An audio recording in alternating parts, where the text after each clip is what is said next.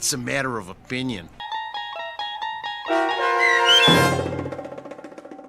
Elegy, starring Blair Underwood with Stacy Keach as your narrator, was adapted for radio by Dennis Etchison and written for The Twilight Zone by Charles Beaumont. Heard in the cast were Jeff Lupetin, Christian Stolte, and Joby Cerny. To learn more about the Twilight Zone radio dramas and to obtain audio cassettes and CDs of these programs, visit our website at twilightzoneradio.com. The producers of The Twilight Zone wish to thank CBS Enterprises, Rod Serling, Dennis Etchison, Dick Brescia Associates, Claire Simon Casting, Terry Jennings, XM Satellite Radio, Sirius Satellite Radio, our sponsors, and our radio affiliates for helping make this series possible. This copyrighted radio series is produced and directed by Carl Amari for Falcon Picture Group. Doug James speaking.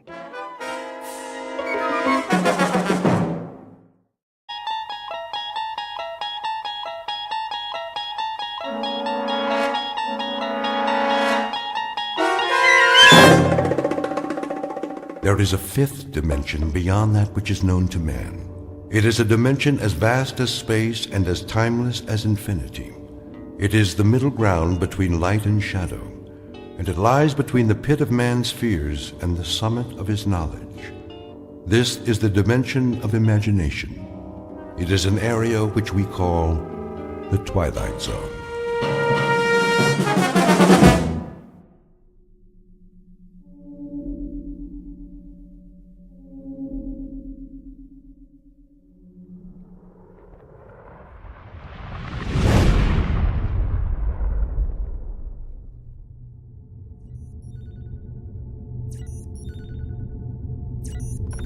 Kirby, Yes, Captain. give me the readings.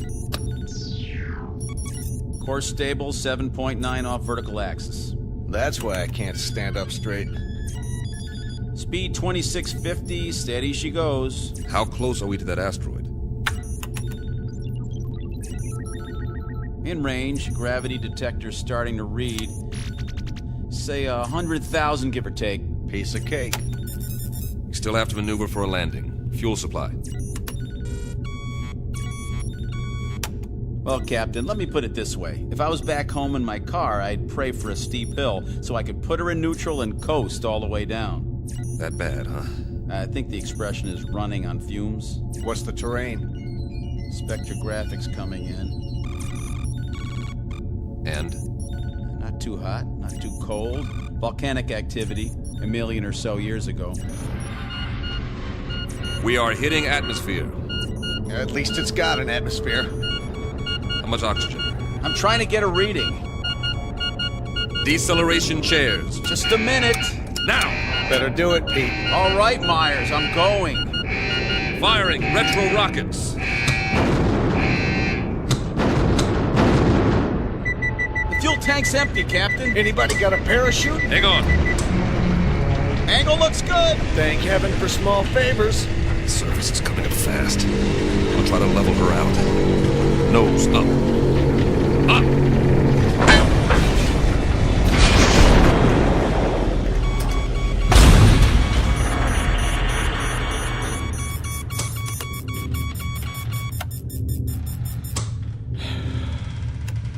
Nobody say anything. I want to remember this magic moment. Oh. Ooh. Everything seems to be in one piece, except for the communications module. And it sounds like we damaged the tail assembly. Instruments are still working. How's the atmosphere? Take a reading. 20.95 parts oxygen. Yeah, right. 78.09 parts nitrogen. That's impossible. I don't get it. That's air. Don't look a gift horse in the chops. Gravity?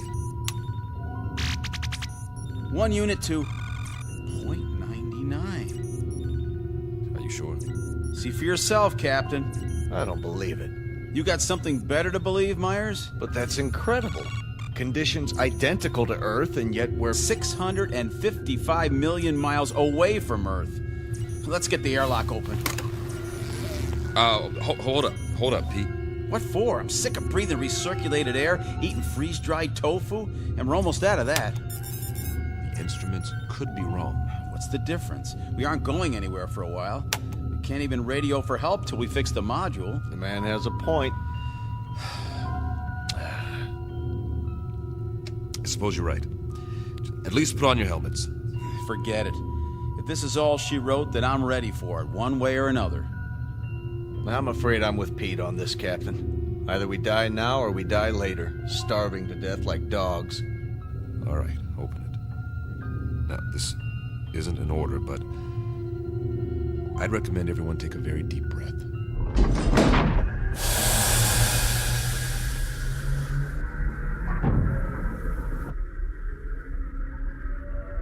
Time, the future. Place, a dark corner of the universe millions of miles from planet Earth. The main characters, 3 men. William Weber, captain. Peter Kirby, navigator. Carl Myers, geologist and science consultant. Each distinct from the others, but all sharing a common dilemma. They are lost. And like any long-haul explorers, they want to go home.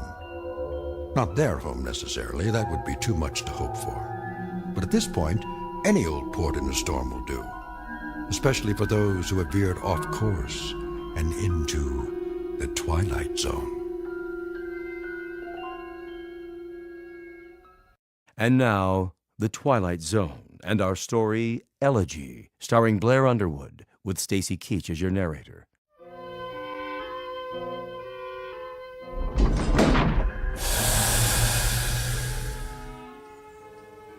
Captain's notes.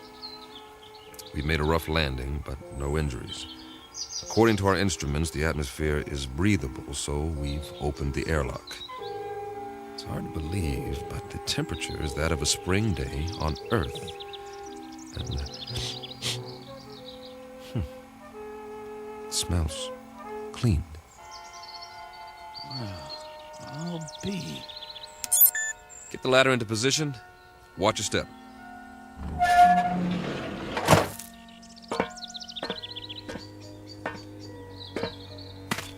How many miles did you say we were from Earth? Too many. Time for a reality check. You see the same thing I see, Captain? What do you see? Open country, farmland. Kirby? Affirmative. Acres of grass, trees. I grew up in a place like this, in the Midwest. And those hills. They're settled granite, I'm sure. Eroded over thousands of years of wind, rain. I don't get it. Neither do I. Wait a minute. I do. Don't you see? We're back on Earth. Come off it, Kirby. I'm serious. The instruments are all screwed up. Some way or another. Don't ask me how. We got turned around, and now here we are, right back where we started. Oh, man. That is rich. Only one thing's missing. A brass band. Maybe they forgot about us. It's an interesting theory. Except for one thing. As far as I know, Earth has never had 2 suns in the sky.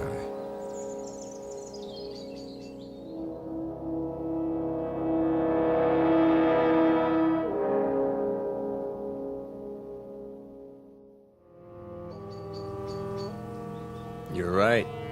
But the temperature's perfect. That means they're smaller than our sun. Added together, they put out just enough energy to duplicate conditions on our own planet, including evolution. And the people learned to build farmhouses exactly like ours. What? If that's not a barn over there painted red, then it's a pretty good imitation of one. What in the name of... Better check it out. Be careful, men. We don't know what we're dealing with yet.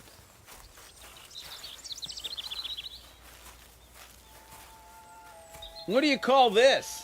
A Martian? I'd call it a hound dog. Hey there, boy. How come he's not moving? He's taking a nap in the shade. I don't blame him, do you? What the heck is that? By the barn, it's called a tractor. They were internal combustion vehicles used in the 20th and 21st centuries before the Total War. So we are on Earth 300 years ago. Negative. We're not equipped for time travel. Okay, you explain it. I can't. The only thing I know for sure is that we're not on Earth. And we are not alone. What do you... Hey! Hey, you over there, by the barn! What's the matter? Can't he see us? He's turned the other way. Looks like he's taking a rest. Leaning on his... It's a pitchfork. He was using it to load hay into the wagon. Some outfit. Overalls. Farmers wore them with straw hats, just like that one. He even has a red bandana in his back pocket. Well, I suggest we ask him the way to the Emerald City.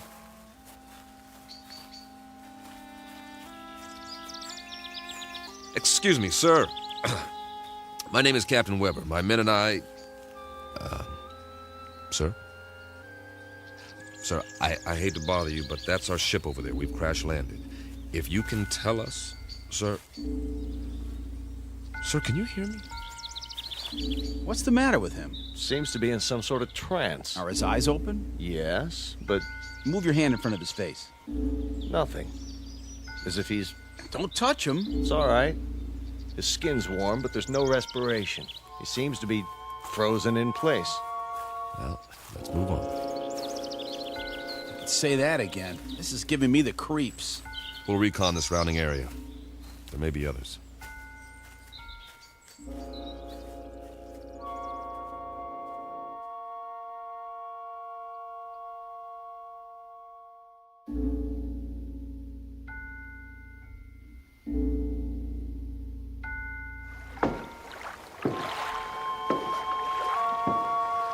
Oh, now this is what I call a lake. That's what anyone would call it, Pete. Easy, easy. Be sure the bridge will hold. Feels solid to me. We ought to take off these flight suits and jump in. No, thanks. Why not? Well, Go on, say it. You can't swim, can you? not as such. Oh, the big scientist. Wait a minute. Maybe we can find some water wings for you. Let's get a move on. We have a lot of ground to cover. Back home, we had a swimming hole. Man, on a hot day, I thought I was in heaven. We'd go skinny dipping. Right in all that pollution. Nah, before the government closed the rivers. They were even fishing it. You could even see them jumping in the air. You ever go fishing, Captain? Yeah, as a matter of fact, I did. In the mountains. The runoff from the snow was clean. Yeah, you could eat the fish if you wanted to and not get sick. I don't see any fish in this water. We better keep moving. We don't know when the suns go down. We should be back at the ship before dark, just to be safe. Good point. Maybe they don't have fish here. That's a possibility if the planet's evolution took a different turn. Hey, there's somebody. I don't see anything. On the opposite bank. Plaid shirt. See him? Sitting there with a fishing pole. Hey, mister! Hey, mister! Kirby's right. Folding chair, wicker basket, the whole setup. Looks like the guy's got it made. Let's hope this one talks to strangers.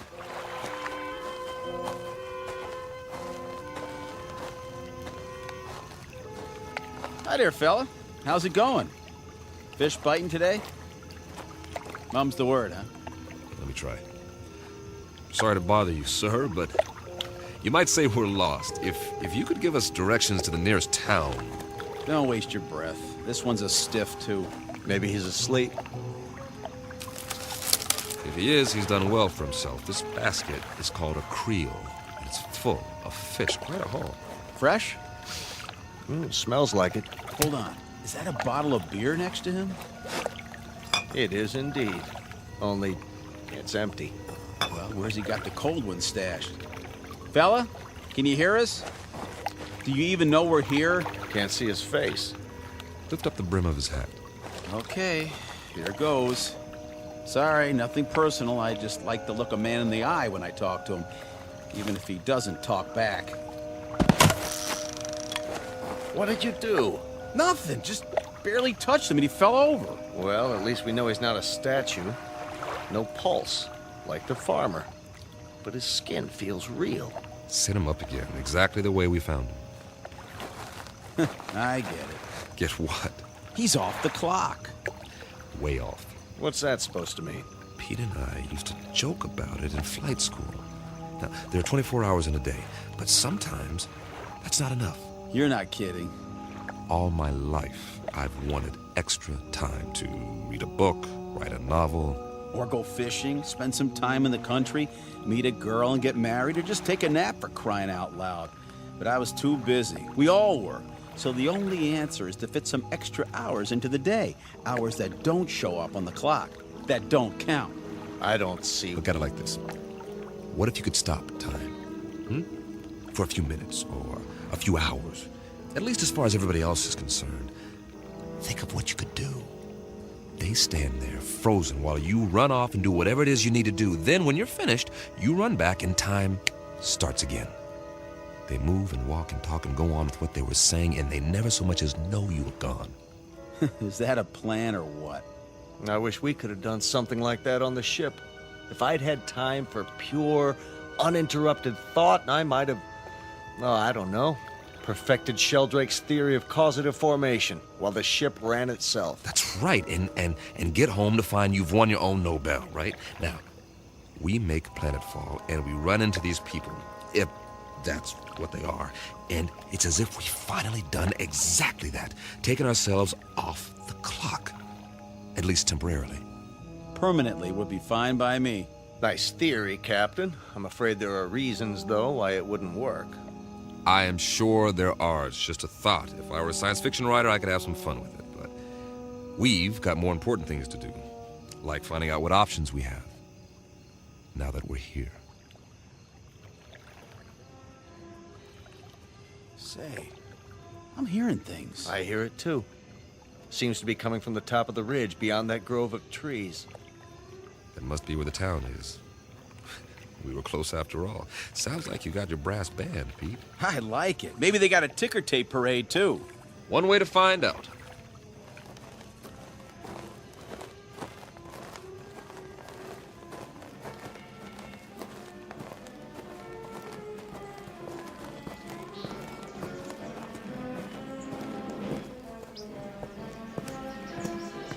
Captain's Journal.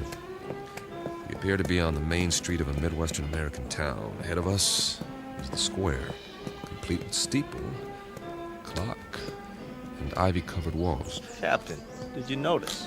What's that? There are no hands on the clock. Duly noted. The music's louder. I hope this recorder can pick it up. Sounds like a Sousa march. There's a bandstand, flags, bunting, and a sign that says, Inauguration Ceremony. Welcome, Mayor Finch. The musicians are all in uniform. Just one thing. They're not really playing. Kirby's right. Nobody's moving. Not even Mayor Finch. He's holding a silk hat. A photographer's in front of the crowd about to take his picture, but nothing's happening. It's like a movie set with 100 extras all waiting for someone to yell action. The question is, who's directing? I'm going to look around. Weber out. The music's coming from that loudspeaker near the platform. It's being piped in from somewhere. Pre-recorded, no doubt. Concert's over. I wonder who turned it off. Any ideas, Professor? Well, I suppose it could all be part of a carefully orchestrated illusion. That's as good an explanation as any. Now, maybe we're being made to see and hear what we hoped we'd find here. The sights and sounds of home. But they got it wrong. It's 300 years before our time. Who's they? Or it could be that time itself is somehow suspended in this place. So we really are off the clock. It's all relative. Time may have, in a sense, speeded up for us or slowed down for them. You mean they might actually be moving? It's possible. Why can't we see it? You can't see the movement of a clock's hands. Nevertheless, they move. Yeah, when there are hands. Do you believe what you're saying? Of course not. Hey, everybody. Sir, ma'am, what's the matter with you people? Are we invisible or something? Don't take it personally. By the looks of them, they don't see anything. They might as well be statues. But they're not statues. Here, feel one. You, sir, shake hands with the captain. See what I mean? They feel like flesh and blood. Yeah, Kirby's right. More of the same. Whoever, or whatever, is responsible, they've created a perfect imitation of the real thing all over this asteroid. For what purpose? I don't have a clue. The expenditure of time and effort is considerable. Not to mention the science involved. The skin on these pseudo-people must be a new polymer compound. And the clothing, all duplications of Earth fabrics. I wonder...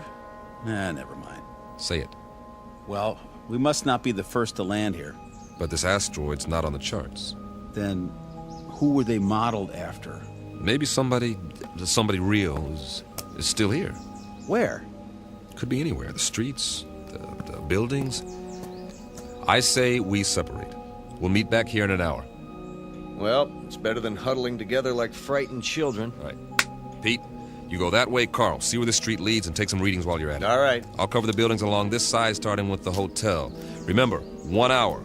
Are your watches set? Yeah. Yes. Don't ask me what to set it to, though. Earth time or something else entirely.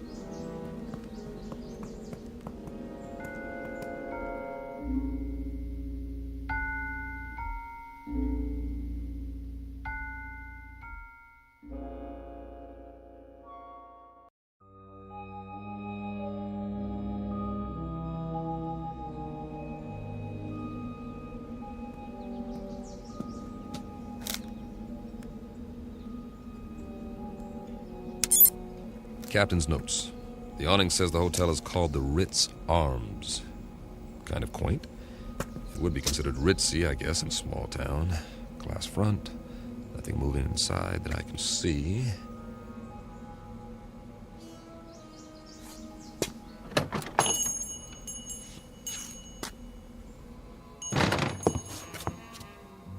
I should have brought the Visicam to record this. There's a clerk behind the desk, not moving, of course. And this is classic. There's an alcove off to one side. I can see 4 men seated around a table. A green lampshade, money.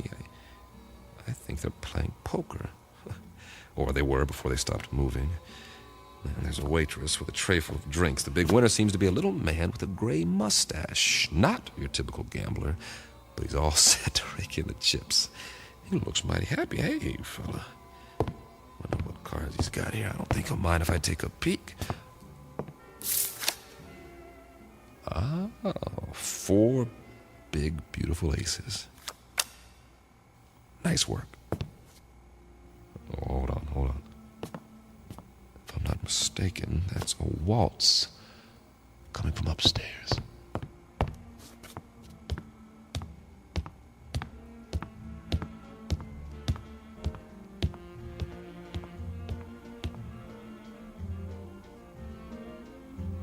Music seems to be in one of the rooms.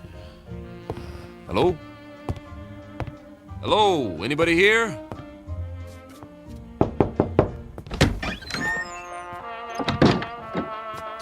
Oh, sorry. Excuse me.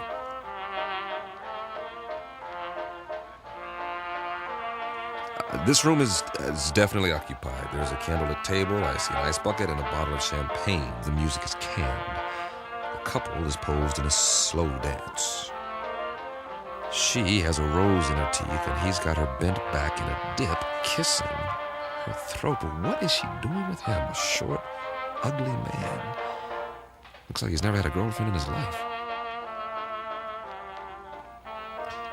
But she's a real beauty. I don't know what's going on here, but I'm beginning to see a pattern. The theme seems to be dreams really can come true. But whose dreams? Who's fulfilling them? For what purpose?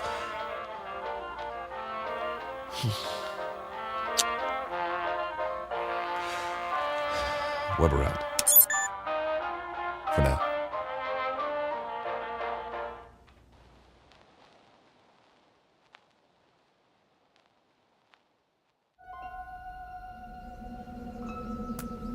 Find anything? Nope. At least nothing that moves. Pete? Not really, except for... What? You guys better see this for yourselves. Come with me. Where is it? Just around the corner. You're not going to believe this, but I think it's what they called a carnival.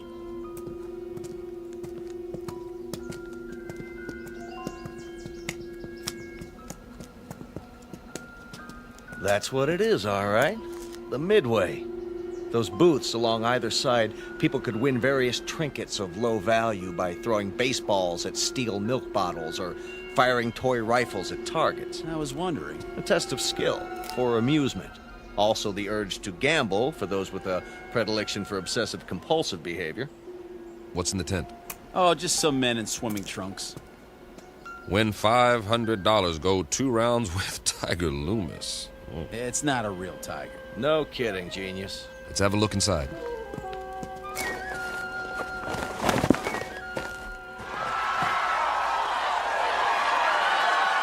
That must be Tiger with the stripes on his trunks. Yeah, the one lying down in the ring. Boy, some crowd, huh? Almost as many as the town hall, complete with sound effects. 2 pugilists, duking it out, as they say. A primitive display of testosterone poisoning. Check out the other guy with his hand raised. That, my friends, is what's known as a potbelly. Yes, but why? Too many carbohydrates, not enough exercise, plus a certain genetic predisposition. But why would he be the one who wins? Must have been a lucky punch. Looks like old Tiger's down for the count. Interesting.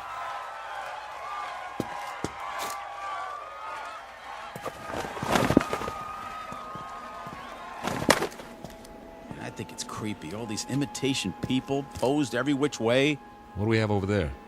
I believe it's called a sideshow. Scantily clad young ladies who dance for the crowd, which is primarily male. That's nothing. Check out the stage at the end. See? I was saving the best for last. Get an eyeful of this. Some sort of contest, a sign. Beauty queen chosen today. Step right up, gents. You got your blondes, your brunettes, your redheads, your tall ones, your short, stubby ones. Take your pick. I'd say the judges have already made their selection. Cast your eyes on Miss Lakewood County. Some bathing suit, huh? It was called a bikini, after the location of the first atom bomb test. Of course, if you like them a little more curvy, there's always Miss Midvale. A little on the hefty side for me. Personally, I like Miss Vernon County in the strapless white two-piece. And they all lost. Kind of breaks your heart, don't it? The one they've chosen with the ribbon and the crown. Miss Wanda Bertolini from Stockton, California. A little long in the tooth, isn't she? 39 if she's a day. Freckles, frizzy hair, the whole bit. And yet, she's won against all those beauties. There ain't no accounting for taste. Perhaps the competition was rigged. Yes. But why? Your Majesty, my compliments to the judges. I don't blame them. They think you're the prettiest one of all. Wear it with pride, but tell me something, Your Majesty. What's wrong with you? I mean, you can't even move a muscle, like everybody else in this crazy asteroid. Answer me. Go on. What's the matter? Cat got your tongue? Answer me. Easy, Pete. Ah, you can have it. Everything about this place is nuts. Where are you going? Wait!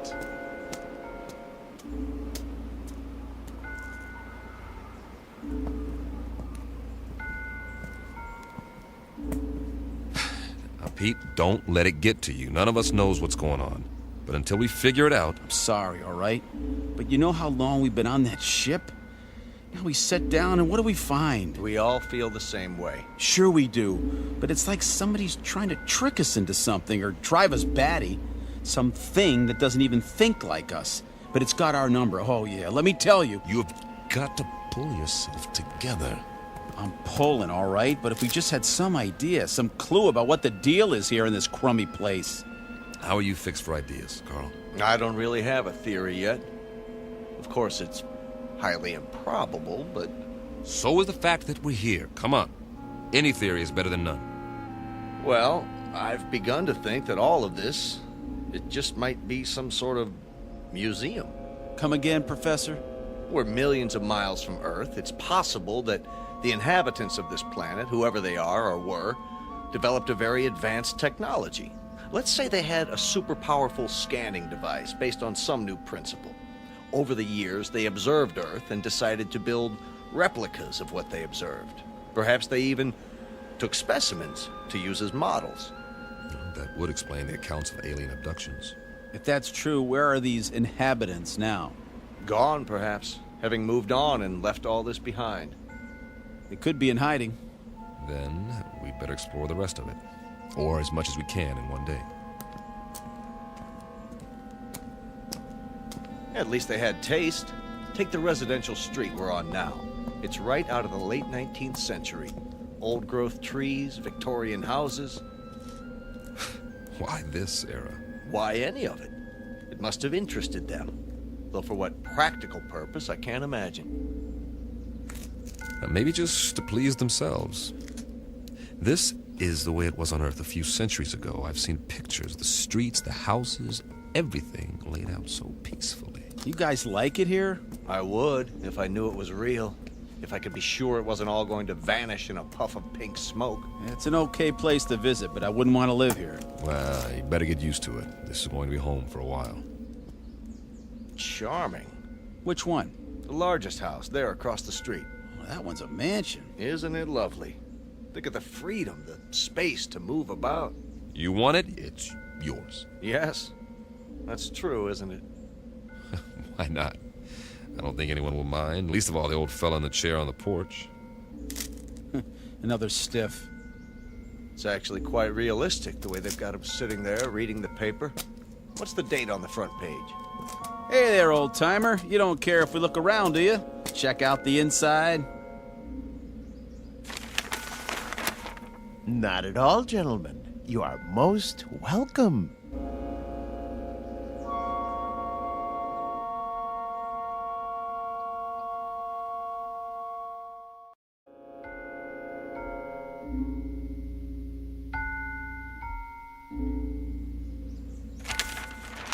Jeez Louise! He talks. Forgive us, sir. You all look as though you've seen a ghost. We assumed that you were like the others. Oh, no. I'm Captain Weber. The name is Wickwire, Jeremy Wickwire. Ah, a pleasure. Peter Kirby, my navigator. Hi. Carl Myers. How do you do? Can't believe you're real. Isn't everybody? We used to think so. Not around here. Oh, the others are nothing to be afraid of. Really, they're not. We have so many questions. I don't know where to start. We can talk inside. Some tea, perhaps. Please, gentlemen, won't you come in?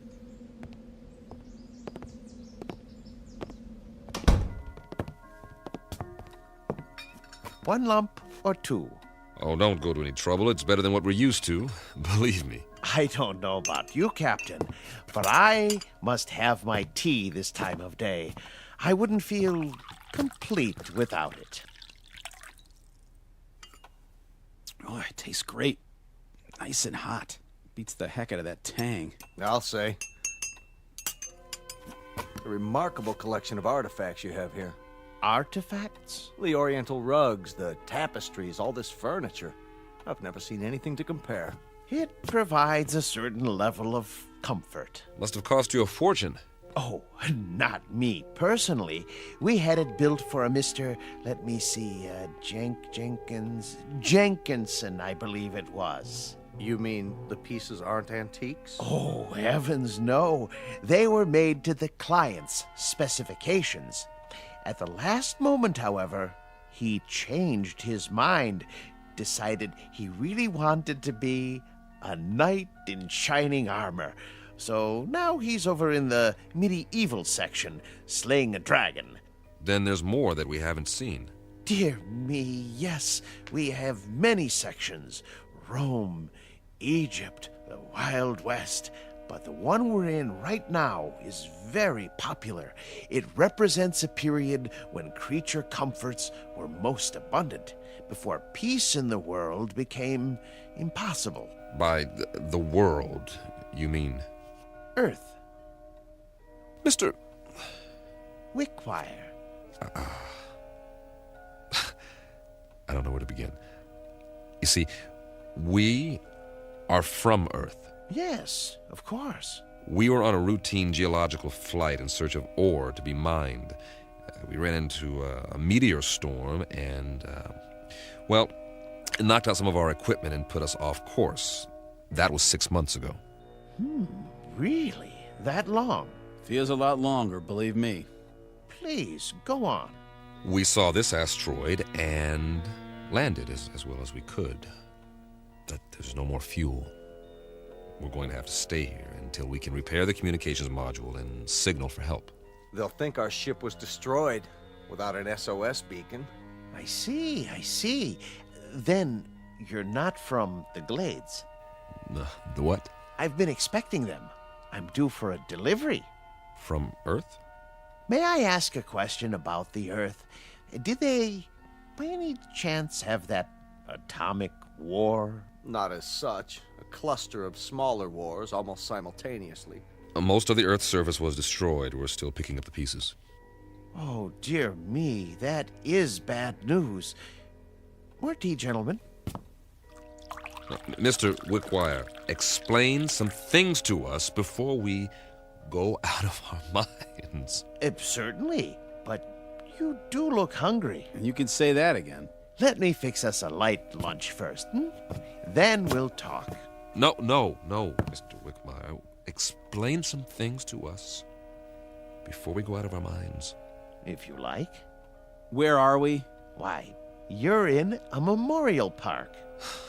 A memorial? More commonly known as a cemetery. Didn't you know? Please, make yourselves at home. I'll be back in no time. Did he say cemetery? Well, at least we know more than we did. You act like nothing's happened. Nothing has happened yet. Just give it time. What would you suggest we do? I'd suggest that you... Settle down, fellas. Getting upset isn't going to help. Help who? There isn't anybody to help us. That old man's off his rocker. This place is some kind of loony bin. Shut up and sit down. Yeah, well, I tell you, I don't like it. We're sitting around having tea, and we don't even know where we are. It doesn't make any difference where we are. This is where we're going to stay until we can send a distress signal. Unless he happens to have some rocket fuel and a tail fin assembly lying around. So for now, all we can do is make the best of it. Yeah, we don't have to like it, do we? Be patient. Everything will be explained, I'm sure. You mean you trust that guy? A little more trust might have saved our world, Pete. I say something about him is screwy. What's he so happy and well-adjusted about? Well, look at the way he lives. He's got everything he wants, even if it is a reproduction. Quiet. Here he comes. I've brought some sandwiches and a bottle of wine. I trust we'll make quick work of it. You can say that again. I haven't had a drink in I don't know how long. And after that, coffee. It's brewing now. Meanwhile, a glass for each of us. Do you mind if I pour? Very kind of you, Mr. Wickwire. May I propose a toast? Please. To peace, my friends. Eternal, everlasting peace. I'll drink to that. We all will. Excellent wine. Glad you like it. This is a special occasion. I thought it was worth opening a bottle. Liebfraumilch, isn't it? Yes, indeed. Mr. Wickwire, we're still a bit confused. You said we were in a cemetery. What did you mean? Mean? Yeah, why would there be a cemetery here? Perhaps you could elaborate. Certainly. But before I explain the details, you must give me some information. If you like. If your dearest wish could be granted, what would it be? I'm not sure I understand. What would you like to be doing most? Where would you choose to be right now? That's easy. Back on the ship, headed for home. And you, Captain? I'll go along with that. So will I. Splendid. Oh, one other thing. When you left Earth, what was the date? September? No. The year. 2280. Really? 2280? When you arrived, I thought you were the men from Happy Glades, but you couldn't be. We're still not following you. What's Happy Glades? The world's greatest mortuary. At least, it used to be. The management hit upon this scheme as a service to the few who could afford it. The scheme being... Why, this little asteroid. Moriarty bought it and paid well to keep it off the maps. For what reason? Simple, really. You see, the plan was to recreate conditions in which the dearly departed would be most happy. A favorite setting, a desired event. For example, if one had always wanted to be elected mayor, he'd achieve his ambition here for all eternity. So those people outside, they're all... Oh, not all of them, just the select few. The rest are imitations. Simulacra, we call them, for effect. In other words, this is the place where your dreams come true after you've stopped dreaming. Yes, that might be a way of putting it. Very good. But a cemetery in the middle of space? Your boss, Moriarty, he could have bought a piece of property anywhere in the desert, say, away from everything. Oh, no, you don't understand at all. Happy Glades promises eternal peace, everlasting peace. You couldn't have that on Earth, now could you? Especially with the wars you've described. He has a point. Let's finish the wine, shall we? It doesn't keep well once it's opened. Thank you. Cheers. Would you like some music? What kind? A somewhat limited repertoire, but there are all kinds of pieces for the player piano, popular, classical. Classical might be nice. Ah, yes, something soothing to fit the mood. Mozart or Brahms.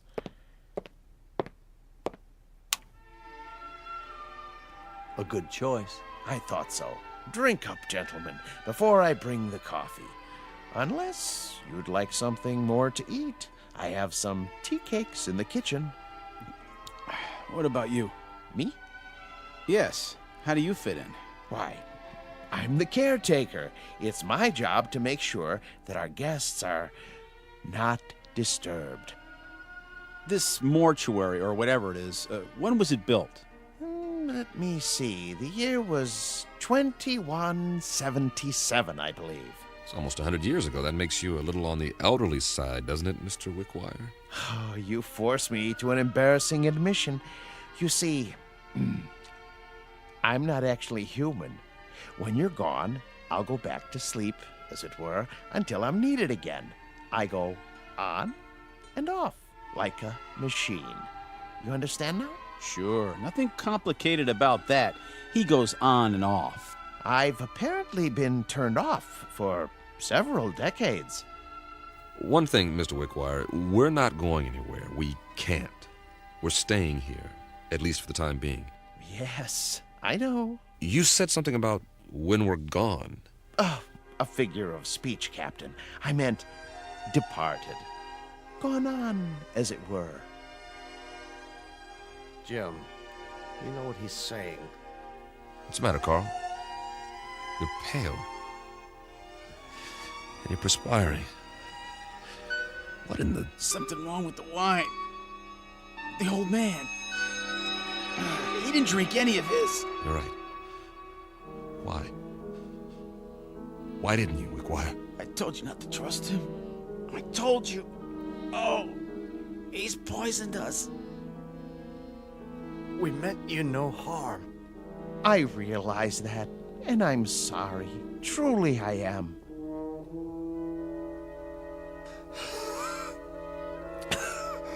Give us the antidote. Give us the antidote. There is no antidote, Captain. Even now, the eternifying fluid is coursing through your veins. It won't be painful, I assure you.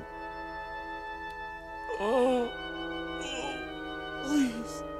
You've got to stop it. Oh, my dear friends, can't you understand? I have no control in these matters. I'm only a machine. But why? Why us? Because you're here and you're men. And while there are men, there can be no peace.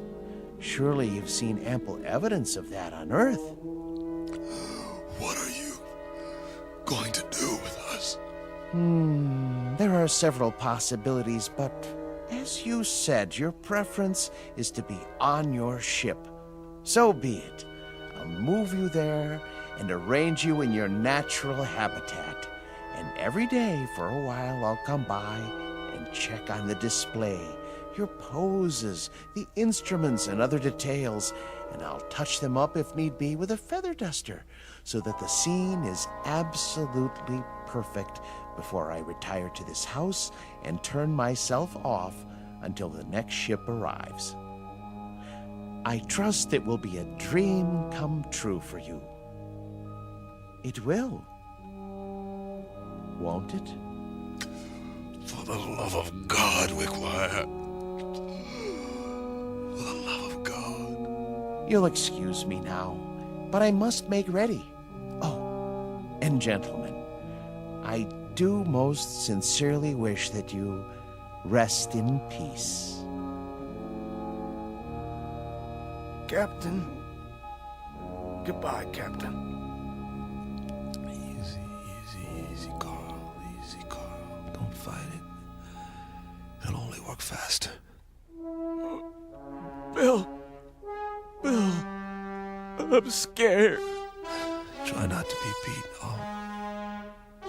I'll be with you. I'll be back on the ship soon. For all eternity. See you over there.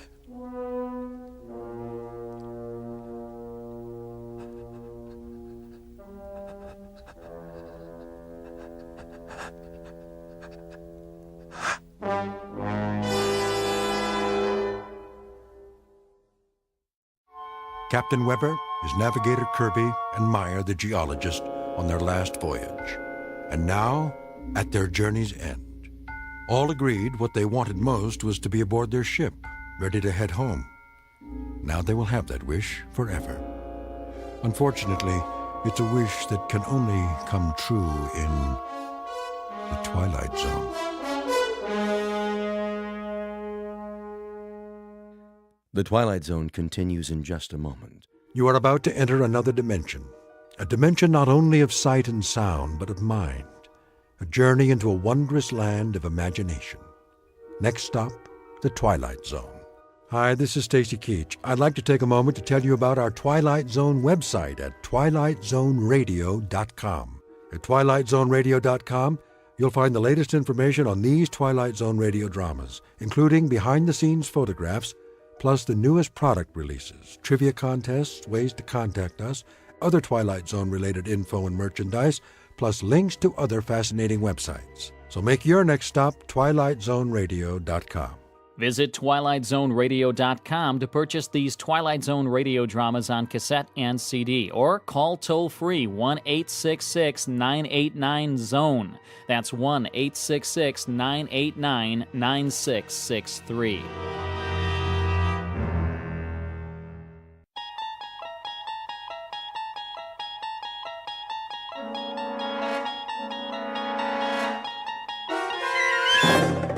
You unlock this door with the key of imagination. Beyond it is another dimension, a dimension of sound, a dimension of sight, a dimension of mind. You're moving into a land of both shadow and substance, of things and ideas. You've just crossed over into the Twilight Zone.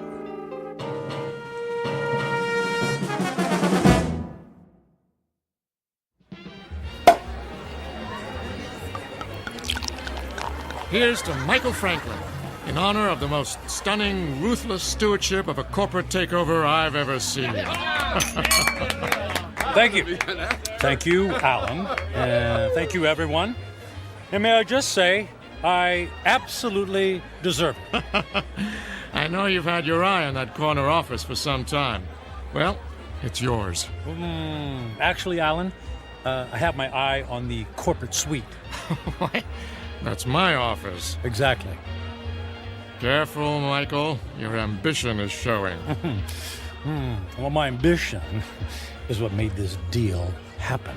My ambition is what allows our billable hours to skyrocket every quarter. And my ambition is what will eventually lead me to not only your office, Alan, but to your company-paid condo, your company-paid Mercedes, and your company-paid weekly $200 haircuts and manicures. Just kidding. I have to admit, you had me going there, Michael. I have no doubt that someday you will occupy my seat in the company. We'll have to wait and see what the future holds. Tut tut, no harm in celebrating. Speaking of the future, check out that wild-looking old woman sitting behind the table. Wearing that colorful headscarf with all the jewelry? She looks like a contestant for Best Halloween Costume. No, I think she's telling fortunes. See how she's looking at that guy's hand? Let's go see what she has to say. Alan, you don't believe in this stuff, do you? Of course not. It's just for fun. On the other hand, maybe she can give us a hot tip for our next takeover target. That you heed the warnings of the tea leaves, for they are never wrong. I see there are 2 more supplicants who wish to learn about their futures. Make that 1 supplicant. I'm not playing. Oh, go ahead, Michael. What can it hurt? I put my faith in real things, Alan, like profits and a well-written prospectus and a robust return on an investment dollar. And people? People are the least reliable things on the planet. Well, anyway, I'll spring for your reading. How much is it, please? For this most rare and deep connection to the mystic masters of the cosmos, the charge is $5. $5? Ooh. It's highway robbery. All in good fun and worth $5 to find out what's next for the amazing Michael Franklin. There you are, my good woman. The mystic masters thank you. Yeah, I bet they do. Please be seated and give me your right hand. What's wrong with my left hand? The right hand crosses the body's meridian, connecting directly to the humors of the heart through the intercession of the soul. Oh, I'll say this for you. You've got the sales pitch down pat. Please close your eyes and focus your thoughts on your inner golden light. I would have guessed that green is your color. Michael, quiet. All right, I'm quiet. I'm focused. Watch as the golden light moves toward you. Slowly, it surrounds your consciousness. Surrender to its mystery. I never surrender. The mystic masters perceive you as a man who values work above all else. She's got that right. She could have said the same thing about anybody in this bar. There are people in your past who have suffered a disconnection with you. Spirits are left unsatisfied. Well, it can't be old girlfriends. It doesn't take time to go on dates. Your soul is troubled. My soul is just fine. Thank you very much. There's something strange. I am attempting to discern your future, but I cannot. I could have told you that. No offense. What's the matter? The reading is over. What? Hey, we paid you to tell us fortune. Here is your money back. I cannot complete the reading. Now look, lady, I don't believe in all this hocus pocus, but a deal's a deal. Just tell me I'm going to be the richest man in the world, and you can keep the $5. I do not take lightly the readings of the soul. I'm going to go complain to the manager. Alan, hold on, Alan. Look, we don't want to cause you any trouble, lady, all right? Just say what's on your mind, and we'll leave. Very well. I will tell you what the mystic masters have divined. May the Lord have mercy on your soul. What is it? Alan's gonna fire me? I'm gonna lose my hair? Your future is very clear, and it is this. In 10 days, you will be dead. What? I don't think that's very funny. The signs are serious, and the reading is true. What kind of scam is this? Come on, Michael. Don't let it ruin your night. You know, lady, we were humoring you by coming over here. The least you could do is play along and not be such a downer. I did not wish to reveal your fate. You insisted that I do. When the clock strikes midnight on the 10th day to come, you will be dead. And now what? Wait. And no. Don't tell me. Let me guess. I pay you another $5, and you tell me how I can avoid this terrible fate. That is impossible. Your fate is sealed. Let's go get a beer. Come on, Michael. Fine. See, it's been a real pleasure spending time with you, ma'am. Alan, I'm heading home. I got some paperwork to finish anyway. Are you sure? Oh, yeah. Yeah. Suddenly, I don't know, I just lost my desire for celebration. Okay, buddy. See you tomorrow. Yeah, see you tomorrow.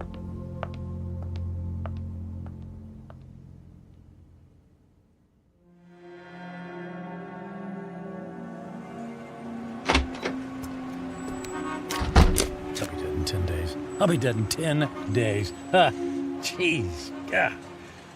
Con artist. Hey. Come on. Where's a taxi when you need one? Oh. Hey, taxi! Taxi over here!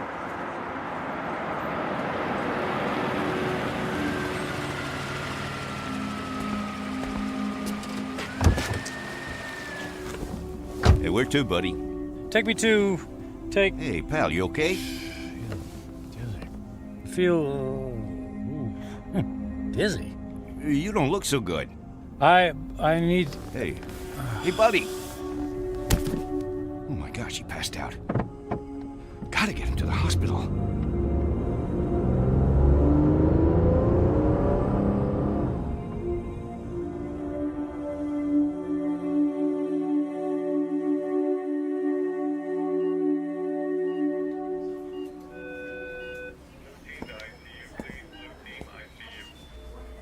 Mr. Franklin, can you hear me? Where am I? You're in the emergency room at Samaritan Hospital. What happened? What's going on? Easy, please. Don't try to sit up right away. You're still recovering from the anesthesia. Anesthesia? Yes. For what? You were brought here because you passed out in a taxicab. Do you remember that? Vaguely. We performed some tests on you. Blood pressure, heart. Everything was normal. Well, then, I don't get it. Then why am I... In an abundance of caution, we gave you an MRI. I'm afraid we found something unusual. Oh. Well, what does that mean? There's a dark spot on the X-ray of your brain. We don't know what it is until we perform more tests, of course, but I must impress on you. This is a very serious situation. Well, what happens next? Well, I'd like to check you into the hospital for further procedures. We can consider options for chemotherapy and radiation right away. But I feel fine. I'm in great shape. Cancer has no respect for those issues, I'm afraid. How long do I have? A few years? Given the size of your anomaly, I suspect that your prognosis is dire. And how long? 6 months? It could be a matter of days. I'm very sorry, Mr. Franklin. I will send the nurse in to take your information, all right? Days, wait. The old woman in the bar, she was right. I'll be dead in 10 days.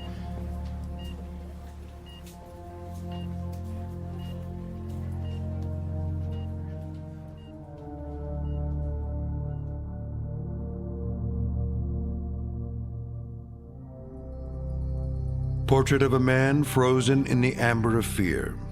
Michael Franklin, workaholic captain of industry, ruthless to his enemies and dismissive of routine human interaction. Given a prognosis that would send a chill of terror down the spine of the most stalwart of men, he is faced with the rising specter of his own mortality.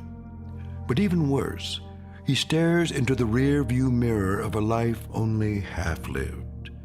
Devoid of true friendship, with only a string of consummated business deals to mark his measure, Michael Franklin is about to embark on a frightful journey of self-examination that can only be experienced in the land between regret and insistent memory, a land we like to call the Twilight Zone.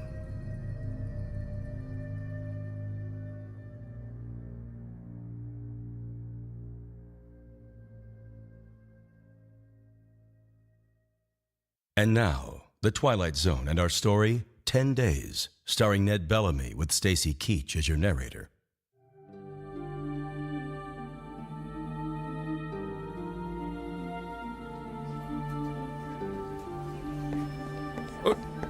Nurse! What happened to the patient who is in this bed, Mr. Franklin? I just saw him a moment ago, Doctor. I have no information about his condition. Oh, I certainly hope he isn't about to do something foolish.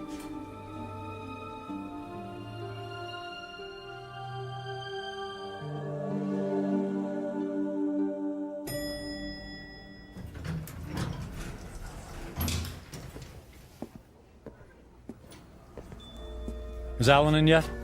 Oh, yes, Mr. Franklin. Are you all right, Mr. Franklin? I'm fine. I don't believe I've ever seen you in the office without shaving or changing your clothes from yesterday. I was in a hurry this morning. Is he in a meeting? He just finished a call. Fine. I'll only need a minute. Oh, but he's got another appointment at... I'll only be a minute.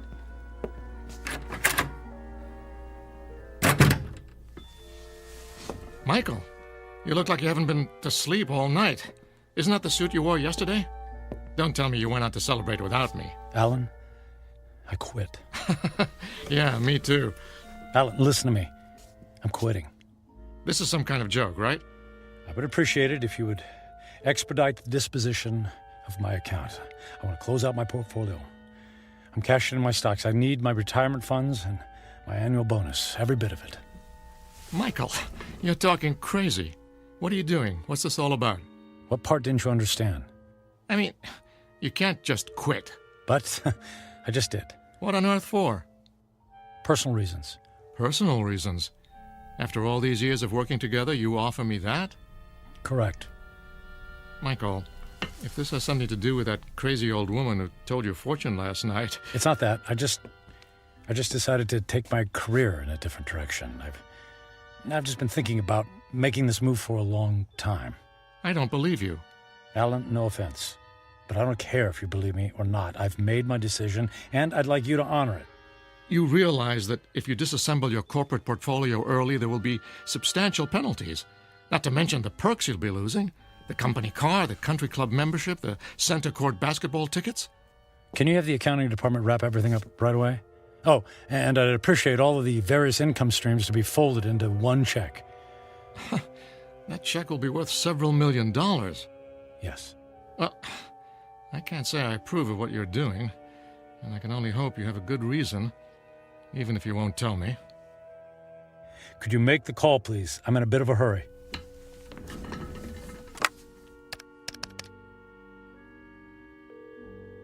After 12 years, I don't see why there's such a... yes, this is Alan Fisher in corporate. I have it's an unusual request. Michael Franklin has decided to leave the firm, and he wants all of his outstanding monies gathered into one check for immediate pickup. Yes, I understand the amount is substantial. Very good. He'll be right there. All right, Michael. The check is being... Michael? Michael? Where did he go?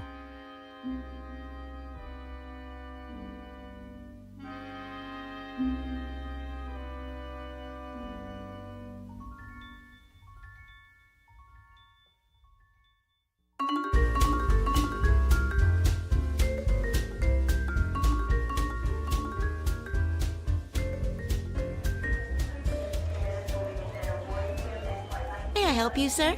I'd like to buy a ticket to Rome, please. Leaving today? Very good, sir. And on what date would you like to return? Just a one-way ticket, please. I just love Rome. The sights, the food, the museums. It's a banquet of... Yeah, I'm in a hurry. Please. If you'll just sign here. Will you prefer a window or an aisle seat? Surprise me.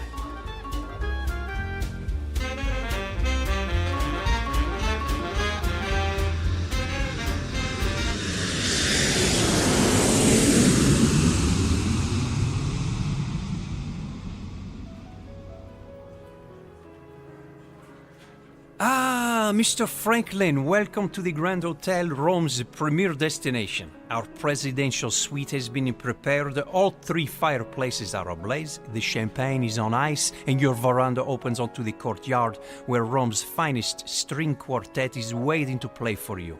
And of course, an entire staff of valets are at your disposal. And the concert tickets for this evening? The limousine will gather you at 6 o'clock. You will be driven directly to the private entrance where a personal elevator will whisk you to the ambassador's box. Only the finest for you, Mr. Franklin. Bravo! Wonderful!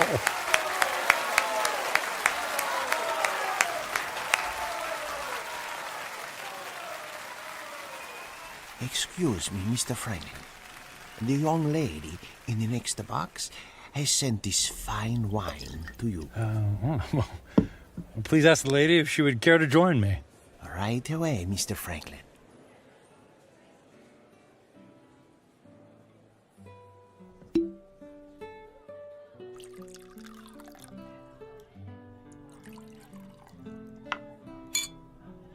I haven't seen you at the theater before.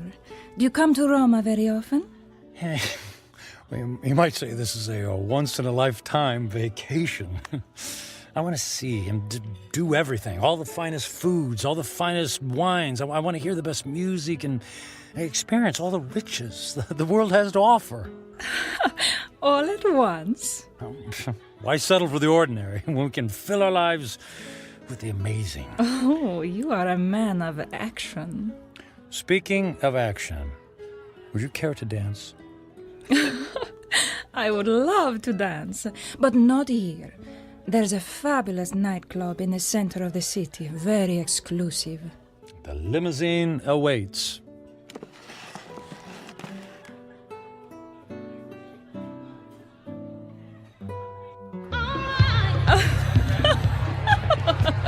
What a wild dancer! It's not me. It's a champagne. You're so funny. I believe I'm slightly tipsy too. Oh, tipsy. What does it mean? It means I've had too much to drink, which means I'll probably have a ferocious hangover tomorrow. Oh, that is too bad. Oh, but no worries. The way to prevent a hangover is to keep drinking. More champagne! More champagne! More champagne! And more dancing! And more dancing!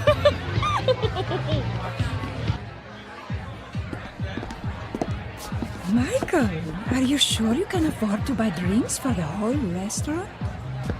That's only money. And look how much fun they're having. Look how much fun I'm having. Waiter! Another round for my friends.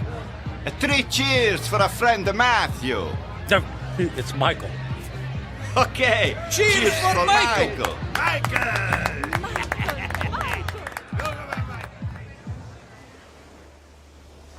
Michael, are you able to walk? It's not me. It's the streets that keep moving. You danced the night away.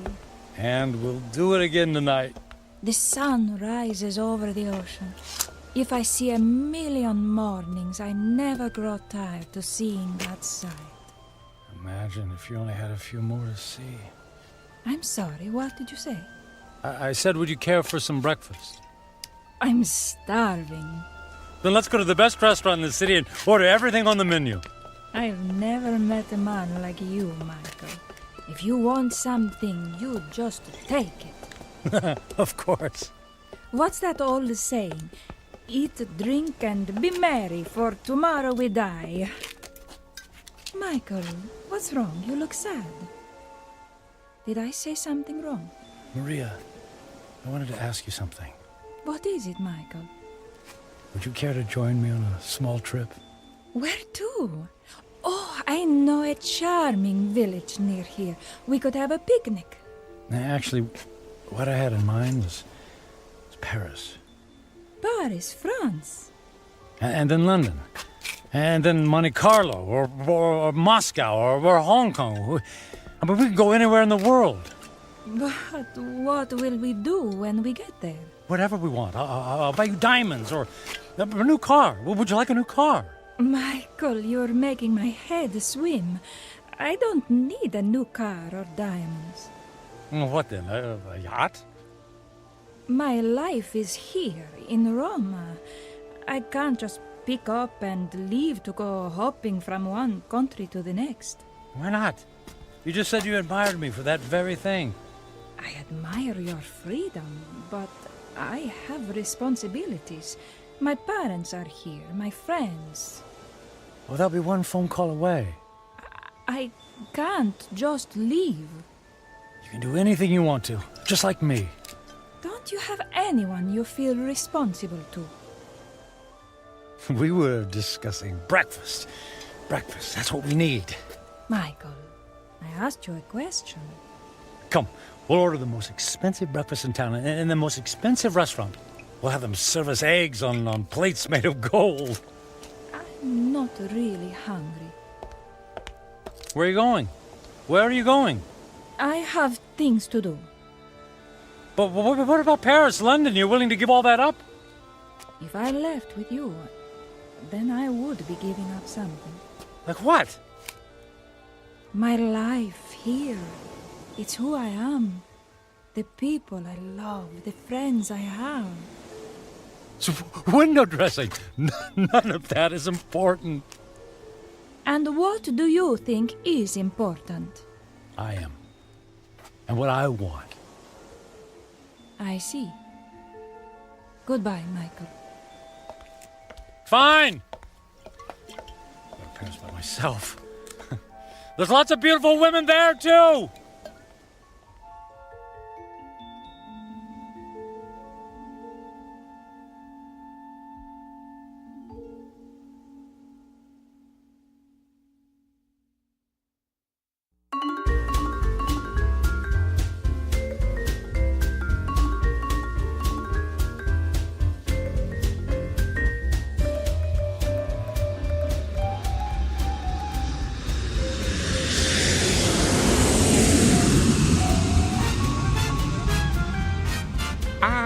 Bonsoir, Monsieur Franklin. Welcome to Paris. Your suite is prepared for you with a view of the Seine and a bottle of champagne on ice, right? May we?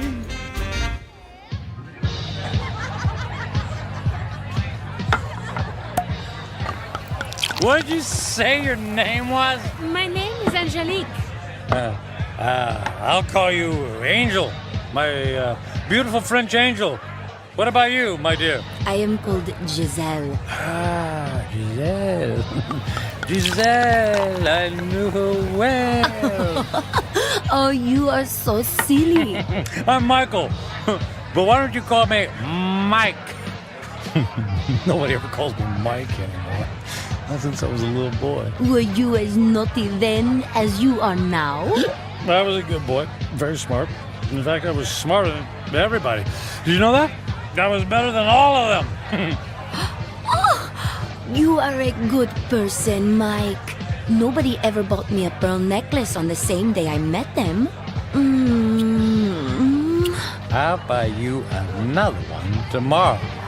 Hey, we need more caviar here, garçon. More caviar, s'il vous plaît. But Mike, we have 2 bowls full on the table already. They're 10 minutes old. We need fresh caviar. Freaking caviar. Let's dance. Oh, Mike.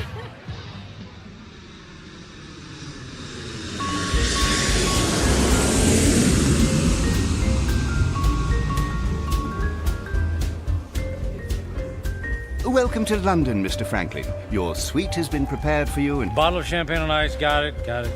Let's say, on second thought, cancel my room. Book me on a flight to Monaco. I got an itch to gamble. Right away, sir.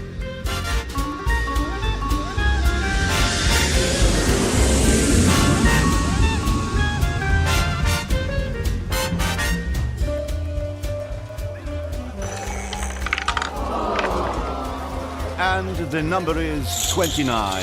Greg? Don't worry about it. It's only money, and there's plenty where that came from. Another 10,000 in chips, please. Is the gentleman sure he has already lost several $100,000? If the gentleman wanted to hire a babysitter, the gentleman would have done so. You understand? As the gentleman wishes.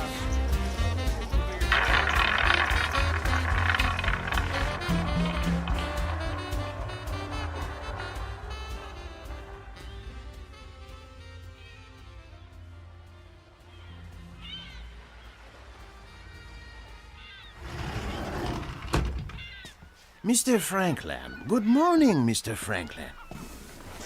Mr. Franklin? Hello? Mr. Franklin, your branch is here, sir. Shall I place the champagne bottle next to the bed? Shall you... Who are you? Where am I? I am Captain Philippe Duchette. This is the Fandango Dancer, the luxury yacht you rented last evening. I rented? Was I alone? The gentleman was escorted by several very attractive ladies, and there was a request for the boat to take you to Australia. But, as you may know, that trip is beyond the range of this vessel. Wanted you to take me to Australia. After we received the Alaskan crab, Russian caviar, and of course, the champagne. I hope I never see another glass of champagne. What shall I do with the cases that are on the deck? How many cases did I order? 10. They're yours. Merry Christmas. Do you wish to proceed with the cruise? No, I don't think so. Very good, sir. All right. For a week, I've eaten the finest foods, drunk the most expensive champagne. I've slept in the most exquisitely comfortable beds with the most luxurious silk sheets. I've held beautiful women in my arms. I should be the happiest man on earth. I should have a permanent grin tattooed on my face. Why am I so miserable? I'll have a few days left to live. A few days. I need to be somewhere where someone knows me, where I don't have to pay for the company of people. I need to go home. I need to go home.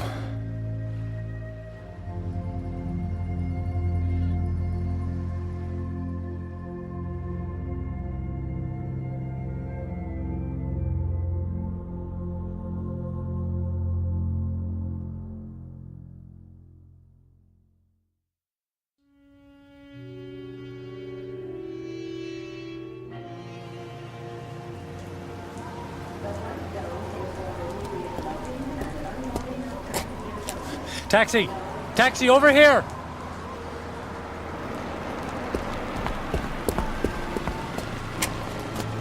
Hey, where to, mister? 1020 Clark Street. Hop in.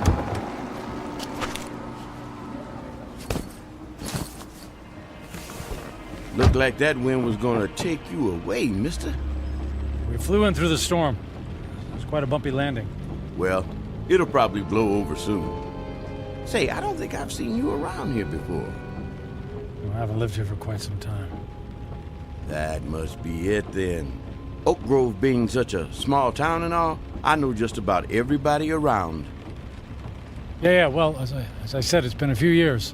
Just visiting? That's right. Family? Not really. What'd you say your name was? I didn't, but it's Michael Franklin. Your dad was the high school teacher. That's right. Oh, I don't think I remember seeing you at the funeral. What was it, 4 years ago? I wasn't here for the funeral. You didn't come to your own father's funeral? Not that it's any business of yours, but I had meetings in Japan and couldn't fly all the way back here. Is that all right with you?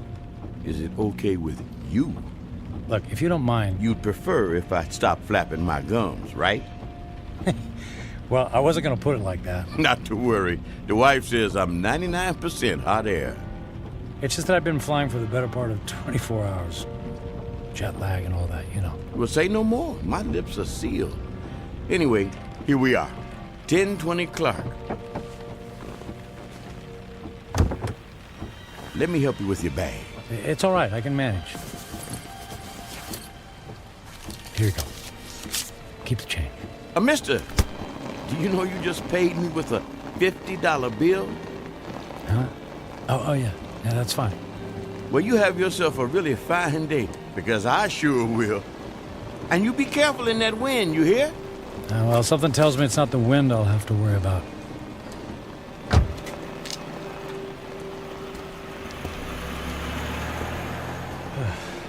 Here goes.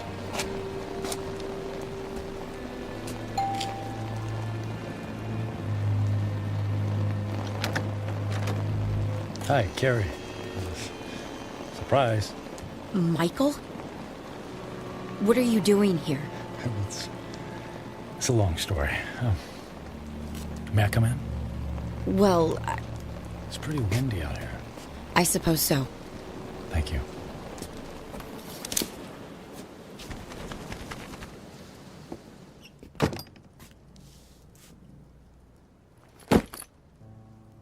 Michael, what's going on? You just show up on my doorstep after 4 years? Well, you know me. Spur of the moment. You are not a spur-of-the-moment person.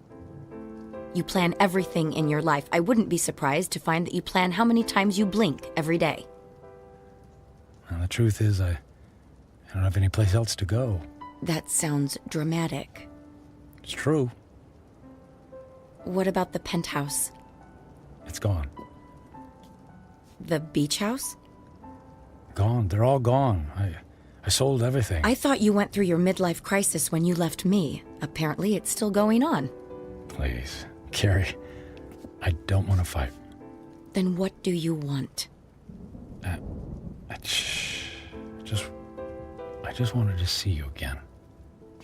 You just wanted to see me. Okay, you see me. Now what? Do you mind if we sit down? Michael, I have to be at work in an hour, and I'm in the middle of a term paper. You went back to school. I'm getting my master's. That's wonderful. Congratulations. Thank you. I mean, you planned it for years. It's great that you finally decided to do it. Yeah, well, if there's nothing else on your mind... So, how have you been? Busy. I don't have a lot of downtime, but that's how I like it. You redecorated things here. You redecorated the house.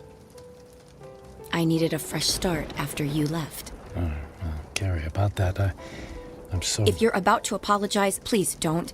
I've already more than paid you back by thinking the most horrible thoughts any person could think about another person. I guess I deserve that. Oh, you have no idea. How could you just walk away from a marriage, Michael? What was so terrible that you couldn't stand up like a man and fight for me? For us? It wasn't about you, Carrie. Oh, that's good to know. Because when I was picking up the pieces, when you left, it sure felt like it was about me. What I mean is that I wasn't a good husband. True. You were always working. And I knew that I wouldn't be a good father. True. You never even walked the dog. So, I didn't give up on you. Or us. I gave up on myself. Well, that makes everything all better. You can go now. Carrie, please. Oh, I could just clobber you for coming back here. It isn't fair for me to have to dredge up these old feelings again. Well, maybe a civilized conversation without any bickering would do both of us some good. I don't think so. Please, Carrie, it's more important than you know. For what purpose, Michael? So you can go back to your high-powered, big-shot job in the city and feel good about yourself? I just don't want to leave loose ends, please. For better or for worse, can we just talk? I'm not looking for forgiveness, just closure. Well... One cup of coffee? I'll even make it. All right. 1 cup, and I'll make the coffee. Yours always tasted like motor oil. Thank you. Thank you so much. Thank you.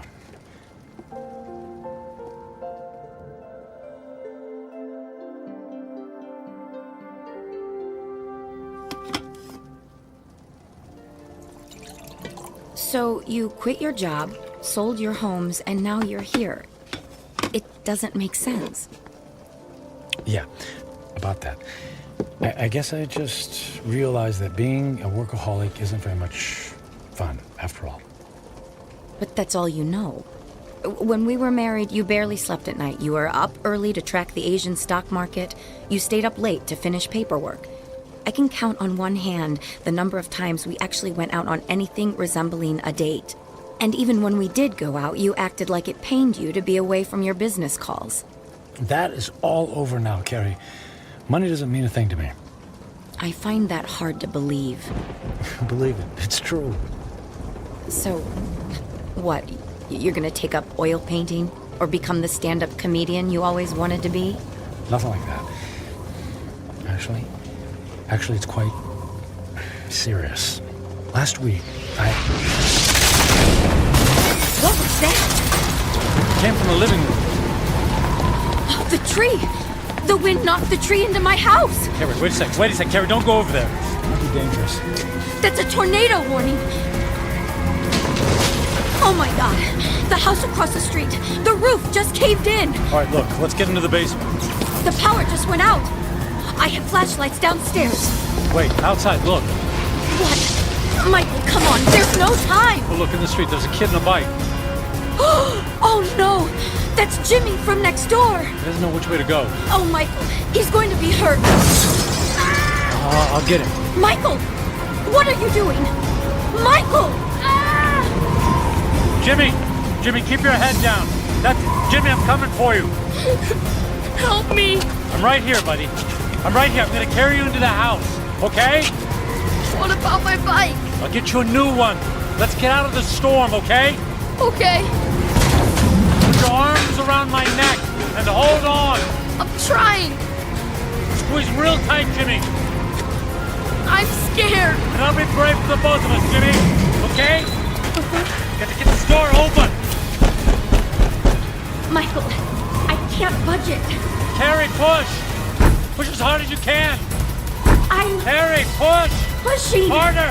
As hard as you can. There, you got it. We made it. We made it. Into the basement. Come on. Come on, Jimmy. That's it. Let's go get safe. Okay.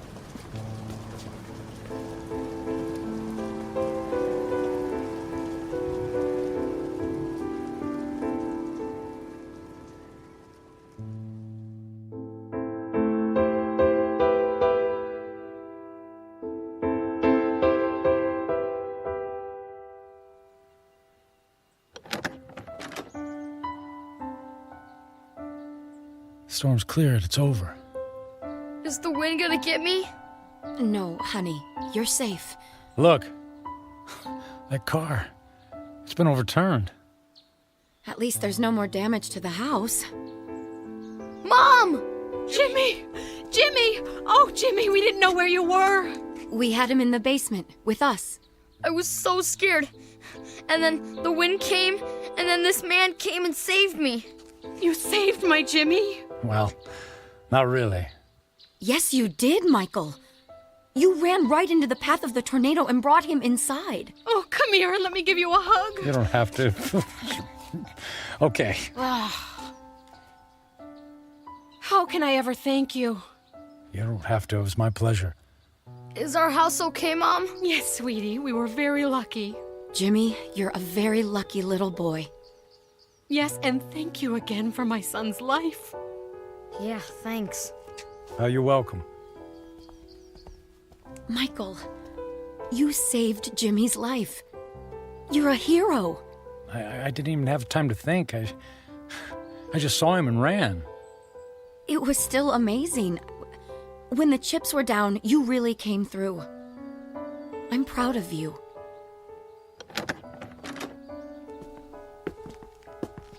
Oh, look. Look at the damage in your living room. No, it's okay. All of that can be fixed. The main thing is that we're all safe and healthy. Right. Listen, Carrie. Those repairs, they're going to be expensive. I have insurance. Yeah, but that will only cover the basics. Let me take care of the costs. Michael, you don't have to do that. No, but I want to. And I can afford it. But you can't just drop that kind of money on a problem that isn't yours. And listen, all I know is that when I helped Jimmy just now, it felt good. It felt better than anything I've done for a long time. And the idea of helping you out with bills feels good, too. So please, just let me do this. Well, I'm not in a position to turn down a gift like that. But what about you? Before the storm hit, you were about to tell me something. You said it was serious. It doesn't matter now. Are you sure?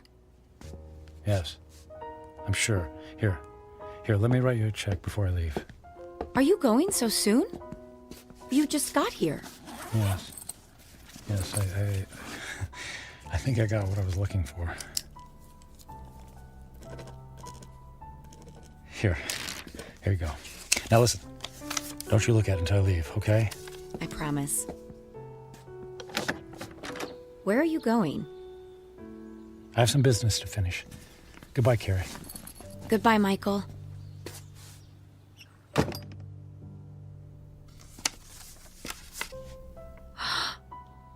$1 million? Michael! Michael!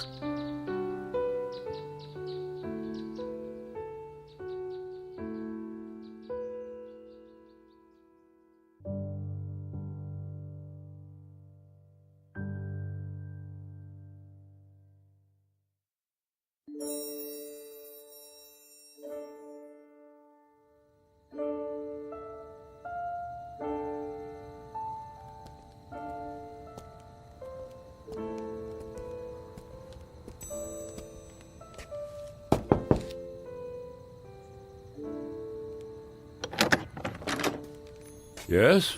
What is it? Forget the late hour, Reverend. I realize it's nearly midnight, but I wanted to visit the chapel and the door's locked. Unfortunately, in these times, we must protect ourselves against theft. The doors remain locked overnight. Is there any way I could just go inside for a few moments?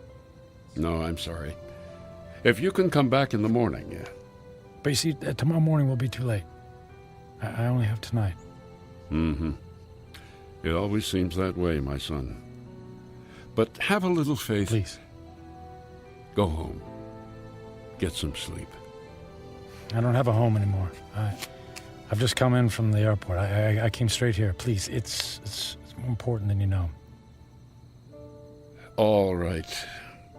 You seem to be in great need. Thank you. Thank you, Father.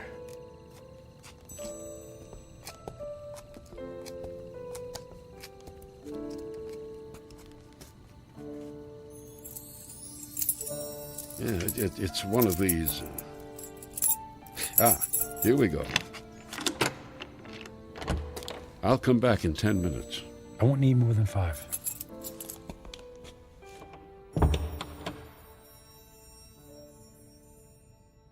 And now that I'm here, I don't know what to say. It's been a long time since I've set foot in a place like this.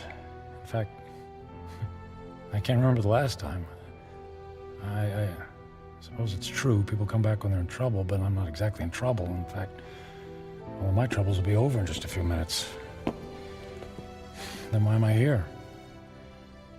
Maybe I just wanted to see if I could find a moment of peace before everything ends. Just a single solitary moment when I don't have to feel so alone. The truth is, I'm alone because of my own actions, by the selfishness of the man I've become. I was given love, but I turned away from it in favor of my career. I gave up friendship in favor of business colleagues who couldn't care less if I lived or died. So what did it all mean? What is the sum total of my life? I have no job, no home. I'm gonna die without a single friendly voice in my ears. I did have some good times with Carrie. Thank goodness for Carrie. I don't blame her for being angry. And despite her anger, she took me into her home. She forgave me. And Jimmy, I saved his life. He'll have a chance to grow up, to have a family and a little boy of his own. I gave that to him. I did make a difference after all. Maybe I had to go through it all so that I could be there to save his life. If that's true, then it's worth it. I'm glad things turned out the way they did. I did something worthwhile. My life mattered after all.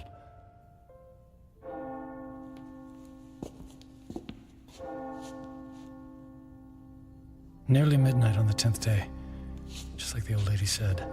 When the clock strikes midnight on the 10th day to come, you will be dead.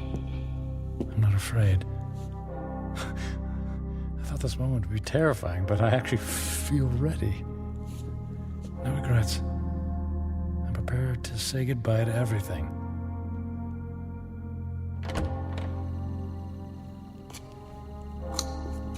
Excuse me, sir.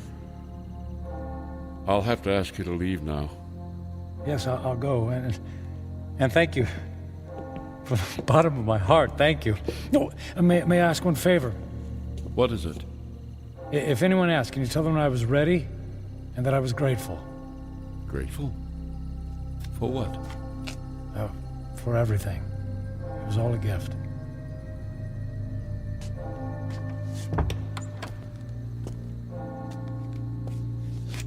Okay, it's time. I don't know what to do. I mean, if I should... How do I...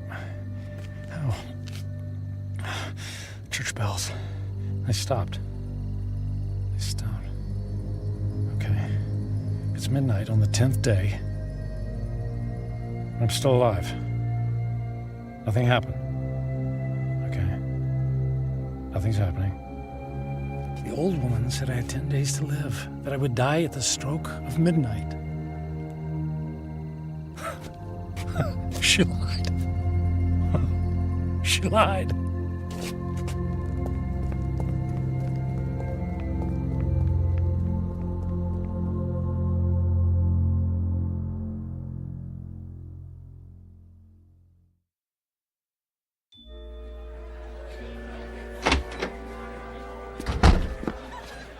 Hey, excuse me.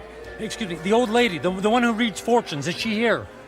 She just left a few minutes ago. She walks to the bus stop down in the corner. Oh, which corner? Which way? Up that way, go left.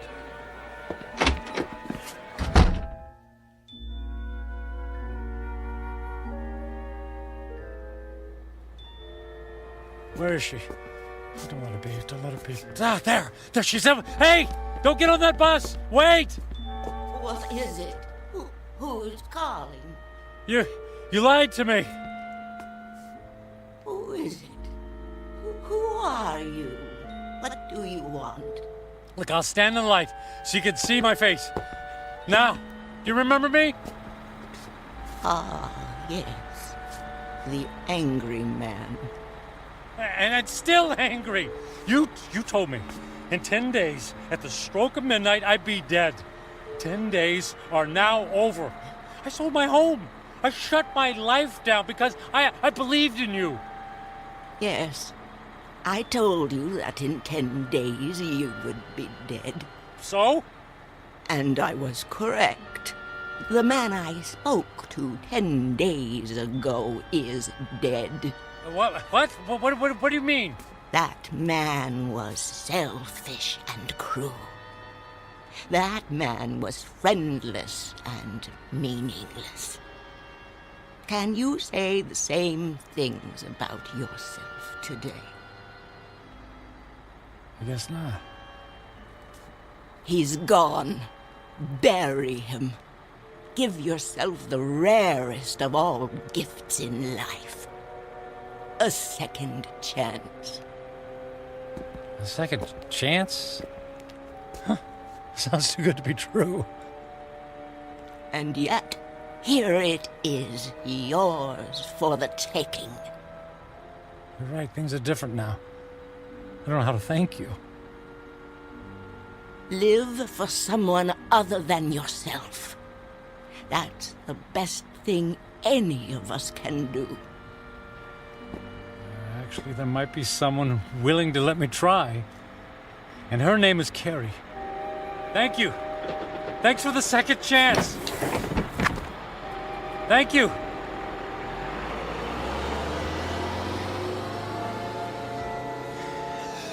Thank you.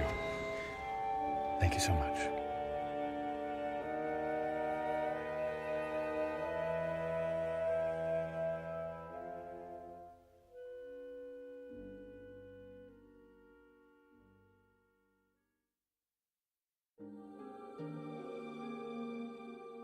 Michael Franklin, a man on a mission to burn every bridge even before he made his way across. Stung by the terrible knowledge of his impending demise, his journey toward redemption faced a detour of intoxication and self-indulgence. As he now knows, such things are not the stuff of satisfaction, only empty calories and heartache. Ironic, then, that a man who placed such a premium on personal wealth could only feel full upon losing everything. A stark, lonely truth, but an eternal one.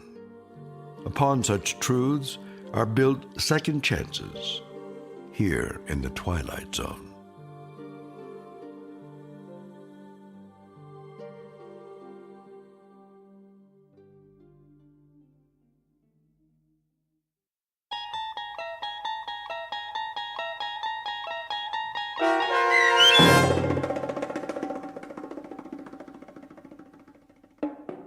"10 Days," starring Ned Bellamy with Stacy Keach as your narrator, was written for The Twilight Zone by Mark Valente. Heard in the cast were Linda Ryder, David Darlow, Ernest Perry Jr., Roger Mueller, Tony Makis, Saskia Balori, Joby Cerny, Elizabeth Lido, Martin A. Strope, C.J. Amari, Molly Glynn, and David Pasquesi. The producers of The Twilight Zone wish to thank CBS Enterprises and the Rod Serling estate for making this series possible. This copyrighted radio series is produced by Carl Amari and directed by Joby Cerny for Falcon Picture Group. Sound design, custom Foley effects, recording, and editing are produced in the Cerny American Sound to Picture Theater by sound designers Craig Lee and Todd Beyer. Music for The Twilight Zone is provided by CBS and American Music Incorporated, New York.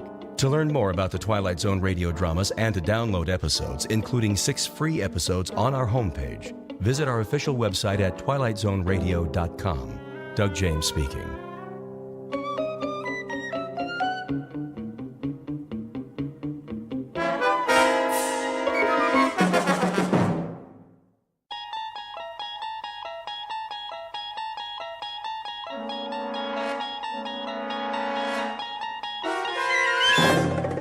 You're traveling through another dimension, a dimension not only of sight and sound, but of mind. A journey into a wondrous land whose boundaries are that of imagination. Your next stop, the Twilight Zone.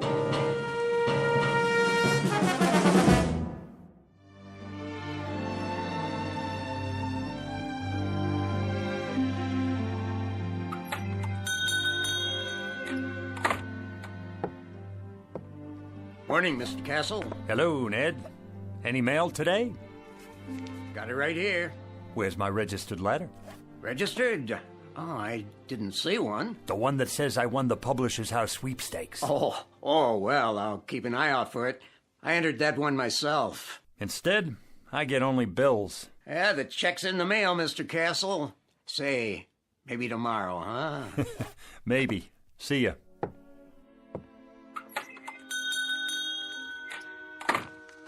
Another bill, and another, and another. Edna, what about the gas and electric? What? The gas and electric bill. How many months is that? 2 months. That's one you'd better pay. That's the one I can't pay. Mr. Castle? How are you, Mrs. Gumley? Just fine, Mr. Castle. Good. Glad to hear it. How have you been? Oh, can't complain. Been having a lot of rain, haven't we? What? Oh, yes. Quite a bit of rain for this time of year. Well, it's good for the flowers. How's that? Good for the flowers.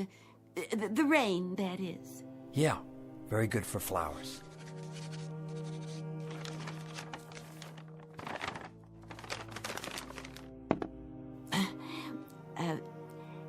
An heirloom today, Mr. Castle. An heirloom, Mrs. Gumley. You don't say. Oh, yes, Mr. Castle. Been in my family for years. Has it now? Years and years. It's supposed to be very valuable. Hand-blown glass is what it is. Mrs. Gumley, it's just a plain old glass wine bottle. Do you know what it's worth, actually? Nothing. Not even a deposit. If you could find the store where it came from, that's what they'd give you. Nothing. I could let it go for $1. Mrs. Gumley, if I could spare $1, I'd give it to you. Believe me, I would. But things have been rough here. The pawn shop business isn't what it used to be. I'm so in debt myself that... I see. Wait a moment. Yes.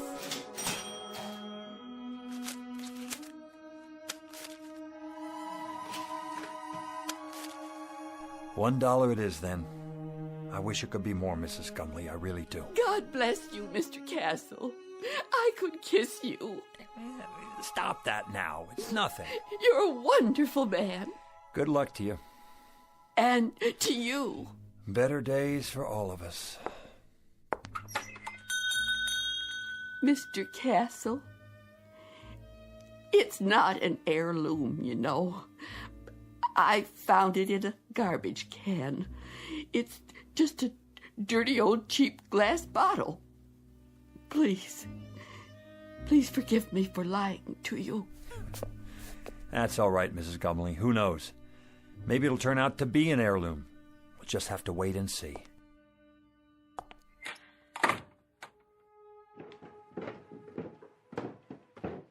Who was that? No one. It sounded like Mrs. Gumley. Then I heard the cash register. What did you buy this time? Edna. Oh, a bottle. Gorgeous. She said it was an heirloom. Is that right? She has to eat, doesn't she? And you don't? That's not the point. Arthur, we're a couple of weeks away from bankruptcy. Don't you think I know that? Then you'd better start rubbing that bottle and pray, Arthur. Pray that a genie appears, because that's about the only hope we have left. Oh, Edna. Edna, please.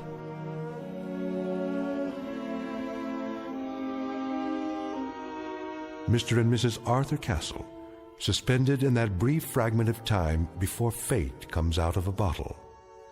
Mr. and Mrs. Arthur Castle, gentle and infinitely patient people whose lives have been a hope chest with a rusty lock and a lost set of keys. But in just a moment, that hope chest will be opened, and an improbable phantom will try to bedeck the drabness of these two people's failure-laden lives with the gold and precious stones of fulfillment. Mr. and Mrs. Arthur Castle, standing on the outskirts and about to enter the Twilight Zone.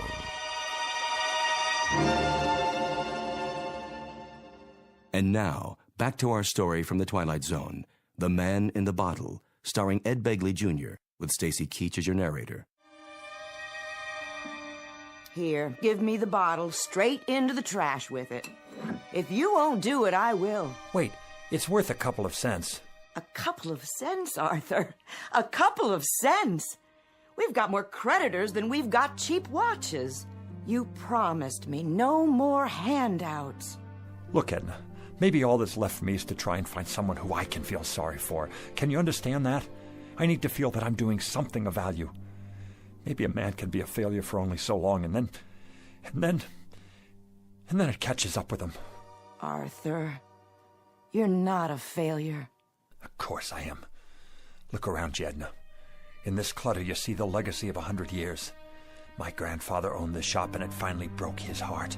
Then my father, and it killed him too. The meanness of it, Edna. The shabbiness of it. The hand-to-mouth of it. This isn't just a hock shop where you buy the pitiful little residue of other people's failures. It's a shrine to failure. That's what it is. It's a mausoleum, a burial ground for people's hopes.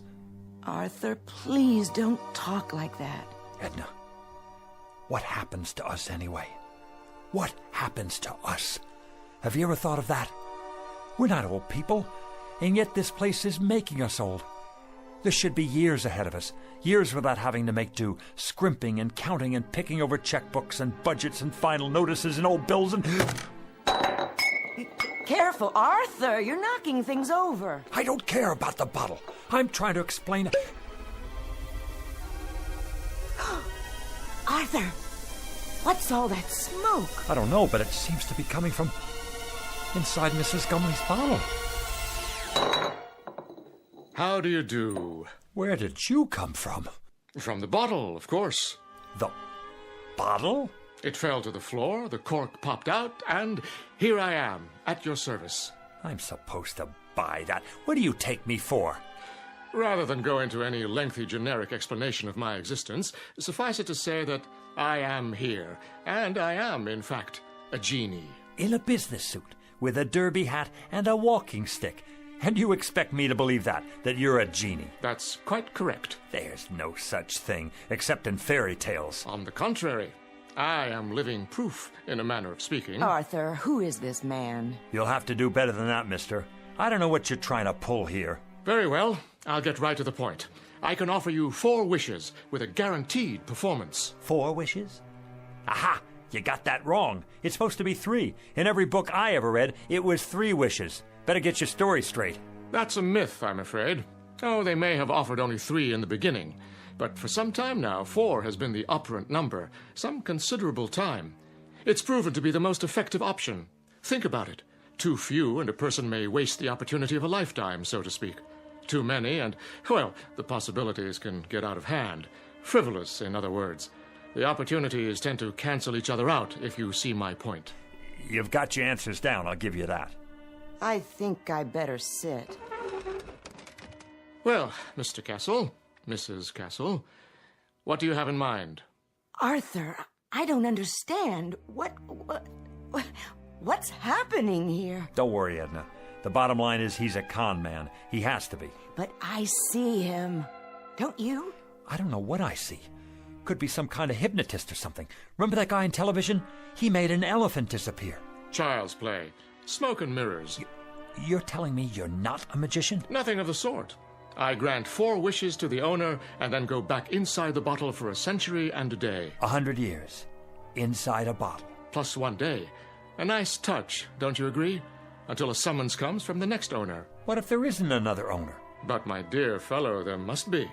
Consider the span of a man's life. 70. Isn't that the tradition? So let's say nobody calls you. Or it's the wrong day. Ah, you've hit the nail on the head. I've learned to cultivate patience beyond anything you can possibly imagine. All of which means you're extraordinarily lucky today, as am I, in a manner of speaking. Maybe he's from the lottery. We didn't play the lottery this week, Edna. Just as well. The odds are quite unrealistic. What I'm offering you transcends any lottery the world has ever known. They're strictly nickel and dime operations in comparison. I have to think this over. Take your time. Interesting shop you have here. Chinese vases, Tiffany lamps, bric-a-brac of every sort. Mostly imitation, of course. No offense. Nonetheless, I have the distinct feeling I've seen some of these items before. How could you if you haven't been out of the bottle in 100 years? I meant the originals. The originals? How old are you? If I told you, you wouldn't believe me. Nice silver cigarette case. Faux Victorian, isn't it? My uncle's. He passed it down from his great-uncle, who bought it in Liverpool in 1914. Is that what he said? How much? Take it. Get back to the subject. What else about the wishes? Oh, yes. Now, I think the business at hand is for you and Mrs. Castle to decide the nature of your 4 wishes, keeping in mind, of course, that each wish is irrevocable. Once made, it is fulfilled, and once fulfilled, it is a matter of record. It can only be altered by yet another wish. Clear, Mr. Castle? Clear enough. I think we better call the police. Why not wish for them? I can bring you Scotland Yard, the Federal Bureau of Investigation, or every bobby in the City of London. That won't be necessary. Is it the police you want? No. That's not what we'd wish for. Arthur, are you out of your mind? Go ahead, Mr. Castle. You were saying? Well, if I had a wish... You believe him? Just for the sake of argument, let's say that I wanted that broken glass in the case over there. Let's say I wanted it to be fixed. The glass display case? Unless that's too hard for you. I broke it cleaning up the other day. One whole side is cracked. Is that all? It's too expensive to replace and impossible to glue together. Impossible. Would you like to make it official, Mr. Castle? Arthur, be careful with this man. You don't know what he's after. Well, Mr. Castle, is that your wish? Yes, that is my wish. I want the glass in the case to be repaired. Very well, then.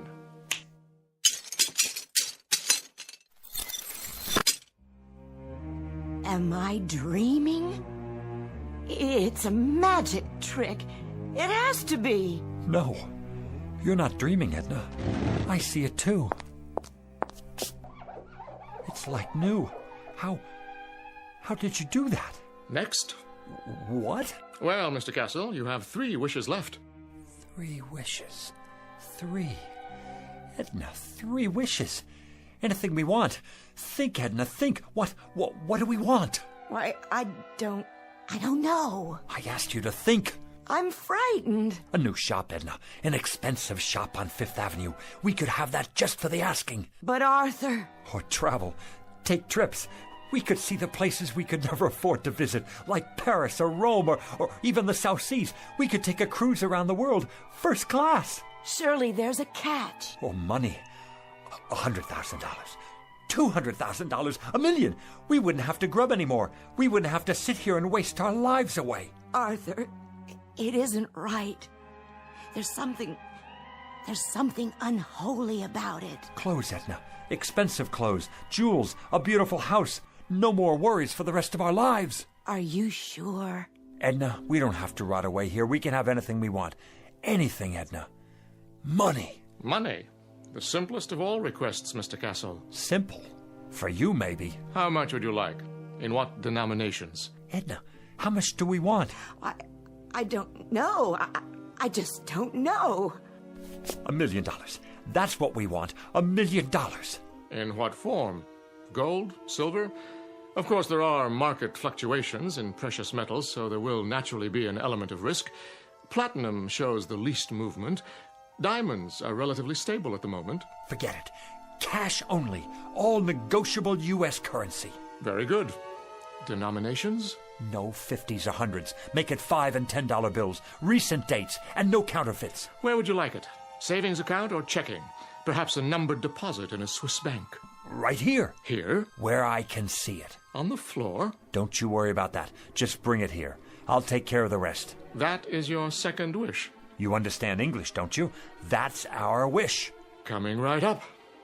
Oh, just one thing. Aha! Arthur, I told you. Do you mind terribly if I... If what? If I smoke. Is that all? Of course, if you prefer otherwise. I see the no smoking sign on the wall. No. Go right ahead.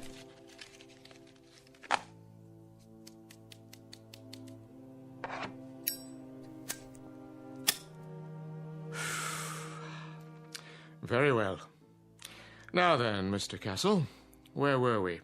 Ah, yes, I was about to say, ask and you shall receive. What's that? Where's it coming from? What is it? It's money. Look at it. A rain of money. Edna, $1 million, Edna. $1 million.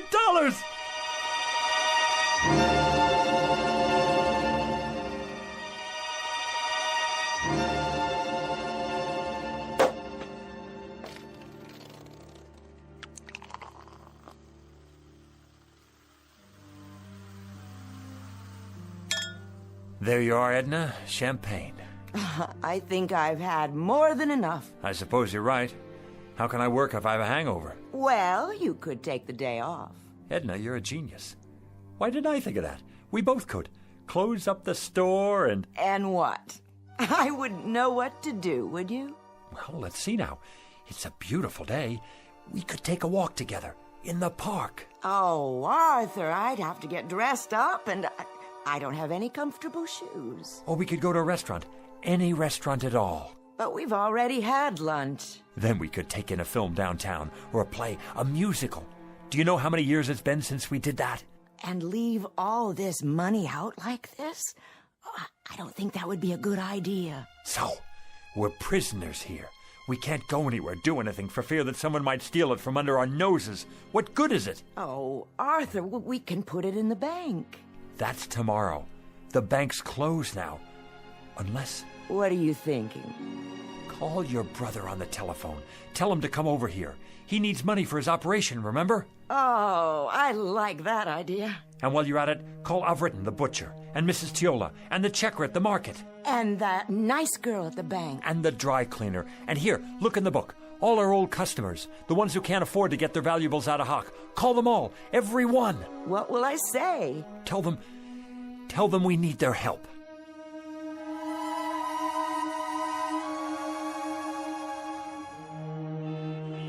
It's a miracle, that's what it is. I couldn't believe it when they called.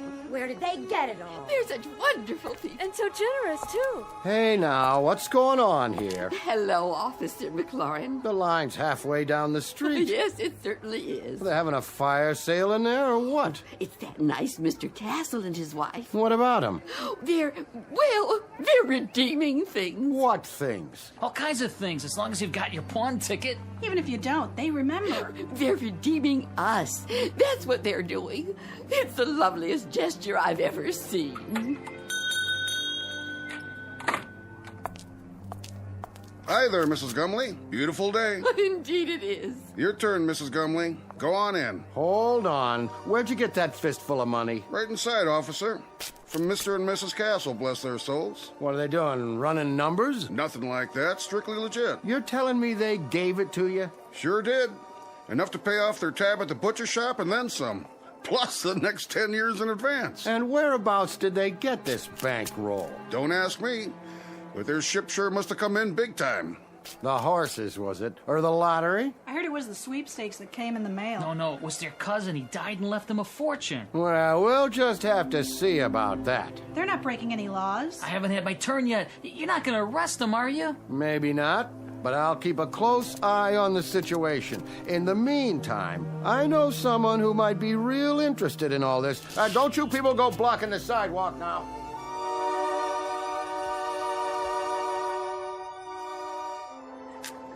Here you go, young man. Pay off that mortgage now. I will. And then go have yourself a ball, you and your lovely wife. I don't get it. Why are you doing this? Do I need a reason? Every time I come in your gas station, you look under the hood. Oh, that's nothing. Check the air and the tires, all of it, without my asking. I say that's worth something. It's worth a lot these days. Well, thanks, Mr. Castle. Bye now. Who's next? Mrs. Gumley, how are you? Very well, thank you. Here, you take this now. I want you to have it. Oh, so much. Don't you worry about it, Mrs. Gumley. Anything you need, anything at all, you come to us. There's more where that came from. For you, plenty more. God bless you both. But why are you giving me this money, Mrs. Castle? Why? Because you're so bright and cheery every time I'm in the market. Oh, Mrs. Castle, thank you. You put this in the bank now for when you get married. And for you, Mr. Jacks? And you too, Mrs. Tiola. You have a nice day now.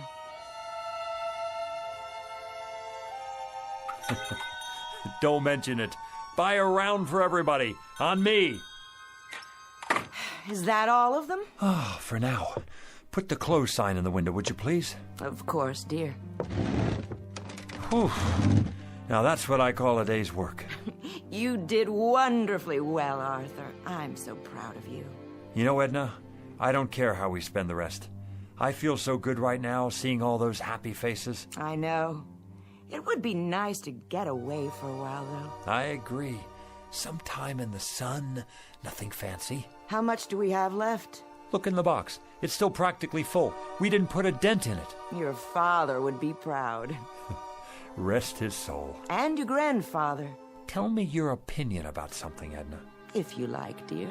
I'm wondering, do you suppose I still need to carry on the family business? Well... We don't have a son or daughter. I'd say you've more than done enough, Arthur. All these years. Even if we did have kids, I'd rather leave them money to start their own business. Something with a future. What about your cousin's children? Oh, that would be a wonderful present. And what about you? You've been so patient all these years. What would you like? Well, first, of course, you're going to retire. No ifs, ands, or buts. And then, wherever you'd like to live, Arthur, as long as we're together. Of course we'll be together. You think I'm going to take up with a young floozy? Oh, no, I don't think that. You wouldn't. It's not in your nature. But you're tired. You need to rest. We both do. Rest and live.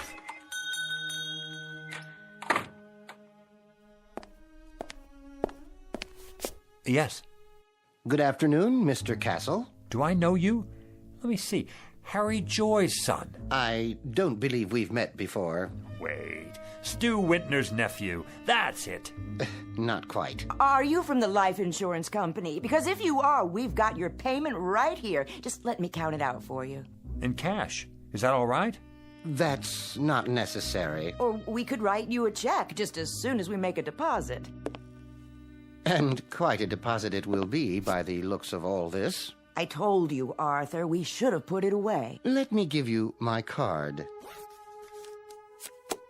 Internal Revenue Service. That's correct. There's a matter of an income tax, Mr. Castle. You just send us the bill and we'll pay it. But send the bill in a hurry, would you please? My wife and I will be taking off for Europe very shortly. Oh, could we? Consider it done.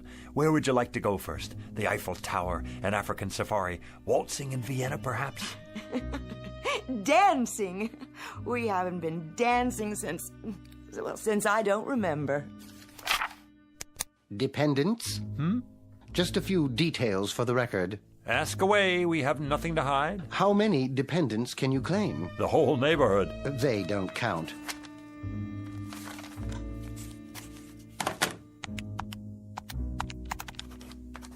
Wait. What's that figure? The one you just wrote down?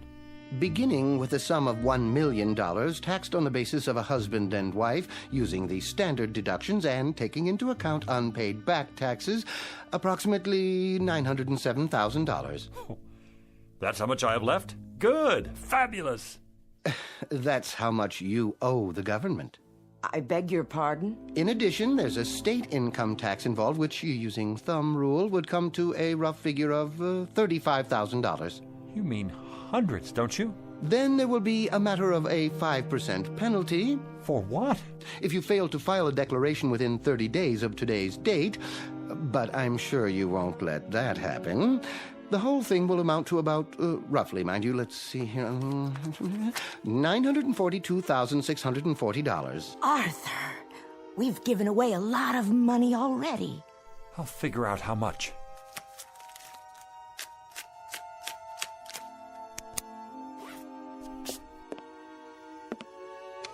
Fill out this form and send it to us with your check. It should be self-explanatory. If you want to use the installment plan, we'll send you a statement after your records have been analyzed. Mr. Castle? Yeah. Send us the bill. We'll be seeing you. Good evening to you, Mrs. Castle.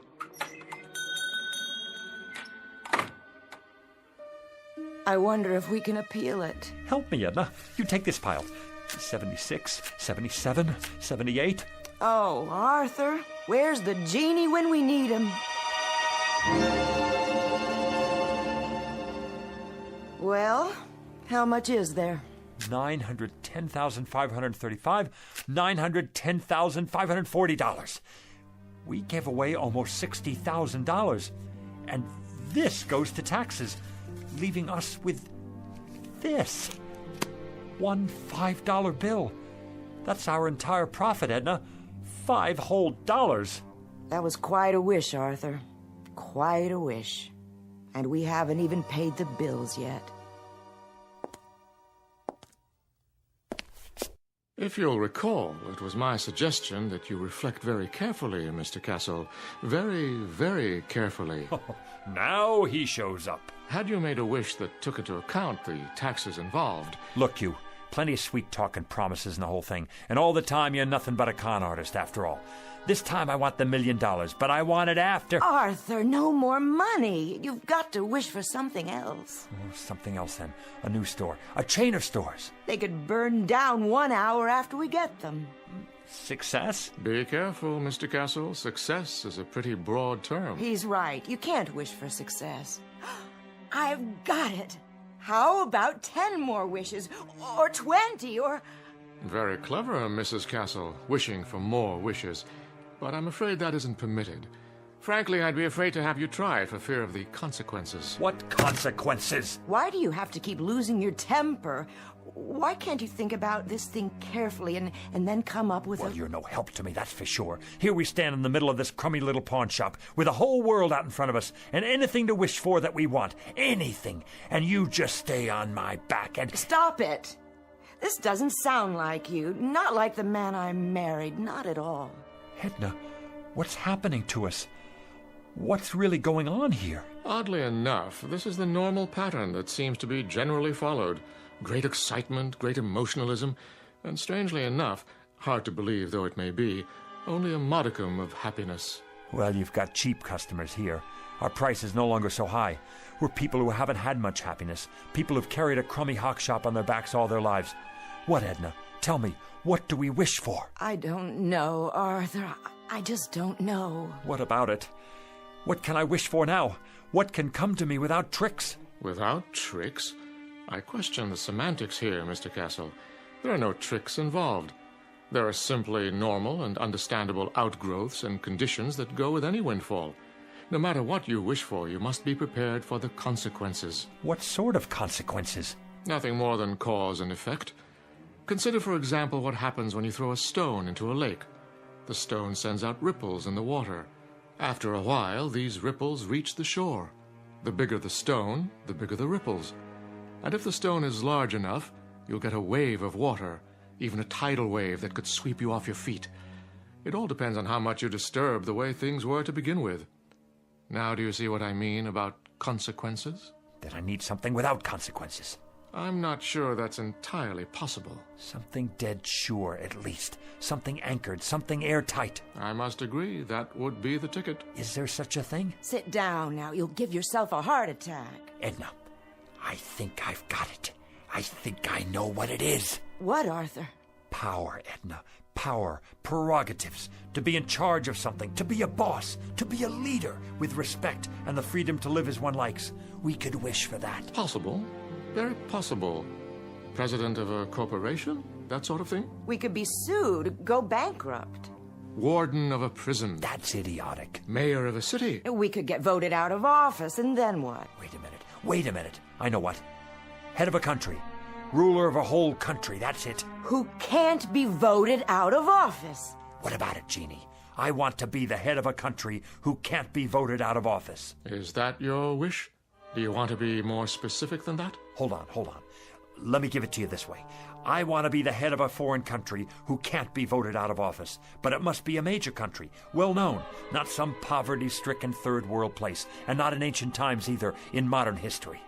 How do you define modern? Within my lifetime, and developed. A fully industrialized country with millions of educated people where I'm very popular and can't be voted out of office. No problem. You sure? Of course I'm sure. I mean, what about the consequences? Consequences, Mr. Castle, I've already told you. You run the risk of consequences no matter what you wish for, like the ripples in a stream. There's no predicting, at least not with absolute certainty, where they'll lead. All right, then. Go ahead, Arthur. Wish for that. The thing you said. I want to be the head of a foreign country, just as I've described it. Now it's your turn, Genie. Take over. As you wish, Mr. Castle. As you wish.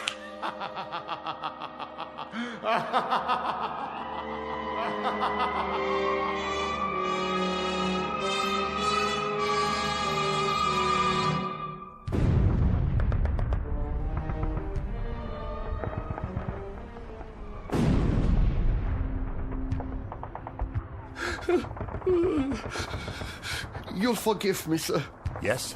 I have not slept in 3 nights now, but the situation is as I described. The first Ukrainian army has cut us off from the south. There's no sign of Wenk's reserve army. There is no reserve army. We are simply doomed. There is no hope for us. From now on, it is just a mass suicide. Did you hear what I said? They are already in Berlin. What about it, Führer? Führer? What do you want to do? Why do you call me that name? Here is what you asked for. Very quick and very painless, mein Führer. And we have the gasoline for you and Miss Braun. When you're finished. Head of a country can't be voted out of office. It's the end of the war and I'm in a bunker and I'm... Heil Hitler! It's almost the end. I've given them the poison. We'll take their bodies out into the courtyard and burn them when it's finished. Have the gasoline ready. I won't take the poison. I wish I were back where it all started. I wish I were Arthur Castle again. Oh, Arthur, you've broken it. What? Broken what? The bottle Mrs. Gumley brought in. Why? I have, haven't I? Not poison, an old wine bottle. Let me sweep it up for you. I can do it. It had no value anyway. No value at all. I'm here. My final wish. I'm really here now. Where is he? Where is who? You know who I mean. The... And why would he be here? You've had your 4 wishes, remember? No, yeah. Well, I guess I'm a 4-time loser. What do you expect? I just wish he doesn't come back. I wish... There you go, wishing again. Right. Why should I? Why did I? Look at what we have here, Edna. We have a business that's been in my family for 3 generations. And each other. We have each other. I'm going to stop wishing for a while. You know, Edna, I can't afford a brand new life. Neither can I. I think I'll just give the old one a new paint job. You know something, Arthur? I think that's a very good idea. What is it? Look, your first wish, the glass case, it's not broken. It's still repaired. So we came out ahead after all. Nothing's ever a complete loss, is it? Careful, Arthur, with the broom handle. Well, we were ahead. Now you have more glass to clean up. You know something? I don't mind cleaning up any of it. Not at all. In fact, not at all.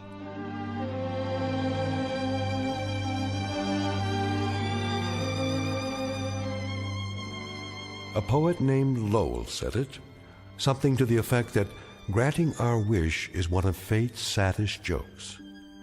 Lesson to be learned out of a few fragments of broken glass in a trash can. And a word to the wise, to the garbage collectors of the world, to the curio seekers, to the antique buffs, to everyone who would try to coax a miracle from unlikely places. Check the bottle you're taking back for that deposit, because the genie you save might be your own. Case in point, Mr. and Mrs. Arthur Castle, fresh from the briefest of trips into the Twilight Zone.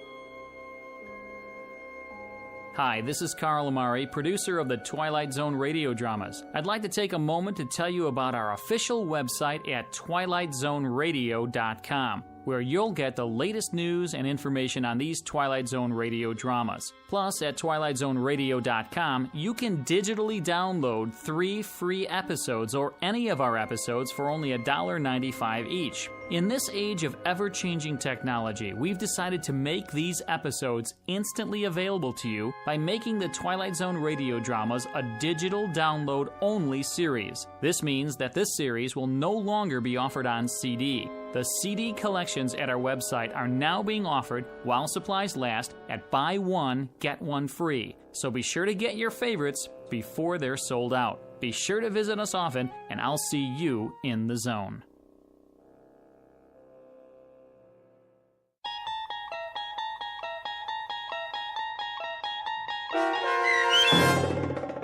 The Man in the Bottle, starring Ed Begley Jr., with Stacy Keach as your narrator, was adapted for radio by Dennis Etchison and based on a script by Rod Serling. Heard in the cast were Linda Ryder, David Darlow, Guy Burrill, Rosalind Alexander, Richard Hensel, Rich Komanek, Carl Amari, Diane Trice, Irene Olson, and Richard Shavson. To learn more about the Twilight Zone radio dramas and to obtain audio cassettes and CDs of these programs, visit our website at twilightzoneradio.com. This copyrighted radio series is produced and directed by Carl Amari and Roger Wolski for Falcon Picture Group. Doug James speaking.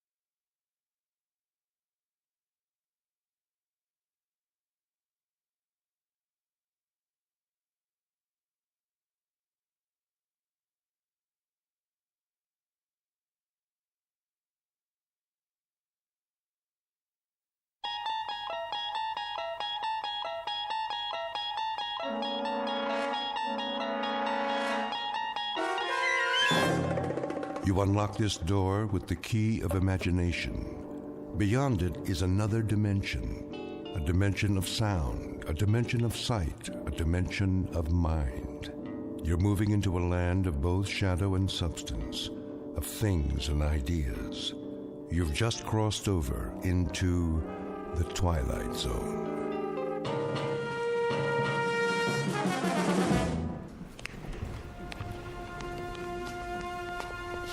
Here we have the famous temptress from ancient Egypt, Cleopatra. Her beauty almost brought about the destruction of Caesar, Mark Antony, and the Roman Empire. And now, if you will follow me, the last group of figures in our little wax museum. The piece de resistance, if I may say so. The most infamous black-hearted killers of all time. This is not for the faint of heart, so if there are any who would prefer to stay behind... I don't like this place. Come on, honey. They're made out of wax. But... No? Very well, then. Feast your eyes upon... Jack the Ripper, Henri Landru, and the dreaded Burke and Hare. It's Burke who's smothering the poor lady with a pillow, while Mr. Hare assists by holding her feet to the bed. And last but not least, in the sailor's garb, Albert Hicks, about to sink his gleaming axe into the skull of his hapless victim, one Martin Senescu. Move in, please. They look so real. Closer. Closer. But not too close. Allow me to introduce Mr. Senescu, the curator of Murderer's Row. Thank you. Thank you. I'm sorry if I startled you. I thought he was one of the dummies. Oh, nothing to be afraid of. Perhaps not, young man. But who can tell what evil lurks in the heart of the man standing next to you? Go ahead, Martin. Introduce your friends. With pleasure. Albert W. Hicks, mate on the oyster smack E.A. Johnson, a gentleman. Yet one day, in 1860, off the Atlantic coast, he murdered everyone in his crew with an axe, exactly like this one. Why did he go mad? I'm afraid we'll never know. Not to mention Burke and Hare, two more monsters of their time. But do they look like monsters? What torment drove them so late in life to behave like ghouls? You see here how they suffocated their victims. A technique called burking. Think of the agonies they endured. Which one's he talking about? Search me. Both of them, sir. All of them. Surely it's dreadful to be murdered, as our victim here would tell you, if she could talk. But to commit murder, to take a life with your own hands, again and again, and not be able to stop yourself. Can you begin to imagine the horror? Nope, but why don't you tell us about it? I wish I could. But somewhere in the world, now, at this very moment, there is someone who can. Yeah? Who? Well, no one knows yet. But if his torment is great enough, and he kills as these poor creatures did, then future generations will know. For he will end up here, immortalized in wax, remembered as you and I will never be, like Henri Landru, so filled with love and hate. He loved nearly 300 women in his lifetime, spinsters and lonely widows. He too must have felt agony as he strangled the life out of them. A master of the garret, identical to the one you see in his hands. That looks like some kind of cord. Just a piece of string. Let me see that. Get away from there. Get away from there. I was only... Mr. Sinescu is right. The figures are not to be touched. They are too rare and valuable. Besides, the museum can't be held responsible for what might happen to you. And here, another soul in torment. The Ripper himself. Of all the faces in London's Whitechapel district, which was his? And why did he feel driven to kill those pathetic drabs with one sweep of his knife? Identical to the blade you see before you. Step closer, young lady. What? Go on. It's only a prop. Lean forward. There. That's quite all right. Look deep into his eyes and remember them so you'll never fall prey to such a man yourself. A man who carried a long, sharp weapon which he slashed across women's throats. Like this. That knife, it swung at me. It almost... Spring in the arm. Pretty good trick. A trick, yes, but one that serves to remind us how near death is to all of us. When we look at Hicks, at Burke, and Hare, at Landru and the Ripper, we see what appear to be ordinary men. What devils pushed them to their bloody fate? We can only guess. Thank you for your kind attention. Thank you, Mr. Sinescu. Ladies and gentlemen, this concludes our tour of Ferguson's Museum. Exit to your right, please.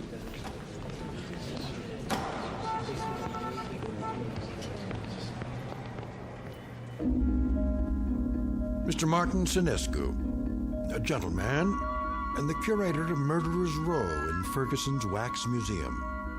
He looks after these replicas with care and dedication, and he ponders why ordinary men are driven to commit mass murder. What Mr. Sinescu does not know is that the groundwork has already been laid for a special kind of madness, a torment found only in the Twilight Zone.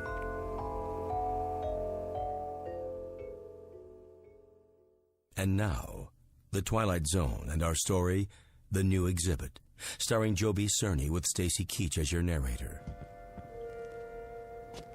There now, Mr. Landru. Collar turned up just so.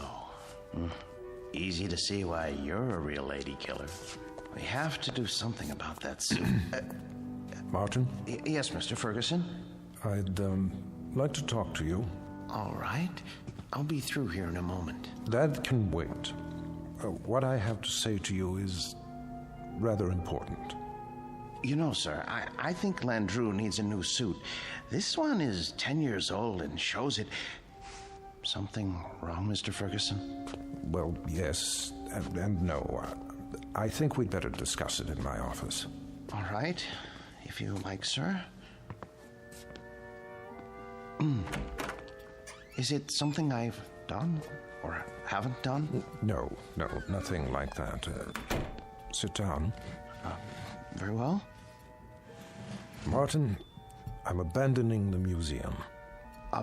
Abandoning? I'm afraid so. Is this a joke, sir? No. But you can't. You mustn't, sir. I know how you feel, Martin, but there isn't any choice. I don't understand. I've been offered a large sum of money for this property. Some people want to build a supermarket here. A supermarket? When I first opened the museum 30 years ago, I'd never dreamed I'd see this day. But the day is here, Martin, and we will just have to face it. 30 years, sir. No, for heaven's sake, don't make it more difficult than it is. I'm sorry. I hate this, Martin. You're the best employee a man could have. The way you've run the Murderer's Row exhibit, why, I don't think you ever missed a day's work. No, never.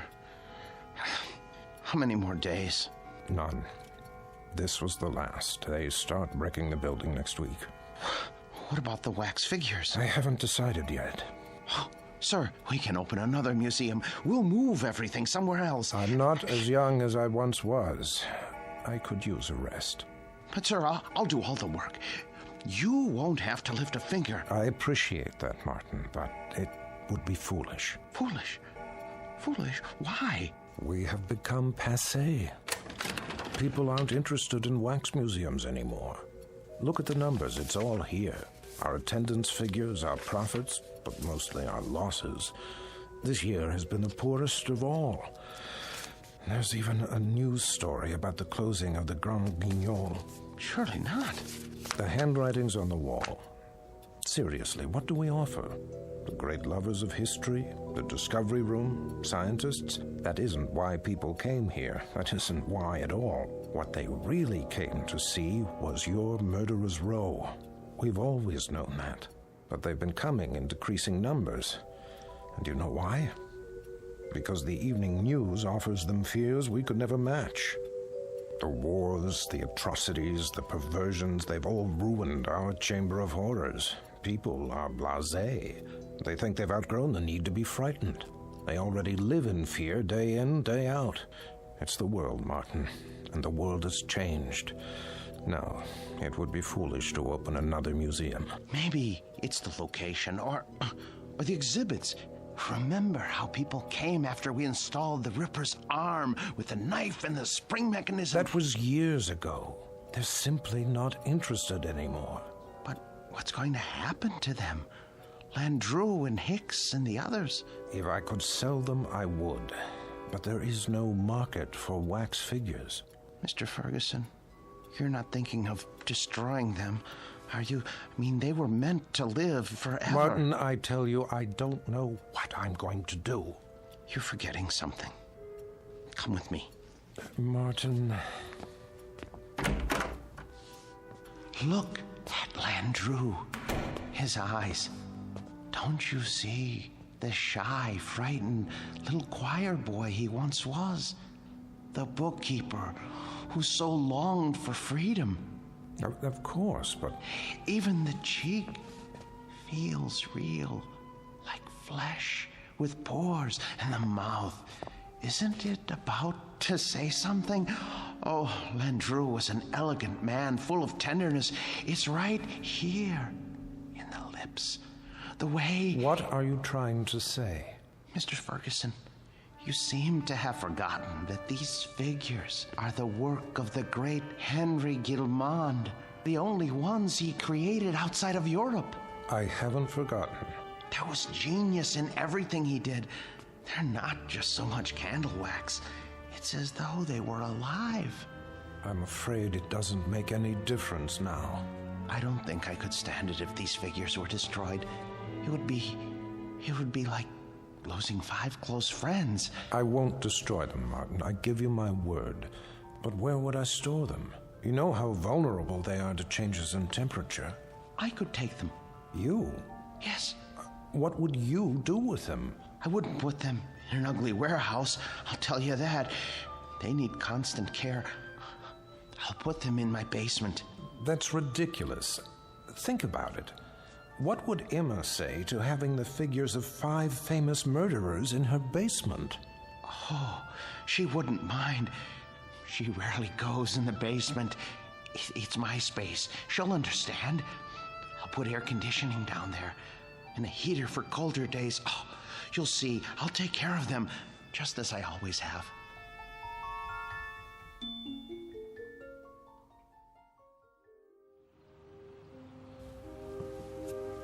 You haven't eaten your breakfast. I'm not hungry. They should have arrived by now. They'll get here when they get here. Now, how long do we have to store them? Not long. What time is it? You asked me that 5 minutes ago. Oh, maybe something happened. It's not like moving furniture, you know. They should have let me ride in the truck. What if they dropped one of the crates? There they are now. Just relax. You Martin Sinescu? Yes, are they all right? The boxes? They okay. They didn't break, right? Nope. No bumps? No bumps. Where do you want them? Look, carry them to the rear of the house and down to the basement. Carefully. Take your time. Well, wait a minute, how much time will it take? I don't know, an hour maybe. You gotta pay by the hour, you know. Sign here. With pleasure, and please, hurry. You see? All here, safe and sound. Easy! Please, don't jiggle them. Will you stop worrying? It's getting warm. What? I say, it's getting warm outside. They're very delicate. They can't stand more than 80 degrees. I didn't think they were so big. They're not. The boxes are big. The actual figures are not any bigger than you or I. See? Landru's in the first one. The next is Jack the Ripper. Oh, Emma, I'm so sorry I got mad. But it's going to be like opening Christmas presents. Mr. Sinescu? Yes? Miller's Appliances. Got your air conditioner in the van. Where do you want it? Oh, good. I'm glad you're here. Look, put it there. There, the basement window. Oh, please, hurry. I'll do my best. Thank you. You bought an air conditioner? I had to. They can't stand the heat. How much did it cost? Don't worry about that. Well, I am worried about it. Please. Leave me alone. Just leave me alone with my friends, all right? Now, if you don't mind, I have to go downstairs.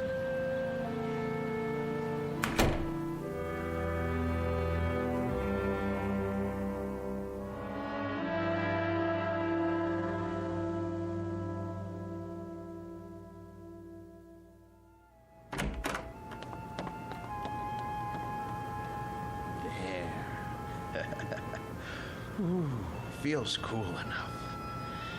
Now then, gentlemen, Bloody Jack the Ripper, how are you today? None the worse for wear, I see? Oh my. Cape's a bit shabby, though. Martin, are you down there? Yes, sir. Positively threadbare. Martin! Yes? Are you fussing with the Ripper's cape again? No. Yes. No. It's his hat. His hat is going to need cleaning and blocking before long. In fact, all their clothes could stand it. It's been almost a year since Mr. Ferguson let me do that. Martin! Emma, listen to me. The truth is, these men need clothes. But the Ripper here, his are the worst. Part of his coat back's come undone, and... Martin! What is it, dear? We're not buying them any clothes. Oh, Emma, listen. It's not just buying. It's tailoring to fit their bodies. I don't care, Martin. Oh, you don't mean that. Yes, I do. No, you don't. Honestly, Martin, you pay more attention to those murderers than you ever did to me. Oh, Emma, listen, that's not true. You practically live down there. Emma, they're a trust, a sacred trust. These figures were made by Guillemont. They're masterpieces. All right, so they're masterpieces.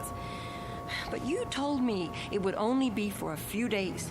Now, they've been here for weeks. I've been nice about it, Martin. You can't say I haven't. How long is this going to go on? I'm sorry, dear. I didn't lie. I thought they'd be here only a little while. I really did.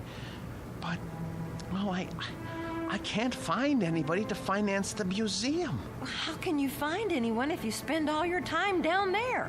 Well, I phoned, but everyone I talked to never even has heard of Henry Guillemont. Can you imagine that? What's that? The electric bill. You see how much this air conditioner is costing us running around the clock? Well, you know how hot it's been. Oh my. That is high, isn't it? I'd like to know how we can go on paying it. Martin, there's no more money in the bank. I know. But you mustn't worry. I promise you, I'll think of something. There must be somebody somewhere. Mr. Ferguson. No. Why not? You've told me he loves these things as much as you do. Besides, isn't it up to him to take care of them? Emma, I don't know anyone in the world I respect as much as Mr. Ferguson. And I would never trust these figures to him. I couldn't be sure they were cared for properly. I don't even think I could sleep if I... So we're stuck with them. Stuck? Emma, it's an honor, a privilege. For you, maybe. But how do you think I feel? I am afraid to go into the basement because of these monstrosities. I mean, I just about get a heart attack, Martin. The way they stand there and stare at me, they're frightening. They're supposed to be frightening. Live with them as long as I have, and you'll come to love them. Love them? One day, they cease to be strangers to you, and you want to say good morning to them and ask them how they passed the night. And when that happens, Emma, I tell you, Emma? Emma! Emma! Where are you going, Emma?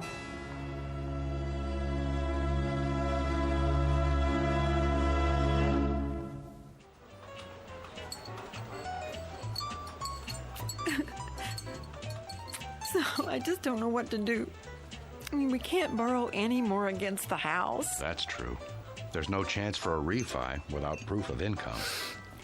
And then today, when the electric bill came, I realized we've been spending a fortune just to keep the basement cool. You should have told me about this. I know, but I didn't want to bother you. I'm also your brother, remember?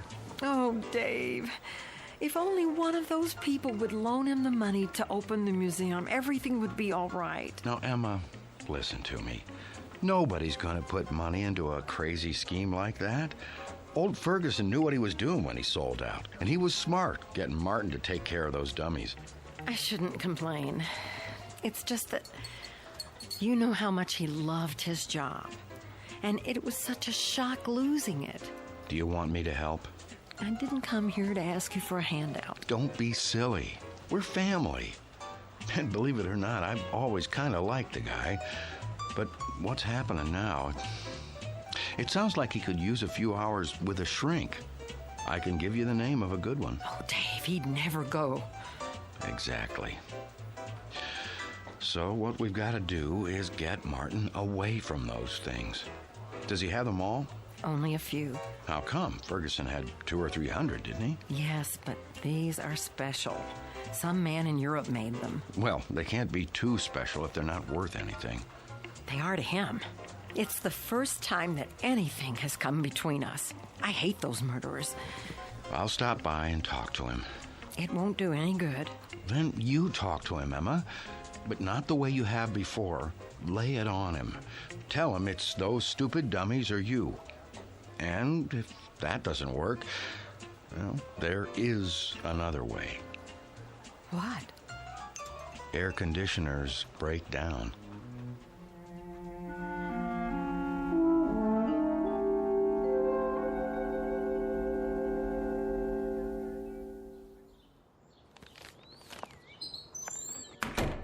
Emma?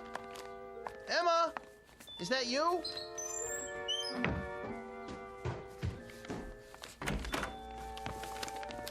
Where have you been?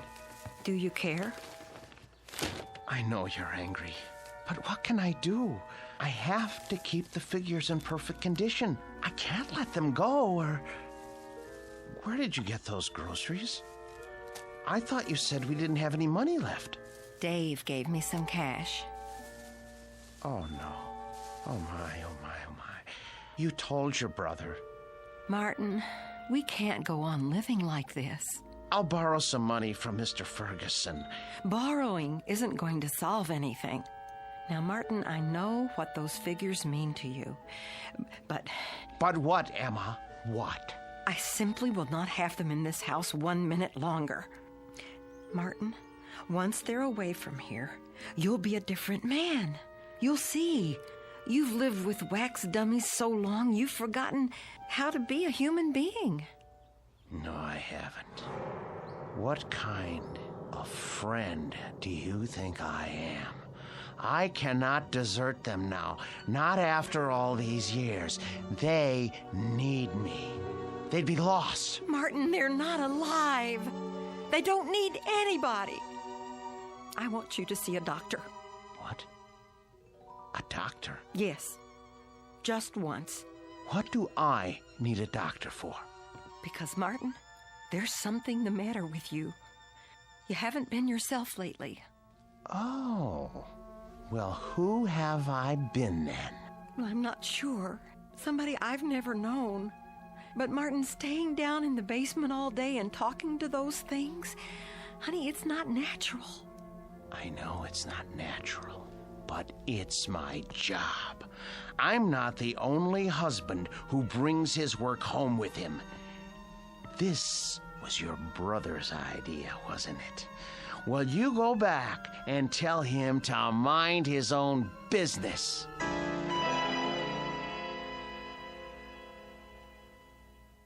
So it's hard to know where it's heading. Chances are we're in for another ride tomorrow. And that concludes our broadcast day. This channel will return to the air at 6 a.m. with the early report.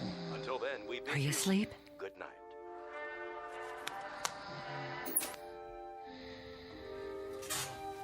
God forgive me. It's time for the air conditioner to break. Oh, it's so dark down here. And cold. Well, it won't be for much longer. Oh, where's the fuse box?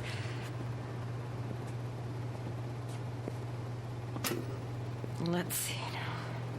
Which one is for the air conditioner? I should have brought a flashlight. I can't see a thing. Here it is. Good.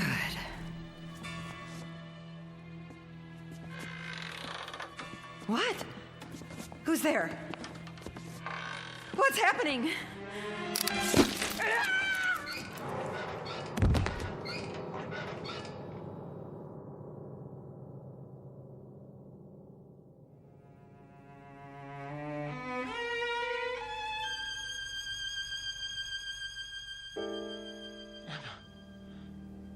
Where are you? Emma?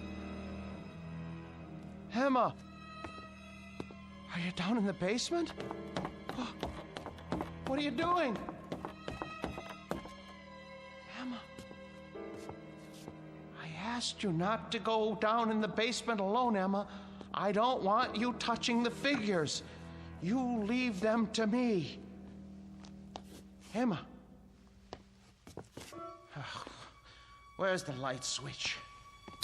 Ah, that's better. Emma! Emma! Emma! Oh, good Lord, what happened? Your throat. For the love of Emma. Who could have... Oh, you. The Ripper's knife? The blood? Oh, so no. No.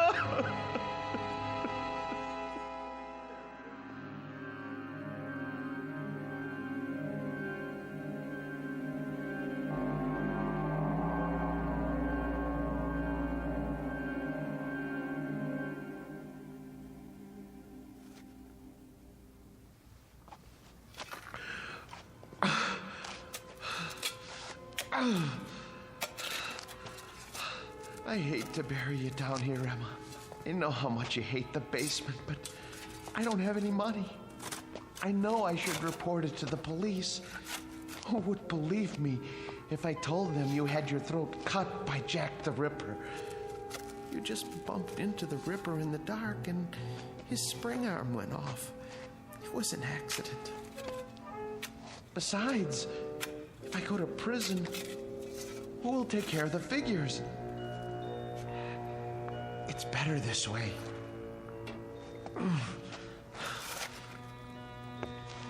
They didn't like you, you know. You said some very unkind things about them, and they heard you. You have to be careful around Jack. He has such a temper. I should have warned you. There. Now for the cement. Oh, poor Emma. But it's too late to tell her anything now.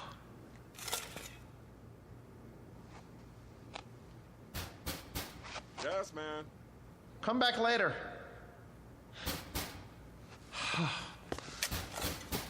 All right.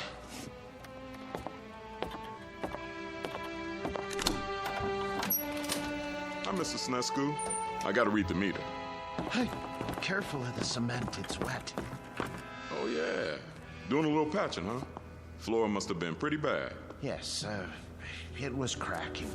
I had to do the same thing. These old houses, holy mackerel! Something the matter? Woo! For a minute there, I thought they were real. How'd you ever get statues like that? Yes, well, they're wax, actually. From the museum. I'm taking care of them. Boy, they're the most realistic things I ever saw. You sure they ain't alive? Well, not altogether. Well, you could have fooled me. Should be a fine thing come Halloween. Something like this will really throw a scare into people.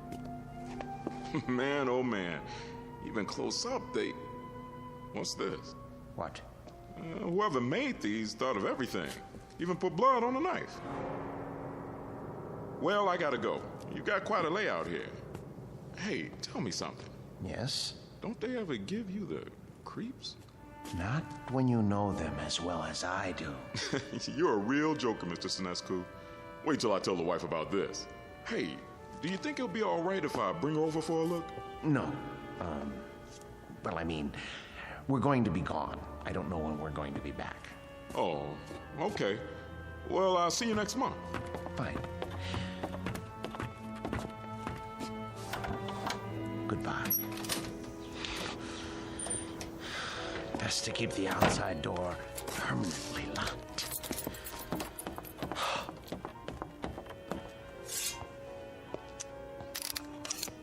Jack, I'm surprised at you.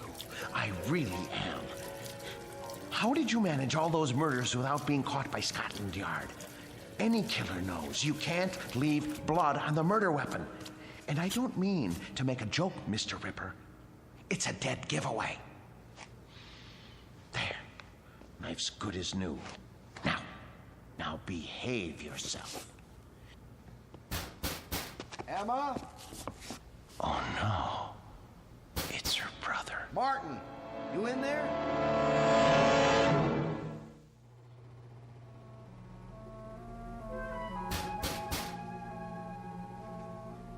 Emma? Martin? Where are you? Gotta lock the basement door. Martin, if you're in there, open up. Now. Martin, are you in the basement? Yes. Yes. Is that you, Dave? I'm down here.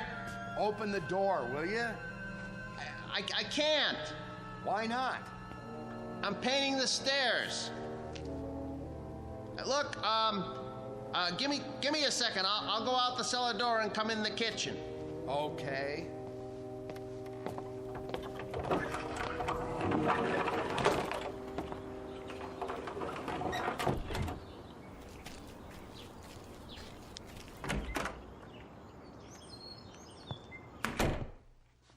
Where's Emma? She went out to get some air. Just as well. Mind if I sit down? Why? What do you want? You sit down, too. Dave, look, I don't have time. I'm in the middle of something. Now, just tell me what you want. Emma came to see me yesterday. I'm very embarrassed. She told me about it. She did, huh? Well, that'll make it easier. Perhaps. Oh, you two have an argument? Yes. But look, everything is settled now. Glad to hear it. She was pretty upset when she talked to me. I know. You didn't treat her square when you brought those dummies home. That's been changed. Well, now, I guess I had you pegged wrong. You got rid of them. Yes. Must have been pretty hot in here last night, huh? What? For a bunch of wax dummies. Hey, what's that humming noise? I don't hear anything. It sounds like it's coming from the basement. No, is that the air conditioner? I don't know what you're talking about. What are you driving at? Why's this door locked? I told you, the steps are wet from paint. I don't smell any paint. And why's the air conditioner still going if you got rid of the dummies? Well, I thought it might help the paint dry. Yeah? I thought it might get rid of the fumes. Is that all right? This is my house, isn't it? I think you locked it because you don't want me going down there. You'd better open up. Are you threatening me in my own house? You didn't get rid of those things at all. Where's Emma? Look, I am tired of answering questions. I've had a busy day. I'll thank you to leave now. All right. I don't want to cause trouble for Emma, so I'll go. But have Emma call me when she gets back, here? I will.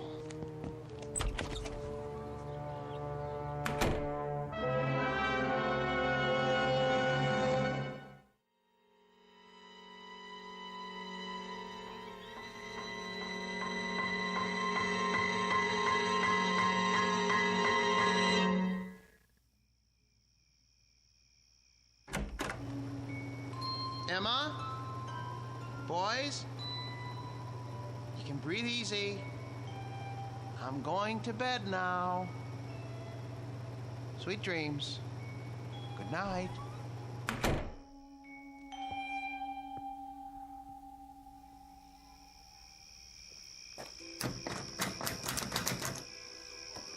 Huh. Locked up tight as a drum, huh? Now, what's so important down there he didn't want me to see? Ugh, window's too dirty to see in. So, I guess I'll just have to force it open. Whoa, air conditioner's on all right. Cold as a tomb down here. It's so dark. Now, let me light a match. Oh, a dummy in a sailor suit with an axe. Oh, Martin, old boy, you need help. You really do. Ugh, when you look at these two, plug ugly. And two more big ones. Oh, some knife. Looks real. What the heck? Oh, a shovel. Fresh cement. What is he trying to cover up? Blasted match. Who's there? Who's there? Wait. What the? Where's the axe?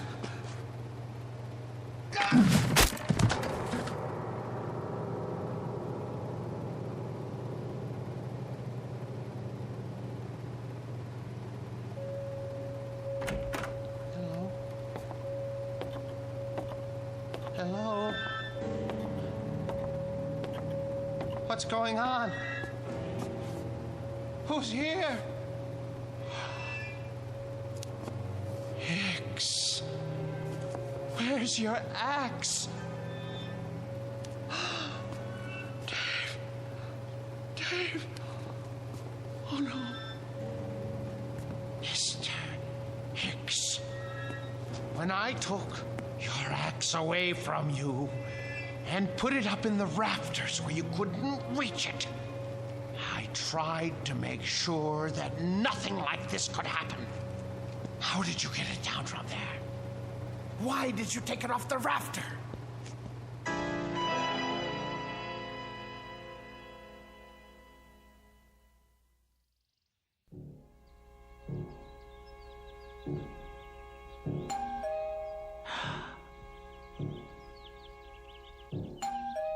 Martin? Martin!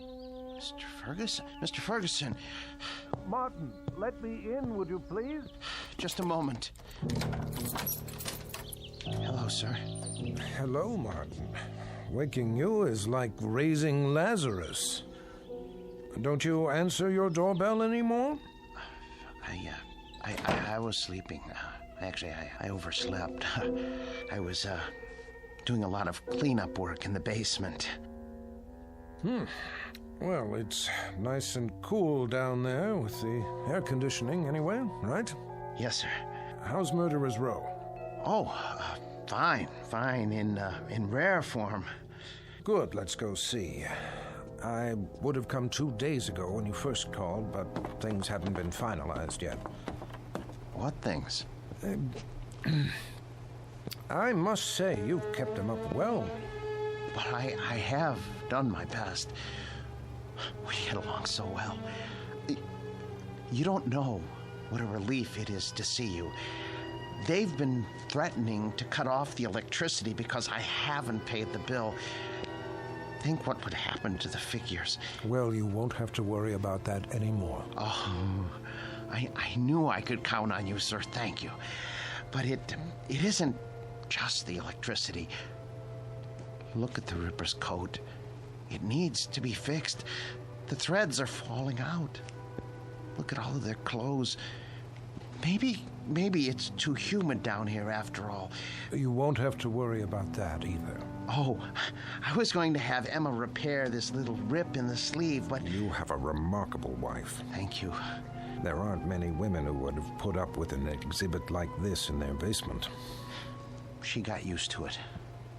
You're looking a bit grubby.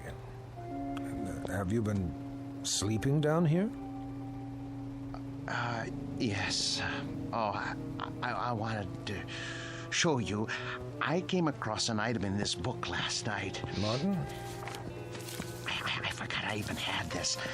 It's got a letter in it written by Landru himself. Martin, listen to me. I'll read it. But for you, whose very walk is beautiful, whose sweet eyes and smile make a just claim to happiness, whither am I bound, my dear little friend, under your tender leadership? Oh, isn't that touching? It's the one Landru wrote to Fernand Segret. Ha! You know it then. He also strangled her as he did all the others. Martin, are you all right? Yes. Well, that isn't so. I'm not all right. Some strange things have been happening. Strange? Yes. You see, my house guests haven't exactly been behaving themselves. Who? Oh, come on now. It's true. I swear. You have no idea what they've been up to. Martin, you've been so close to these figures for the past 3 months, you're beginning to imagine things. Oh, no, it was not my imagination. Well, that's neither here nor there now. I can't keep it from you any longer. What, sir?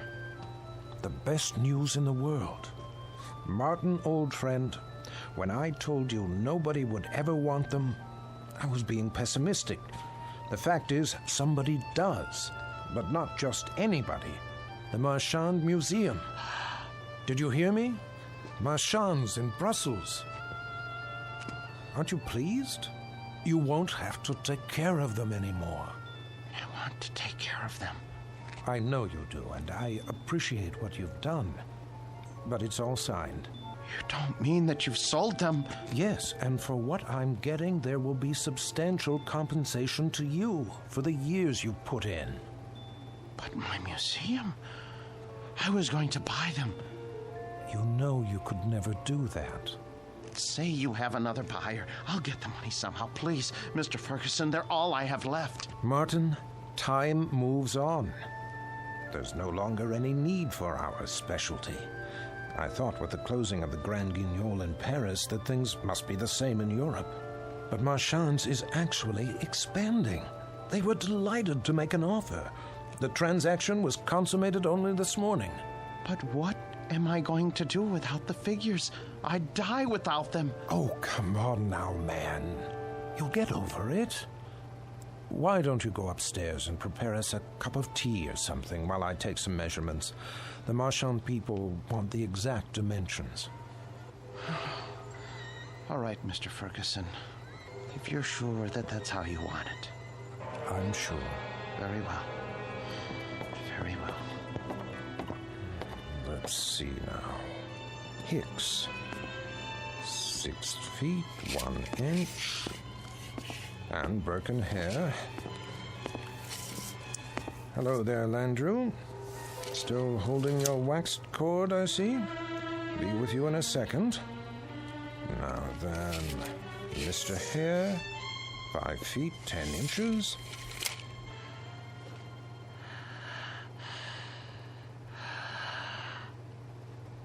What?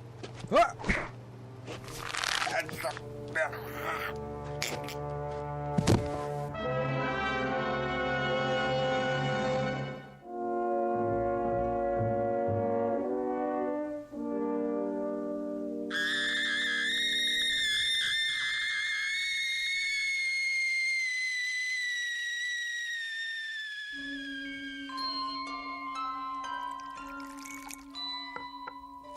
There, 2 cups of tea.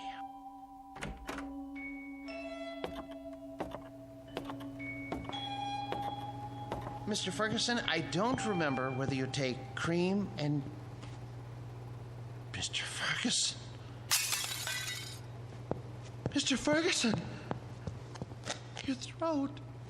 The cord.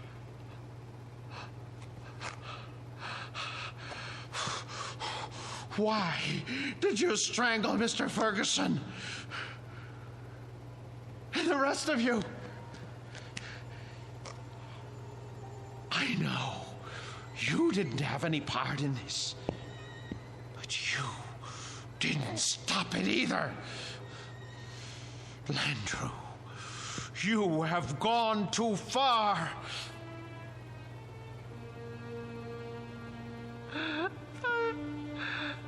I gave all of you my best years.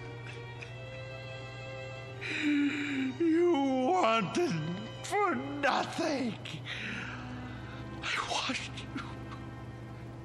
I cleaned your clothes. I waxed your shoes.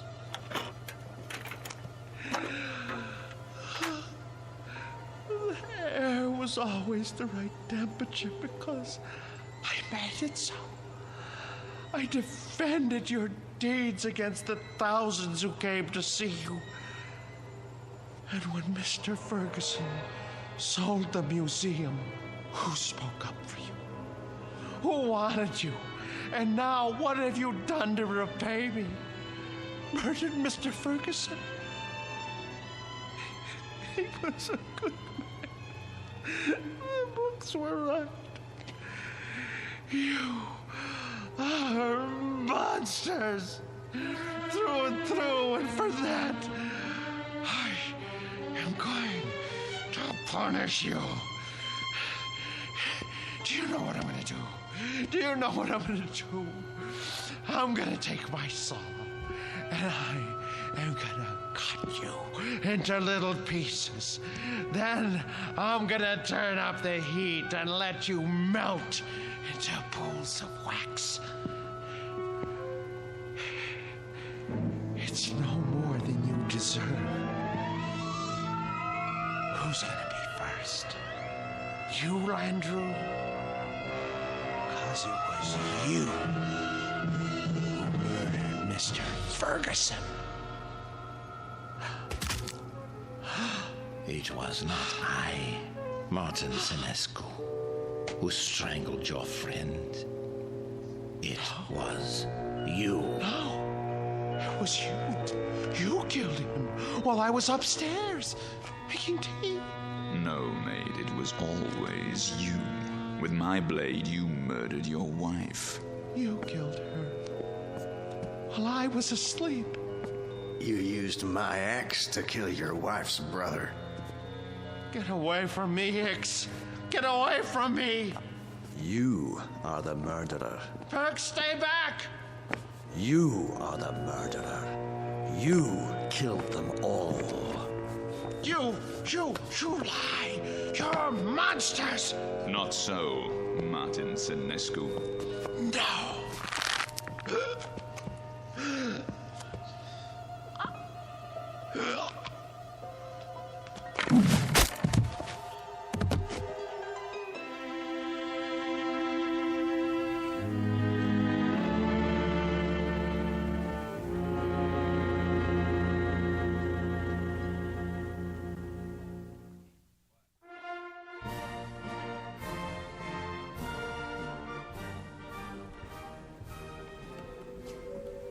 And here is the latest addition to Marchand's Wax Museum, Murderer's Row, complete with its newest cast member, Martin Lombard Senescu, a remarkable and most versatile man. Who knows what thoughts went through his mind as he dug the grave for his wife, Emma, whom he killed with a knife. His brother-in-law, David, whose skull was split with an axe. And his friend and employer for 30 years, Mr. Ernest Ferguson.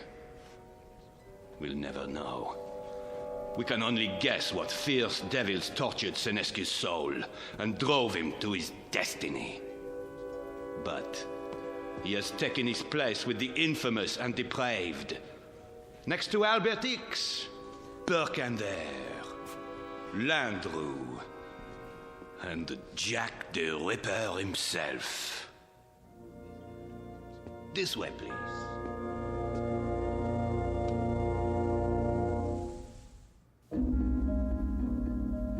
The new exhibit became very popular at Marchand's, an instant hit. But of all the figures modeled so lovingly in wax, none was ever regarded with more dread than an American named Martin Lombard Senescu. There was something about the eyes, people said, dazed, vacant, as if he had seen too much and come to understand it a moment too late. But they shouldn't have been surprised.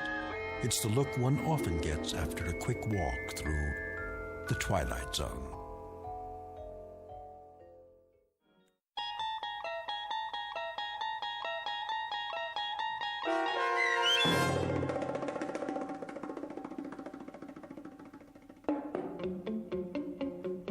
The new exhibit, starring Joby Cerny with Stacy Keach as your narrator, was adapted for radio by Dennis Etchison and Joby Cerny, and written for the Twilight Zone by Jerry Soule and Charles Beaumont. Heard in the cast were Jim McCants, Nancy Baird, Richard Hensel, Nick Sandys, Tom McElroy, Christian Stolte, Damian Arnold, Roderick Peoples, Craig Harris, Martin Aestrom. This copyrighted radio series is produced and directed by Carl Amari for Falcon Picture Group. Sound design and custom Foley effects for The Twilight Zone by Cerny American creatives Bob Benson, Craig Lee, Michael Slaybach, and Matt Sorrow. To learn more about the Twilight Zone radio dramas and to contact us, visit our official website at twilightzoneradio.com.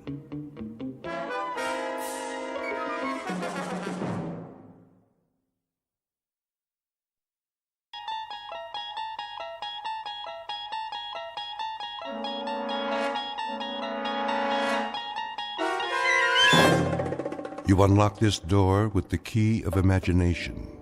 Beyond it is another dimension, a dimension of sound, a dimension of sight, a dimension of mind. You're moving into a land of both shadow and substance, of things and ideas. You've just crossed over into the Twilight Zone.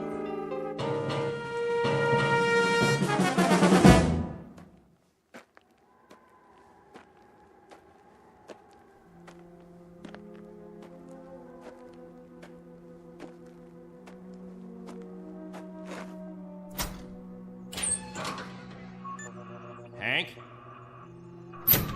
Hank! Oh, morning, Captain.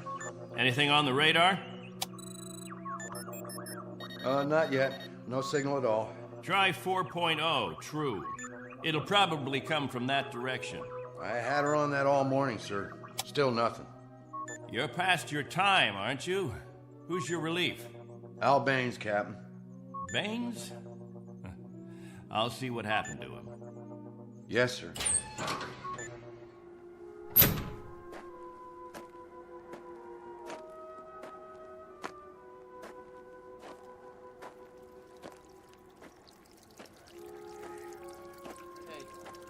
Morning, all. Anything yet? Afraid not. They lost, you figure? There's no telling. Okay if we fill our containers now? Go ahead, as long as the water supply holds out. Be a while till the next batch is ready. Julie, where's your husband? He was sleeping, Captain. Get him, Julie. Is something wrong? There's something wrong. Yes, sir. How does it taste today, Henry? Same as always, hot, flat, and unforgettable. But wet. Suffer it a little bit more. 6 months from now, you'll be drinking chocolate ice cream sodas.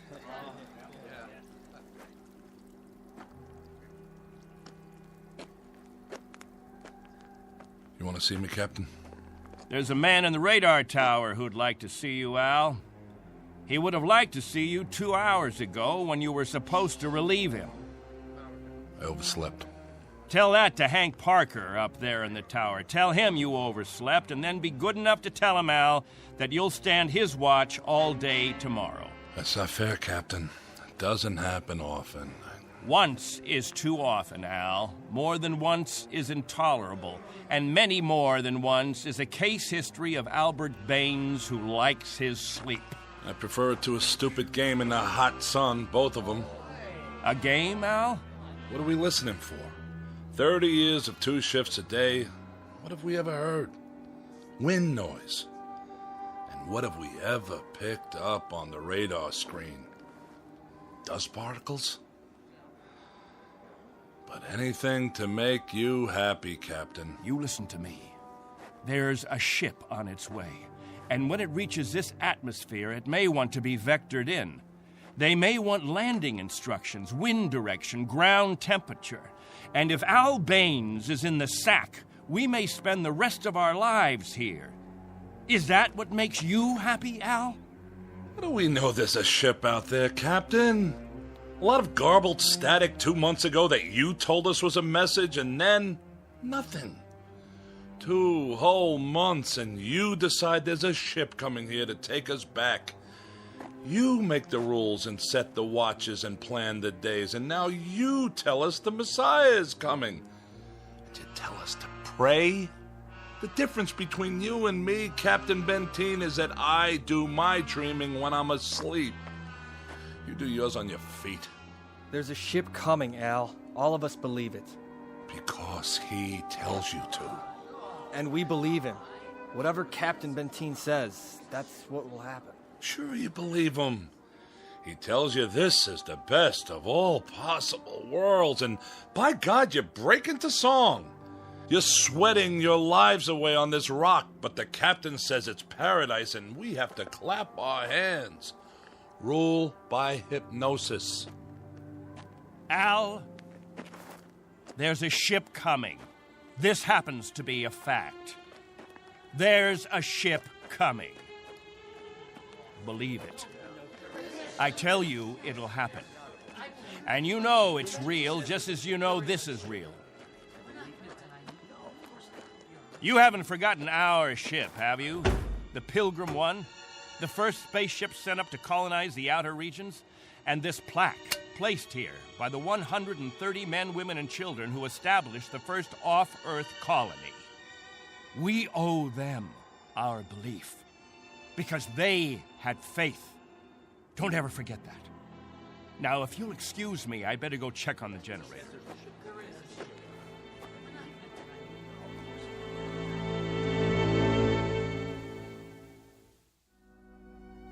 This is William Benteen, who officiates on a small outpost in space.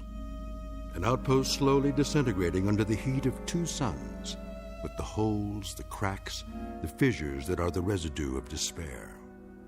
He tries to fill them with faith and to retain a faith of his own. This is a remnant society, a handful of people who left the earth looking for a millennium, a place without war, without jeopardy, without fear. What they found was a lonely, barren place whose only industry was survival. And this is what they have done for decades, survive. Until the memory of the earth, they came from what has become an indistinct and shadowed recollection of another time and another place. 2 months ago, a signal from Earth announced that a ship would be coming to pick them up and take them home. In just a moment, we'll hear more of that ship, more of that home, and what it takes out of mind and body to reach it. Because this outpost is located in the far reaches of the Twilight Zone.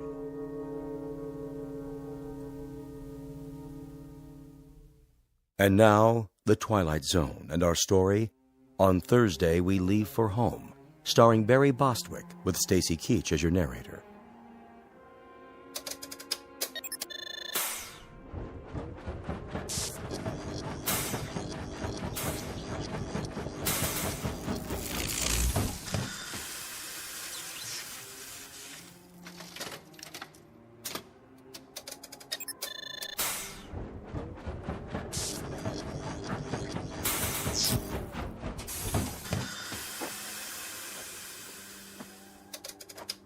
Can't keep the generator running, sir. No wonder. Look at these wires. They're rotten. That's all we got, Captain. No backup? This is it. Any insulation? That's all gone, too. We used it on the converter belts. Well, we have to get the current running somehow. If that refrigeration unit stays off, the temperature in the underground rooms will go up 50 degrees. Well, we could stop the saltwater converter for a day or so, switch the parts. Then we'll have to do that. Tell the people to fill up all the jugs they have. We'll be shutting off the water in 6 hours. Yes, sir. Captain, what about the ship? It's on the way. We know that much. Then everything will be different. When we get back, the things that are old and worn out, we'll throw them away. Just throw them away. Captain Benteen. What? The main square. Come quick.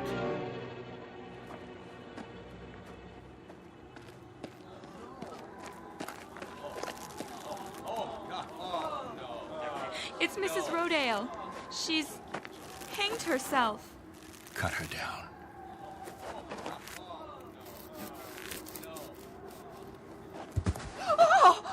Mommy, what happened?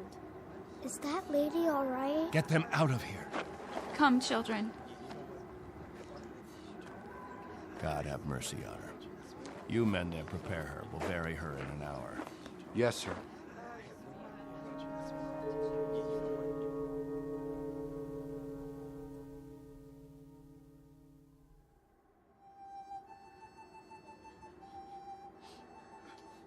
We now consign to this planet the remains of Mary Rodale. We ask God in His infinite mercy to give her the serenity and joy that she sought while she was with us. And we ask His forgiveness for her sin. Amen. We ask that this good woman be allowed to rejoin her beloved husband who preceded her in death 11 years ago. Bid your farewells now. Forgive her, Lord. Have mercy on her, Lord, for what she's done. A terrible thing. She didn't know what she was doing. She knew what she was doing. Better and clearer than the rest of us. This is a funeral, Al. The 9th funeral in the last 6 months. Nobody talks about it. We just let it go by. But there have been 9 people who thought that maybe heaven is a place where they can get a drink of water without salt in it, where they'll be able to breathe air without choking on the heat of it. If you want to talk blasphemy, Al, take it away from here. I'm talking truth, Captain Benteen. I'm saying that this woman and the others, they took their own lives because living became intolerable. And I say that dying was their right.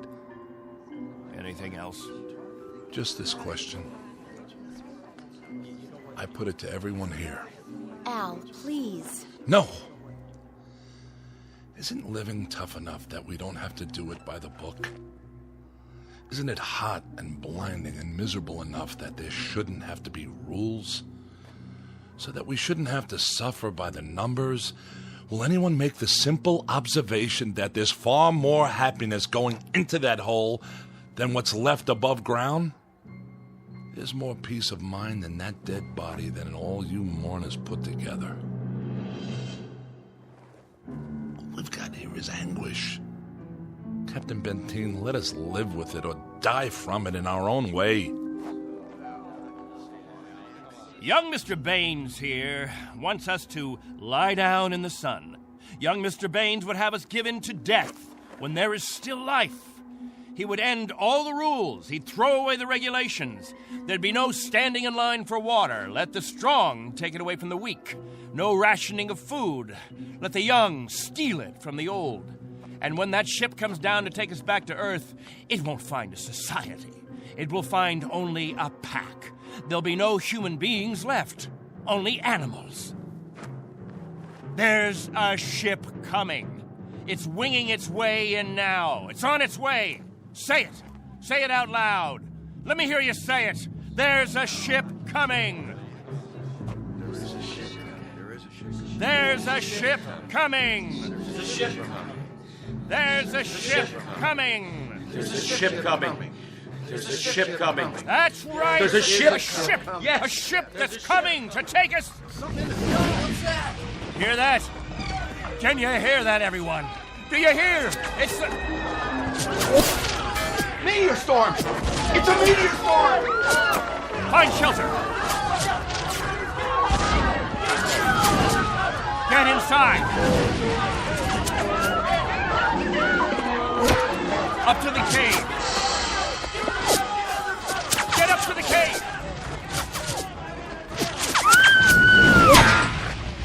Julie! It's Julie. She's bleeding. Quickly, we have to move. I can't. Something hit my arm. I think it's broken. Stand aside, I'll carry it.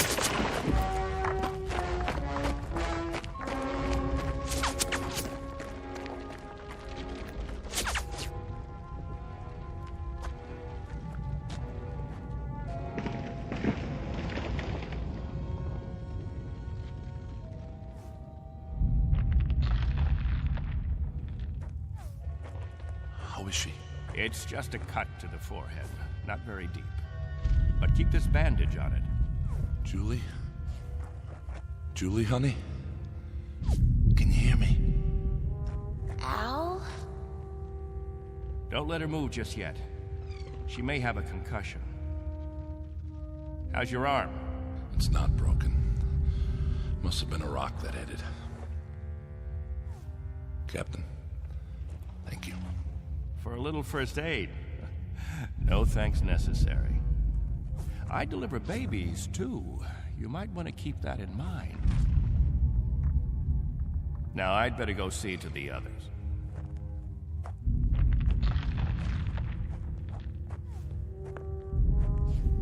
Will it go on much longer, Captain? I wish I knew. It sounds like it's spending itself. I've seen meteor storms before, Captain, but nothing this size. What about the damage, Henry? 2 underground cells destroyed. At least, that's what it looked like from out front. Everybody accounted for? I think we're all here, Captain. I've checked. Nobody's missing. Thank God. Everyone try to stay calm. The worst of it is over.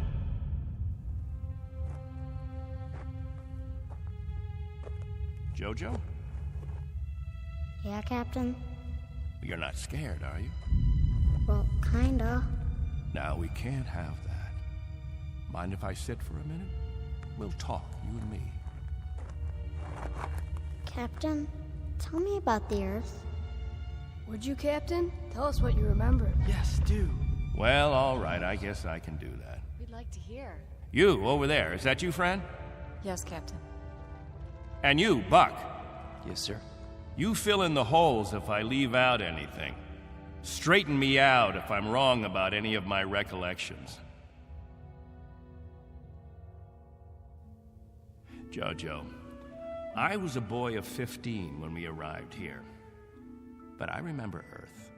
I remember it as a place of color. I remember that in the autumn, the leaves changed. They turned different colors, red, gold, orange. And I remember streams of water that flowed down hillsides, and the water was sparkling and clear. And I remember clouds in the sky, white, billowy things that floated like great, majestic ships. They looked like sails. What are sails? Don't you know what sails were? In ancient times, that's how ships moved across the water. There was so much water. The men unfurled large sheets of canvas against the wind, and it was the wind that moved them. And I can remember night skies. Night. Endless black velvet with stars. And sometimes a moon that seemed to hang there as big as the face of an old man, looking down on us all. Captain, what's night? Why, that was the quiet time, Jojo. Night was when the earth went to sleep. It was the cover it pulled over itself. Not like here, with two suns always shining, always burning. It was a darkness that felt like a cool hand brushing over tired eyes. And there was snow on winter nights, gossamer things that drifted down and turned the earth all white. And we could build snowmen the next morning and see our breath in the air. And it was good then. It was right. So, why did you leave there? Oh, we thought we could find another Earth, Jojo. Then we found this. We thought we could escape war. We thought we could build an even better place. And it took us 20 years to find out that we had left our home 1 billion miles away, only to be stranded, like visitors, transients, that no roots could take hold in this ground. But it was too late. So we spend the next 30 years watching a clock and a calendar and waiting. But we can't wait any longer. Not a day, not an hour. We have to get back home. There's no more time. I'll go outside and survey the damage.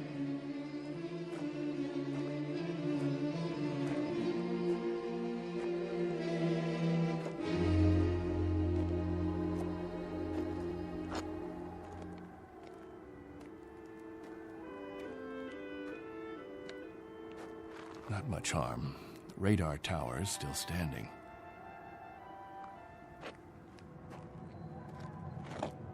What?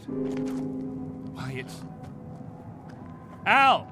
Al Baines, do you hear that noise? All of you, come out here. Do you hear it? What is that?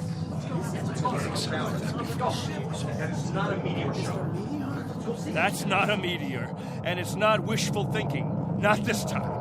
Those are rocket engines. I remember the sound of it. That's the ship. The ship has come at last.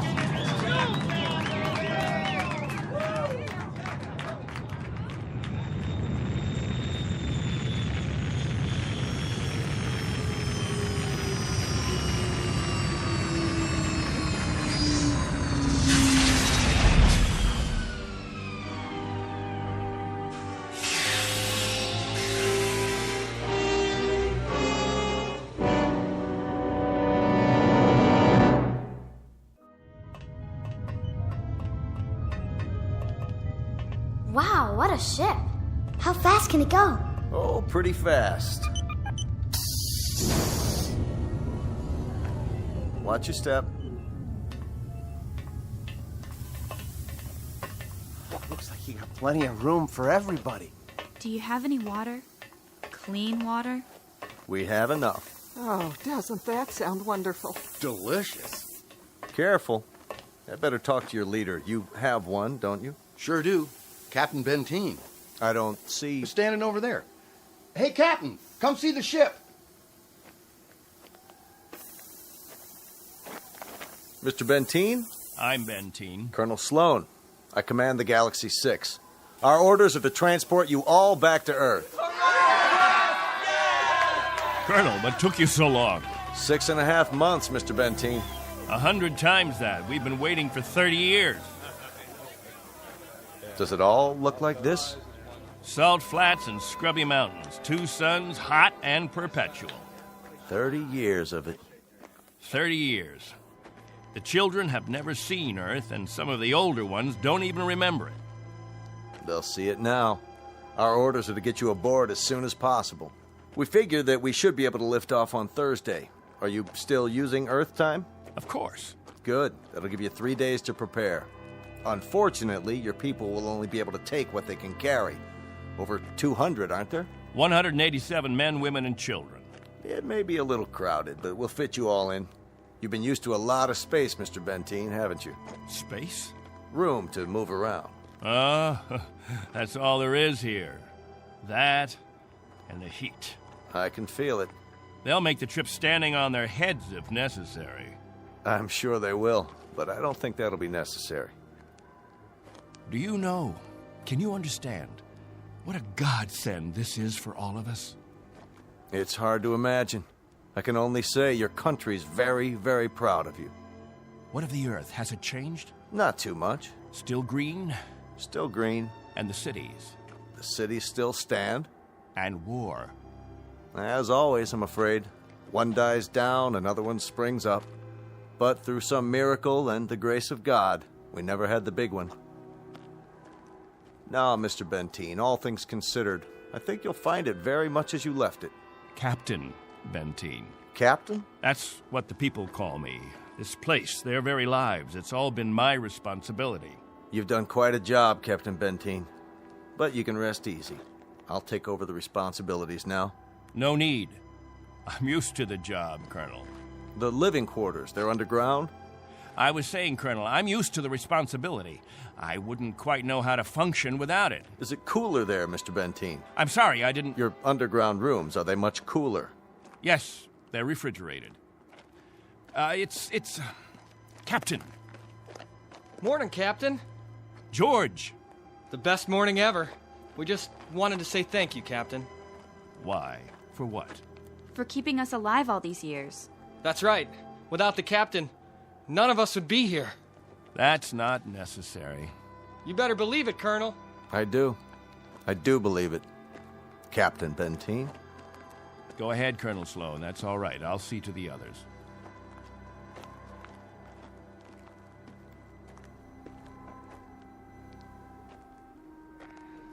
You know, I don't need this. I'm not going to take this. Hi, Captain. Julie, where's your bandage? Oh, I don't need it anymore. But we put one around your head so the cut would heal. What's this? Isn't it incredible? It's called a medicinal patch. You wear it for 24 hours. It accelerates the growth of new skin. Look at her forehead, Captain. You can hardly see the scratch. Better put the sling back on your arm, Al. I don't need a sling. Just this metal band. It's magnesium. Colonel Sloan said my arm would be perfect by the end of the week. Well, I seem to have had my practice taken away from me. But while we're here, I'd use that sling. I'll bet I've fixed about 500 broken wings in my time, and the only way to be sure it heals properly is to keep the limb immobile. Where's Colonel Sloan? I want to ask him what to pack.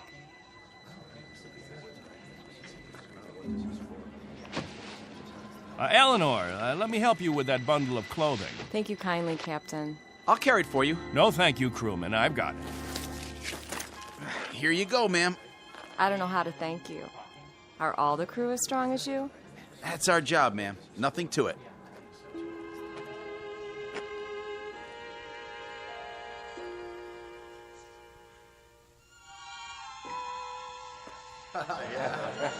Hello there, Captain. Will. I'm so excited. How much longer? Not long. Be patient. May I have your attention, everyone?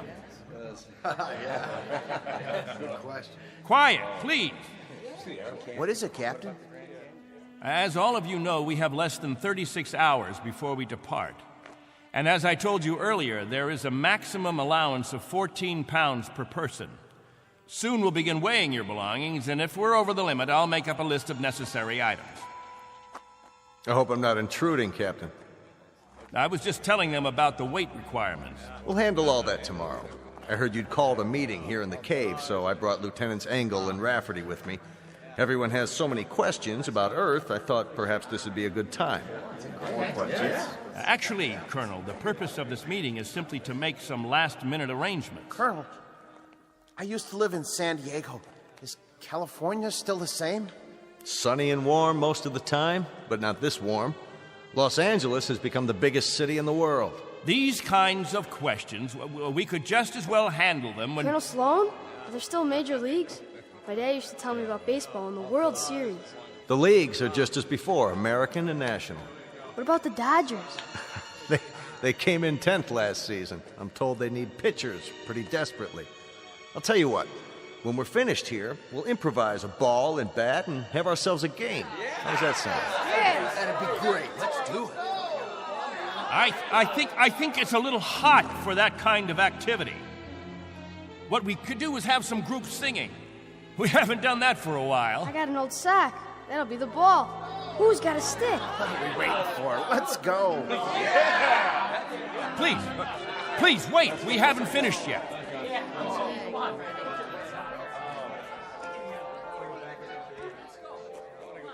Jojo, I haven't told you a story in a long time. How would you like to hear a story about... What have you got there? This is what they call candy. One of the spacemen gave it to me. It tastes... Sweet, Jojo. It tastes sweet. Yeah, sweet, Captain. Want a bite? Oh, thank you, Jojo. Back on Earth, we can get all we want. Something, Captain? I'm not sure. I'm not at all sure. You've promised them all candy. You've made it sound as if that was what the Earth is made of. Sugar and spice and everything nice. Maybe they ought to be told the truth.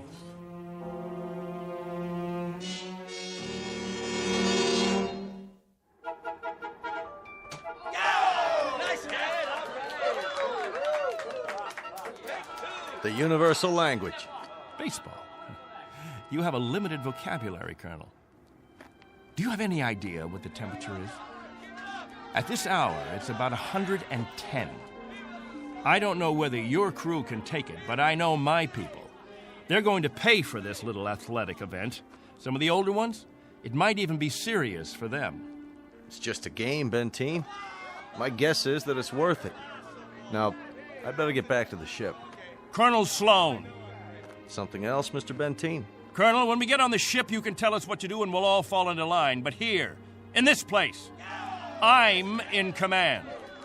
I'm not trying to usurp authority, Mr. Benteen, but I really don't see what harm a little game... It's still Captain Benteen. For now. Galaxy crewmen, back to the ship. That's an order. Oh, come on. It's time for rest now. All of you go back to your homes. I'll announce when the new day will start. I don't know. I guess it's suddenly illegal to have fun. You happy now, Captain? I was never unhappy, Colonel. I just happen to know what's right and what's wrong. I ask you to keep your crew in the ship during the rest time. I don't want my people distracted. You rule with a heavy fist. If it were 1 ounce lighter, no one would have survived. I've held these people together by will. They'd have died, Colonel, without someone they could hold on to. They'd have withered away. Not anymore, Captain. Relax. That's a luxury I've never been able to afford, Colonel. I've never been able to marry, to think only of myself, because of them. I've been a father figure, a governor, a confessor. I've been all those things. And if I hadn't been, there'd be no life here. These are my people. Understand? My people.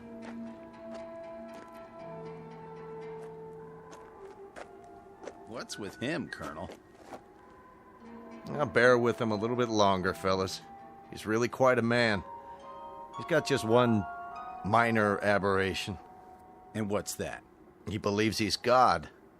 As far as he's concerned, we're booting him out of heaven.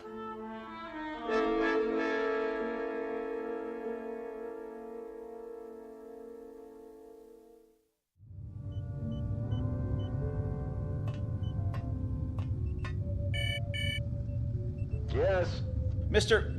Captain Benteen is here, sir. Show him in. Very well, sir. Come in, Captain. Sorry my quarters are a bit cramped. Please, sit down. Colonel Sloan, this is a list of all passengers with their approximate weight and the weight of their belongings after each name. The scale we have is pretty beat up. My guess is that it underweighs by about 4 or 5 pounds. Fine. All I wanted was an approximation. We'll weigh them in on our own equipment before blast off. This is Wednesday, 12 midnight? I keep getting confused with the constant light. When do the people get up? About 2 Earth time. The hours from 7 until 1:45 are the hottest. That's when we try to stay indoors. Then we have our meetings at the cave about 2 hours afterwards. We've had to improvise our own schedule. You've improvised very well, Captain. I looked at the saltwater converter, your electro plant, the sun shields you put up over the crops. Very inventive. Necessity hasn't been the mother of invention here. It's been the father and the whole family. Well, you'll be able to give way to progress now. Though I wonder if all of it'll be to your liking. The way you'll be lionized when you get back to Earth. You're referred to in the press as the Lost Pioneers. They're gonna make quite a thing of you when we land. Oh? Wherever any of your people settle, there'll be keys to the cities, brass bands. I expect they'll scatter all over the U.S. The government's had inquiries by, well, it must be thousands of relatives. My guess is that they'll just about have time to look into a television camera and then get whisked off. Well, they won't be scattered, Colonel. They'll go as a group. We'll find a place where we can settle, and that's where we'll stay. I'm talking about when we get back to Earth, Captain. That's what I'm talking about. They won't be splitting up. Not my people. Captain, as a point of interest, did you ever ask them? Ask them what? Whether they'd want to stay together. That would be a ridiculous question, like asking a child if he wants some more ice cream. They're children, you see, Colonel. Oh, chronologically, they range from 6 months to 60-odd years, but socially, psychologically, they're children. I've kept them alive and functioning all this time. Once we're back on Earth, I'll simply continue the process. Captain Benteen, have you told them that? Have you told them that after 30 years of waiting, 30 years of living in a compound, they're going to travel 1 billion miles just to walk into another one? Have you? There's no need. They wouldn't have it any other way. To leave them to their own devices, that would be an act of cruelty. Captain, do me one favor. Just ask them.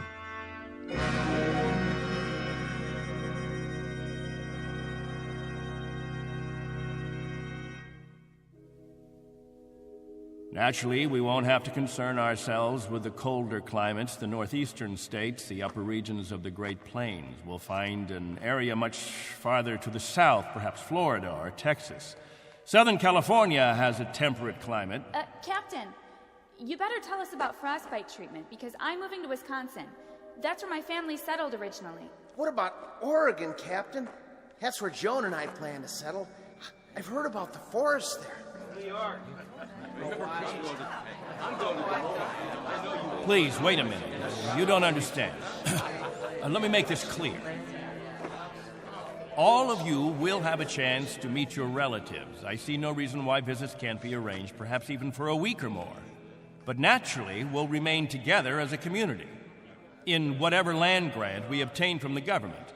or whatever given area we can arrange. I can assure you of one thing, and I hope put all your fears to rest. I'll remain as your guide, your consultant. And I guarantee that no one will lack for my help or my advice. Captain, Julie and I were thinking of farming. Why, that's a fine idea, Al. We'll farm just as we have farmed, but much more easily. The rainfall back on Earth is so plentiful. And as I told you, there's only one sun, so you won't have to shield the crops. Of course we'll farm. Certainly, we'll farm. Julie's got relatives in the state of Washington. You couldn't take the cold. None of you could. But I guarantee that wherever we settle, the farming will be good. I'll see to that. What's the matter? Don't you understand? We don't plan to stay together. You don't understand, Al. You've never understood much of anything. If we split up, I seriously doubt that we'd survive. Al, explain it to him. Go on. We'll survive, Captain. If anyone wants to stay together, that'll be their right. But if they want to go their own way, that'll be their right too. Am I wrong, Colonel? You're not wrong. We're to take you back as a group. Once on Earth, you can do as you please. Colonel, let us settle our differences in our own way. There are no differences, Captain. There are differences. There are. Changes that have taken place on Earth. Things we aren't prepared for. Oh, the Colonel has made it sound like a big holiday. The good life just plucked off a tree. Well, friends, I don't want any of you disillusioned. Wherever men live, they grub, they scrabble. They have to dig to stay alive. It's a fact. But together, that's the word, together. We've got to stay together. Think of that word now. Let's say it out loud. Everybody, now. Together. Together. Together. Together. Together. Looks like the congregation isn't with you anymore, Captain. What's the matter with all of you people? Wait.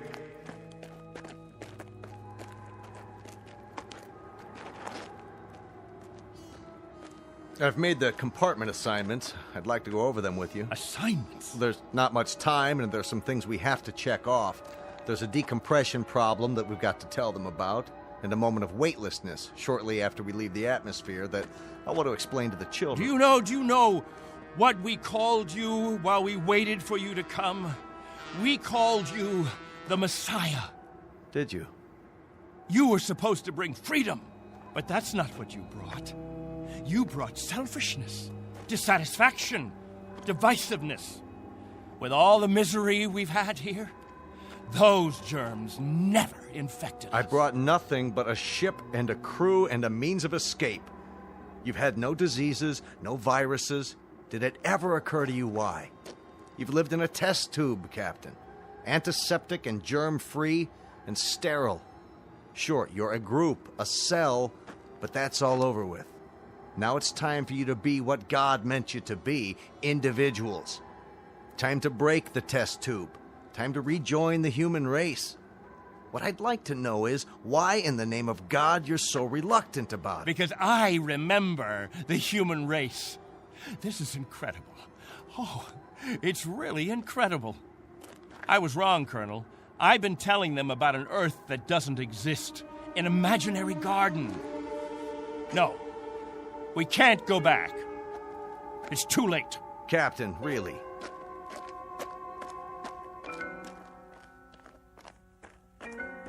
Everybody, gather around. I've got something to tell you. Listen to me, all of you. I want to tell you all. Listen to me, all of you. I want to tell you about the real Earth. Captain, are you all right? Let's talk about the diseases. What? The viruses, the cancers, the floods and the freezing, the wetness and the cold. And there are other miseries, worse than anything we've experienced. Hatred, jealousy, violence. Listen to me. It's an Earth we don't know. We can't leave here. We'd be committing suicide. We'd die of things we've never been exposed to before. We'd die of the loneliness that animals get in a zoo. Because we don't belong. We don't belong to his kind. Do you understand me? We don't belong there. Captain Benteen, why don't you let your children vote on it? Only if they know what's waiting for them. Only if they understand that Earth isn't any garden. It's never been, and it never will be. That's fair enough. I'll tell you what Earth is. The same as it's always been. It's a race struggling to survive, just as you have survived. Captain Benteen is right when he tells you that it isn't all a place of beauty. There may still be wars and prejudice and strife. I suppose there will always be jealous men and angry men and unforgiving men. But it has one thing you don't have. Every man is his own master. There won't be anyone telling you when to eat and when to sleep and when to meet, what to sing and how to play. Instead of heat, you may feel cold, and instead of thirst, you may feel hunger. But you'll be men and women. You won't be sheep. You won't be a kindergarten. And when you pray to God, his name won't be Benteen.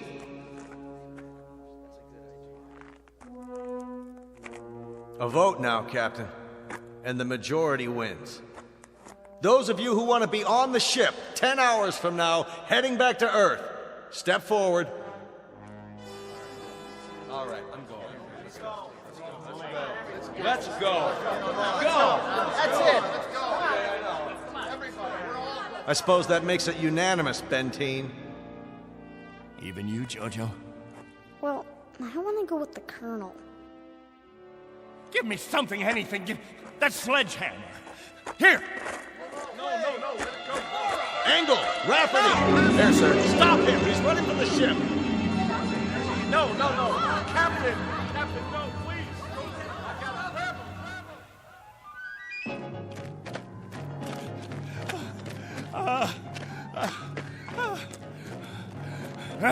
We'll see how far you get. Without a tail fin. Put it down!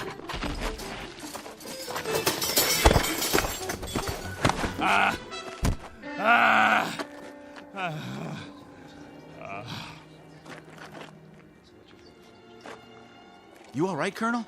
I'm fine. What about the ship? Just a couple of dents, nothing serious. Lucky you stopped them when you did. Captain Benteen, let go. For everyone's sake, loosen your grip and let go. God help you. God help you all. Tomorrow you think you're getting on a ship headed for paradise. What you don't realize is you're heading for hell. What about you? I'll stay here. That's right. This is my home. This is where I belong. This is where you belong. You just don't have the brains or the guts or the sense to know it. This ship leaves at 0800 tomorrow. If you're not on board... I want no special privileges, Colonel Slow. No special treatment. If you're to blast off at 8, you blast off at 8. As for the rest of you, you can go on the ship or you can remain here with me. I'll be at the cave. Any who want to remain can meet me there.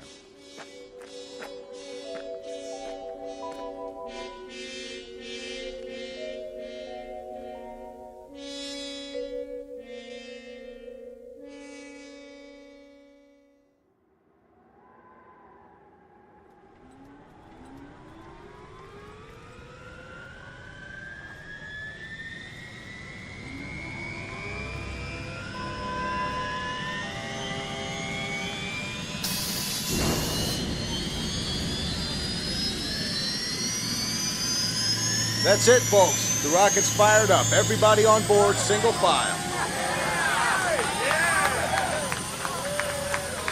What about the captain? I'll give it one last try. Lieutenant Engel, see to the passengers. I'll be right back. Yes, sir. Where are you going, sir? To the cave.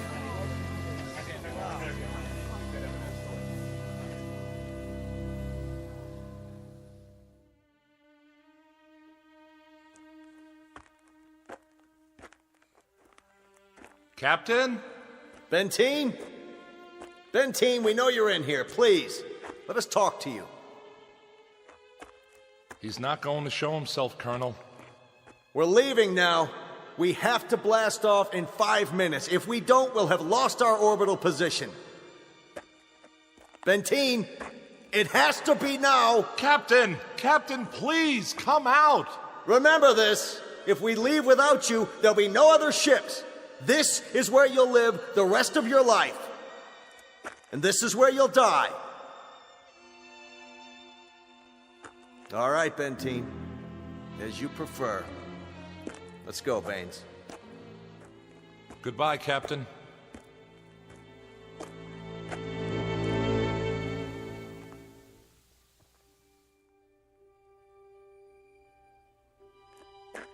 Hello, friends, all together at the meeting place. Any new business today? No? Jojo, I'll bet you want to hear about Earth. About the rivers and the seas, the blue skies, or the night, the stars and the moon. Which do you want to hear about this time? There's color on Earth, the change of seasons. And the wind brings the smell of the ground, the plants, the seeds, the roots, flower petals, sap from the trees, and the smell of the weather, the rain or the mist or the fog. And on the earth, there's green, the color green, the feeling green. There's something fresh about it, something living. Earth. It's called Earth. Don't leave me. Please. Oh, don't leave me.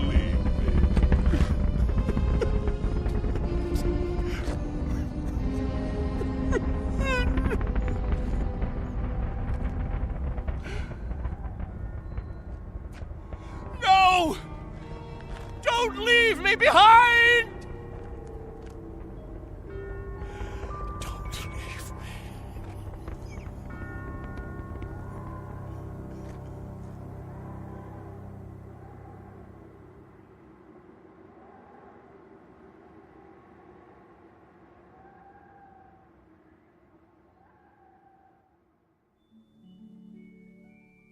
A man named Benteen, sometimes known as Captain, who had certain prerogatives. He could lead, judge, legislate, even dictate. It became a habit, and finally, a necessity. William Benteen, once a god, now a population of one, on a distant outpost in the Twilight Zone.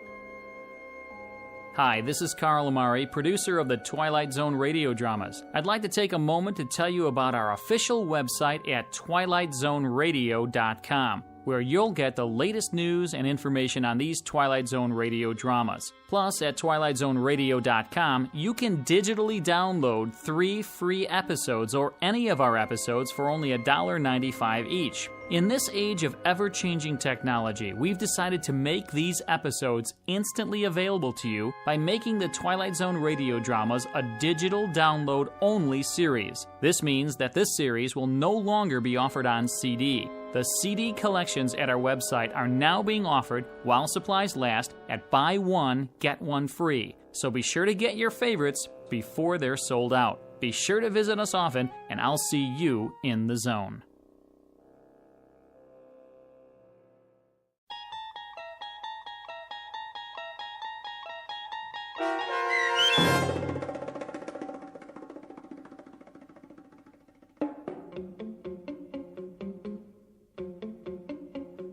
On Thursday, We Leave for Home, starring Barry Bostwick with Stacy Keach as your narrator, was adapted for radio by Dennis Etchison and written for The Twilight Zone by Rod Serling.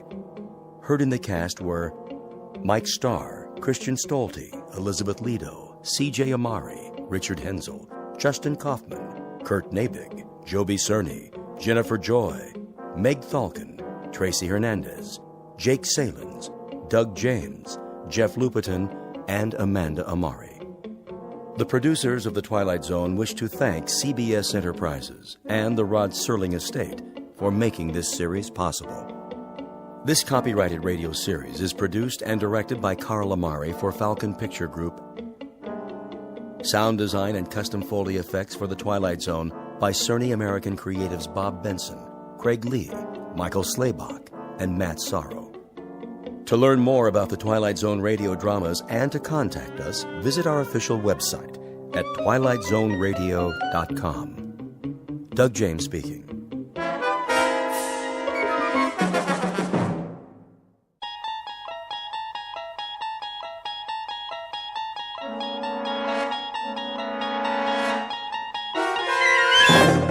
You're traveling through another dimension.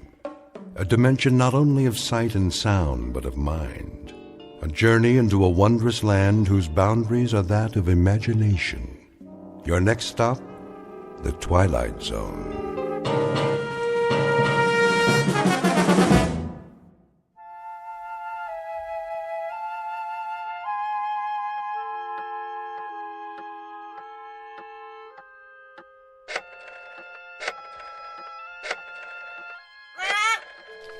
Yes, Pete, here's a nut for you. Now, don't bother me, if you please. I have work to do.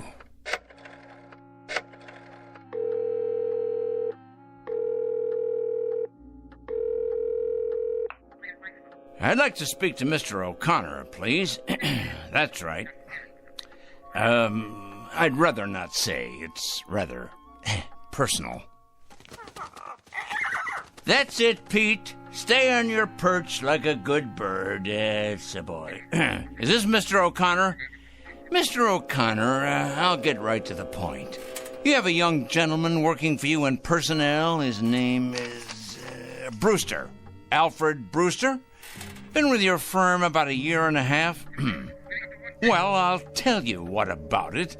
The man is a communist. That's correct, a communist, with certain terrorist affiliations as well.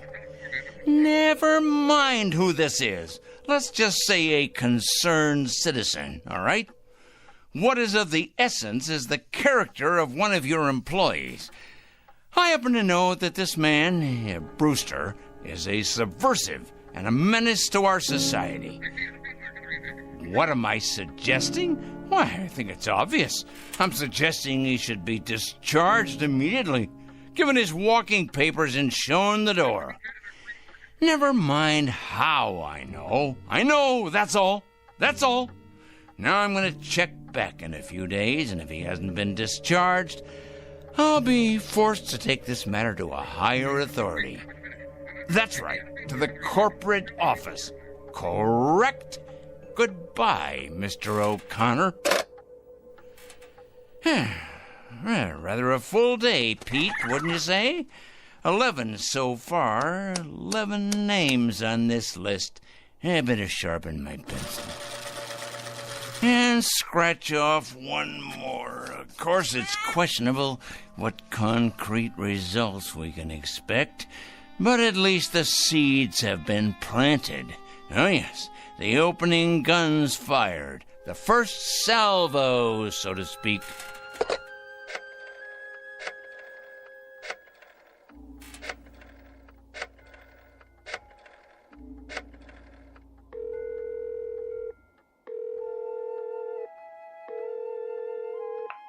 Hello, Board of Education? Well, please connect me. Yes, I'd like to speak with the Superintendent of Schools, please. It's a personal call. No, I'm not at liberty to give my name. That's right. It's urgent.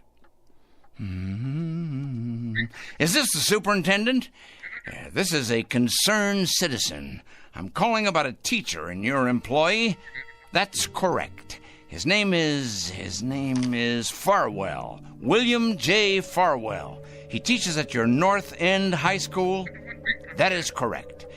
The man is morally objectionable. He's a drinker, a carouser, And I have it on good authority that his relationships with students are questionable at best. The man should be investigated immediately. Oh, yes. Never mind who this is. I happen to be giving you facts, and that is what is at issue here. Well, you best check on him. You most certainly should, and without delay. Quite right. Here you are, Pete. There you go. That's a good bird. You know, I'm rather tired. It's been quite a full day. You don't realize just how tired you can get during a campaign. But a dedicated man isn't concerned with physical discomfort or fatigue or anything else for that matter. No, a truly dedicated person is interested only in victory, in the conquest of morality over the forces of immorality.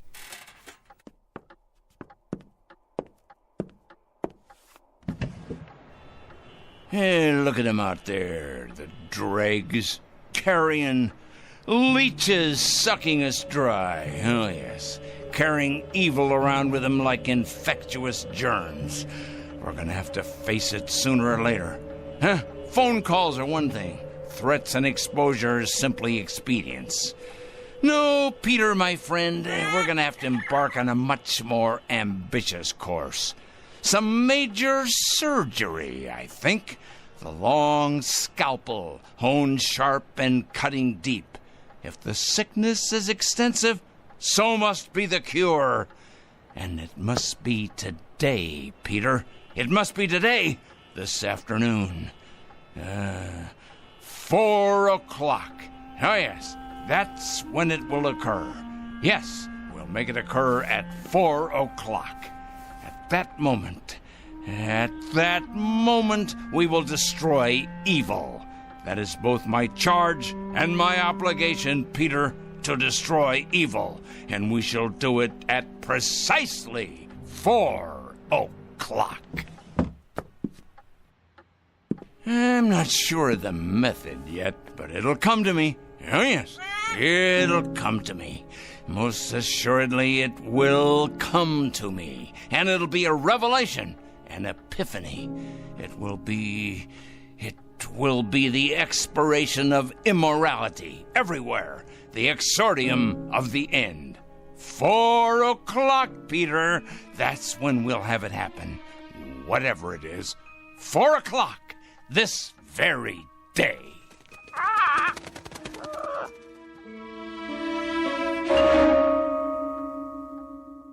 This is Mr. Oliver Crangle, a dealer in petulance and poison, a self-appointed, self-designated, self-ordained vigilante whose jaundiced eyes peer out at an unholy world and find it undeserving of anything but judgment and punishment.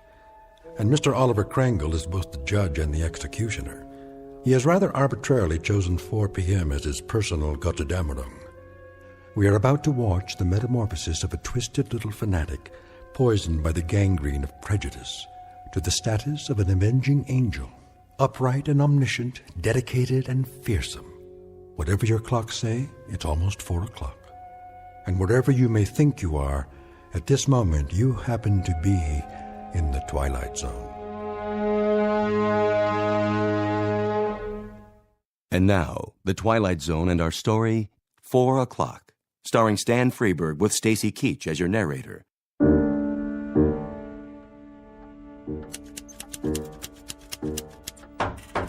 Yes? Mr. Crangle? What is it? Well, there's a special delivery for you. Just a minute.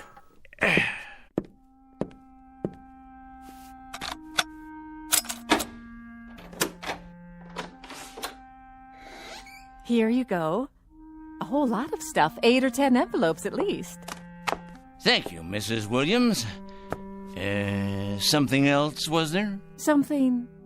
Oh, no, nothing else. Then in that case, why do you stand there trying to read the contents of these envelopes as if you were an X-ray machine, Me?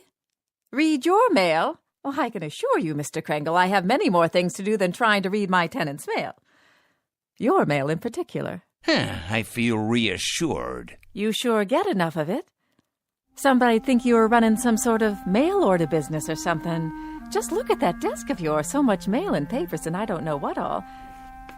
What is your business, Mr. Kringle? What I do is none of your concern. I pay my rent on time, and I keep to myself. A respect for privacy you should learn, Mrs. Williams. Well, I never... You never? That's good to know. Now, have you any more comments to air? Because if not, I would greatly appreciate your leaving me alone. I have a great deal of work to do. I believe that. The question is, what kind of work? You should believe it. You may thank me one day, Mrs. Williams. Oh, yeah, you and everyone else. Assuming you're still around, and assuming you retain the capacity to feel appreciation. What's that supposed to mean? Assuming I'll be around. Are you threatening me or something, Mr. Kringle? Threatening you, Mrs. Williams? I don't threaten people, my dear lady. I compile files on them. I compile them, and I analyze them, and I investigate them. And then I categorize them, and I judge them. Oh, yes. If they're impure, they must be punished. If, on the other hand, they are simply misled or naive or unsophisticated, I point them to the right way. I lead them by the hand, Mrs. Williams. I show them the proper course, the path to redemption. Is that... what I mean is that what you do for a living? Indeed. In short, I check evil, Mrs. Williams, and I eradicate it, inoculate it, wipe it clean, and sponge it away. And you know where these evil people are? I most certainly do, Mrs. Williams. Can you give me an example?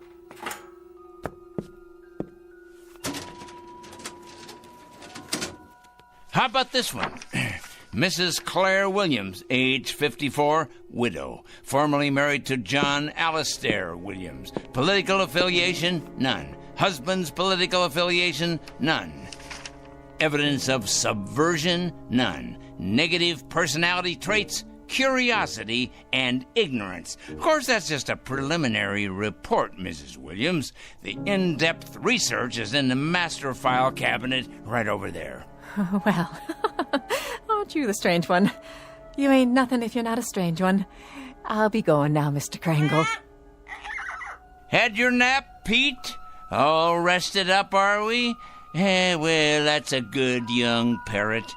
It's going to be an exciting afternoon, Pete. Big things are going to happen at 4 o'clock. Yes, they are indeed. 4 o'clock?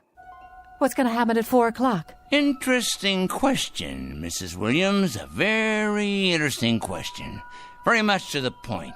What's going to happen indeed? At 4 o'clock, we're going to expose evil, strip it bare, push it out into the light, dissect it, pinpoint it, and eliminate it. You are? Exorcise it, denude it, confute it, destroy it. Oh, now, careful, Mr. Kringle. You've gone and broken your lamp. What? Oh, the lamp. I see. Sorry. Well, no matter. Would you like me to clean that up for you? No, I'm quite capable of cleaning up after myself, madam. That's one thing I'm very good at, cleaning. Something else, was there, Mrs. Williams? No, I don't believe so. If it's all the same to you, I'll be on my way.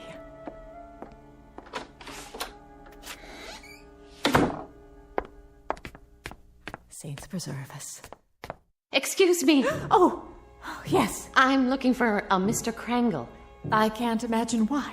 I was told he lives in this building. Oh, he lives here, all right. There ain't no doubt about that. With a vengeance, he lives here right there at the top of the next landing. But if you ask me, young woman, you won't be going in there without police protection. Is that right? If you ask me, the man has a leak in his attic a mile wide. I ain't sure anymore that he's safe to have around.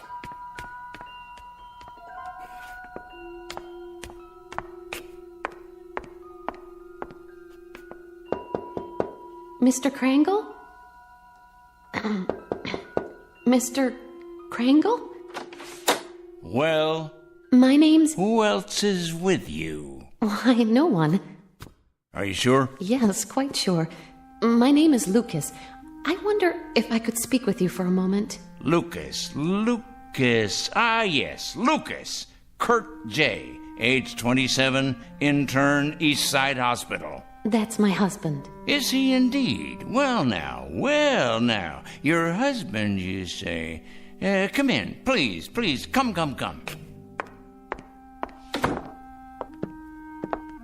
Have a seat, by all means. Thank you.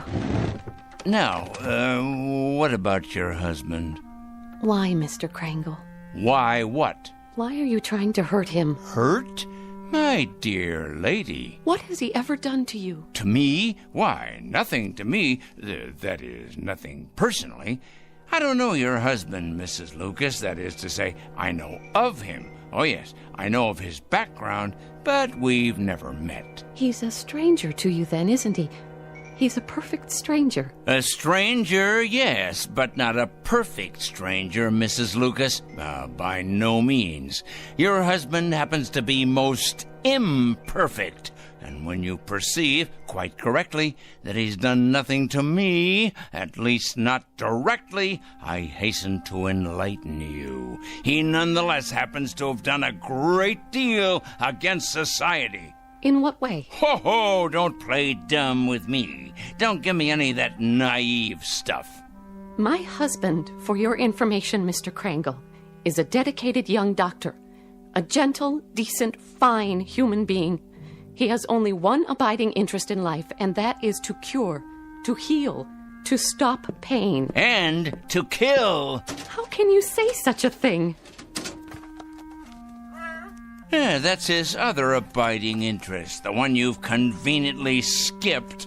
L-U-C, Lucas. Here we go. I know his file well.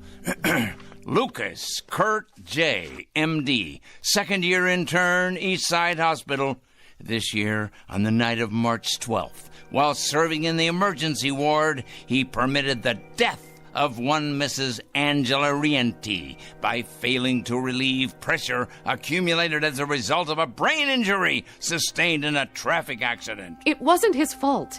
It was too late. That's his only crime. He wasn't able to treat her because he was responsible for half the ward that night. And by the time he got to the woman, she was already dead. That's your interpretation? It's not an interpretation. It's a fact. It's exactly the way it happened. By the time he got to her, by the time she was put into his care, she'd already died. He should have gotten to her earlier. How could he? Do you know how many lives he saved that night? How many people he saves every day, every week? He did nothing to her. That's about the size of it, Mrs. Lucas. Miserable dereliction of duty, resulting in the untimely death of a woman who by rights should be alive today. These facts came to my attention, and I simply called them to the attention of the hospital supervisor, an institution, by the way, which I help to support through taxes. By what right? I must ask you, Mr. Krangle, excuse me, but by what right do you presume to pass judgment on my husband? You're not even a medical man. Why, you weren't even there that night. You don't know anything about it. And yet you write your letters to the hospital, dozens of nasty letters accusing my husband of being a murderer. Why, you wretched, small-minded... Enough, Mrs. Lucas. That will be quite enough. I've suffered your presence here, but I'm not required to tolerate your abusiveness, although I don't wonder you're the type of woman you are. Oh, and what type is that? You're obviously greatly attracted to your husband, and there's no secret that birds of a feather, well, you know the rest. I think I catch your implication, Mr. Krangle, and you're over the line. Way over the line. You're as cracked as that lamp of yours. Tell me, has the hospital discharged your husband yet? Discharged? That's right. Let him go. cashiered him out, eradicated him from the payroll, given him the sack. I've been expecting it momentarily. They have not, Mr. Krangle. They have done no such thing. It'd take more than a letter-writing campaign from a crank like you to make that happen. Your husband is an evil man. He is no such thing. And I will not put up with evil in any form. And I will not stand by and allow an injustice like this. Of all the presumptuous, wrong-headed... I'm sorry, Mrs. Lucas. I haven't any more time. Why, look at the hour. It's 3 o'clock already. I got things to do. Many more important things to do, thank you. Today's mail, for instance. You'd probably be interested in these. They're cases not unlike your husband's. Communists, subversives, thieves, harlots, but all made out of the same metal. Evil, Mrs. Lucas. All of them evil. And I will not countenance evil. I am absolutely incapable of countenancing it. You're probably unaware of it, Mr. Krangle, but my husband is a very sensitive man. Oh, please, spare me.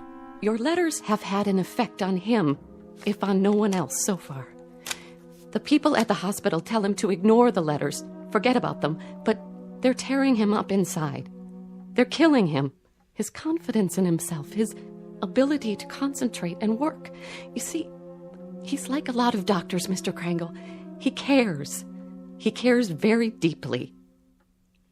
So, you see, you really have been quite successful after all.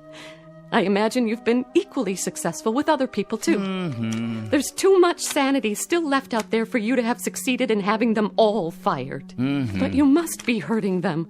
Those men and women, hurting them desperately, as you've hurt my husband. So you've really accomplished a great deal.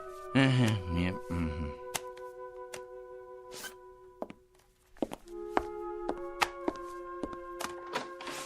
Tell me, Mr. Krangle, if you can, that is. Why? What's that? Why do you do it?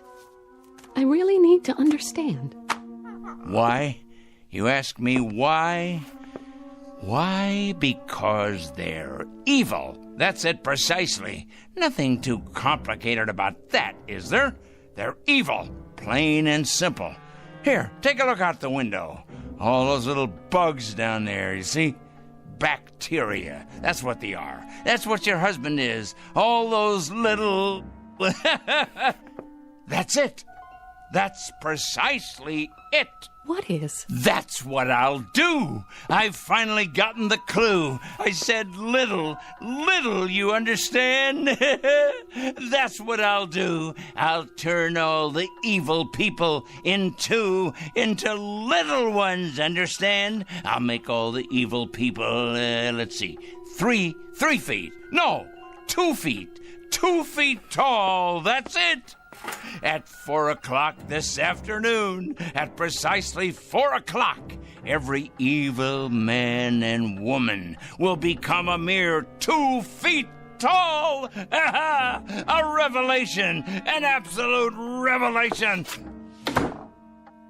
Peter, my lad, did you hear what I come up with? Did you? That's it.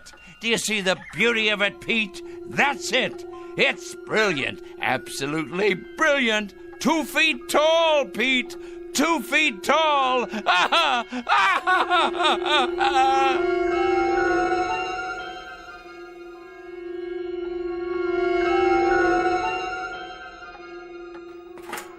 At 4 o'clock this afternoon, I'm going to turn all the evil people, the wicked, morally stunted troublemakers everywhere, into tiny little freaks for all the world to see. I'll make them all 2 feet tall. 2 feet tall, I say. Yes, it'll be better than if they wore badges on their clothing. Impossible for them to hide the purest form of poetic justice. Evil will be made an object of universal scorn, laughter, humiliation. Yes, you're not. You're hungry, aren't you, Pete? Here you go, boy. I won myself. We must be strong, the two of us. Strong for what's about to happen.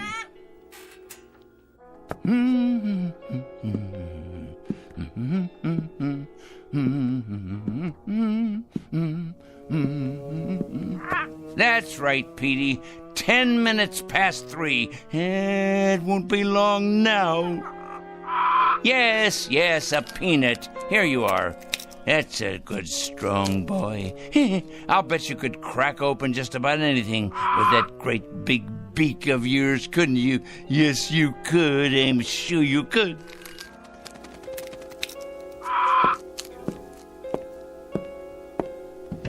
Look at them down there, all those wicked little people. They don't know just how little yet. No, of course not. But they will. They will. It's their day of judgment. Oh, yes. Time to finish our preparations, Pete. There's much to do. Less than 50 minutes left now. Must be sure all our pencils are sharp. We have a great many names to cross off the list. Cross off the list. Soon now. Very soon. Yes. Oliver Kringle? Come in. Yes, I'm Oliver Kringle. I'm the one who called. Yes, sir. Agent Luther Hall, Mr. Kringle, Federal Bureau of Investigation. Our office received a call. Indeed, yes. I placed the call and asked you to come. I felt it was my civic duty. Can I get you a cup of coffee or something? No, thank you. Now, Mr. Kringle, you told the office that you had some sort of list, proof of criminal activity, and that today would be a day of reckoning. What exactly did you mean by it? Sit down, please. Yes, there's plenty of time.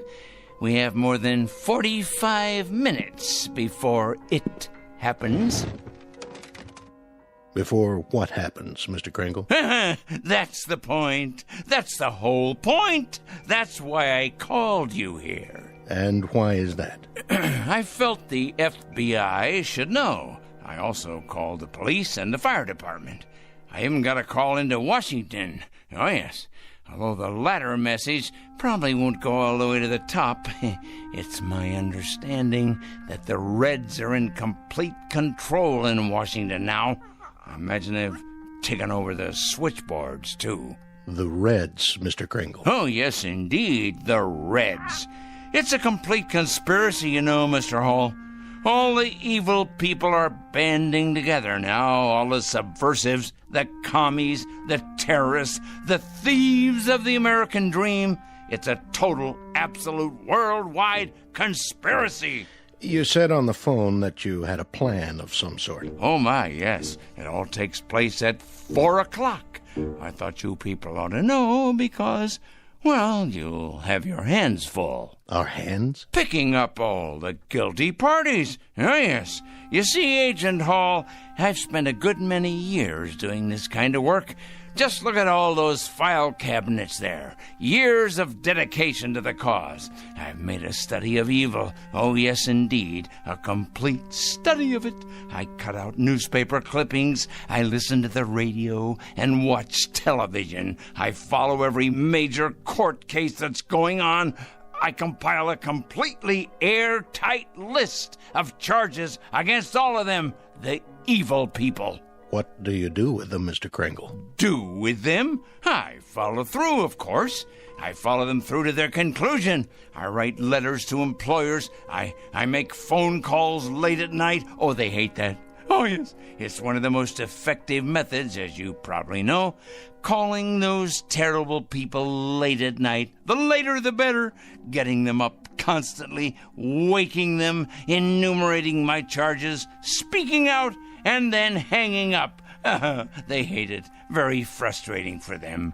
I'll bet. Oh, yes, indeed. They go out of their minds with fury. They don't like to be awakened late at night, I can assure you. Who does? Yeah, but with these people, it's absolutely necessary. The evil people, you understand. The destabilizers, the enemies of order. But to get to the point, Mr. Hall, The point. And what is the point? The clock on the shelf there tells the story. The entire and complete story. It's 3:20 now. In exactly 40 minutes, all the evil people in the world will be reduced to half. No, a third of their present size. Oh, it'll be glorious. All the unpunished murderers and the tyrants, the proud and the sinful, the schoolyard bullies, the cruel teachers and faithless friends, the wrongdoers, blackmailers, and the nicotine fiends, too, and the thieves, and the harlots, and the transgressors, all of them, every one. How does that sound, Mr. Hall? How do you propose to go about doing this? I mean, shrinking people. I merely will it, that's all. I will it. I've been giving it a great deal of thought. Now, in the past, various other plans have crossed my mind. Other plans? Well, for example, I didn't approve of our entering any of the wars, you see, and I had it in mind I might take the stiffness out of airplane propellers. Do you understand? I'm not sure I do. Well, when the crews came out in the morning, bundled up like children against the cold, and then went into their planes, they'd find the props hanging limp like great empty banana skins. Then the war ended and, it seemed like a waste of effort at that point. After that, jets became the order of the day, and so I thought, what would jam up the intakes on those jet engines? Huh? What better than a flock of birds? Oh, not you, Petey. Not the beautiful, brave, loyal parrots of the world. Oh, no. Just your low-class country cousins. You read about it from time to time. Seagulls that get sucked into jets, cause them to fail. So, naturally, I thought, chickens. Chickens. Ignorant. Can't speak. An army of them bred to sacrifice themselves for the greater good. Release them on runways just at the moment of takeoff. That would ground those bombers and cargo planes, but fast. Of course, there'd still be trucks and overland supply routes. And then I read in the paper a year or so ago about an accident, a bad traffic accident. 3 people were killed. So I decided I would change all the wheels in the world from round to square, or maybe even triangular, so they'd stub in the asphalt and stop in their tracks. You mean sabotage interstate commerce? I devised another method later on. Terribly interesting, I thought. Mark all the evil people on the forehead, or better yet, turn them all one color. Say, purple. But then it came to me that they'd simply be able to recognize each other more readily and band together in their collective wickedness. I see. Well, Mr. Hall, this is hard to believe, but I hit upon this latest idea about the change in size just this afternoon. Some benighted woman was in here, and she quite inadvertently gave me the clue I needed. Make them all 2 feet tall. Now, what could be simpler? Think of it, Mr. Hall. Think how ineffectual this will render them. They can't handle delicate scientific instruments, or typewriters, or computers, or telephones, because they can't reach them. They won't even be able to open a window or turn a doorknob to escape once we know where they are. Why, pretty soon they'll be as extinct as dinosaurs. Here's a peanut for you, Petey. I think, Mr. Hall, that the most interesting place will be, let's say, a murder trial, where nobody knows whether the accused is guilty or not. And then at 4 o'clock, if he's guilty, or watching the drunkards in a saloon, or, there's so many places to be.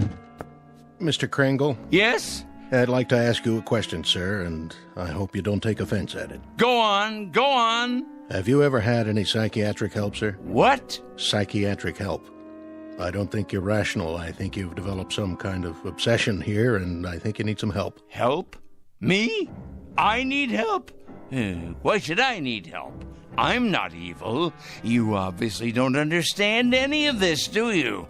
I'm not the evil one. It's them. It's them. It's all of them out there on the street. Just take a look out the window. See? They're the evil ones. They're the ones who are going to be 2 feet tall. In just 30 minutes. That's when it's going to happen. In just 30 minutes. Well, I'm sorry, Mr. Kringle, but there doesn't seem to be very much we can do about all this. What do you mean? Why, the law enforcement agencies are going to have round-the-clock schedules from now on. Do you realize how many evil people you're going to be able to find? Why, they'll be all over the sidewalks, all over the streets. You'll have to build more jails. You have to build more electric chairs, gas chambers, gallows, penitentiaries. Well, what about it? What are you going to do? Nothing, Mr. Kringle. Not a thing. And if you'll forgive a suggestion, that's what I think you should do, too. Nothing. These letters you write, these phone calls, there happens to be something in this country that precludes all that, makes it unnecessary. And what's that? Law, Mr. Kringle. There happens to be law. We like support from citizens. Support, help, cooperation. But interference is quite another thing. Oh, I get it now. I understand. At last I understand. You're part of the conspiracy. That's it. You're one of them. Why, of course. I'm an idiot not to have realized it. Of course you people have gotten into the FBI. It stands to reason you would. You've infiltrated every other place. Well, I'm going to tell you something, Mr. Hall. Good day, sir. You'd better enjoy yourself for the next 20 or 30 minutes. You hear me? You'd better enjoy yourself to the utmost, because you're going to be 24 inches tall. You and everybody like you.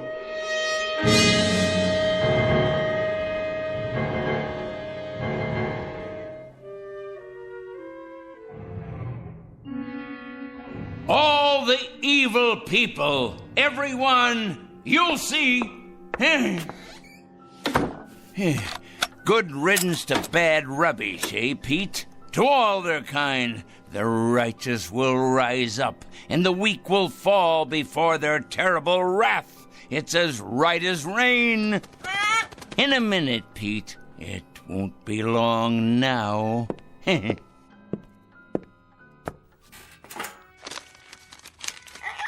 Yes, here's your nut. It won't be long now at all. We must have everything in order, all our pencils sharpened, weapons that are truly mightier than the sword. And our desk, we must have lots and lots of clean paper to make another list of the newly exposed. Their corruption on display for all the world to see. I wonder what they'll look like down there on the streets, on all the streets everywhere. Oh, what a glorious sight it's going to be.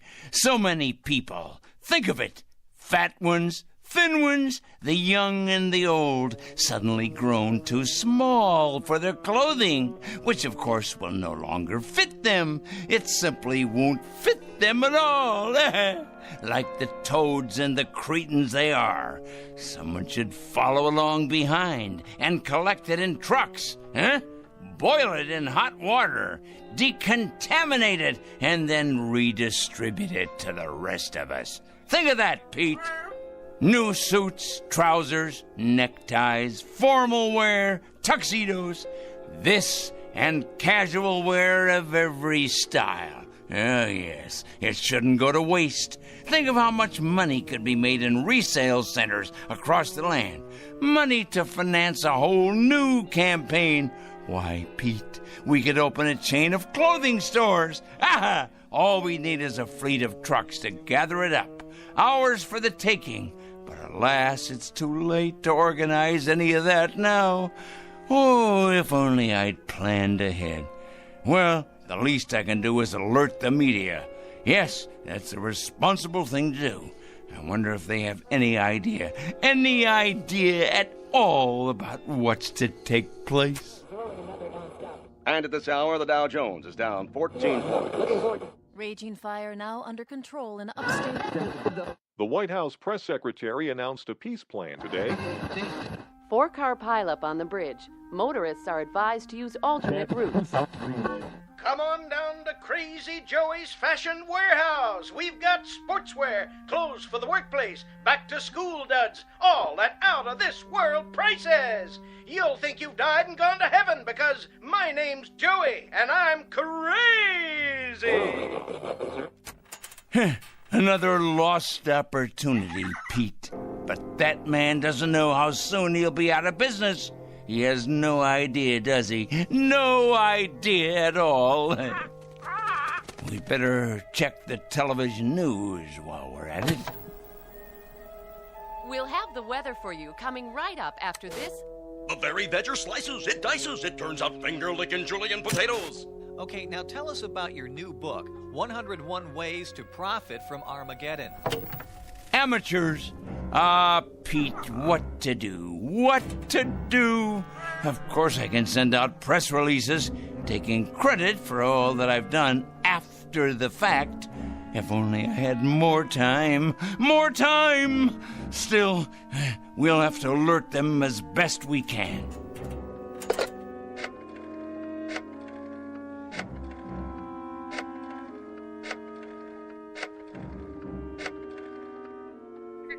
Yes, put me through to the news department, please.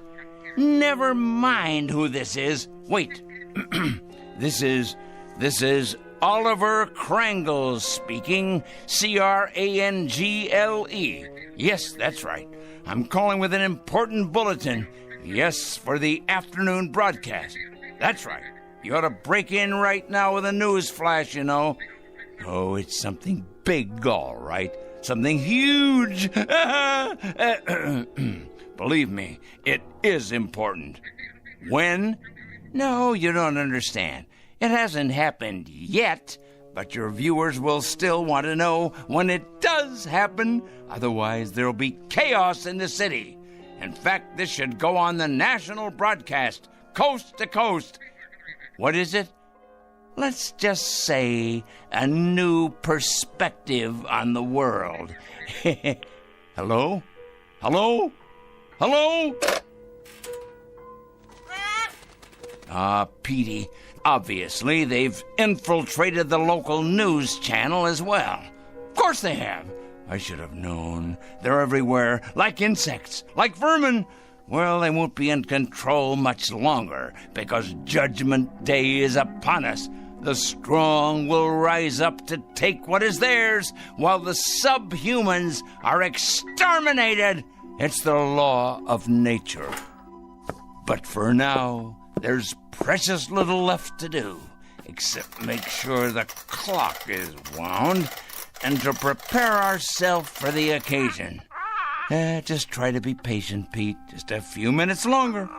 Wait with me, and you'll see that it's all been worth it. I promise. But first, I must look my absolute best. Yes, top-notch, befitting a man of my stature.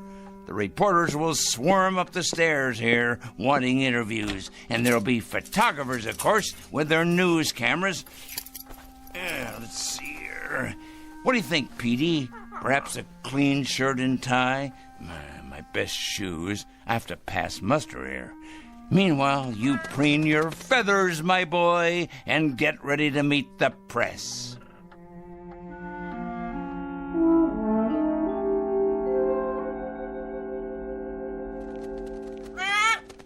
There! It's happened, Pete. It's happening right now. This very second. Can you feel it? Something in the air. The next phase of evolution for the human race. Oh, nothing will be the same after this. Nothing! The new order has come at last. Yes, but first, I can't wait to see them all down there, turning into tiny little gnomes. Just 1 second, Pete. As soon as I take a look out the window.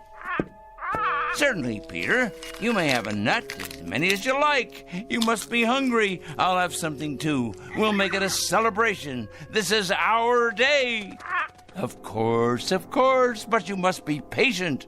I can't wait to look outside. I can't wait. But for some reason, I can't see over the windowsill. How can that be? I can't even reach the bowl of peanuts.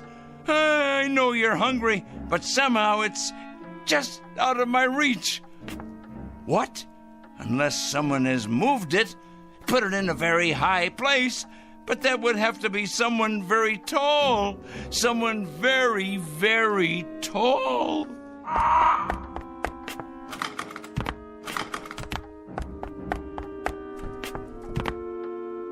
Pete! What's happened?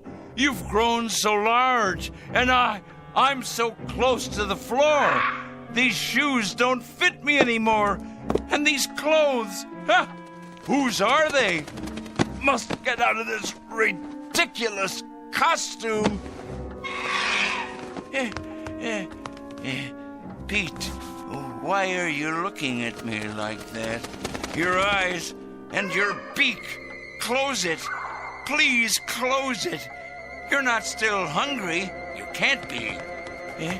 Pete, you're frightening me. You know me, Petey boy. You must. That's a good bird. Yes. Calm down now. No, Pete, no. Get away. Let me get out of here. I can't reach the door now. The locks. Let me out.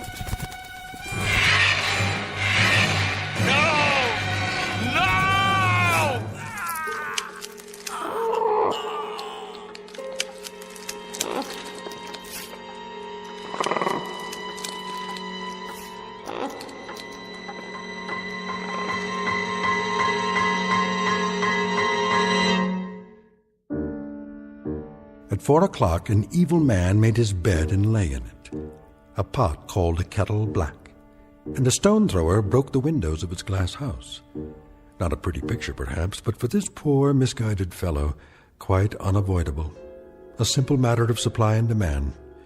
He was right about one thing, though. In a world where the strong get stronger and the mighty feed upon the weak, you can run, but you can't hide. Look for this one under F for Fanatic and J for Justice in the Twilight Zone.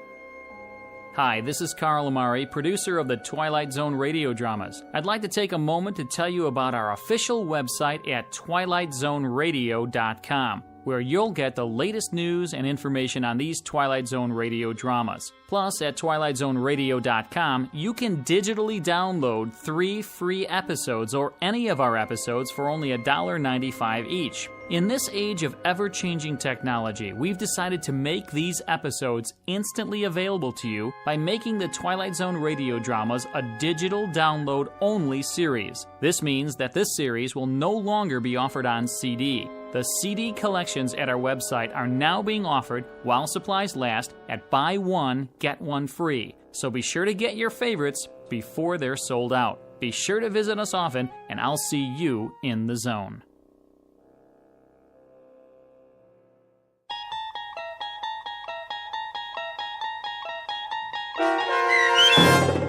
"4 O'Clock," starring Stan Freberg with Stacy Keach as your narrator, was adapted for radio by Dennis Etchison and based on a script by Rod Serling. Heard in the cast were Taylor Miller, Maggie Carney, Rick Peoples, Doug James, Paul Patch, and Carl Amari. To learn more about the Twilight Zone radio dramas and to obtain audio cassettes and CDs of these programs, visit our website at twilightzoneradio.com. The producers of The Twilight Zone wish to thank CBS Enterprises, Carol Serling, Dennis Etchison, Dick Brescia Associates, Claire Simon Casting, Terry Jennings, the American Forces Radio and Television Service, our sponsors, and our radio affiliates for helping make this series possible. This copyrighted radio series is produced and directed by Carl Amari and Roger Wolski for Falcon Picture Group. Doug James speaking.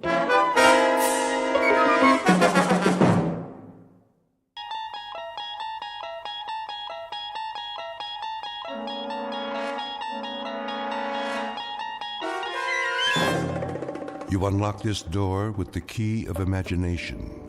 Beyond it is another dimension, a dimension of sound, a dimension of sight, a dimension of mind. You're moving into a land of both shadow and substance, of things and ideas. You've just crossed over into the Twilight Zone.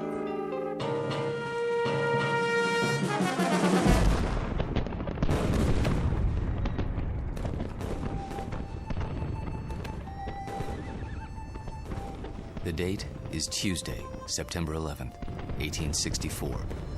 We are encamped outside Atlanta, and the destruction goes on. I know not what history will make of this conflagration, but I have witnessed it at close range. I feel it my duty to set down these observations before the prism of time colors them in a different light. As to the present battle, then my words may seem harsh, but I assure you, this is how it was. We charged the enemy's works and carried them with the bayonet. The earth ran red. The air was filled with the screams of the wounded and dying. But we were many, and they were few. And so we triumphed. Nonetheless, and despite urgings to the contrary, the battle raged on. The city was ours.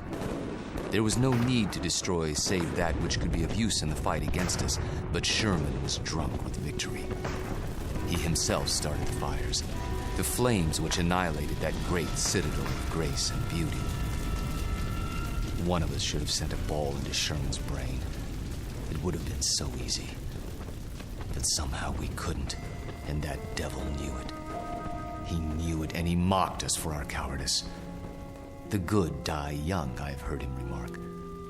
If you're evil enough, you'll live forever. And with that, the entry from Major Skelton's diary ends.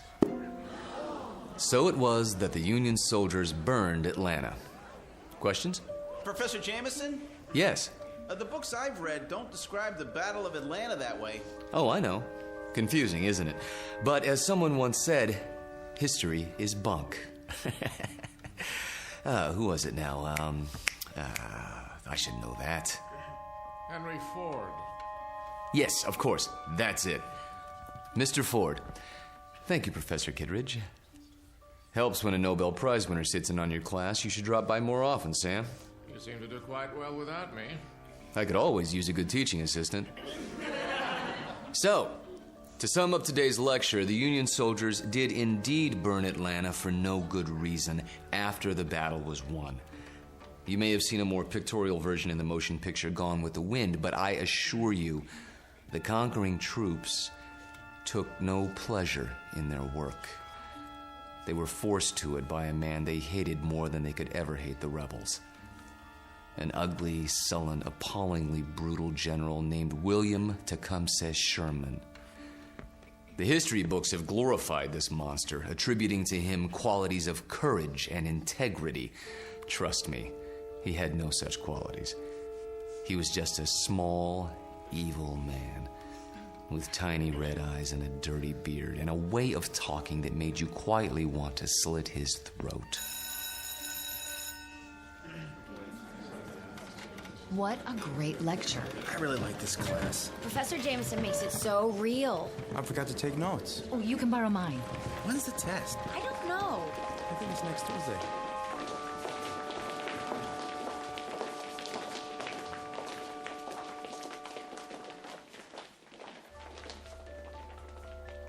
It has been said that universities are worlds unto themselves, inhabited by the young. These are the inhabitants of Collins University, a very small world indeed, young people hungering for knowledge, which can be imparted only by age. You have just met Walter Jameson, for 12 years the college's most popular and respected history professor. Students crowd his lecture hall and listen in fascination as he brings the dead past to life for them. It doesn't seem to matter what period of history he's discussing. He makes that period as real as this morning's headlines. Some explain this ability simply as the mark of a consummate actor. However, there are those who don't agree, like Professor Samuel Kittredge, Nobel Prize winner in chemistry, who has another, more disturbing theory about Walter Jameson, and that theory is about to be put to the test. Very soon, we will find out whether our star professor received his degree from a major university or from the Twilight Zone. And now, The Twilight Zone and our story, Long Live Walter Jameson, starring Lou Diamond Phillips, with Stacy Keach as your narrator.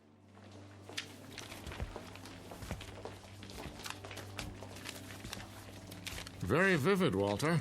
You had me on the edge of my chair. Thank you, Sam. Coming from you, that means a great deal. Now I see why these lectures of yours are so popular. Is that why you sat in today? Partially. Tell me something, if you have a moment. Certainly. Who was this Major Skelton? Oh, no one important. Just a lawyer who happened to enlist. And you acquired his diary? Yeah, lucky break. As I recall, an auction of Civil War memorabilia a few years back. What regiment? 123rd Illinois Infantry. Remarkable. American history is a hobby of mine, but I must say I've never heard of him. His diary's never been published. A fascinating document. May I see it? Surely.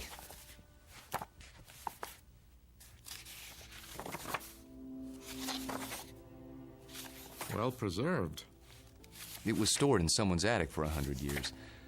I don't think it had ever been read. You come across objects like this once in a while, put away in boxes. They didn't know what they had. You could resell it for a nice price, I imagine. Original source materials are hard to come by. Don't suppose I could borrow it? I never lend books to absent-minded professors. Remember the last time? Yes. I guess you're right. Time for some coffee? What? I'm going past the student union on the way to my office. Not today. I have a paper to work on for the conference. Oh, I almost forgot. Can you come by for dinner? Whose invitation? Yours or Susanna's? Mine, this time. Something on your mind? Nothing special, just your company. We have a chess game to finish, if I'm not mistaken. Say 7 o'clock? All right, 7 it is. Good. See you then.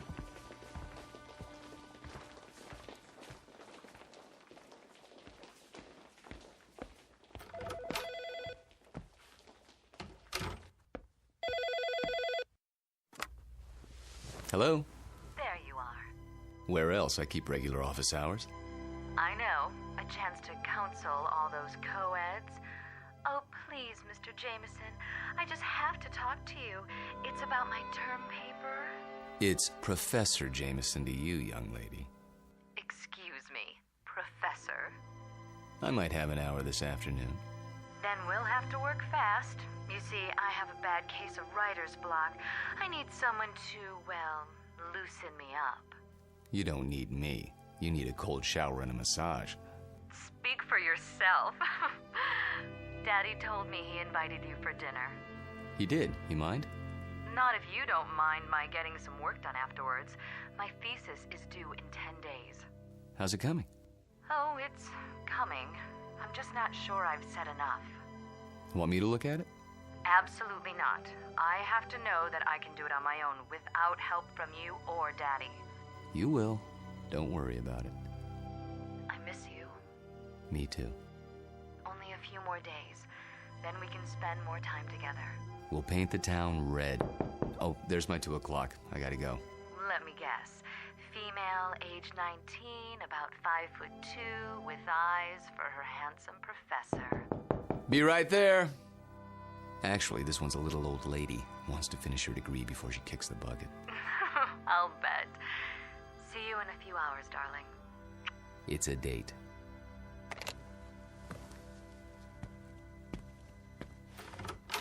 Oh, there you are. Come in, Janice. I was afraid I was late. Someone else is waiting for you. You're my only appointment this afternoon. She asked if this was your office. A student? No, I don't think so. She's sort of elderly. She acted like she knew you. Hello? Hello? She'll probably come back. Oh, I'm sure you're right. Now then, Janice, how can I help you? I'm sorry to bother you, Professor, but I'm having trouble with the assignment. Can't find all the books? The research library isn't supposed to check out certain materials, but sometimes... It's not that. I've got everything I need, but the authors on the list, they don't agree with your version. So my question is, which version should I use, yours or theirs? Remember what Ford said. What? Never mind. Start with the basic events. Everyone's in agreement there. As to interpretation, that's up to you. Just tell me what you think happened and why, based on all the accounts. Original thought is what counts. But how can I be sure if I wasn't there? That's always the problem, isn't it? There's an old adage. Those who were there know more than those who weren't. The problem is getting people to believe you. Nonetheless, you know what you know, so you learn to keep some things to yourself. But that doesn't affect you, Janice. We deal with truth in my class. Nothing but the truth, for better or worse. They say it can set you free.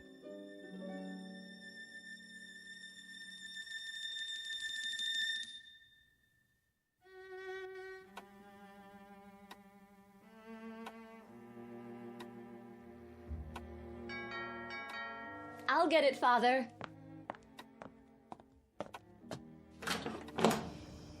Hello there, miss. I've got a great deal on a set of encyclopedias. Sorry, we don't want any. Just let me get my foot in the door. Oh, really? You know what's wrong with you, Professor? What? You're always on time. Sort of takes the mystery out of things. Oh, so I'm not mysterious enough for you. That's just it. You're too mysterious.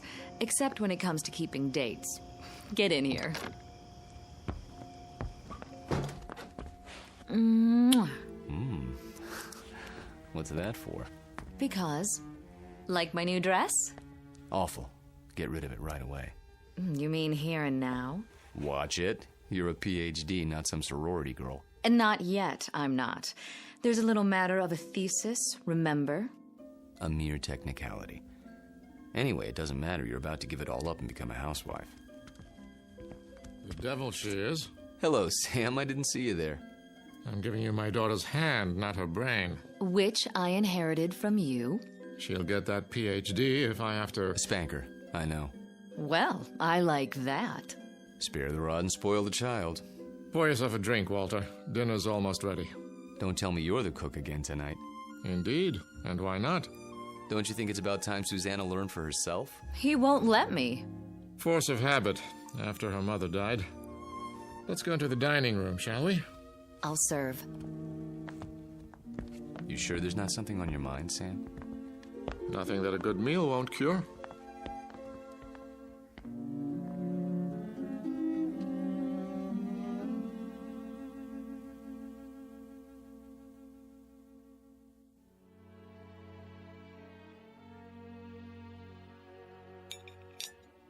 Had enough to eat? I take it all back, Sam. She'll never be the cook you are. I wouldn't even try. Oh, you could try. Who knows? Maybe you've inherited your father's talents. What do you think you're doing in here? I'll do the dishes later, unless this is the men's hour. Cigars and brandy and all that. Not a cigar, a pipe. It's not the dishes I'm worried about. It's a little matter of a doctoral thesis. Upstairs with you. Walter and I have some talking to do. I don't believe this. It is the gentleman's club, right here in my own house. Just for a while, Susie. Then you can have Walter to yourself. You're not going to treat me this way, are you? Worse, you might have to support me. Then the wedding's off. Good night, Daddy. See you before you go? It's a requirement.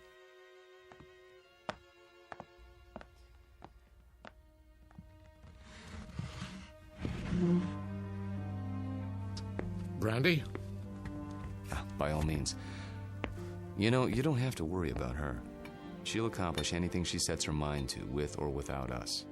Oh, I know that. But she's wasted a lot of time. She's almost 30, and I'm almost 70.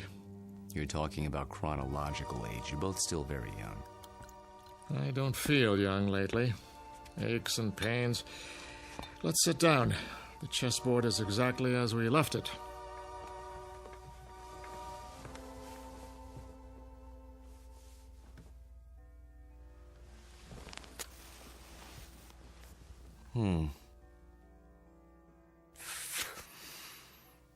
My move, isn't it?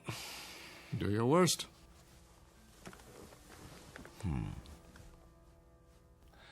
How about pawn to king's bishop 4?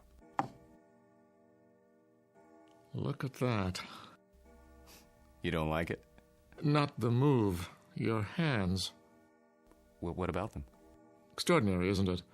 They looked very much the same when we met, those two hands. Firm, smooth, not the slightest discoloration. Time marches on. For some of us. Walter, tell me something. Of course. How old are you? You know the answer. 44. My move. I seem to recall that when you applied for a position at the university, you listed your age as 39. That was, 12 years ago, which would make you 51 now. Come on, Sam. So I'm 51. Too old for Susanna, is that it? In a sense. What are you getting at? This is between the two of us. It won't go beyond this room. Really, Sam? Walter, when I met you, I was 58. I had most of my hair, all of my teeth, and hardly a wrinkle. Look at me now. In 12 short years, I've turned into an old man. But you haven't. It happens that way sometimes. I know. But why? Clean living? Don't ask me, Sam. You're the chemist. I'm just a history teacher. Yes, and you teach it very well. Do you know what your students say? They say it's almost as if you witnessed history firsthand. I try to make it interesting. Fake it, you mean? You could call it that. Yes, that's what I thought. But somehow it didn't seem like you. You're such an honest, precise man. Ah, here it is.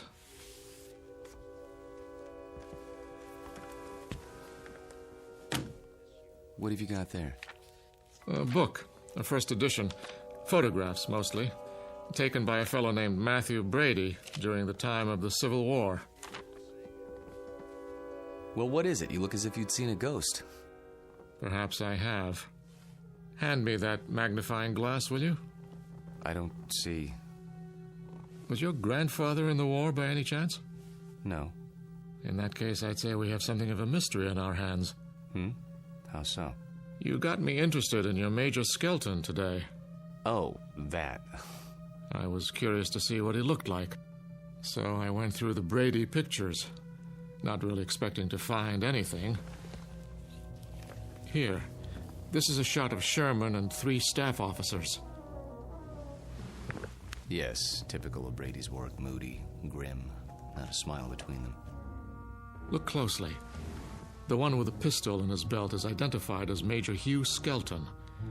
This photograph was taken in the 19th century, and yet it looks exactly like you. I'd know those eyes anywhere. In fact, Walter, I'd have to say, it is you.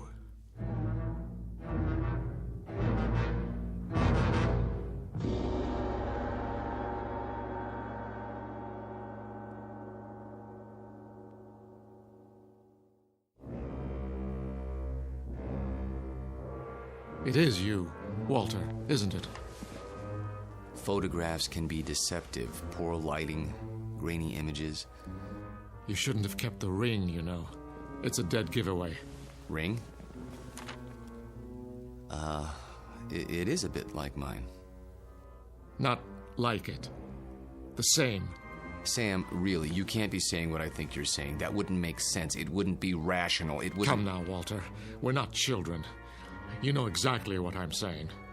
I've been accused of many things in my time, but never of being inarticulate. Oh, you're joking. Just because a man in a picture happens to look like me. And happens to wear the same ring, and happens to have the same small mole on the left side of his face. Did you keep the pistol? Or is it in a Civil War museum somewhere? Oh, Sam. Tell me the truth. You know what the truth is, don't you? You are the man in the photograph, aren't you? Yes. I knew it. I've suspected for a long time. But, of course, it seemed so fantastic. It is. Yes. So, now we're on equal footing at last. The time for lies is over, Walter. Wouldn't you agree? Yes. So tell me, how old are you? You won't believe me. I can believe anything now.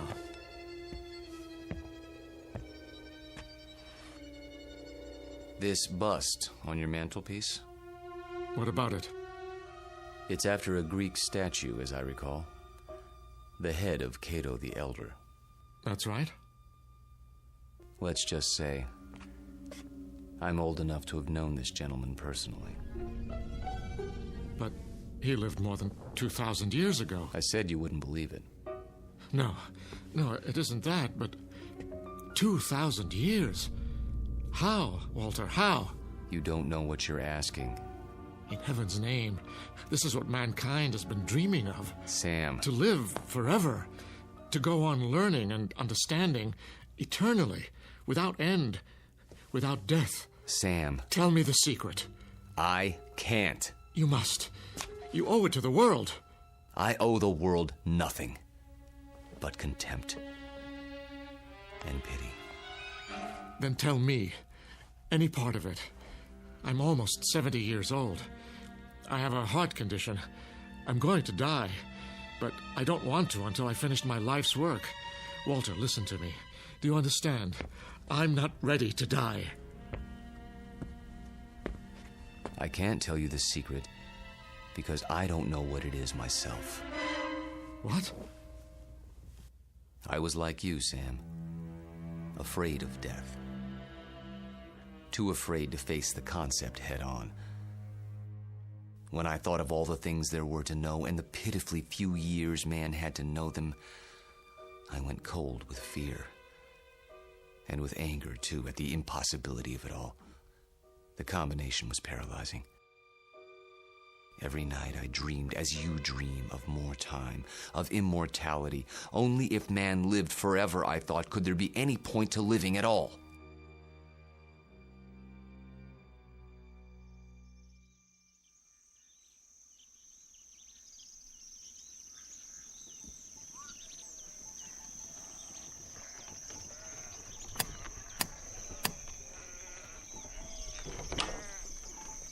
I'm thirsty. You have water? Come in, traveler. Thank you. You're very kind.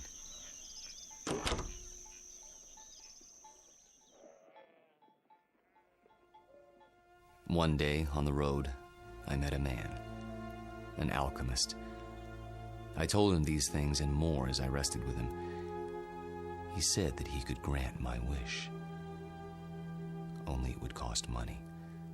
A great deal of money. So I sold everything I had and paid him his money and submitted to his experiments. Drink this, young man. You may remain here until you recover.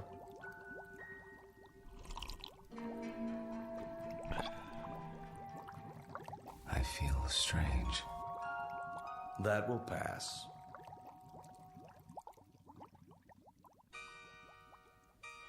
I remember very little of what followed, except that I was in a coma for many weeks. When I revived, I learned that the alchemist had been burned for blasphemy. You're not serious? An alchemist? The only legitimate one that I've ever known. You're asking me to believe something that goes against everything I know. Not without proof. But an alchemist? I'm a man of science. They knew nothing of chemistry. Lead into gold. Just as I thought. You won't believe it. Smoke and mirrors. Their methods were based on superstition, magic. What did he use? bat's blood and eye of toad. And once upon a time, germs were unknown, and blood cells, and pasteurization, and human growth hormone, and... Sam, all those things and more would have been called magic once. It's a matter of knowing what to measure and how. Do you realize that most of today's medicines come from plants? Witch doctors discovered a long time ago that they worked, even if they couldn't explain the reason. Don't lecture me. All right. But you'll grant that certain phenomena exist before we know why. Science is like history in that respect. A detective story, working backwards from known facts until we understand the cause. And I'm the most undeniable of facts. Unless you can come up with another explanation. Go on. There isn't much more to tell, really. I thought the experiment had failed, of course, because I didn't feel any different. But then, when I saw my wife and my children and my friends aging and growing old, this was a problem I hadn't considered, you see. But surely there's a way to get around that paradox. Such as? There must be. Is there? Think about it. If I tell you that somehow I can stop you from aging, where do you want to be stopped? At 30? Then you watch everyone around you turning old. At 70? Would you want to live forever the way you are now? Sick and weak? It's better than dying. No, Sam. You're wrong. I was wrong. It's death that gives this world its point. We love a rose because we know it will soon be gone. Who ever loved a stone? I'm not a rose, and I'm not a stone. I'm a man. Very old, very frightened. Of what? Death? Yes, of death. You're a fool. I want to die. Then why don't you? Because I'm a coward. Like all men. Because I'm tired of living and scared of dying. That's why. There's a revolver in my desk at home, Sam. The same one you saw in the Civil War photograph. Every night, I hold it in my hand and pray for the courage to pull the trigger. But I can't.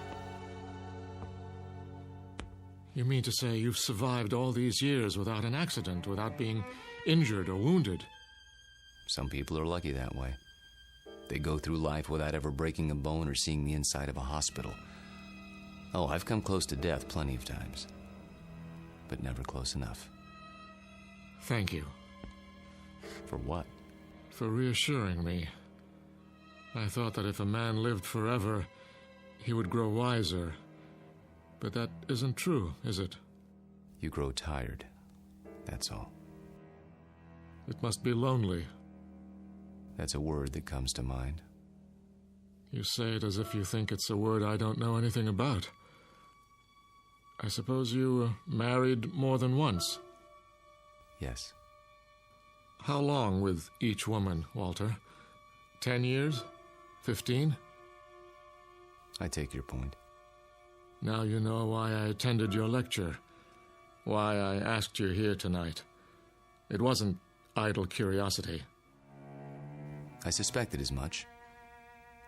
Sam, this isn't a situation of my choosing, not any longer. I tried to resign 6 months ago, but you talked me out of it. Do you remember? Yes. Do you know why? I knew that Susanna was falling in love with me. And I knew what would happen, because it had happened before. A few years of happiness, and then... I warned her. I did everything I could to discourage her. Except tell her the truth. How could I do that? She'd have thought I was mad. Then why didn't you leave? Because it was too late. I was in love with her. Everything was against it, all my reason and experience. But that didn't matter. And God help me, it doesn't matter now. It does to me. Walter, I can't let you marry my daughter. And why not? Susie. Well, go ahead. I asked a question, Father. We were just having a conversation. So I gather. How long were you standing at the top of the stairs? Long enough to hear that there's some sort of disagreement over me. Don't you think it would have been considerate to include me in the negotiation? It's not a negotiation. Please, don't misunderstand. Your father seems to think I'm too old for you, darling. Susanna, let me explain. That's the silliest thing I've ever heard. Good. In that case, you will marry me? I thought that's already been decided. You asked, and I accepted. Unless you're having second thoughts. Nonsense. If I had my way, we'd do it tonight. Are you serious? I've never been more serious in my life. I think you mean it. There's a justice of the peace in the next county. Go upstairs and get your prettiest dress. I'll go back to my place and pick you up in an hour. But... Go. Go. Daddy? I can't very well ground you, can I? You're of legal age. Oh, Walter, I do love you. Though your timing is a bit of a surprise. Life is a surprise. If we're not ready now, when will we be? Next week? Next year? We have to seize happiness when it comes, and it's here now. 1 hour, darling.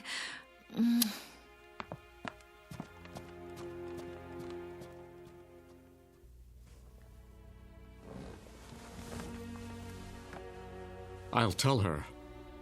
She won't believe you, Sam. No one would. In fact, by tomorrow, you won't believe it yourself. We'll see. Yes, we will.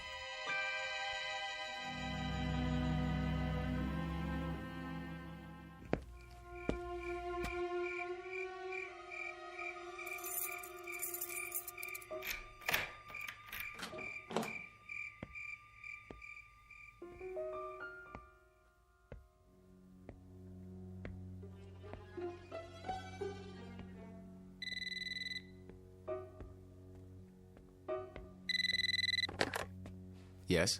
I'll give you one last chance, Walter, if that's your name.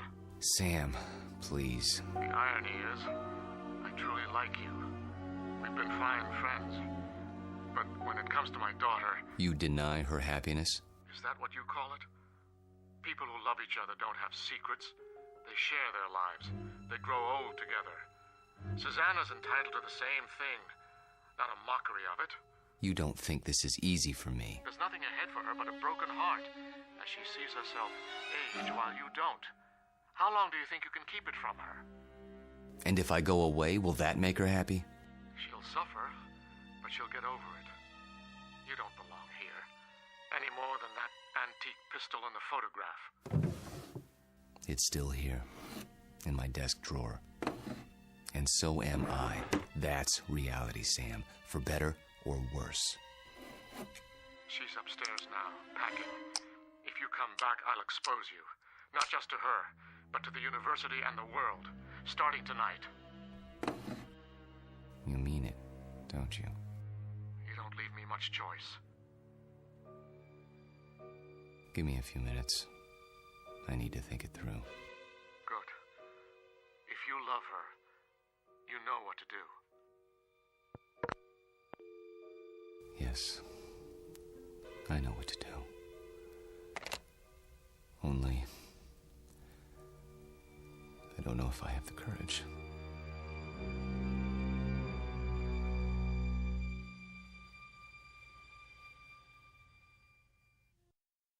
Hello, Tommy.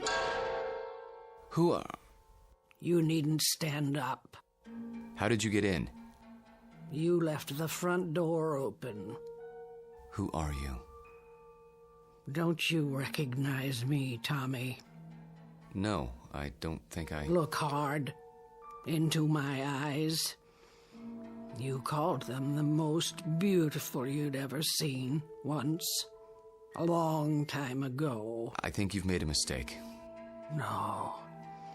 It's you, Tommy. My name is Jameson.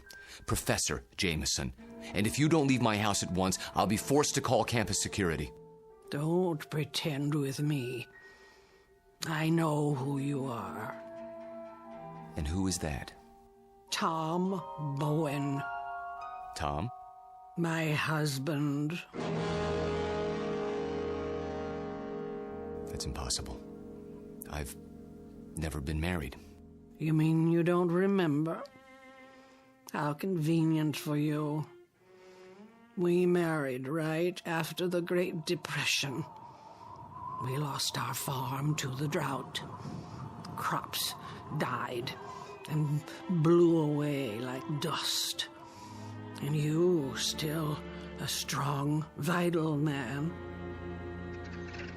So we packed up the car and moved west. The living would be better now, you said. And it was. For a while. We had a little girl. Did you know she passed away last year, Tommy? A grown woman herself, getting on in years. It's not right to outlive your children. But me, I had to keep going. It was like I'd been waiting all these years, waiting to know where you went when you ran off. And now, I found you. My dear lady, perhaps if you told me who you're looking for, I could... Oh, stop. Please, stop. I saw your picture in the paper. I knew it was you by those eyes. And the ring. You always wore it. So I had to see if it was true. It is. No, Lord, look at that. I can't explain it. I only know what I see. I've grown old, and you haven't. Don't.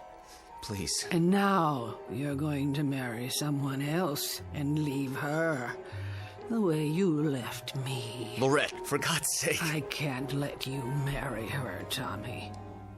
You're mine. Don't touch me. What's this?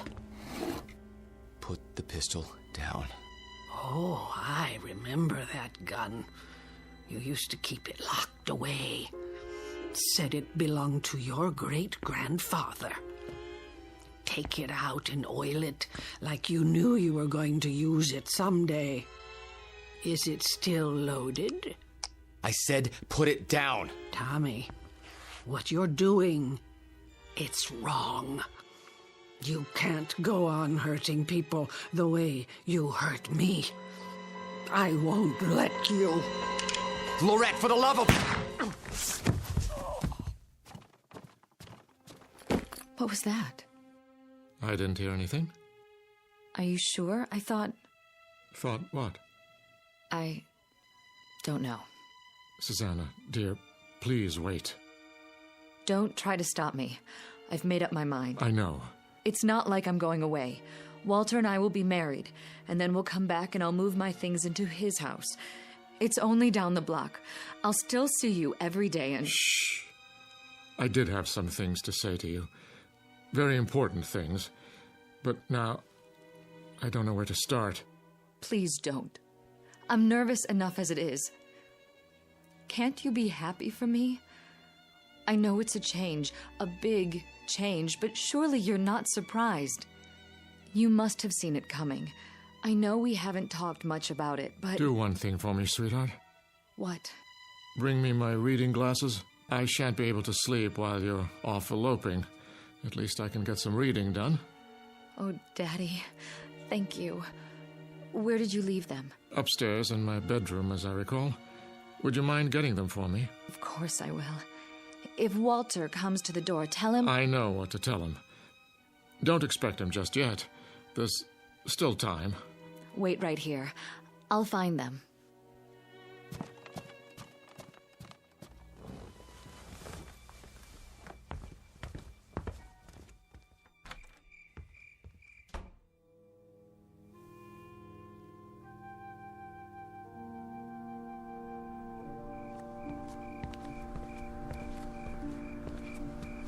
Oh.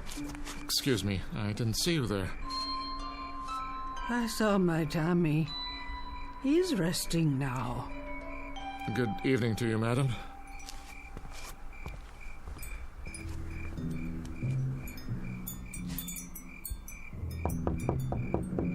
Walter.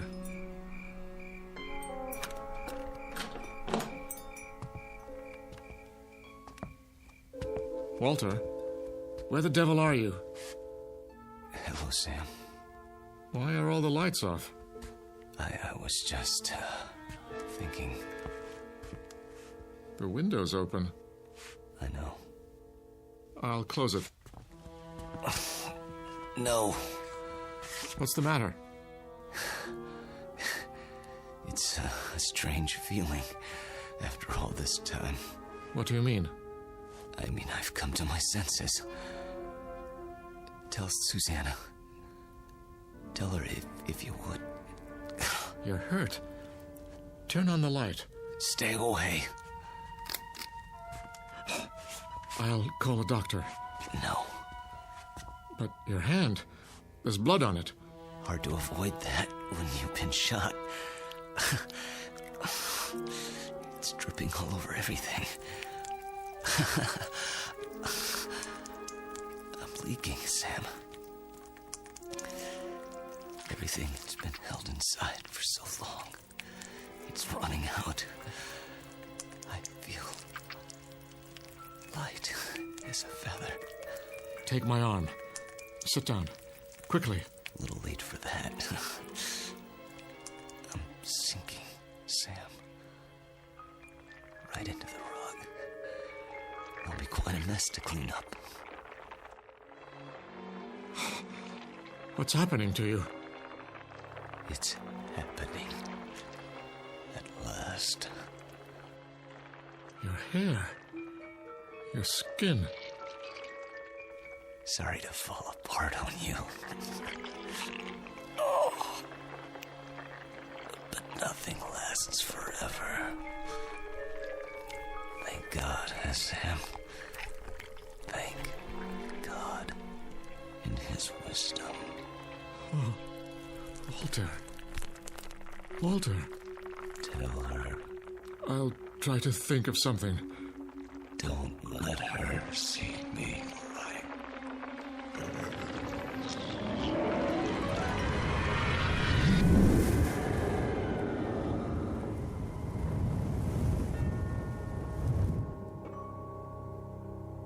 Dad? Walter? No, Susanna. Stay back. Daddy! Go home. Where's Walter? Susanna, please, go home, now. Walter? He's gone. Gone where? I wish I could tell you. But there are his clothes, his shoes. Daddy! Daddy, what else is on the floor? Dust, my dear. Only dust.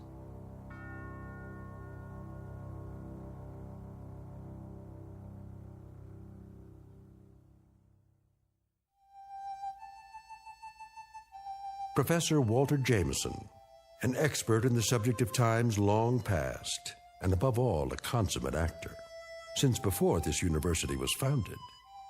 He's finally completed his life's work, a history of the world that begins in the cradle of civilization and ends in our time, because the future was not his specialty. In fact, the simple truth is he had no future left. The past has a way of catching up with us, sometimes when we least expect it. They say that time heals all wounds, but it also wounds all heals. Rest in peace, Professor. You've just passed the ultimate final examination in the Twilight Zone.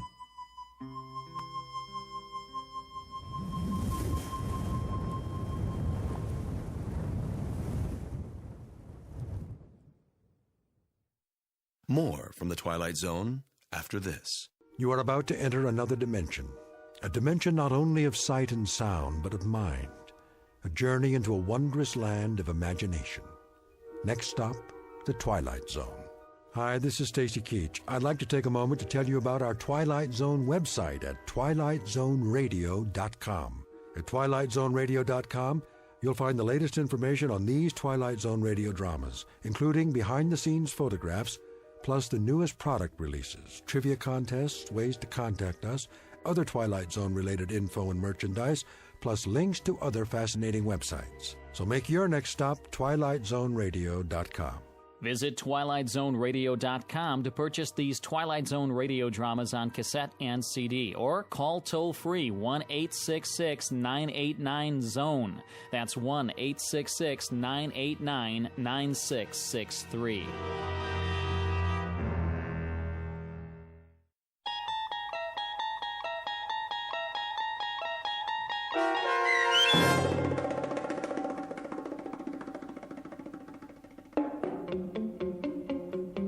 Long Live Walter Jameson, starring Lou Diamond Phillips with Stacy Keach as your narrator, was adapted for radio by Dennis Etchison and written for The Twilight Zone by Charles Beaumont. Heard in the cast were David Darlow, Alyssa Fraden, Elizabeth Lido, Ann Whitney, Jeff Lupetin, and Christian Stolte. To learn more about the Twilight Zone radio dramas and to obtain audio cassettes and CDs of these programs, visit our website at twilightzoneradio.com. The producers of The Twilight Zone wish to thank CBS Enterprises, Carol Serling, Dennis Etchison, Dick Brescia Associates, Claire Simon Casting, Terry Jennings, XM Satellite Radio, Sirius Satellite Radio, our sponsors and our radio affiliates for helping make this series possible. This copyrighted radio series is produced and directed by Carl Amari for Falcon Picture Group. Audio editing, sound design, Foley effects, and mix for the Twilight Zone radio dramas are by Cerny American creatives Craig Lee, Michael Slaybach, Bob Benson, and Jason Rizzo. To learn more about the Twilight Zone radio dramas and to contact us, visit our official website at twilightzoneradio.com. Doug James speaking.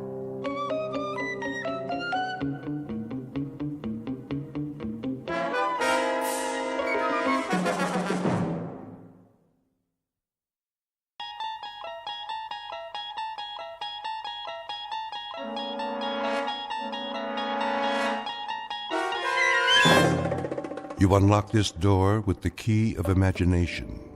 Beyond it is another dimension, a dimension of sound, a dimension of sight, a dimension of mind. You're moving into a land of both shadow and substance, of things and ideas. You've just crossed over into the Twilight Zone.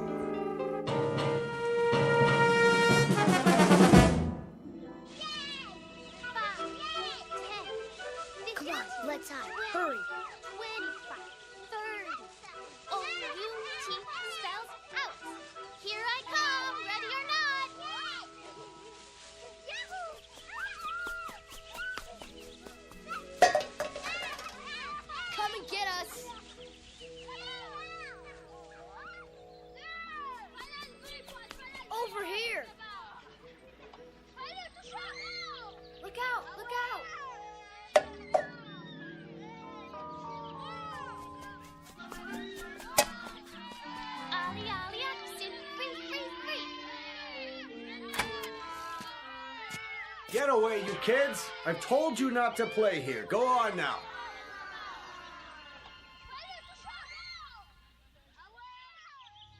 It's so noisy. They're gone now. Come along, Mrs. Knaus. This way, everyone. Oh, but Doctor, I have my knitting to do. Another time. Out onto the porch. I didn't finish my crossword puzzle. It will wait, Mr. A.G.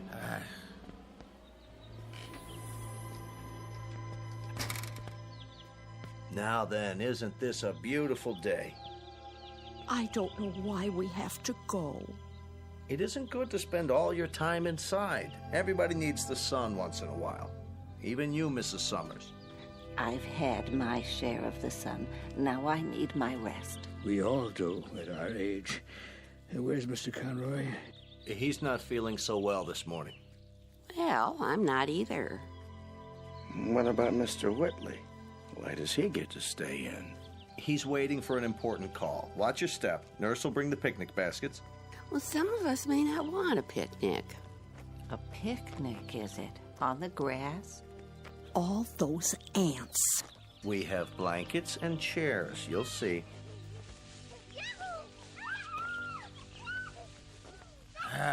Darn those kids anyway.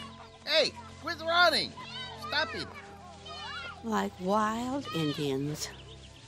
They won't bother us. This way, there's a nice place under the trees.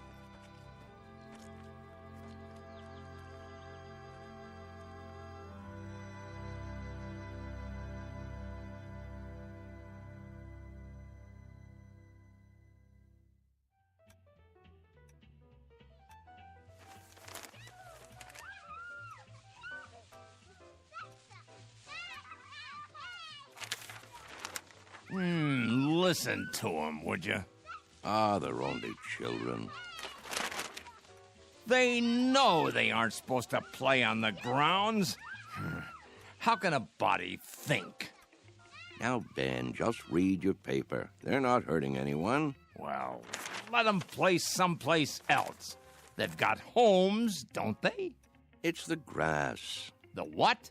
We have such a big lawn at Sunnyvale. Kids can't resist it. Oh, what are you doing downstairs, Charlie? I thought you had to get ready. Not today. You haven't heard from your son? I thought it was all set. Maybe you didn't get my letter. Oh, he got it all right. They just don't care. Nobody cares anymore. The boy has enough problems. It's a small house and the second baby's on the way. It was a foolish idea moving in with him. They don't need an old duffer like me around. Would you listen to that? It's enough to wake the dead, I tell you. Don't be so hard on them, Ben. They're only kids. A fine state of affairs when your own son turns against you. Stay out of the over-the-Rhine neighborhood. Technology stocks extended Mr. Whitley? Wednesday. Mid positive views on the sector from There you are.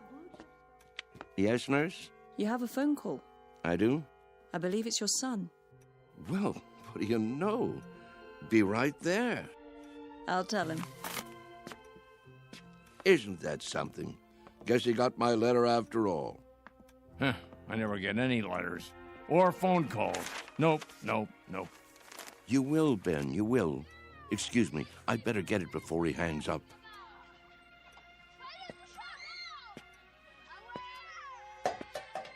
What are they doing out there? Don't be a grouch. It's Saturday. Perfect for kick the can. Perfect for what? We used to play it all the time, remember? No, I don't remember anything of that kind.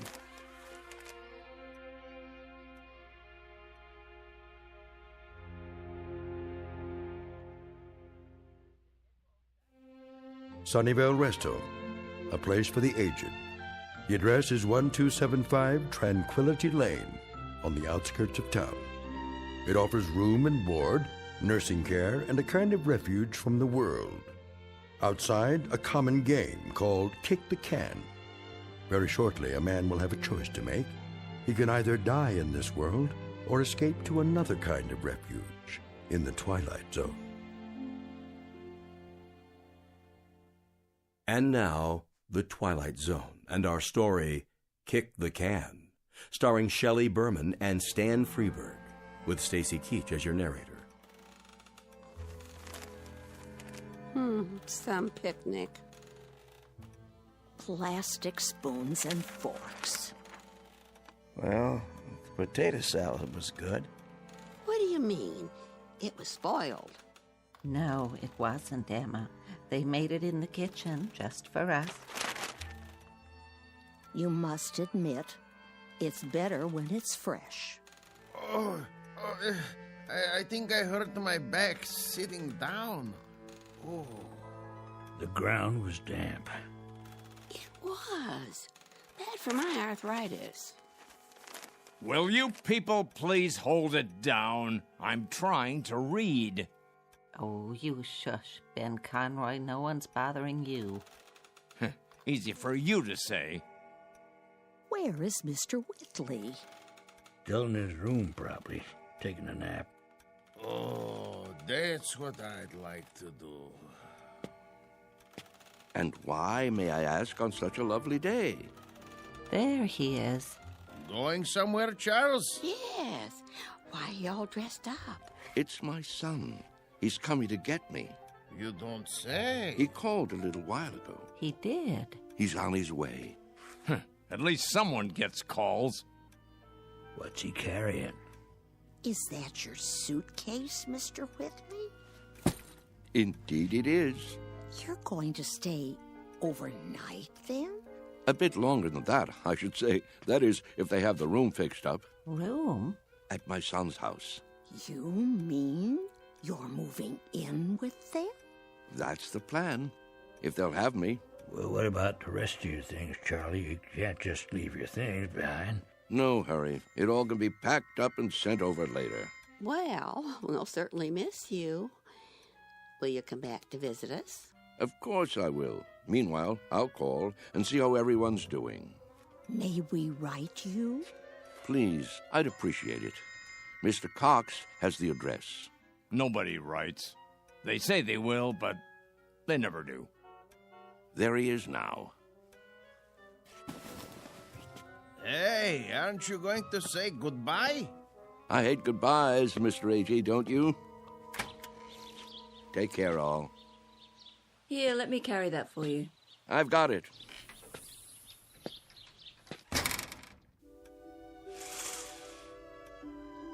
Who's that behind the wheel?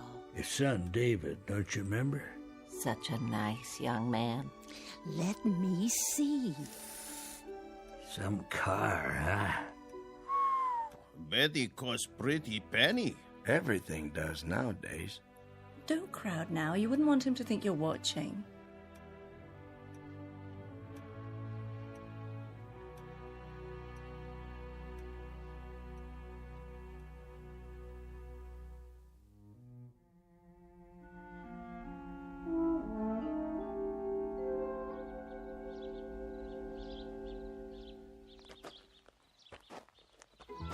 Hi, Dad. David, you're looking well, son. What's the suitcase for? Oh, just a few things for now. I don't understand. Wouldn't want to push you out of the house and home. What? Of course, I don't have that much anymore, but I suppose it could go into storage. Whoa. I think there's been a misunderstanding. There has? Get in. We need to talk. If it isn't convenient today, we can make it another time.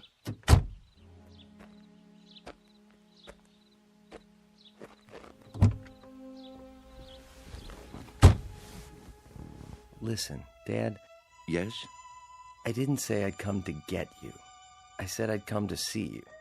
But I thought, didn't you get my letter? That's what I wanted to talk to you about. If it were up to me... You don't have to explain. Well, Debbie's turning the extra room into a nursery. Right now it's being painted and... I understand. I don't think you do. Let's drive a bit. Your friends are watching us. It's all right, really. Let's go into town. I'll buy you lunch. That's not necessary. Please, Dad. I want to. This wasn't a good idea. If you let me explain. Pull over here, please. I can walk back. But, Dad... The exercise will be good for me. If you just listen... We'll have lunch another Saturday, son. Call first, though. I'm really quite busy these days. You're taking this all wrong. Give my love to Debbie, will you?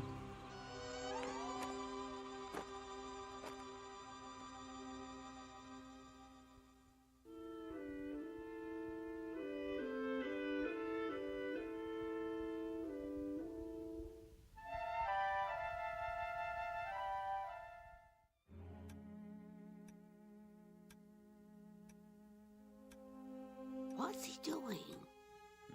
What does it look like? He's coming back. I thought he said... Don't stare. It's not polite. Yeah, you're it. Gotcha. Hey, where'd our can go? That old man's got it. Hey, mister. What's this? Our can. Your can? Can we have it back? Could you have... Yeah, we need it. Oh, you do, huh? Yeah, we're playing a game. Yes. Yes, I remember. This is a good can. Nice and sturdy. It will take a lot of kicks. It will? You'll have to play by the rules, though. What rules? You know the rules, don't you? Hey, give it back. Please, mister? I'd say this can is just about the perfect size. Is he gonna keep it? Hey, mister, can we have our can back? You can get another. Any one will do. Tomatoes, beans, doesn't matter. You'll see.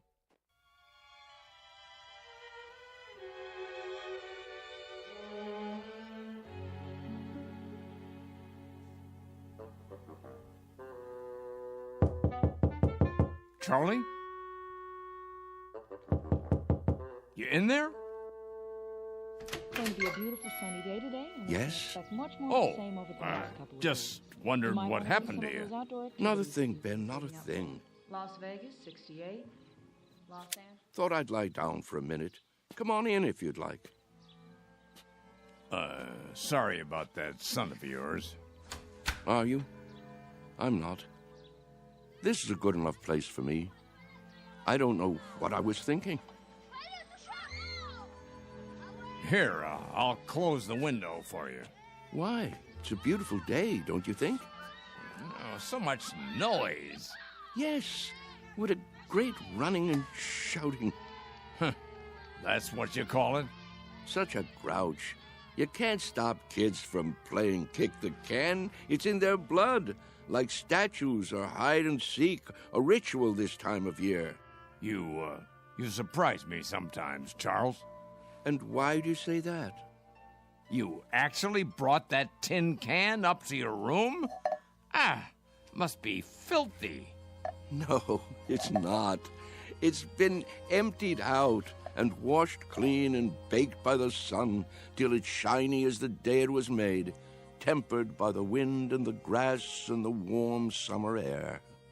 Sure you're feeling all right? Admit it, Ben. Admit what? Don't you ever think about it? You must.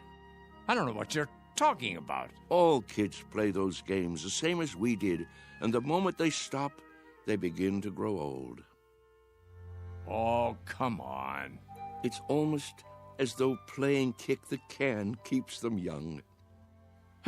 So that's what this is for. Magic. I'm not sure.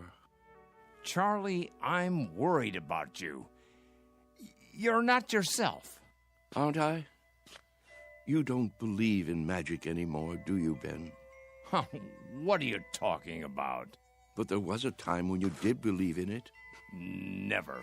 We've known each other since I can't remember. Since we were tow-headed kids. You believed in magic then. Not me. Yes, you did. When we walked on different sides of the street lamp, you'd say bread and butter. When your baby teeth came out, you put them under your pillow for the tooth fairy. And when you went down the sidewalk, you were careful because you knew that if you stepped on a crack, you'd break your mother's back. Oh, you believed in magic all right. What is wrong with you, Charles? Would you like me to get the nurse? What happened, Ben? Where did the robbery take place? Robbery? A thief stole everything away when we weren't looking. Who was it, Ben? Was it time or something else? We grew up, that's all. Everybody gets older. Do they? Think, Ben. How can we be sure? Maybe there are people who stay young, only we don't know it. Maybe they have a secret that they keep from the rest of us. Now, Charles. Is there something kids know that they forget? That they want to forget?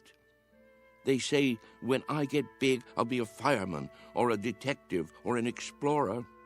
They wish so hard to get older that it finally happens. They get taller and stiffer and forget the magic that made it all possible.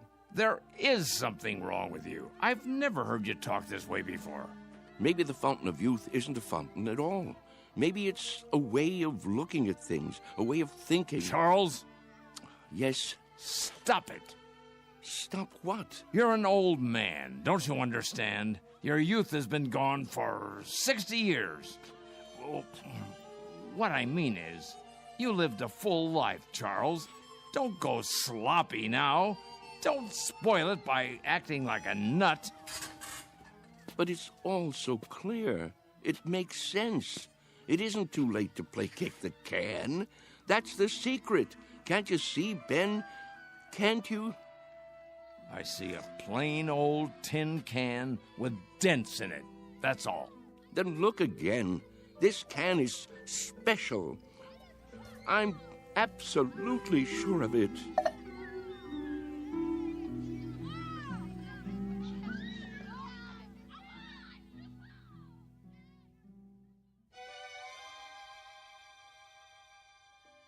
And so, that's why I thought I should tell you. I'm glad you did. It's just that I can't stand to see him make a fool of himself. Of course not. And if there is something wrong with him, something in the head, then you can get him the right medication. You understand, don't you, Mr. Cox? I do, Mr. Conroy. You were right to come to me. When he acts that way, I feel I don't know him at all. It's foolish talk, I agree. So what are you going to do? Nothing. Beg pardon? At least not for the time being. If I got excited every time someone indulged in foolish talk around here, I'd be upset every minute of the day. Let him go on about kick the can if he wants. He isn't doing any harm. But I'm worried, I tell you. It isn't like him. He's getting on in years.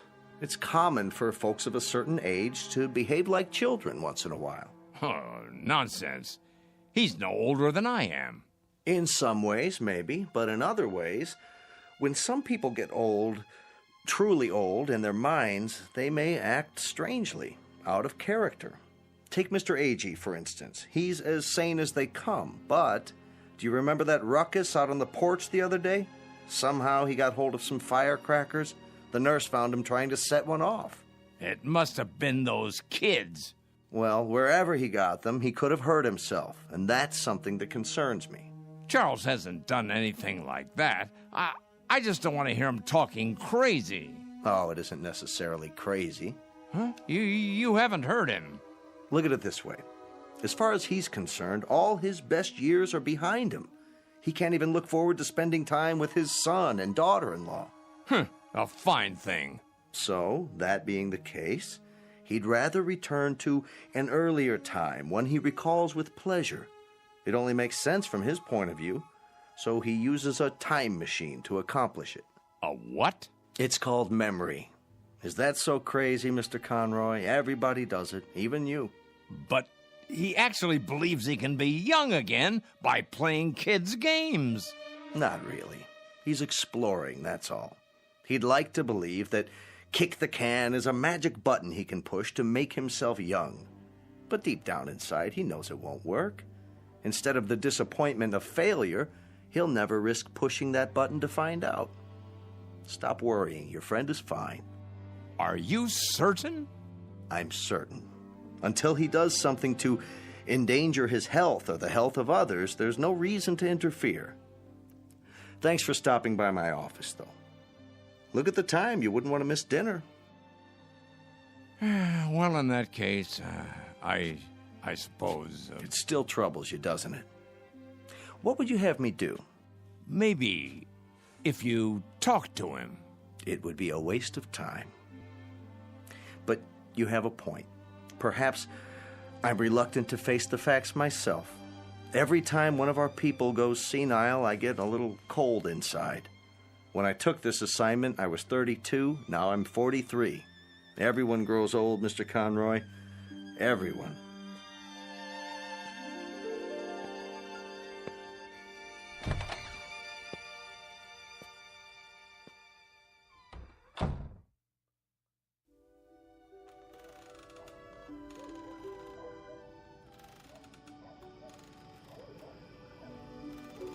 I think we should go in now. Yes. It turns chilly this time of day. Stay a while. We can watch the sun go down. I've seen enough sunsets, thank you. Hey, just the same. It's pretty sight. Puts me in the mind of back home. If we're going to stay on the porch, I'll need my sweater.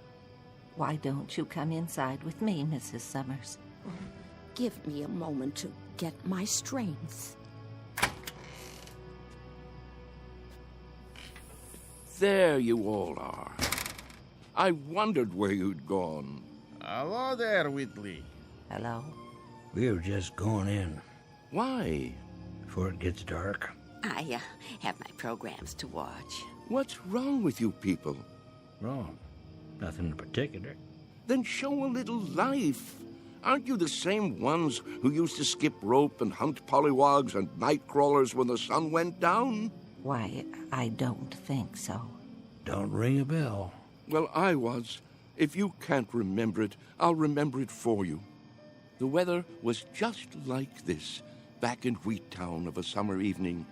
Right after dinner, you'd hear a banging of screen doors all down the block, and there we'd be, Stanley Maple and his kid brother, Wes, and Ben Conroy, and the Arvis girls, and some others whose names I can't think of.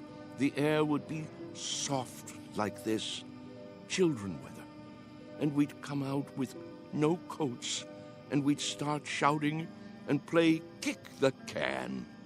Yeah, you're right. Everybody played that game. Absolutely everybody. Or catch, or hide and seek. Seems like a million years ago. I was fastest runner on the block. Were you? Sure was. When we played kick the can, I was never it. But now, ooh, look at these legs. I remember. Sure you do. But we all grow old. I miss the running most. I think if I could only run again, growing old wouldn't be so bad. I agree with that. That's one way to look at it. Maybe we can't run as far and as fast, but we can move about, and there are lots of trees and bushes. If the hunted are handicapped, so is the hunter. You can't be serious. He isn't serious. But I am. I was the fastest runner on the block. Us? Children's games? It's the secret, can't you see? The secret of youth. Well, now, I don't know about that. Look at this. What do you see? Ooh. What have you got there? Just what you think it is. The fountain of youth. The source of the Nile. Looks like a tin can to me. It's a good deal more than that, I promise. Take another look. Think, feel. Have you forgotten how? Have you all gone too far to turn back? Back to what? You mean to what we were? Yes. Do you feel it inside you yet? Here, take the can, touch it, pass it around. Does it wake the part of you that's been asleep? Let me see that. Well? Why? It fits perfectly in my hands. Here, Mr. Agee, you try. Okay. Ooh, I thought it would be cold, but it's warm. Is it? Of course it is. Put it like a seashell. Now listen. To what? Can you hear it? Summer, grass, running and jumping, youth. I hear something. It's telling you to wake up. This is the last chance. Somebody, tell me I'm not crazy. Or if I am crazy, prove it to me. I can't play kick the can alone. Well, I don't know, Charlie. I'm not quite sure, but I think these legs, they might just work. Oh, there's the sprinkler. Yep. Every afternoon at this time. Now we must go in before the spray blows this way. Yes. Sprinklers? I remember sprinklers. We all do, don't we? Hold on. Do you see it? See what? A rainbow. Look at it in the air, above the lawn. Why, I believe I see it. Remember running through the sprinklers on a summer's day? What could be more fun than that? Wait, Charles. What are you going to do? What does it look like? I'm going to do what feels better than anything. Run through the sprinklers and cool off. Somebody hold my shoes.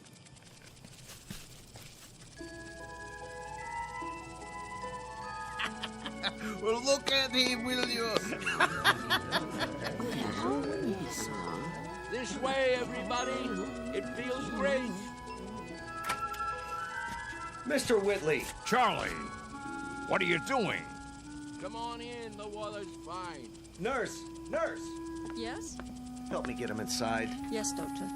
Don't worry about me. I'm having a great time. That's enough. He's soaked. Get him some dry clothing and put him to bed before he comes down with pneumonia. Right away. Ah, you're spoiled sports. That's what you are. I don't need any help.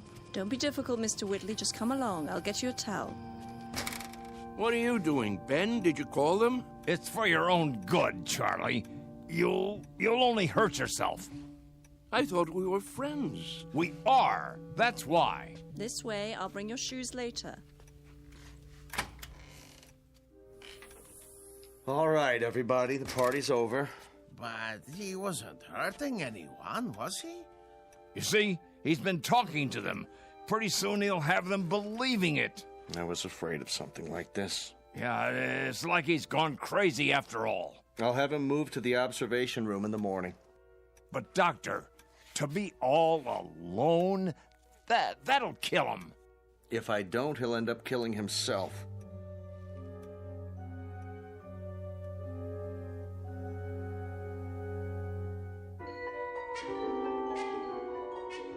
Senile? Me?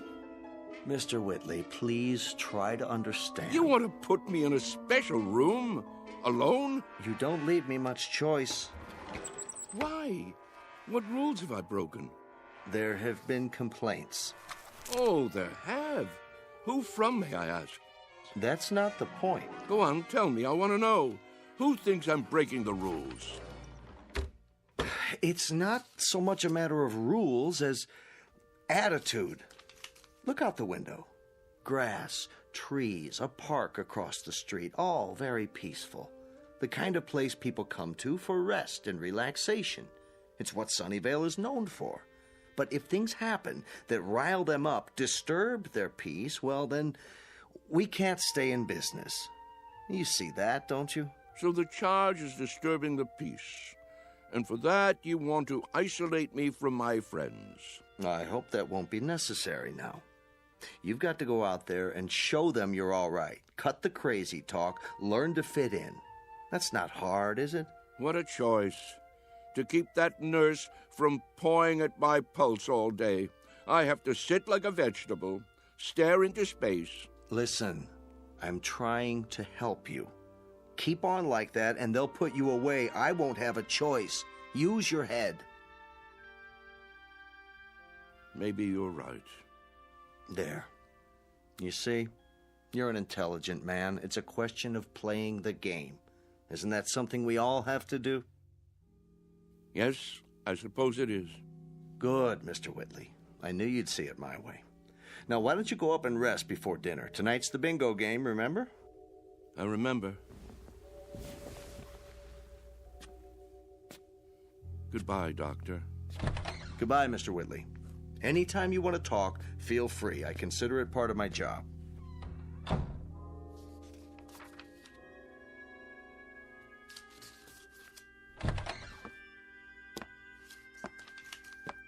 I made him change into fresh clothes. So I see. Thank you. Is he going to be all right? I think so. It must be quite a transition.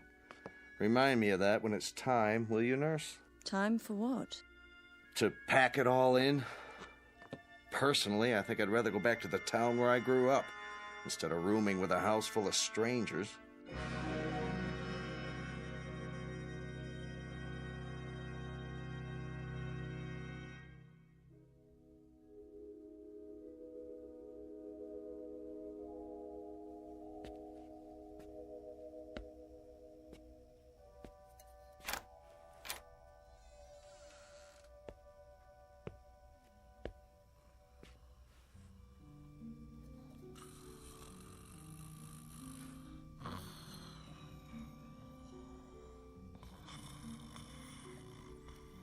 wake up. Who? What? Come. Charles, what is it? Shh. Quietly. Come where? We're going to play a game. What do you have there? What does it look like? An empty tin can. We're going to play kick the can now? It's dark outside. It usually is in the middle of the night. Now get your robe and come with me.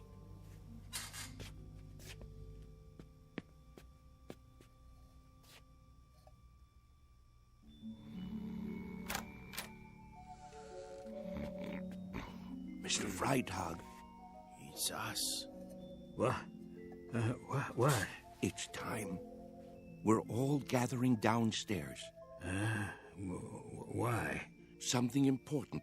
It's a secret. What would Mr. Cox say? He'd say it was dangerous and foolish. He'd say it was crazy, and maybe it is. Maybe it's necessary to be a little crazy for magic to work. He'd say we'd be acting like children, but isn't that the idea? Only children can play kick the can. Now get the others.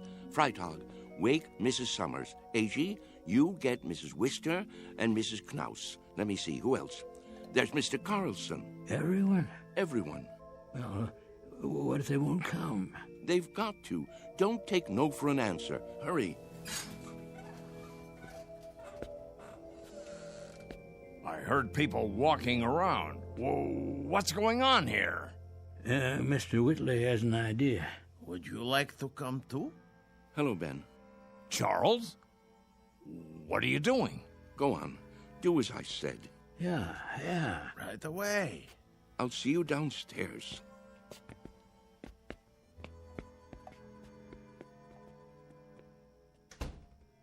You should be sleeping. Everyone should be... What's that in your hand? No, Charles, you can't. Who says so?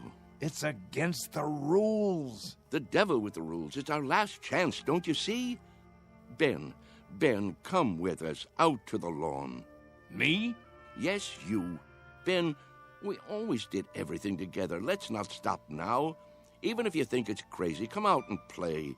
Come to your senses, Charles. You think I'm obsessed? You think I've got hold of one crazy idea and won't let it go? Well, haven't you? Maybe so, but where I have one idea that's strangling me, you have dozens. You're the one obsessed. Oh, nonsense. Is it? You're afraid of death, but you're also afraid of life. You think age gives you the right to stop growing. You've sealed yourself inside your shell, and you're afraid to poke your head out and look around. That's enough. You're afraid of a new idea. You're afraid to look silly, afraid to make mistakes. You've decided you're an old man, and that's what's made you old. I am old, Charles, and so are you. It's a fact. Facts be damned. Your bones are old. They'll break if you try to run with them. Your heart is old. Your lungs are old. Don't you get it? You're used up, worn out by a lifetime. Sit down, Charles, before you fall down. Go back to your bed. I can't do that, Ben. Charles? I've got to find out. Won't you help me, Ben? There is magic in the world. I know there is. When I fell in love with Mary and kissed her for the first time, that was magic. When my boy was born, that was magic. The moon is magic, and the stars. Friendship is a magic thing, too. Life is magic. Maybe I'm right, Ben. Can't you consider that? Maybe kick the can is the greatest magic of all. Well, what do you say? There's nothing to say. I just don't know how to get through to you anymore. Then I'll do it alone.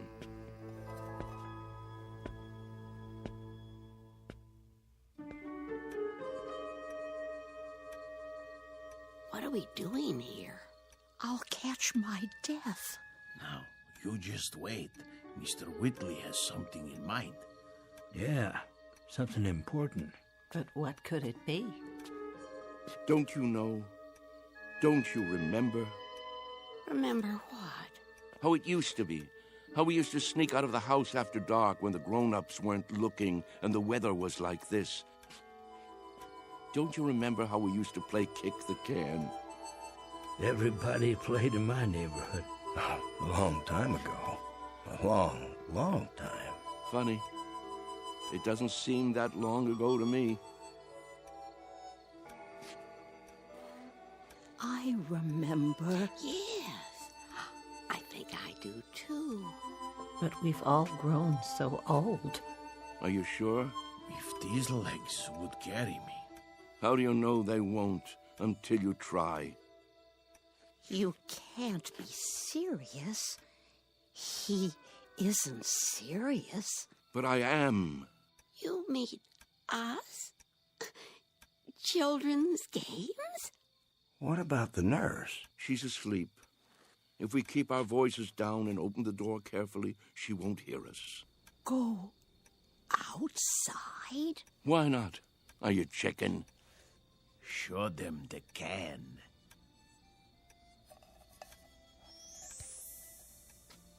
Where did you get that? From some kids. They've already broken it in. Well, are you with me? Or do I have to play kick the can all by myself? Who remembers the rules?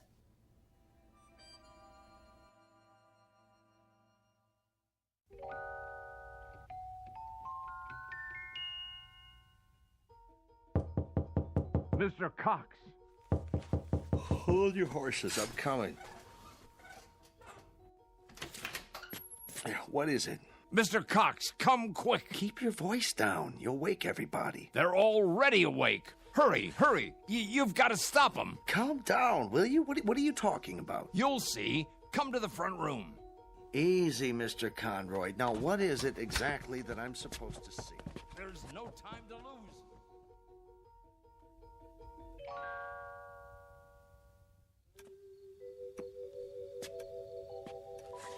But there's no one here.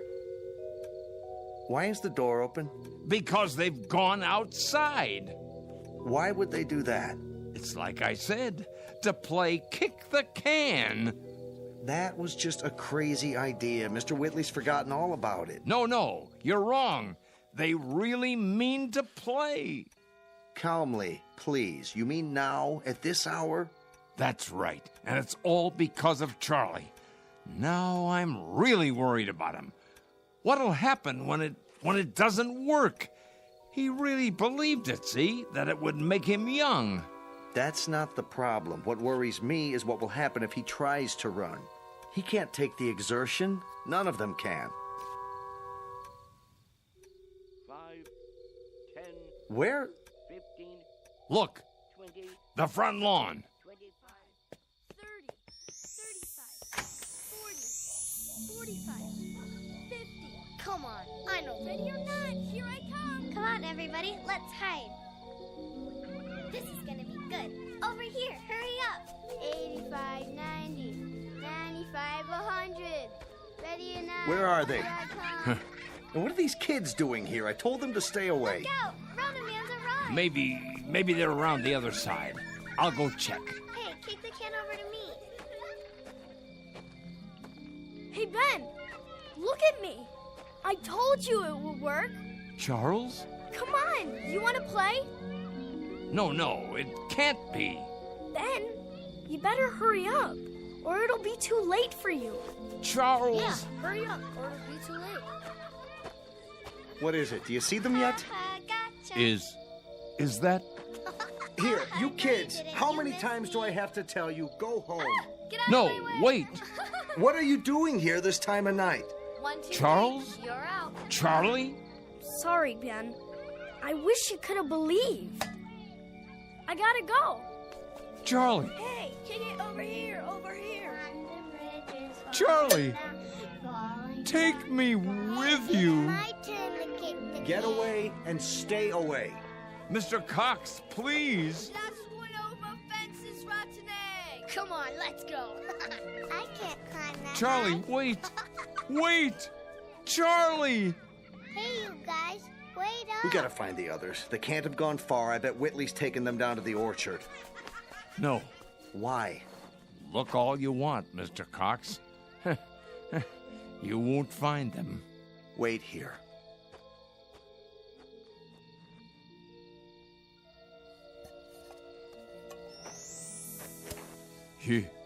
You forgot your can, Charlie. But don't you worry none. I'll keep it for you. Inside. In case you ever come back for it.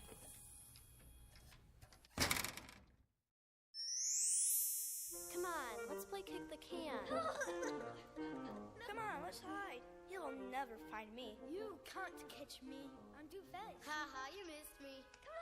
No, kick it to me. Kick it to me. That's John. Yeah, you're in. Ollie, Ollie, Oxen.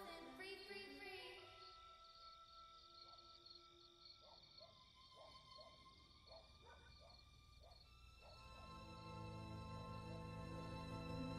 Sunnyvale Rest Home, a place for people too ancient to remember the fragile magic of youth. A place for those who have forgotten that childhood, maturity, and old age are magically intertwined. A dying place for those who have grown too stiff in their thinking to revisit the Twilight Zone.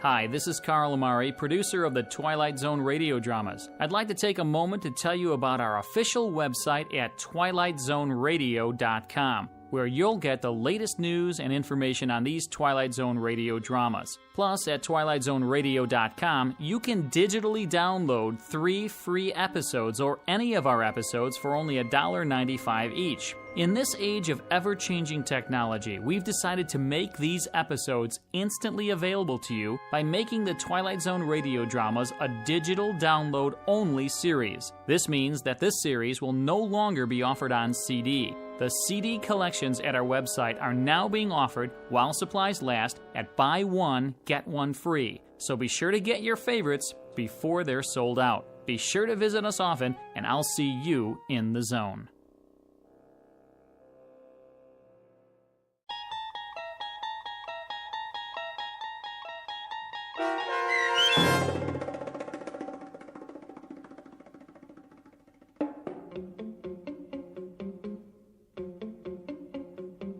Kick the Can, starring Stan Freberg and Shelley Berman with Stacy Keach as your narrator, was adapted for radio by Dennis Etchison and written for the Twilight Zone by George Clayton Johnson. Heard in the cast were Christian Stolte, Kurt Nabig, Herb Graham, Joby Cerny, Doug James, Roz Alexander, Meg Thalkin, Renee Matthews, Sarah Wellington, C.J. Amari, Natalie Berg, Amanda Amari, Mitchell Hernandez, Julia Cosmos, Robert Gerdish, Matthew Gerdish, and Braden Looper. The producers of The Twilight Zone wish to thank CBS Enterprises and the Rod Serling estate for making this series possible. This copyrighted radio series is produced and directed by Carl Amari for Falcon Picture Group and Westwood One. Sound design and custom Foley effects for The Twilight Zone by Cerny American creatives Bob Benson, Craig Lee, Michael Slaybach, and Matt Sorrow. To learn more about the Twilight Zone Radio Dramas and to contact us, visit our official website at twilightzoneradio.com. Doug James speaking.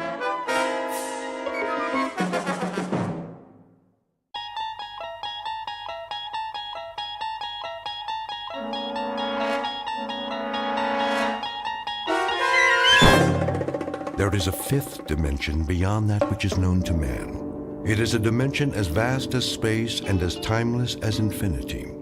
It is the middle ground between light and shadow, and it lies between the pit of man's fears and the summit of his knowledge. This is the dimension of imagination. It is an area which we call the Twilight Zone.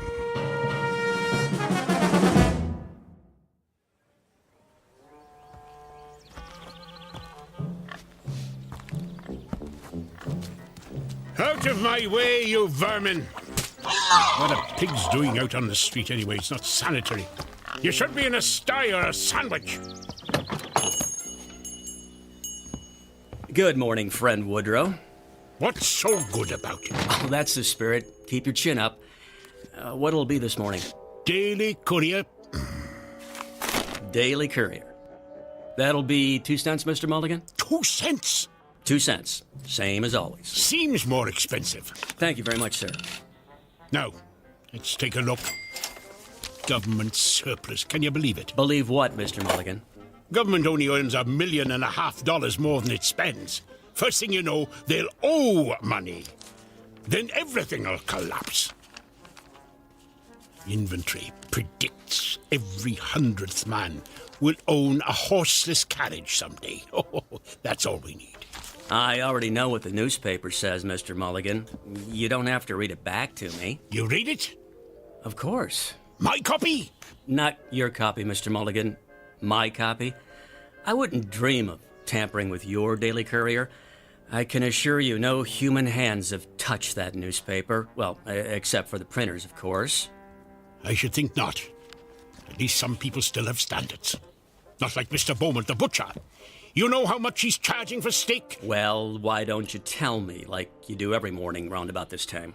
17 cents a pound! What do they think we are? Millionaires? I don't know. 17 cents seems a fair price to me. I really don't know what you have to complain about, Mr. Mulligan. Things aren't so bad. Hello? You were saying? The only customers you've had in your store this morning are me and this here pig. Thank you for the overpriced newspaper, Mr. Swanson. Always a pleasure, Mr. Mulligan. Get out of my way! Out of my way!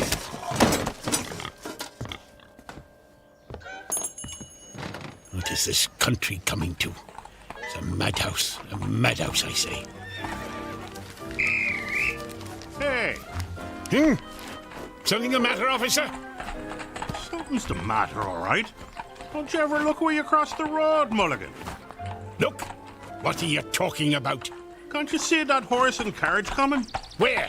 There! Oh, yes, I see it. Damn nuisance if you ask me. Well, I didn't ask you. No one's asking you. I ought to run you into the station house. That's what I ought to do. What did I ever do to you, O'Flanagan? It's Officer O'Flanagan. And why don't we start with causing a public nuisance by standing in the middle of the street waiting to frighten the horses? Just watch your step, Mulligan. You watch your step.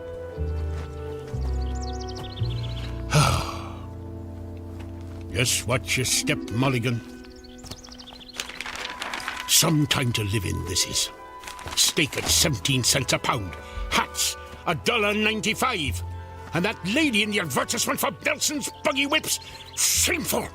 You can see her ankle.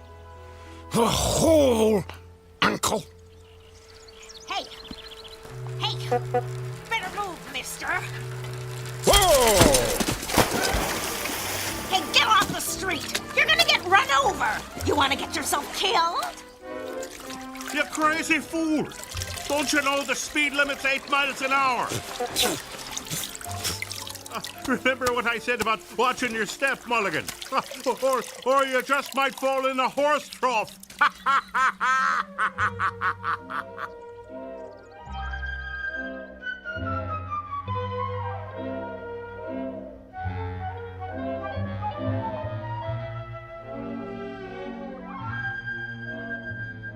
Or you might just fall in a horse trough. Well, howdy, ha ha ha. Look at me. I'm a working man, an honest man, a prideful man. And here I am working as a janitor for some crank of a professor and drying out my soaking pants in a wringer. Where's the dignity? Whole world's going to the dogs. That's where it's going. Nothing but trouble everywhere you look. Chickens and pigs walking in the streets like people. Crazy bicycle riders who don't watch where they're going. Government spending money like a drunken man. Racing bicycles on the streets at cost of living. And noise. What the Sam Hill? Never heard a ringer make that noise before. Why is it doing that?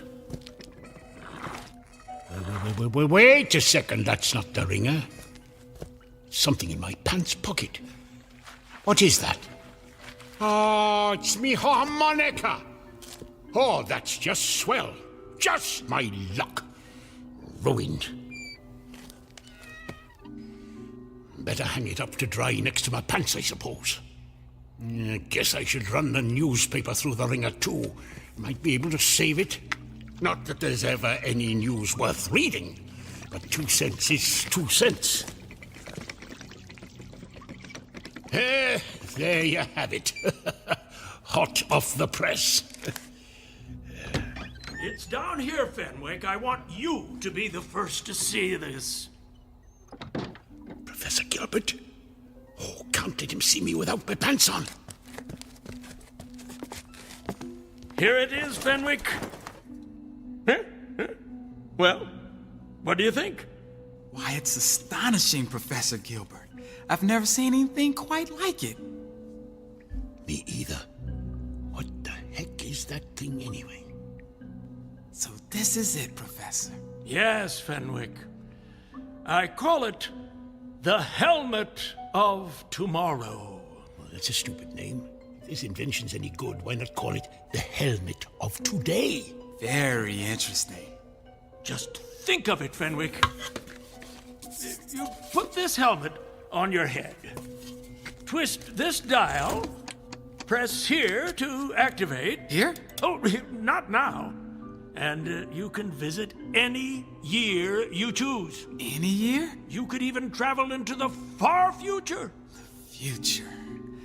How about 1891? No, farther than that. 92? No. Think far into the future. How about 1970? Now you're thinking. Incredible. But there is a time limit on its operation. There is, Professor? There is. Purely a precautionary measure. No man should be allowed to interfere with the course of history. Well, how long a period would it function, Professor? 30 minutes only. 30 minutes? That's almost half an hour. Yes, it is. 30 full minutes in which to study the events of whatever future date we care to witness. Professor, you're wonderful. Eh? I said it's wonderful. Indeed it is, Fenwick, indeed it is. Are you ready to test it? In good time, all in good time. When I'm ready, I shall take my first journey into the future. To the year... 1962? Oh, who knows what wonders mankind may have achieved by then. Very likely I'll find the world deserted and everyone living on the moon. Or perhaps we'll have a woman president. Well, I hope civilization will progress, Fenwick, not descend into madness. But now, before I embark upon my test journey, we must toast this moment with champagne! Champagne! Champagne! Come, Fenwick! Come!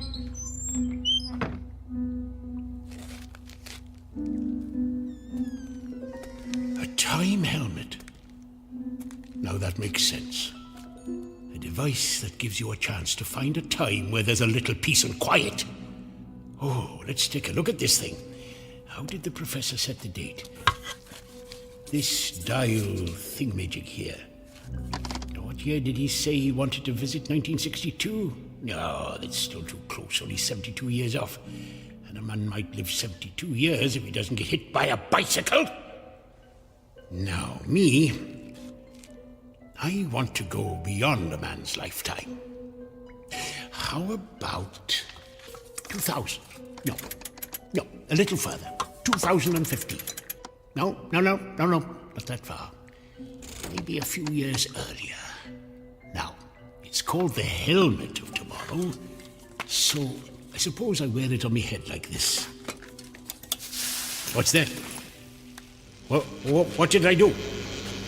Hey! What the heck? I'm on fire! I'm on fire! Water! Got to find some water! Help! Water! Water! Help! Water! Help! Help! Mulligan? Mulligan? In the name of all that's decent, put some pants on! Help! Help! Help! Mulligan!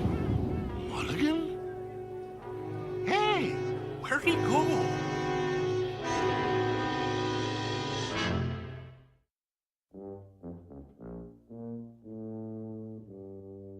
This is our hero, Mr. Woodrow Mulligan, a disgruntled citizen of a small town called Harmony, New York, circa 1890.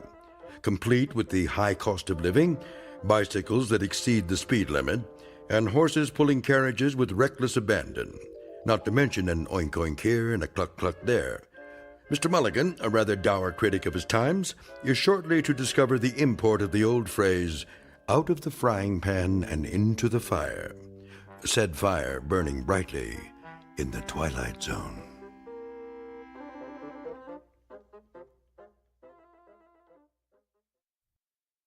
And now, The Twilight Zone and our story, Once Upon a Time, starring John Rhys Davies, with Stacy Keach as your narrator.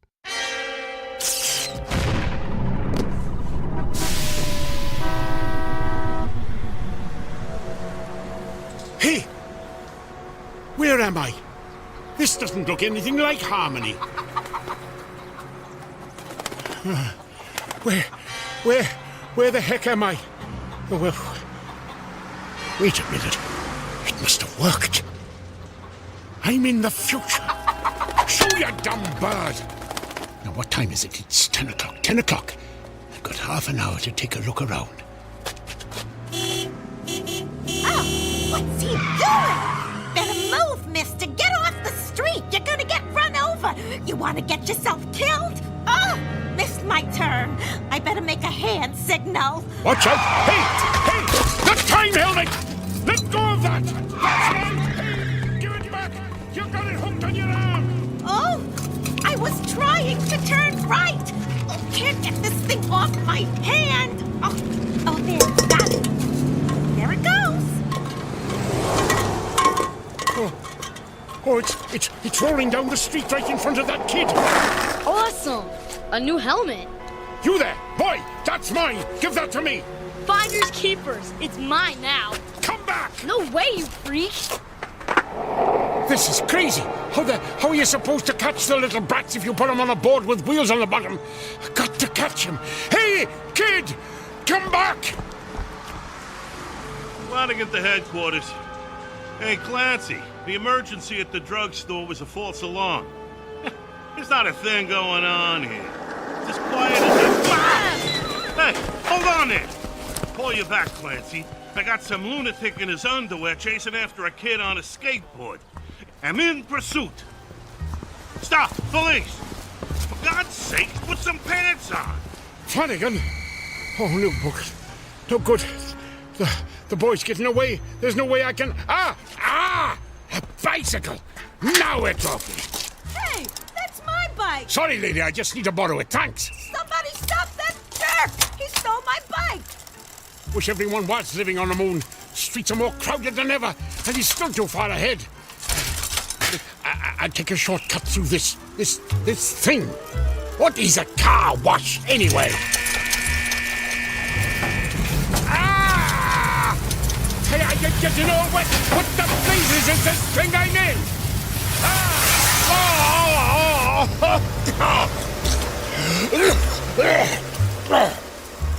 What kind of infernal contraption was that? Come out of there!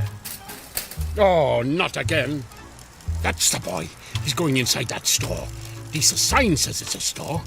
It's more like a palace than any store I ever saw. Oh, look out, you people! Here I come! Hey, watch out! Hey!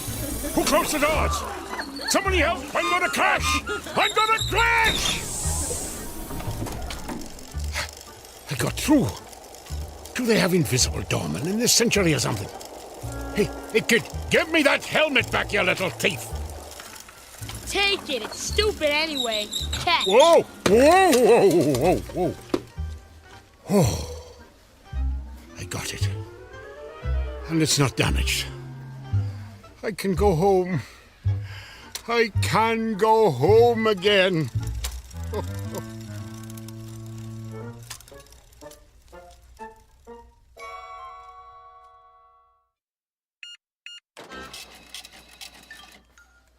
$6 for a pound of steak? Madam, do I look to you like a millionaire? Look out! Look out!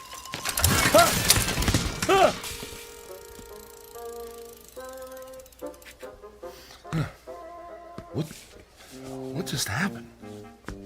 The helmet. Oh no, it's broken. And it's 9:45. I've only got 15 minutes left. How am I going to get back now? Get back, sir? What do you mean? What do you mean? What do I mean? Did they change the language in the last 120 years?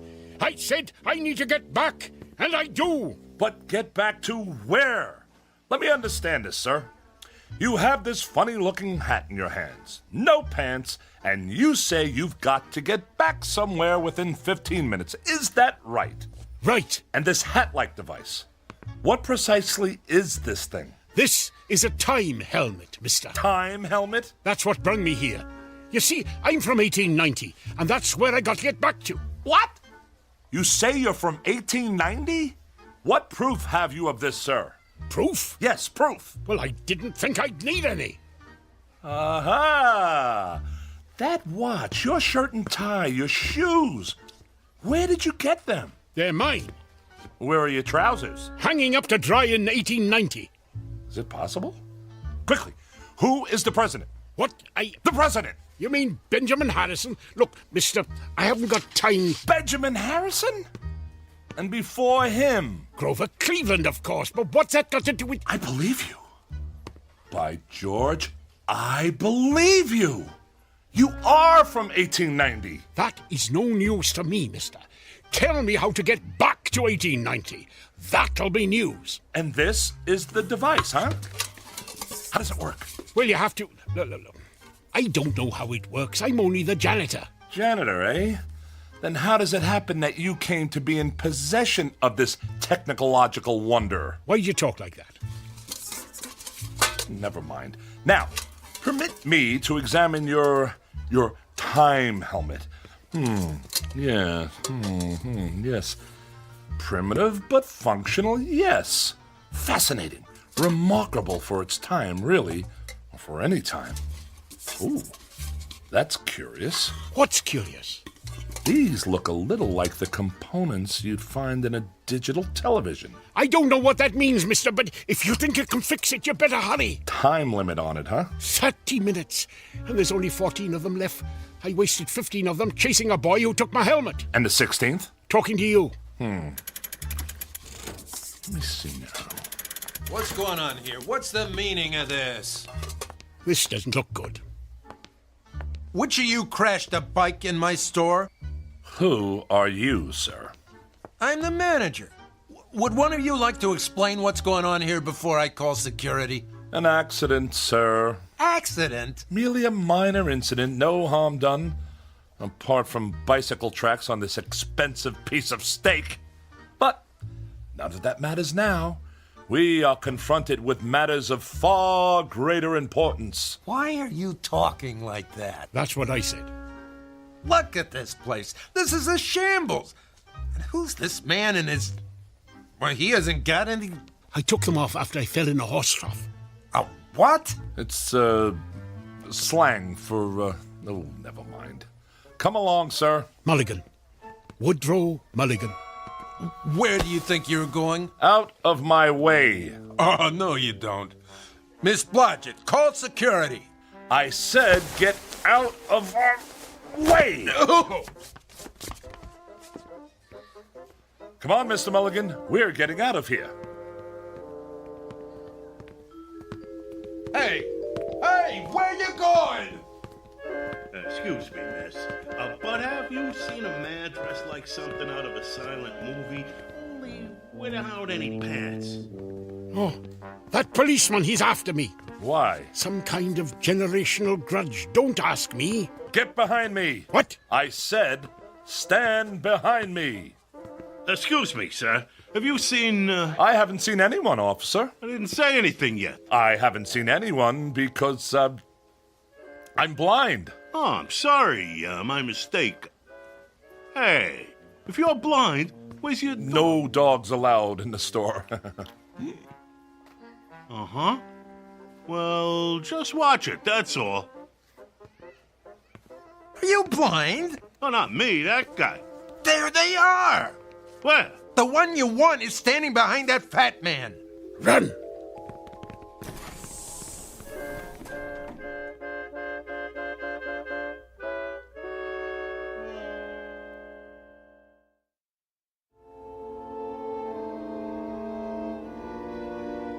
What's the time, Rollo. My name is Rollo, and the time is, almost 9:50. Sorry, madam. I guess you still need pants in the 21st century, huh? Not in Europe, I believe, but in this country it's still considered polite. Lend me a coat, will you, Rollo? Oh, of course, here. Excellent! The home entertainment department. We should find the replacement parts we need here. Keep watch, this'll only take a moment. It'll have to.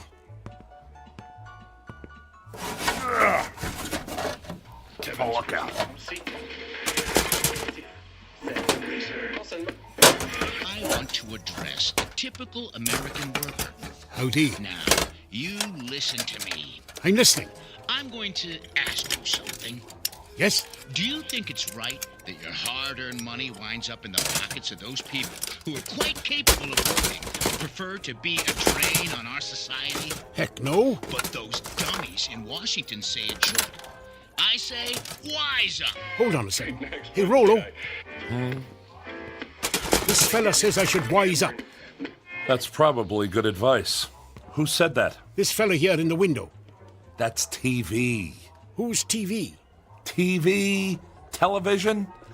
Oh, you wouldn't believe me if I told you. Trust me, you're not missing anything. Can you fix it? The television? The time helmet! I'm certainly going to try, sir. Try?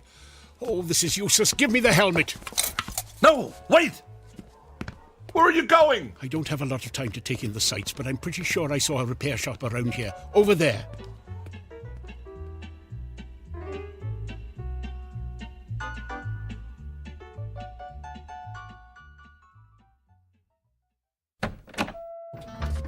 Proprietor! Yeah! Swanson? Logan Swanson? Is that you? Swanson's my name, buddy. Jack Swanson. What can I do for you? Would you come here for a moment, please? Whatever. I have something that needs your urgent attention. And these are the components you should need. Can you fix it? I can fix anything. Good. Leave it with me. Come back Thursday about 2 o'clock. Oh, very kind. Yes, we'll be back on Thursday?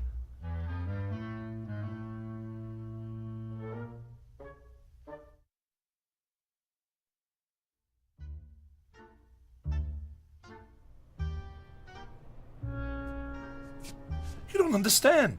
This man must get back to 1890. 1890? That's right. You're in the wrong block, pal. This is only 1600. No.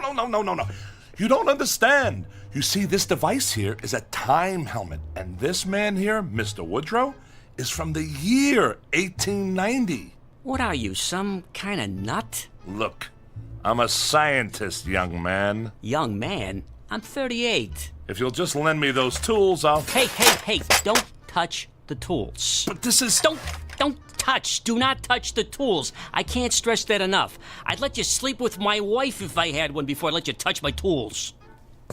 Mr. Swanson, do you mind if I read your newspaper? Knock yourself out, pal. Does that mean yes? Yeah, that means yes. We barely have 10 minutes to get this man back to his, time continuum. Now, if you'll let me demonstrate, it's a straightforward but delicate operation. All we want is this soldered to that... Don't touch! Do not touch the tools, will you? Can you see that sign? I can see it, yes. It says we do not accept checks. Yeah, well, I'm gonna replace it with another sign that says, Don't touch the tools. Right. Excuse me. What? Who is this? That's the president. This is the president? Uh-huh. Of America? That's right. I have been away for a long time. Can we return to the subject at hand? You don't seem to understand, sir. What I'm trying to say is... Sorry, are you deaf? This is the last time I'm gonna say it politely. Don't touch my tools, if you don't mind. Allow me to show this to you. Don't touch the tools! What in the world is this contraption?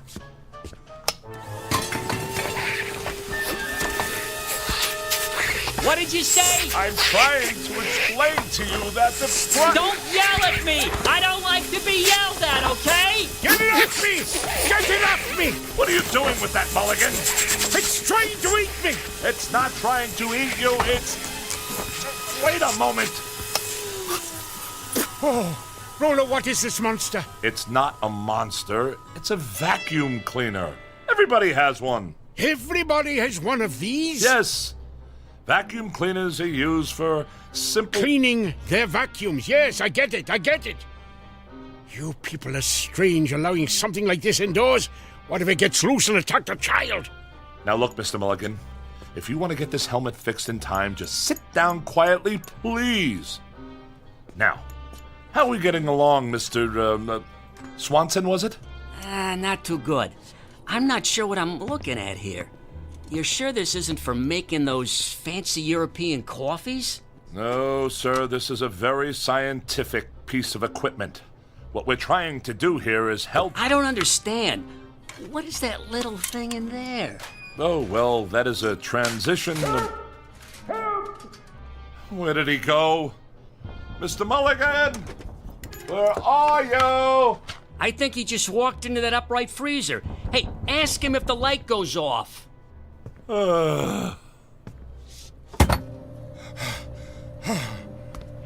What on earth were you doing in there? Don't you know how dangerous that is? I thought it was another room. It's not another room. Just stay away from everything. Sit down if you must, but everything else is out of bounds.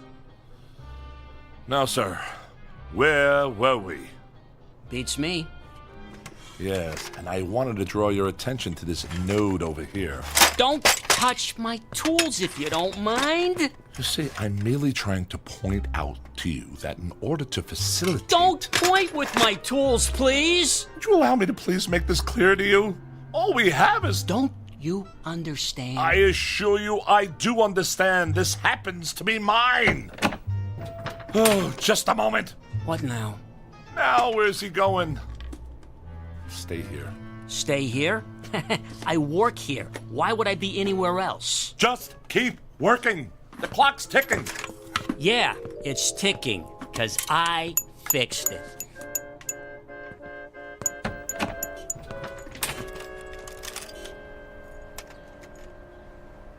Mulligan, what are you doing out here? I thought you said time was of the essence. It is. But I don't want to go back to 1890 without any pants, so I thought I'd take a look at 21st century fashions. Have you seen these prices? Is this what you pay these days? I have to pay slightly more.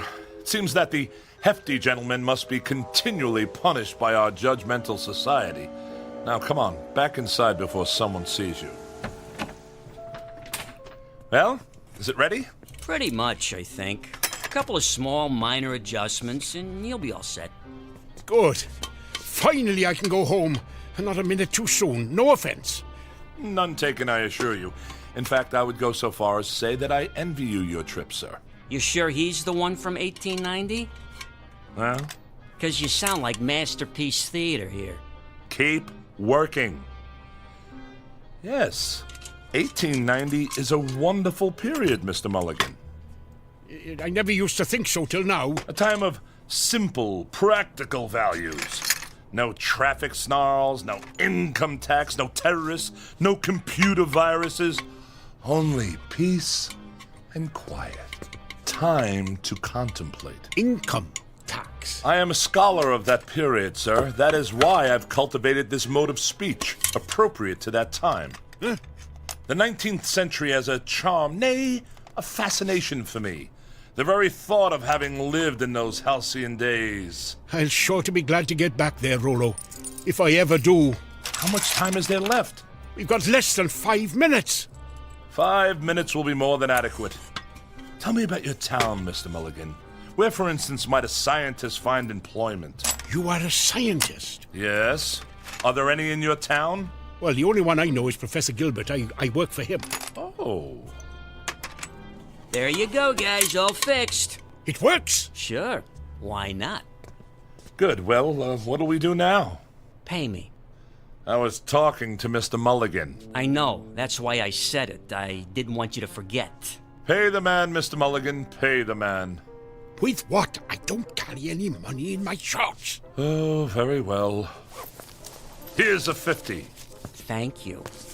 Now, Mr. Mulligan, the time helmet. How does it work? I already told you, I don't know. The year. How do you program in the year? I don't know what program means, but if you're asking me what I think you're asking me, you just twist this dial, see? 1890. Good. And if I'm correct, and I usually am, to activate the device, you just have to... Good. Give it here. Not so fast, sir. Hey, what you doing? Don't put it on! I intend to use it myself in exactly 3 minutes. What?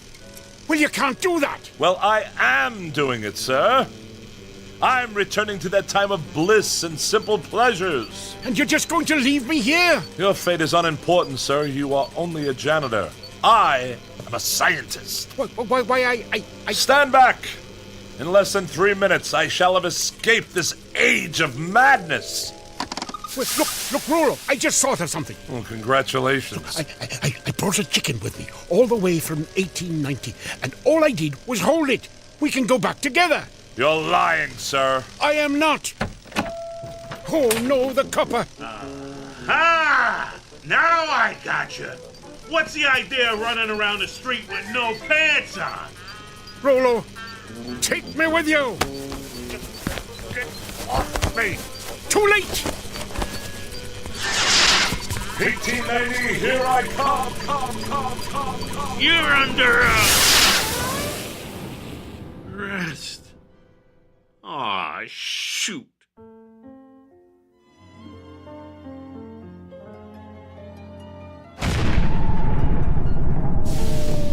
Mulligan? Where in the name of St. Pat did you spring from? I'm back. I'm back! For pity's sake, man. You're still not wearing any pants. Officer O'Flanagan, you are a sight for sore eyes. Ho, ho! Ho, ho! 1890. Charming. Charming.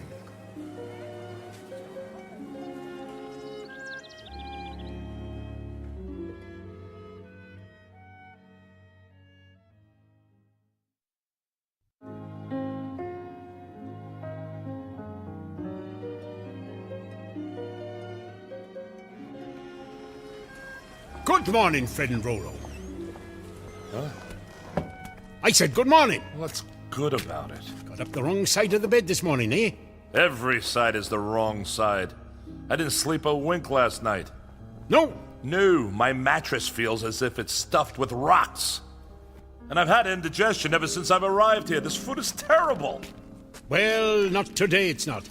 Today I got us some steak for dinner. 17 cents a pound, can you believe it? How can they sell it so cheap? I don't know and I don't care. Well, suit yourself. But I like 1890. It suits me. Look at this laboratory. It's ancient. It hasn't any equipment at all. Listen, I can even get a tune out of my harmonica now. Stop that! Darn noise. I don't know why I ever came to work here. I don't know why I ever wanted to live here, this barbaric, primitive wilderness. What an utter fool I was to think I'd be happy living in 1890. Of all the dull, miserable, impossible periods of time, this one takes the prize. No sanitation, no facilities, no spring mattresses, air foam pillows, or electric blankets. Oh, sheesh. This guy is worse than my mother-in-law. No comforts, no frozen canapes, no microwave meals, no swimsuit edition of Sports Illustrated. You know what, Rollo? I think you'd be happier some other place. Or maybe some other time. What are you blabbering about? 2000, 2001, 2002, 2003. There you go. Now, here, try this on for size. Ow! There you go. A perfect fit. Oh, no. You can't send me back. You don't belong here, Rollo. Any more than I belonged in your time. I'll just press here to switch the helmet on. Get this blasted thing off my head! Goodbye, Rollo. I hope you'll find the peace and quiet you're looking for. I know I will. Now...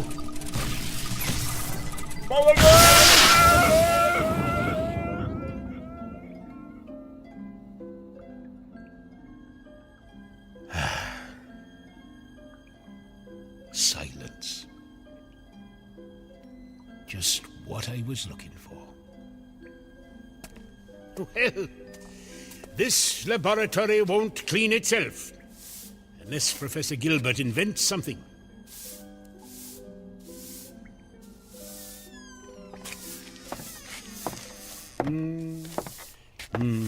Where's Rollo? Oh, Rollo? Oh, he just left, Professor. Left? In a big hurry. Late for an appointment? Early. Strange chap. Complains a lot. Hadn't noticed. Talks a lot of nonsense, too. Keeps saying he needs a computer, whatever one of those is. Fancy word for an abacus, I reckon. Mulligan, have you seen my time helmet? Mulligan?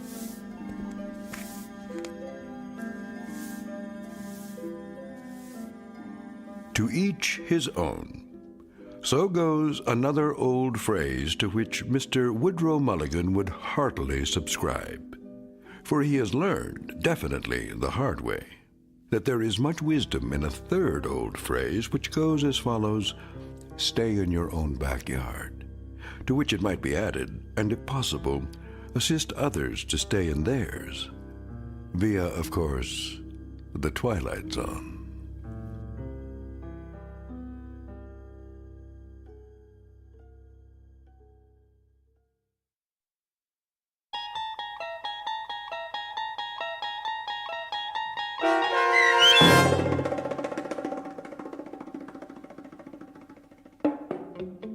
Once Upon a Time, starring John Rhys Davies with Stacy Keach as your narrator, was written for The Twilight Zone by Richard Matheson and adapted for radio by M.J. Elliott. Heard in the cast were Mike Starr, Rob Riley, Michael Teshua, Malcolm Rothman, George Adams, Jim McCants, Beth Jacoby Deach, Randall Steinmeier, and C.J. Amari. The producers of The Twilight Zone wish to thank CBS Enterprises and the Rod Serling estate for making this series possible. This copyrighted radio series is produced by Carl Amari and directed by Joby Cerny for Falcon Picture Group. Sound design, custom Foley effects, recording, and editing are done in the Cerny American Sound to Picture Theater by sound designers Craig Lee, Bob Benson, Todd Beyer, and Tim Cerny. To learn more about the Twilight Zone radio dramas and to download episodes, including 3 free episodes on our homepage, visit our official website at twilightzoneradio.com. Doug James speaking.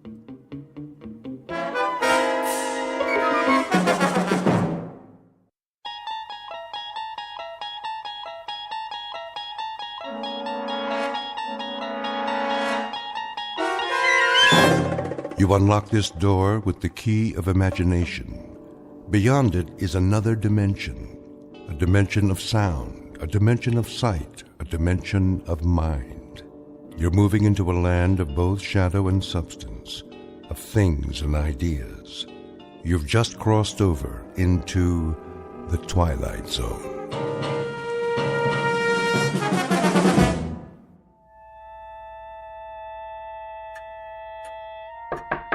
Grandpa, shall I keep your dinner warm for you? Grandpa? Yes, Marnie. Just let me lie down for a moment and rest my eyes. Now, why is that clock slowing down?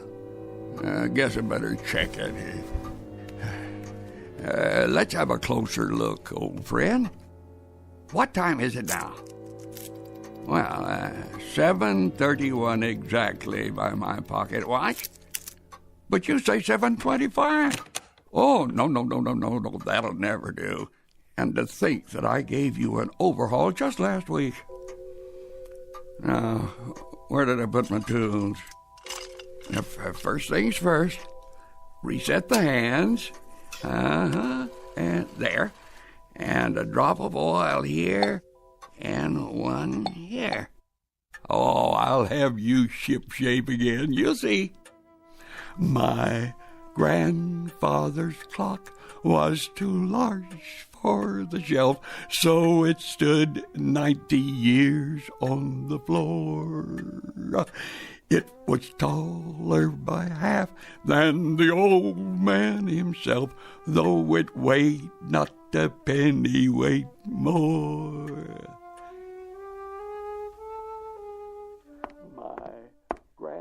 Oh, no. What's wrong? There he goes again. You noticed?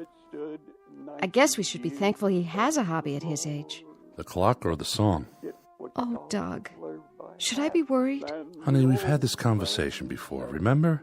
First it's the song. And always the same one. Then he forgets to come down for breakfast. Or lunch, or dinner. Do you realize he hasn't been out of his room all day? I know. That clock is all he ever thinks about. It's more than a hobby. It's his whole life now. Sweetheart, I know how much you love him. And I love you. But maybe it's time to face facts. I kept his plate warm. I'll take it upstairs. Just give it some thought. That's all I'm saying. I will. Only I'm afraid I have no idea how to bring up the subject with him. No idea at all.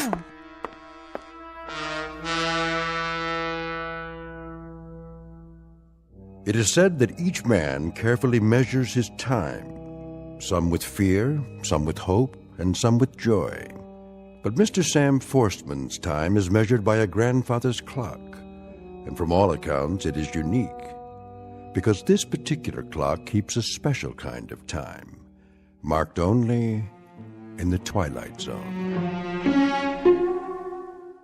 Now, back to the Twilight Zone and our story, 90 Years Without Slumbering, starring Bill Irwin with Stacy Keach as your narrator.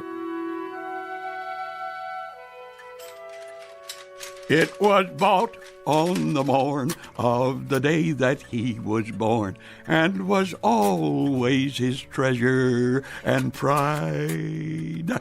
But it stopped short, never to go again, when the old man died. 90 years without slumbering. Tick-tock, tick-tock, his life seconds numbering. Tick-tock, tick-tock. Grandpa? Oh, come in, Marnie. What are you doing? Oh, it's been a few minutes off lately. Quite a mystery. But don't you worry. I'll solve it. At least move the lamp, Grandpa. You're going to ruin your eyes. I can see quite well, thank you. Besides, I know practically every part by heart. But why does it matter that much to you? I wouldn't expect you to understand. Once a clockmaker. I brought you dinner. Dinner? You're awfully early tonight. Besides, I don't need room service. I would have come down. It's almost 8 o'clock. It is? Oh, what happened to the time? I'll leave your plate on the dresser. You do that. Thank you, Marnie. You're too good to me, you know that? Grandpa, are you feeling all right? Me? Never better. Why? It's just that you spend so much time up here. And for that, I apologize. It's the clock. There must be some dust in the mainspring. In fact, you haven't been out of your room since yesterday. It's my friend's fault. Your friend? Been acting up, but once I get him adjusted properly. Actually, we wanted to talk to you about that. We? Doug and I. Grandpa, we know you love the clock, but... But he's ticking along nicely now. There. Shouldn't have any trouble for a while. Of course, a clock as old as that, well, you're bound to have problems of one sort or another on occasion. Just like people, huh, Marnie? Of course, Grandpa. Why don't you get some rest? Oh, you know me, dear. Never sleep. But I I might lie down for a few minutes to rest my eyes. You do that. Good night, Grandpa. Good night, sweetheart. Well? Well, what? Did you talk to him about it? I tried, but I couldn't, Doug. I just couldn't. He's such a wonderful man. I know. If only he weren't... Senile? Well, it's the truth. Somebody had to say it. Oh, Doug. What are we going to do?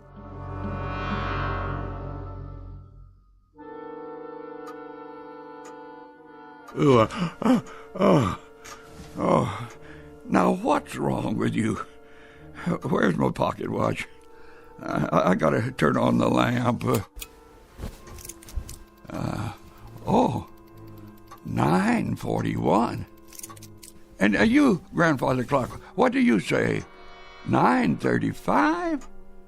But I just reset you. Running slow again. Wait, I didn't wind it properly. That's it. They're making me so nervous I've grown careless. I must let that happen. Here, let me give you a good winding. Oh, no, please don't stop. I'll never forget to wind you again. I promise. Well, there, that's better. Remember, you and I are the only ones who know what'll happen if you run down. But we won't tell anybody, will we? Oh, no, of course we won't.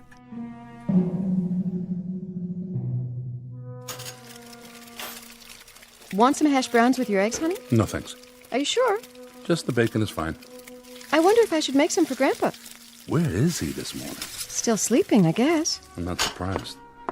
He must have fiddled with that darn clock till 4 a.m. I know. Did you hear him? I heard him. Is that all you're having? Coffee? I'm not very hungry. What about the baby? You're eating for 2 now. That's one thing you don't have to worry about, Doug. Marnie, What? let's not fight about this. I'm not. Honey, I only mean that you've got to accept the facts. Your grandfather's not a well man. Oh, Doug, I don't know what to do. Take it easy. He's always been so alert, so easy to be with. He's the same grandfather you've always had. But everybody faces this. Your loved ones grow old, and there are decisions to be made. You try your best to do the right thing. Why don't you come right out and say it? You want to have him put away. I don't know about that, but why don't we at least let Mel look him over? Can we do that? Just to be sure.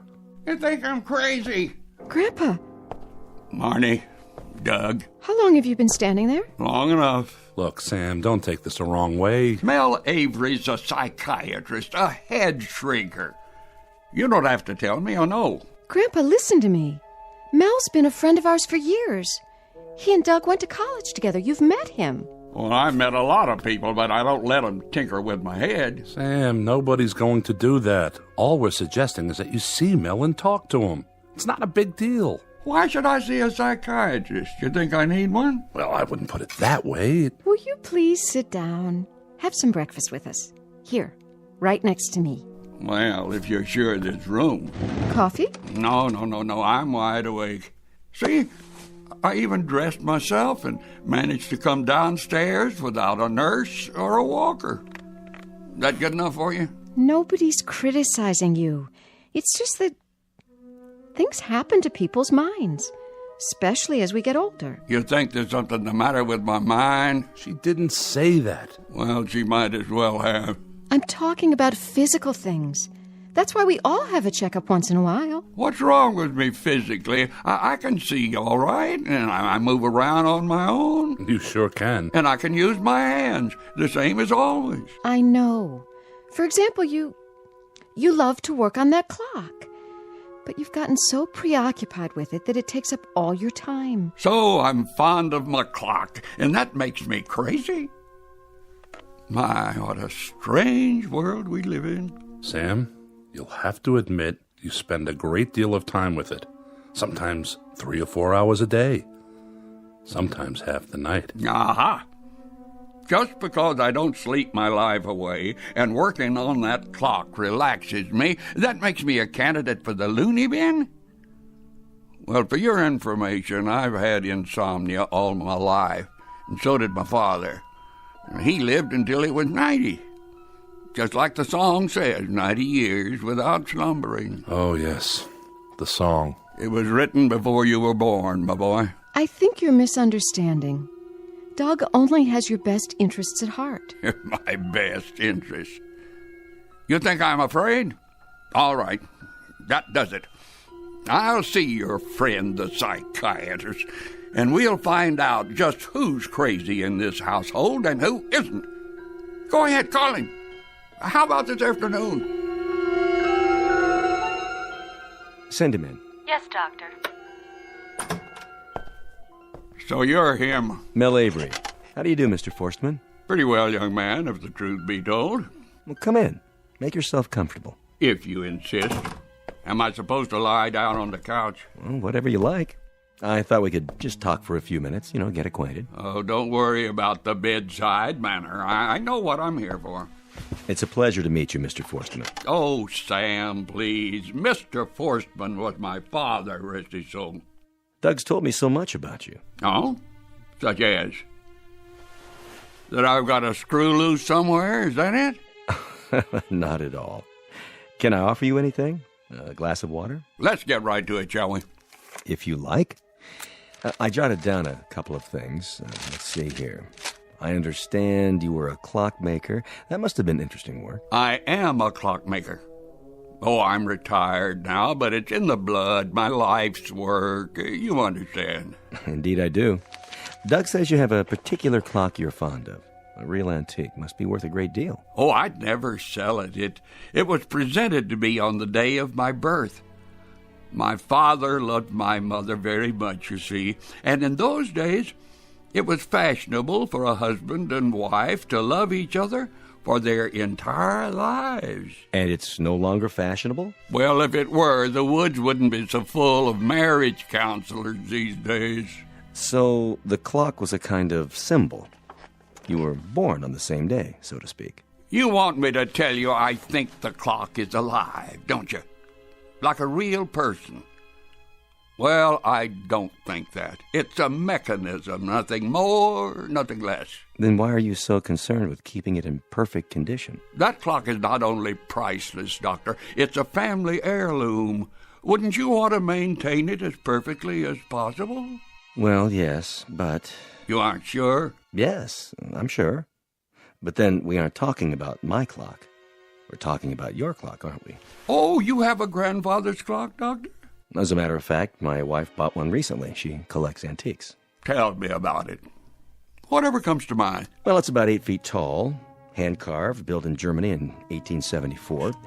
But we're talking about you, Mr. Forstman. Sam. Oh, why, I thought we were talking about your clock. Oh, we were, but we've gotten off the track. Track? Are we going to talk about trains now? No. Well, if you've nothing more you want to discuss... I could talk about clocks for hours, Doctor, but your time is expensive. Mine's free. I think I'd better go now, for your sake. It's been a pleasure. There is one little thing. Yes? I know that when my clock stops ticking, so will I. Really? You believe you'll die on that day? Does that make me crazy? No. But it is rather unusual. How's your clock running, by the way? Why, I don't know. You might want to have it checked. If I had a clock like that... You'd what? I'd get rid of it. I'd have to. So, either I go or the clock goes. Is that what you're telling me? I didn't say that. Well, I didn't think you did. I mean, why would anybody say a thing like that? Why, I don't know. Such an idea would have no rational basis. It certainly wouldn't. Definitely. None at all. Indubitably. Then that should put your mind at ease. I hope I've been of service, Doctor. Have a nice day.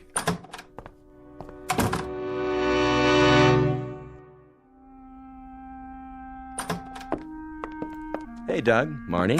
I can't thank you enough for seeing him. Yeah, thanks, Mel. It's not a problem. I enjoyed it. He's very entertaining. Oh, he's a character, all right. So, what's the verdict?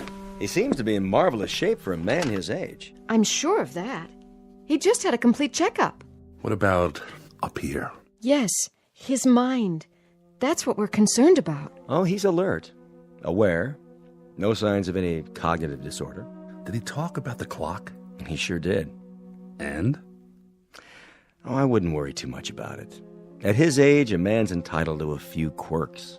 You mean he doesn't need to be put into an institution? Well, not as long as he has no debilitating physical problems. He should be able to continue living a productive life. But I do want to say something about this attachment of his.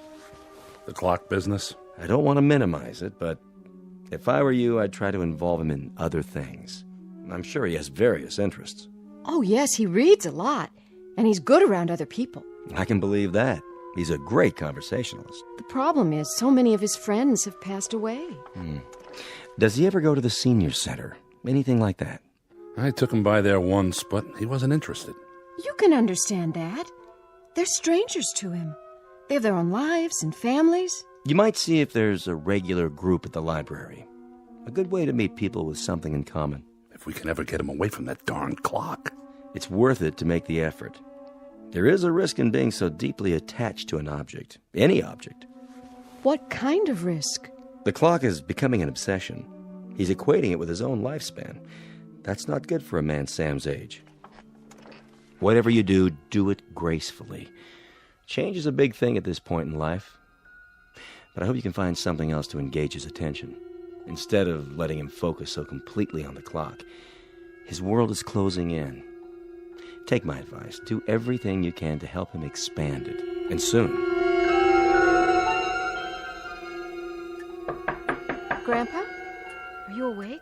Come on in. I thought you might be taking a nap. Oh, no. I was just resting my eyes. I see the clock's running perfectly again. Perfectly. Marnie, I wanted to talk to you about that. Oh, it's all right. Listen, Grandpa. Doug and I have to run into town. We were wondering, would you like to come with us? Afraid not, dear. I thought we could stop off somewhere, get some lunch. Anywhere you like. Some other time. I have too much to do. Like what? That's what I wanted to ask you. Would you mind if I move it?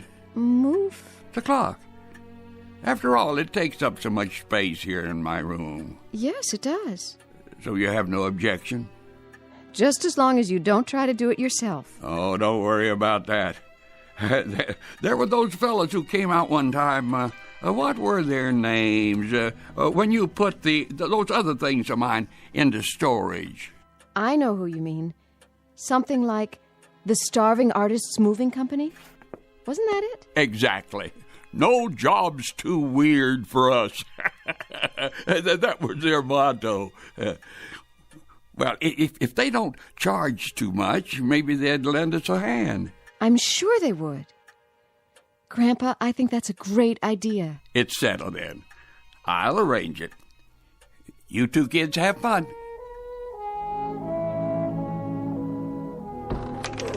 Watch your step. Yeah, the carpet, I see it. Set her down for a minute. Couldn't he just use a watch? Or a sundial. Never have to move one of those. Set it and forget it. How does that song go? My grandfather's clock was too large for the shelf. Something. So it stood 90 years on the floor. Yeah. Oh, okay. Oh, you must be very careful. Okay, let's up two. We got 2 more calls to make. All right, 1, 2, 3. Lift. Oh.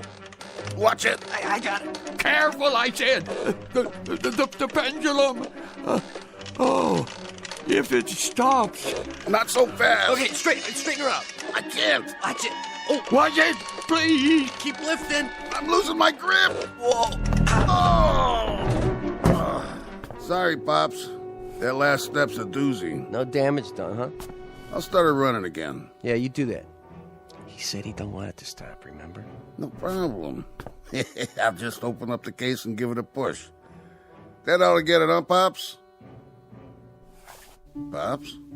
What's the matter with him? I don't know. He just keeled over. Hey, Sal, feel for his pulse. Oh, I can't find it. Call 911. The old guy looks like he's dead. Okay, I'm calling an ambulance. Where's the phone? Hey, Pops, come on. You didn't croak on us, did you? Quit fooling now. Oh, phone's in the kitchen. I can see it. Gotta move the clock to get by. Hey, wait, he's breathing. Yes! Hey, you gave us a scare there. What happened? My clock. Easy now. Oh, I'm all right. Don't try to get up. Yeah, just stay where you are. Don't be silly. Still want a doctor? A doctor? I never wanted one in the first place. Okay, no doctor. Just let me give you a hand. Listen. What? My clock. It's still ticking. Yeah, sure. You had us worried there for a minute, you know? Don't do that, Pops. I guess it just wasn't my time. Not yet. Not quite yet.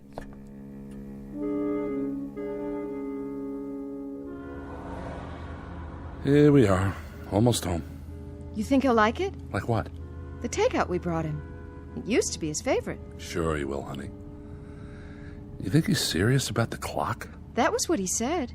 He definitely wanted to move it. Will wonders never cease? I'll carry the food.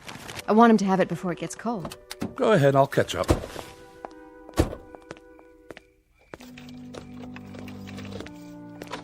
I hope you treat me this nice when I get old. Marnie? Oh, no. What's the matter? Oh, Doug. Look. Whoa. I didn't know he was going to move it today. Next to the bookcase? It's so huge. Maybe he's trying to make a statement. He's trying to make a compromise with us. Oh, you're back early, children. Hello, Grandpa. I thought we'd give it a try down here and just see how it looks. What do you think? Well, I don't know. You can see for yourself, can't you, Sam? Yes, I see. It sticks out like a sore thumb. Uh-huh. Are you sure? I think Doug's right. Well, when you put it that way... You seem a little shaky. Are you all right? Yes, of course. You didn't do any of the lifting yourself, did you? Oh, no. Some nice college boys. That's what artists look like nowadays, I suppose. You're awfully pale. Oh, stop fussing. I'm fine. You might as well be honest about all this. We talked to the doctor. You did? Well, what a coincidence. So did I. Well, he said... He said you're becoming obsessed with it. And that's not good for you. Senile. That's what he really said, isn't it? No, Grandpa, he didn't. Well, I'm not going to any loony bin. That's final. Nobody said anything about... But I'll tell you what I will do. I'll sell it. You heard me. Before that happens, I'll sell the clock once and for all and be done with it.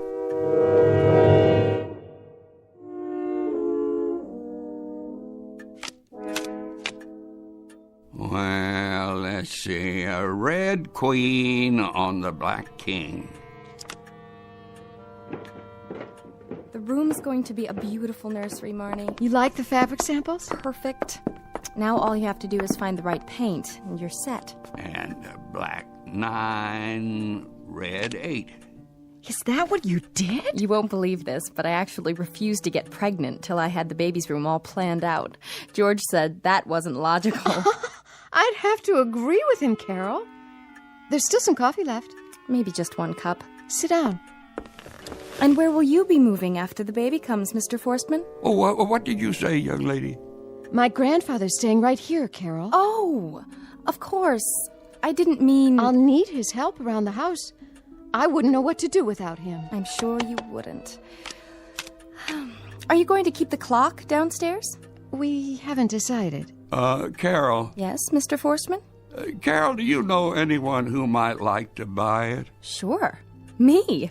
Wish I could afford it. Do you mean that? Do I? You know how I feel about antiques. Something like this would make my front hall. Well, I think we could work out something. You could even pay me later. It doesn't matter. Are you serious, Mr. Forstman? It would be ideal with you living next door. I could visit the clock every day. Not every day, surely. I mean, I could look after it and keep it in good condition, you know. Oh, I'd appreciate that. You see, this is a very special clock.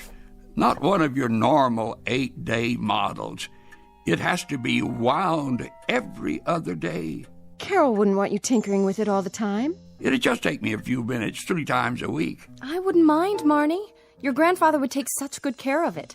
If you're sure. It's up to you two. Oh, I can't wait to see how it looks. And George says I don't have an eye for bargains. Wait till he hears about this.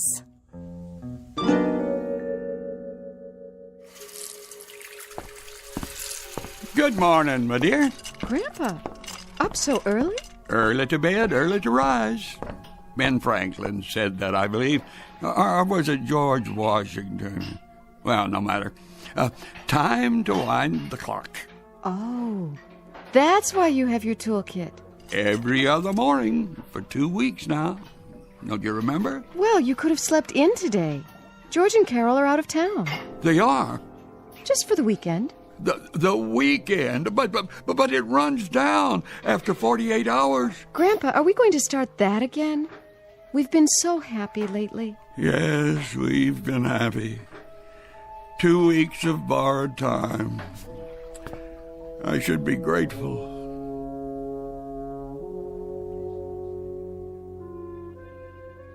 And that's the evening news. Repeating our top local story, suburban crime dropped 17% since the mayor's new neighborhood watch program. We'll be back. Sam, you in there?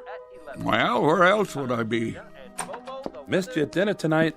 Oh, I'm a little under the weather. I decided to save my strength. Anything I can get you? No. I'm just going to watch TV for a while. Sam, I just wanted to say that it's great to be a family again. Eating our meals together. We missed you tonight. Just didn't feel the same. Thank you, Doug. And the same to Marnie. And now I think I'll lie down and rest my eyes before the movie starts. You do that, Sam. See you in the morning. And say good night to Marnie for me. Will do. Good night.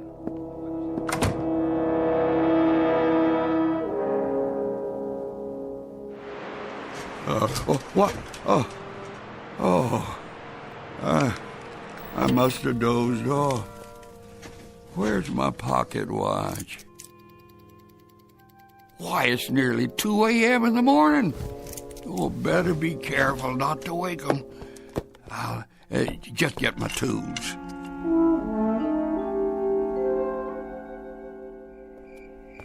Oh, thank goodness for street lamps.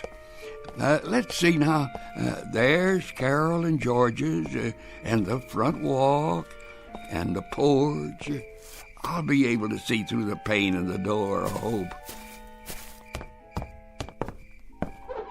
Oh, good. They left the hall light on. Yeah, there it is. How's the time? 2:31. Oh, it's lost 20 minutes already. I've got to get in. Oh, locked.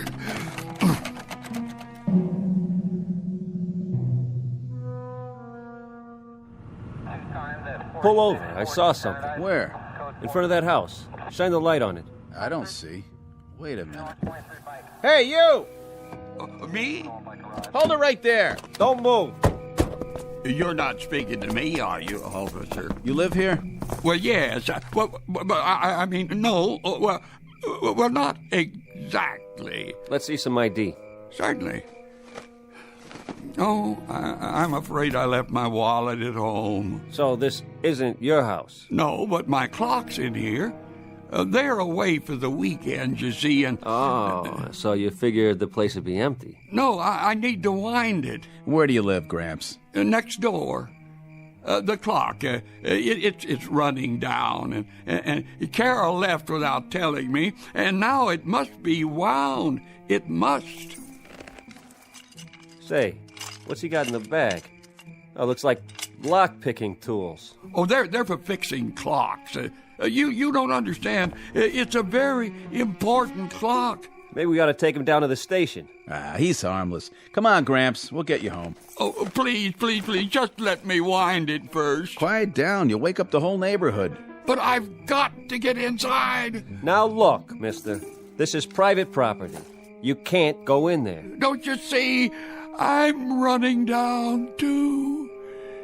If it stops, I'll die.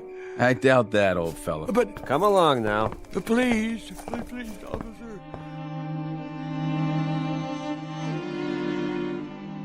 We're very sorry this happened.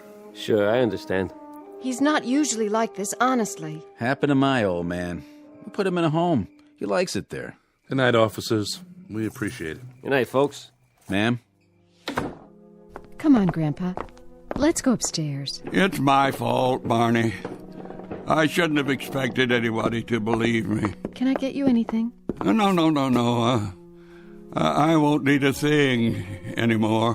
Why do you say that? Don't worry, dear. It's better this way. Better? Let me give you one last hug. Don't talk that way.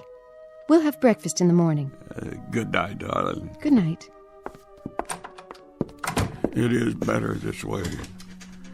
It has to come sometime.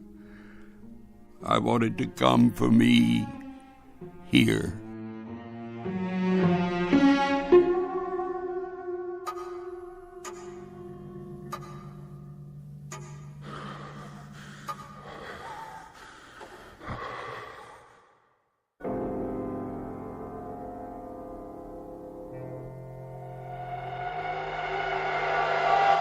Well, Sam, old friend, it is time for us to go. And just where are we going? Close your eyes, old friend, and lie back down.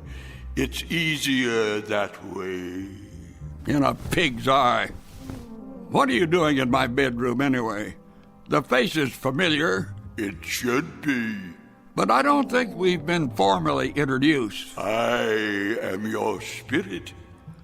Our time has come, Sam. After all, you are 76. That's nothing. And don't give me that spirit of 76 stuff. Who says my time has come? Have you forgotten what your father told you? Not to mention your grandfather. About what? Didn't they always tell you that if ever the clock runs down, you'd die? Yeah. You know, I actually used to believe that stuff, but it's a lot of foolishness. I know, I've been to a psychiatrist. So what? So he didn't think I needed that clock. He didn't think I was crazy either. And you know what? He was right. All this time we were wrong. Sorry, Sam. I prefer to believe our grandfather. I never trusted head shrinkers myself. Now you listen to me. My father and grandfather were from another generation. I live in the present. Live, I said.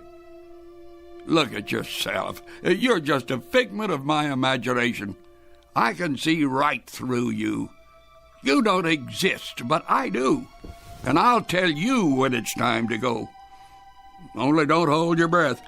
I've got a great-grandson coming soon, and I plan to be around so that I can play with him and watch him grow and take him to school, maybe even college. I repeat, I don't believe in you. Therefore, you don't exist. Now I ask you, am I right or am I right? I can't argue with that logic, Sam. I have to admit you have a point. Let me know when it's time, Sam. Let me know.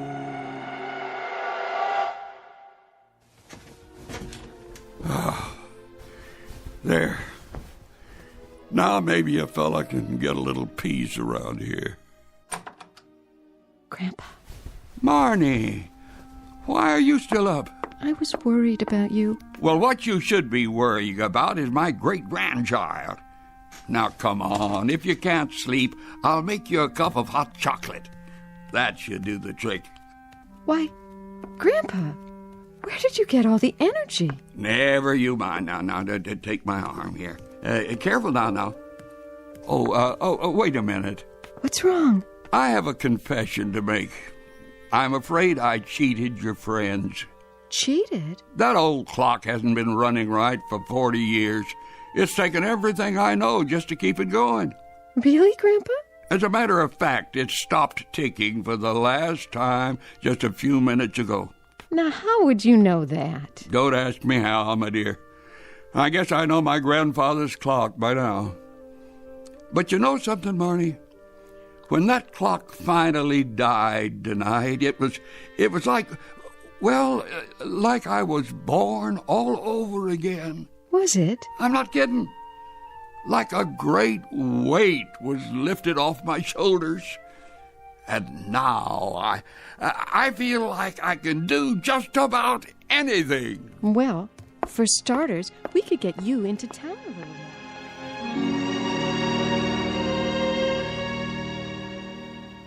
Clocks are made by men, but only God is responsible for time.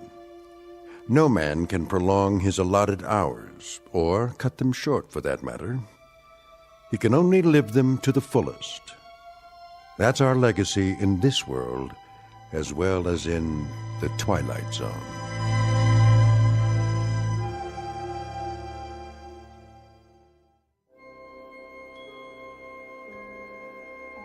Hi, this is Carl Amari, producer of the Twilight Zone Radio Dramas. I'd like to take a moment to tell you about our official website at twilightzoneradio.com, where you'll get the latest news and information on these Twilight Zone radio dramas. Plus, at twilightzoneradio.com, you can digitally download 3 free episodes or any of our episodes for only $1.95 each. In this age of ever-changing technology, we've decided to make these episodes instantly available to you by making the Twilight Zone radio dramas a digital download-only series. This means that this series will no longer be offered on CD. The CD collections at our website are now being offered while supplies last at buy one, get one free. So be sure to get your favorites before they're sold out. Be sure to visit us often, and I'll see you in the zone.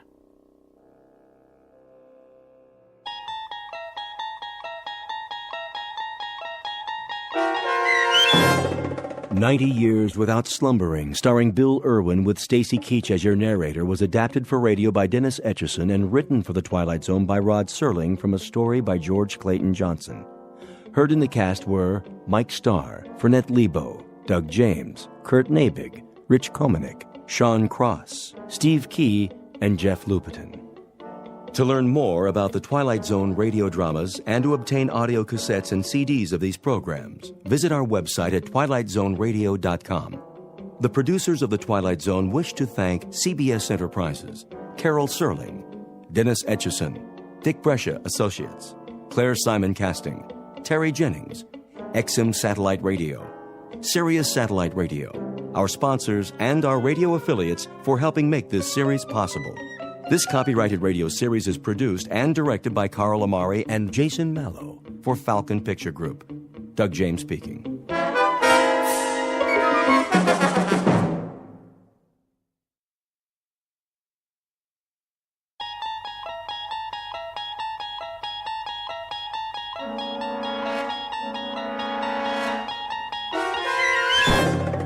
There is a fifth dimension beyond that which is known to man.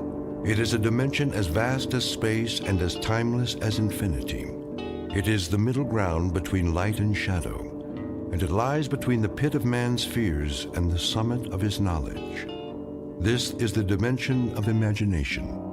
It is an area which we call the Twilight Zone.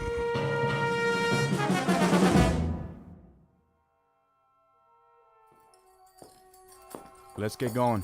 Yeah. Wasting too much time already. We've turned this place into a courtroom long enough. Barman, give me a drink. Coming right up. Hey, barman, pour me one too while you're at it. Court is back in session. Put that bottle away, Earl. You heard the judge. No drinking while the circuit court's here. Everybody sit down. Let's get this thing going. Come on. In the case of Joe Caswell, will the defendant stand? He means you. Stand up. I heard him, Sheriff. You don't talk until the judge tells you to. Now then, Joe Caswell, in the shooting of George Bamber's son, Will, you carry a Colt .45, same as the hole in Will Bamber's back, and there was an empty shell in your gun. He was spoiling for a fight. You're a dirty liar. My boy wasn't even armed. If he hadn't have called me out, he'd still be breathing, and I'd be halfway to Cheyenne. Hear that, Judge? Sit down, George. But he admits it. Quiet. This trial is over. Now, seeing as how there were no eyewitnesses, I can't say who started it and who deserved what. But there's no way this is self-defense. And it's not the first time you've been in circuit court. I've seen you too many times, Caswell. Fighting, thieving, drunk and disorderly, running horses off somebody's spread, and most of the time, folks end up dead. Too many times, mister. You've had your chance and then some. Well, this is the end of the trail. Do you have anything to say before I pass sentence? I never back down from any man, no matter who he is. Joe Caswell, I hereby find you guilty of murder and sentence you to death by hanging. Such sentence to be carried out at sunup tomorrow. May God have mercy on your soul. Court's adjourned till next month. Yeah, guilty. This way, Caswell. Then I guess I'll just see you in hell, Judge. We'll have a drink on it, you and me. Drink? Yep, I'm mighty thirsty myself. I was here first. No, you weren't. Take your turn, boys. Everybody gets served. Now, who's next?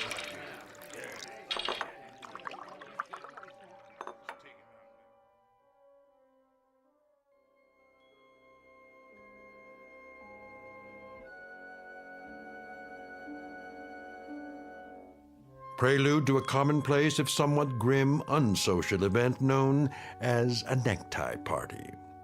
The year is 1880, the guest of dishonor, a cowboy named Joe Caswell, now just a few hours away from a date with a rope. He's headed for a short dance, to be performed several feet off the ground, before moving on to the dark eternity that awaits evil men. Mr. Joe Caswell, who, when the good Lord passed out a conscience, a heart, and a regard for others, must have gone off for a beer and missed his. Mr. Joe Caswell, whose time is about to run out in the Twilight Zone.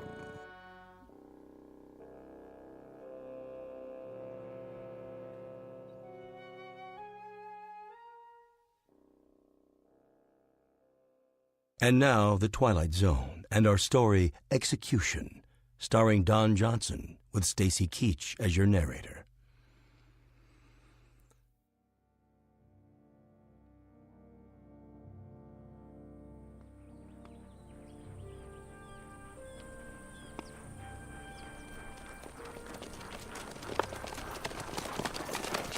This'll do right here. That tree hold him, Sheriff? Sure it will. It ain't that much. Give me the rope, boys. Right here. Throw it over the top branch. Yeah, hold his horse steady.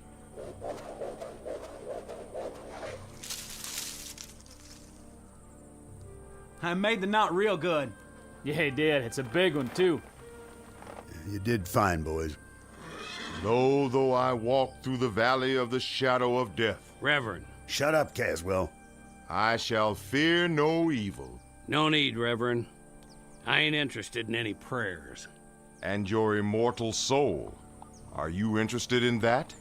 It's my immortal neck I'm concerned about now. It's your pleasure to see that it gets stretched a couple of feet. And since that book of yours ain't gonna stop it from happening, I'd as lief make this short and get it over with. Go ahead, then. I'm finished. Judge? You got any last words, Caswell? What would you like to hear? It's up to you. Then I'd like to say something about the young man I put a hole in. Yes? He had too much mouth and not enough brains. Why, you... And I'd invite him out again this morning if I had to do it all over again. You shot my son in the back, Caswell, which is a long country mile from an invitation to a showdown. If that's all you got to say, I got this to add. I'd like it to take a while. I'd like you to feel it, Caswell. The more you kick, the more justice I figure there is in the world. I'll do a jig for you, Papa. Just like a puppet. With my hands tied behind my back. How's that? Now, can we get it over with? All right, put the noose around his neck.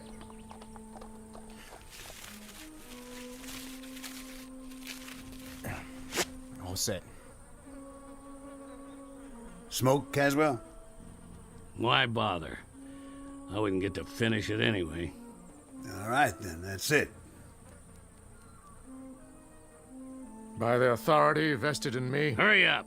I'll tell you this, Caswell. I've been a judge for 35 years, and the one question that always rests heavy in my gut is whether any human being has the right to condemn another. Maybe this is what should come from God. But in your case, Caswell, you're an evil man, plain and simple. You're a disease. When we hang you, it's a service to humanity. I have no doubt. No doubt at all. Gentlemen, do your job. Go ahead, you heard him. Hold! Go on, horse.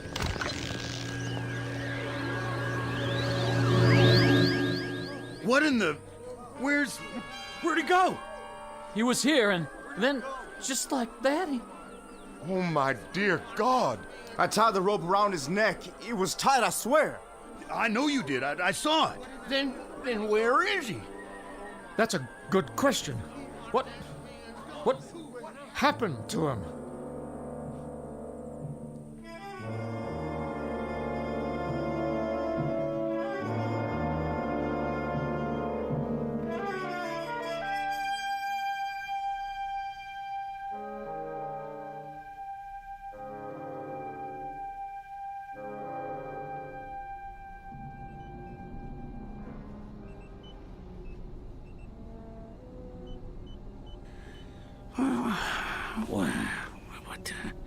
What? Stay down. Who are you? Just try to relax. You're going to be all right. Where am I? A long way from home, old friend. A very long way. I ain't outdoors no more. No, you sure aren't. My name's Dr. Mannion. You're in my lab in New York. How'd I get here? That, I'm afraid, will take some explaining. Is it day or night? That hardly matters. The truth is, it's more than a full century after your last moment of consciousness. But how? By this, an invention of mine. I wasn't sure it would work, but now I have the proof. I gotta get out of here. I suggest you stay where you are. You're in no condition to go anywhere just yet. Can I get you anything? A drink of water? What's that contraption? A time machine. Pretty big for a clock. I wouldn't expect you to understand. What's happened involves principles of physics you know nothing about. A few minutes ago, you were inside this machine. Where's my horse? Well, it's just large enough for a man. It brought you here from where you were. You mean Montana territory? Yes. Yes, I suppose that's right. I'd have to check the coordinates. But you have a most distinguished future. You're the first time traveler in the history of man. I'm going to introduce you to a new world, and you're going to tell me all about the old one firsthand. Now, let's loosen your collar and see about that drink of water.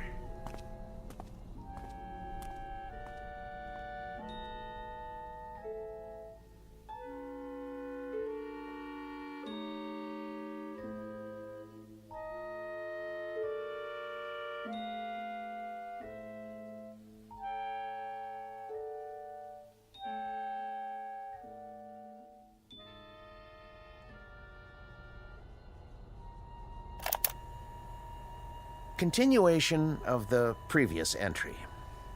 I offered the subject food and water, especially the latter. He seems quite parched. His clothing appears to be authentic in every detail, including the leather chaps and cowboy boots. After several attempts at conversation, he appeared desperately tired, and I showed him to the bed in my inner office. But I managed to learn the following. His name is Joseph Caswell. He claims to be a trail boss on a cattle ranch in the territory of Montana. His last moment of consciousness was on November 14th, 1888. He says he was on his horse when he suddenly blacked out. He awoke to find himself on the cot in my laboratory after I had carried him out of the machine. He claimed to remember no other sensations, and he has no real grasp of what has occurred.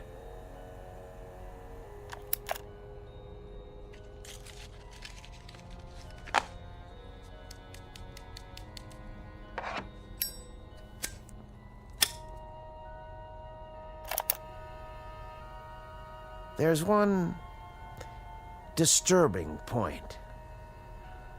The marks of a rope are etched deeply into his neck. He offers no explanation for this. And I have one other observation, hardly scientific. I don't like his looks. I don't like the face or the eyes or the expression. The overall appearance is disquieting, even disturbing. I can't escape the feeling that I've taken a 19th century primitive and transported him to a modern-day jungle. Heaven help whoever gets in his way. That's all for now.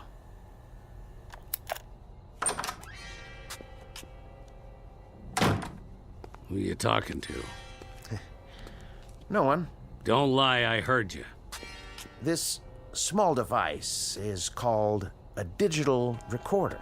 I speak into it, and it records my voice. A way to make notes, you might say, without pen and paper. Yeah? Here, I'll show you.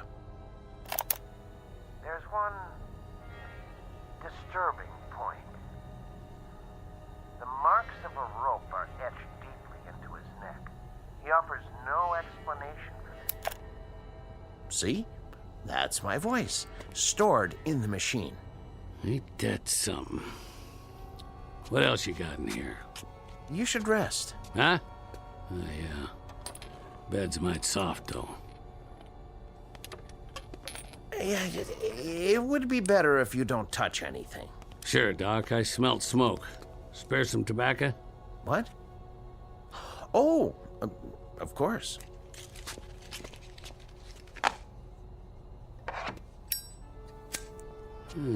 Look at that. Fire right out of the air.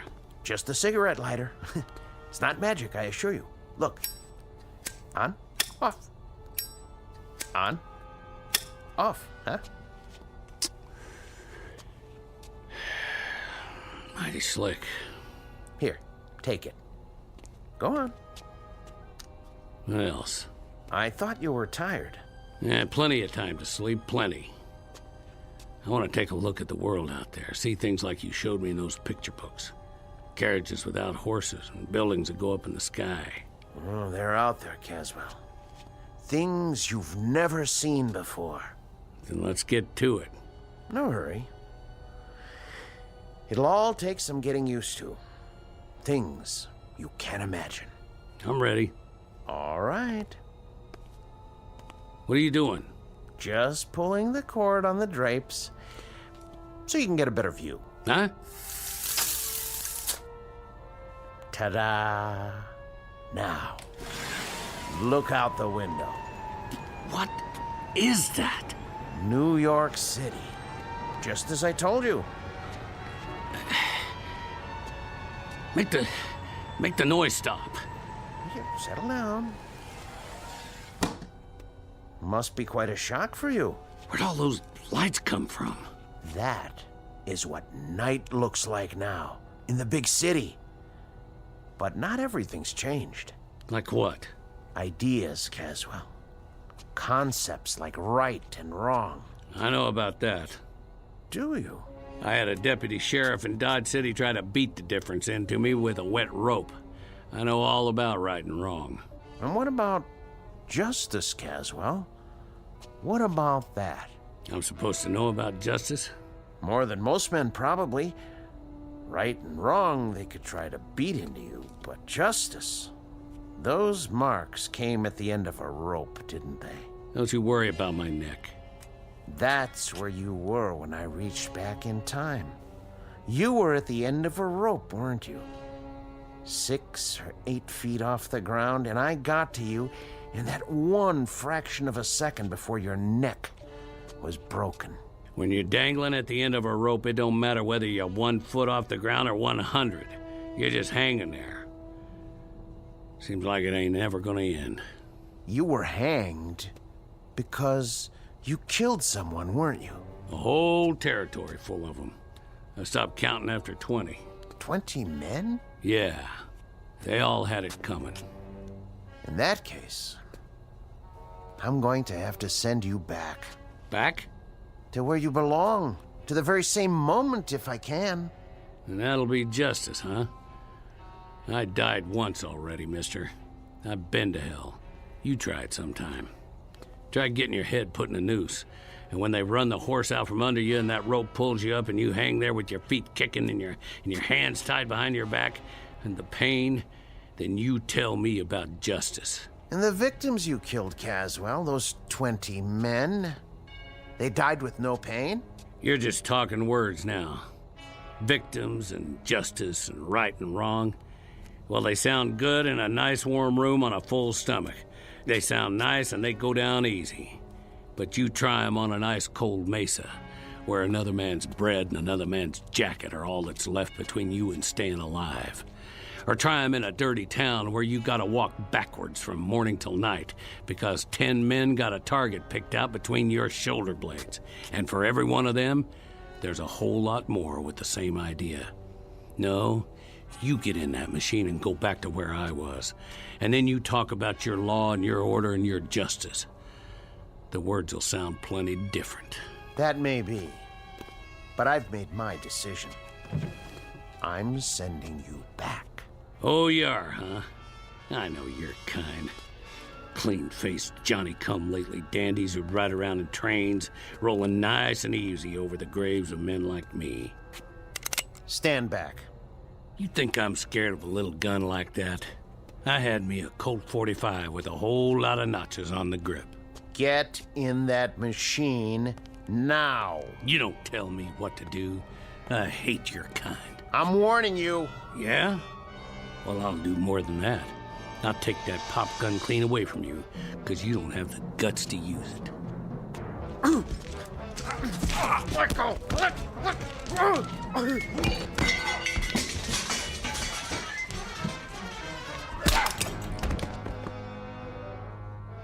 Don't you ever draw on me. Well, that's what I think of your note-taking machine. You stay down, if you know what's good for you. I'm gonna go out and get some of that northern hospitality.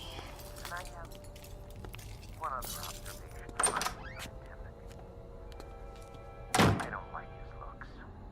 I don't like the face or the eyes or the expression. The overall appearance is disquieting, even disturbing. I can't escape the feeling that I've taken a 19th century primitive and transported him to a modern day jungle. Heaven help whoever gets in his way.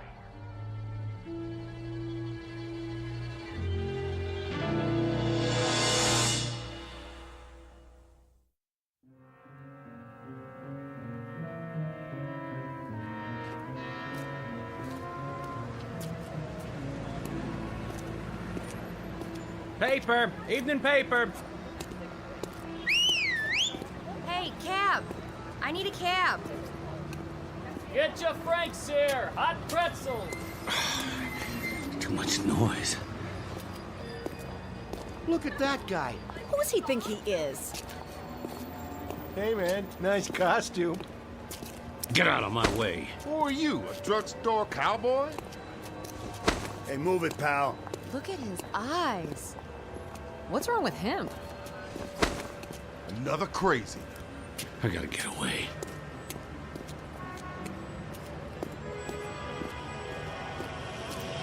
Are you still there? Honey, we can talk it over, can't we, honey? Don't you hang up on me. Don't you dare, you rat. Let me in. Let me in. I'm making a call. Do you mind? Get out. Take your hands off me. Right now. Okay, I'm going. What are you, nuts?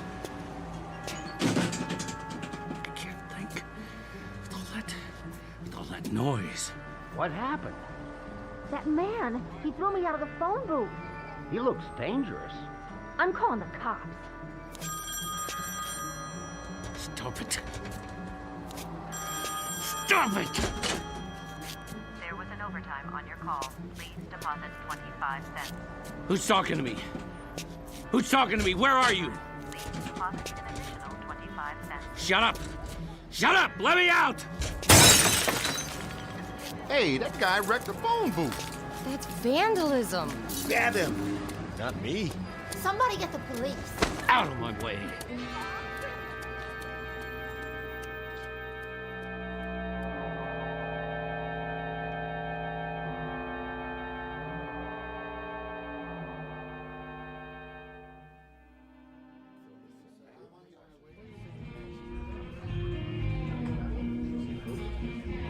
Hey, Artie, another draft over here? Coming right up.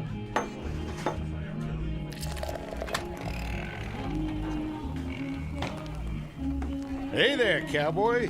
You from the village people? What'll it be, pal? Make it stop. Something wrong? Too much noise. Too much noise. You mean the music?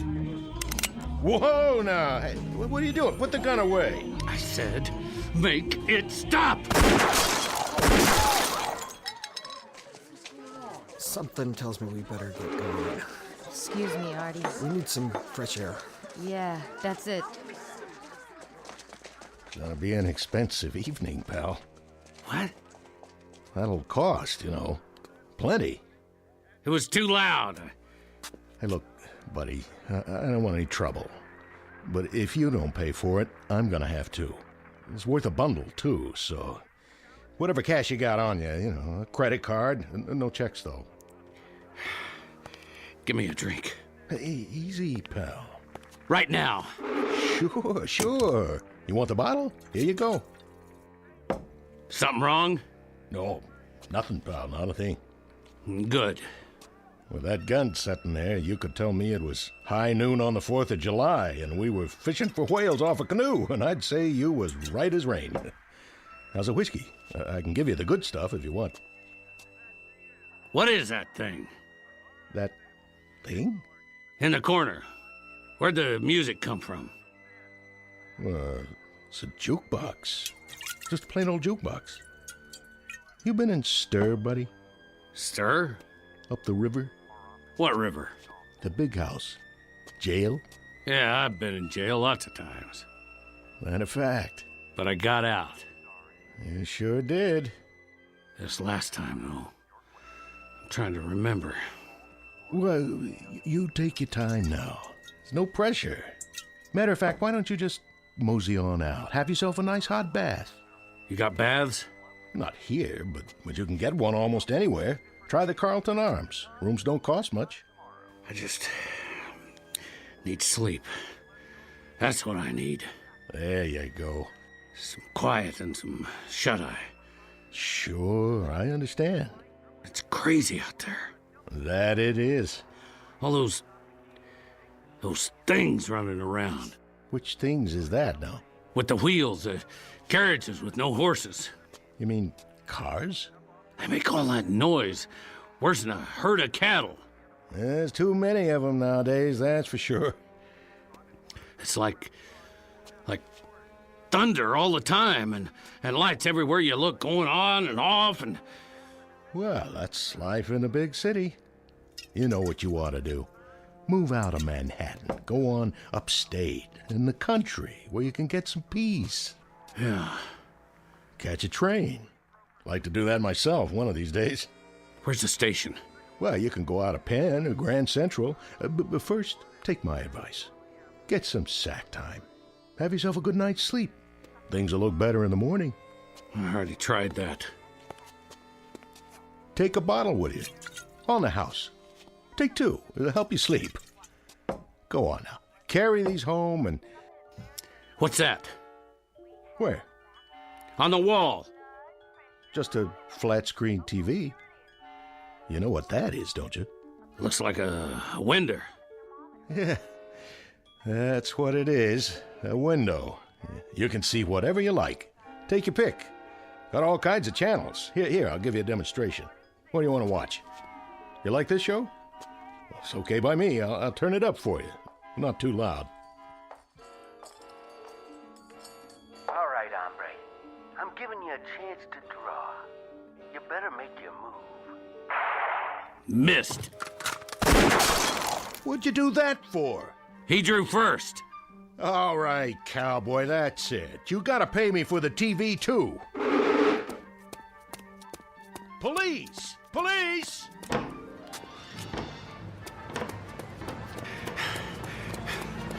Stop that man! He's got a gun! Hey, get out of the street! Are you drunk? Keep away! Did you see that? That guy shot the taxi cab. Wait, here comes the mounted police. He'll stop him. You! Hold it right there! He's going in the park, officer! I said hold! Leave me be. Hold up. Put your hands in the air. I was just trying to get him. You're not going anywhere. Hands where I can see him. This is Hendricks. I need backup. Central Park West. You the sheriff? That's right, partner. Spread them. You ain't taking me in. Your hands behind your back. Not this time. Put your hands behind your back. Put it away. Stop. Don't resist arrest. Easy, horse. This place is worse than Montana territory. Let's go. Get up.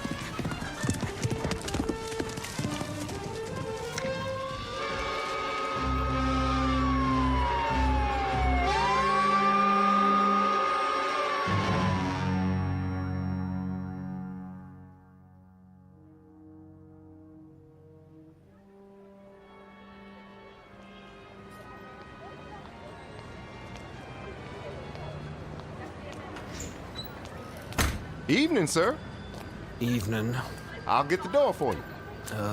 Thanks. Sir? Yeah. Are you a tenant? Me? I haven't seen you before. I just have to drop something off. Which floor? What? Most of the offices are closed now. Oh, yeah, I know that. Except for Dr. Mannion. Right. He likes to work late. Stays all night sometimes. Mannion? Yeah, that's it. I have to drop something off for Dr. Mannion. He's still here? Maybe. Maybe not. What does that mean? Never can tell. He could have gone down the back stairs. Worth a try. How's that? I say I'll see if he's still here. 3rd floor. You can't miss it. Thanks.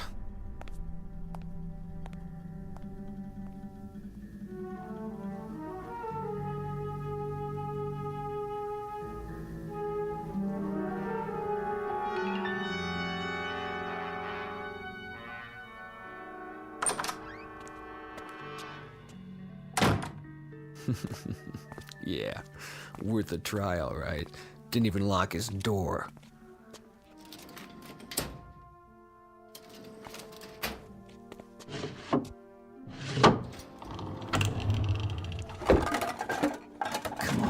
Come on, where's the cash box? Maybe in the back office.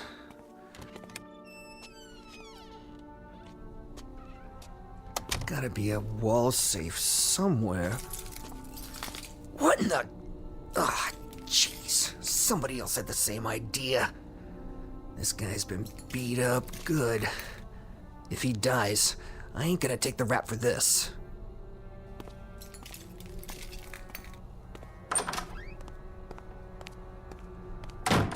Doc. Hey, Doc. Doc, wake up. You gotta help me. I can't make it here.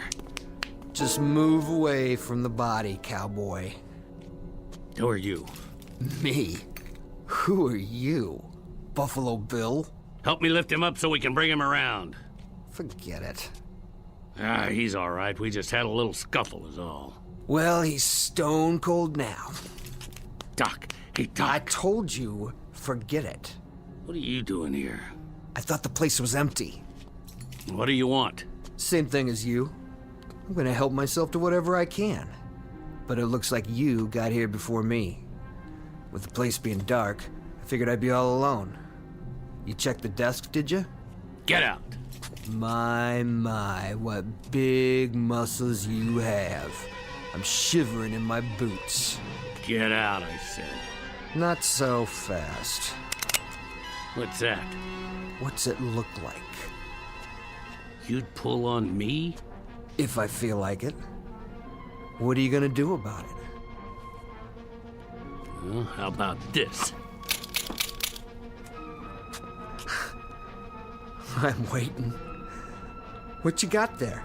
Cat pistol? No more shells. Now, as I was saying, I don't expect he keeps much cash in here, but he must have a safe. You know where it is?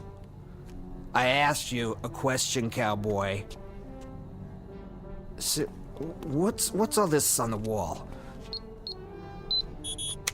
Some kind of electrical stuff. He's a doctor. Oh yeah? That means he's rolling in dough. I told you to get out. All right, you asked for it. Missed. Shouldn't draw a gun unless you know how to use it.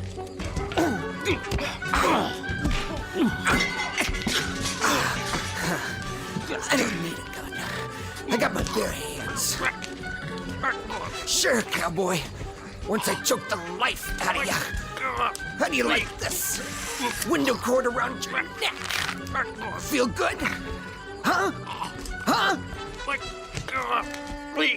Can't fight if you can't breathe. And your time's just about run out.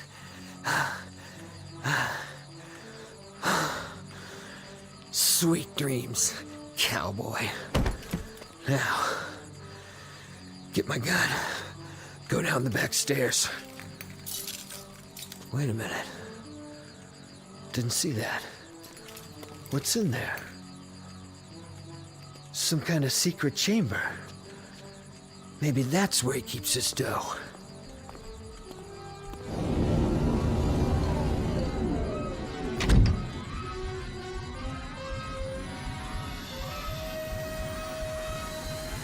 Hey. Hey. Open the door.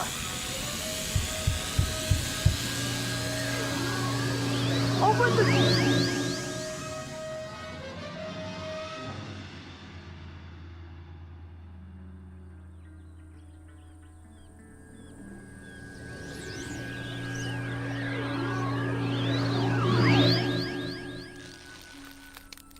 Hold it. He's back. What? How? That's not him. No, it's not. Then who? Cut him down. Hurry up, cut him down. I got it, Sheriff. Help him. Yes, sir. Here, use my knife. Let him down easy. It don't matter now, his neck's broke. But that ain't Joe Caswell. No, sir. Sure ain't the man we hanged. Then, who is it? Look at his clothes. What kind of clothes are they? I don't know. Some kind of city get-up. Fancy shoes and all. Then who is he? It's not Caswell, Reverend. It's a stranger. Someone I've never seen before. Me neither. I put the noose around his neck myself. Around Caswell's neck. I don't know who this is. What kind of devil's work is this? I don't know if it is the devil's work. Did we hang an innocent man, then? I hope not. I pray to God not. Amen. Put the body across one of the horses, Will. Take him back to town for now. Yes, sir.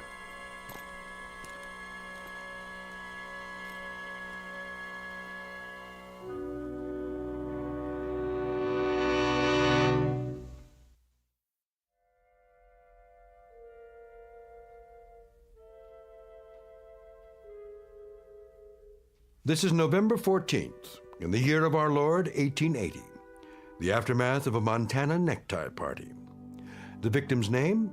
Paul Johnson, a minor league criminal from the city of New York and the taker of another human life. No comment on his peculiar death save this: justice can span years, and there's no statute of limitations on retribution. It can happen in an instant or across centuries, which is really the same thing in the Twilight Zone.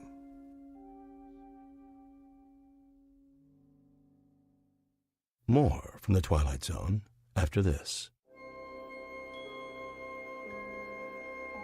Hi, this is Carl Amari, producer of the Twilight Zone Radio Dramas. I'd like to take a moment to tell you about our official website at twilightzoneradio.com, where you'll get the latest news and information on these Twilight Zone radio dramas. Plus, at twilightzoneradio.com, you can digitally download 3 free episodes or any of our episodes for only $1.95 each. In this age of ever-changing technology, we've decided to make these episodes instantly available to you by making the Twilight Zone radio dramas a digital download-only series. This means that this series will no longer be offered on CD. The CD collections at our website are now being offered while supplies last at buy one, get one free. So be sure to get your favorites before they're sold out. Be sure to visit us often, and I'll see you in the zone.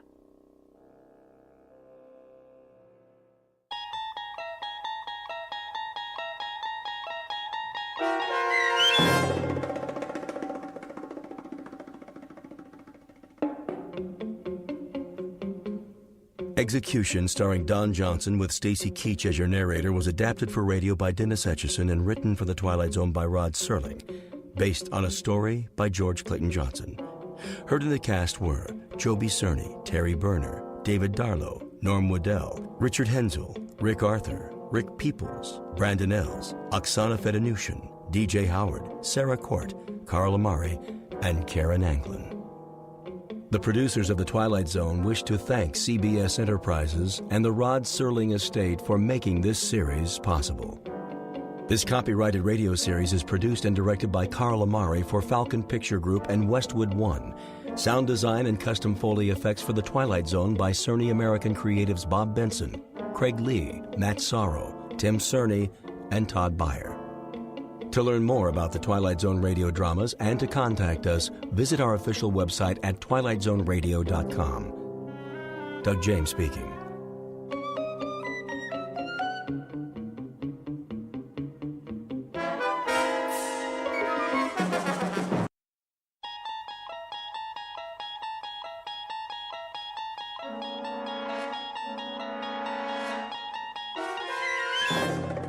You unlock this door with the key of imagination.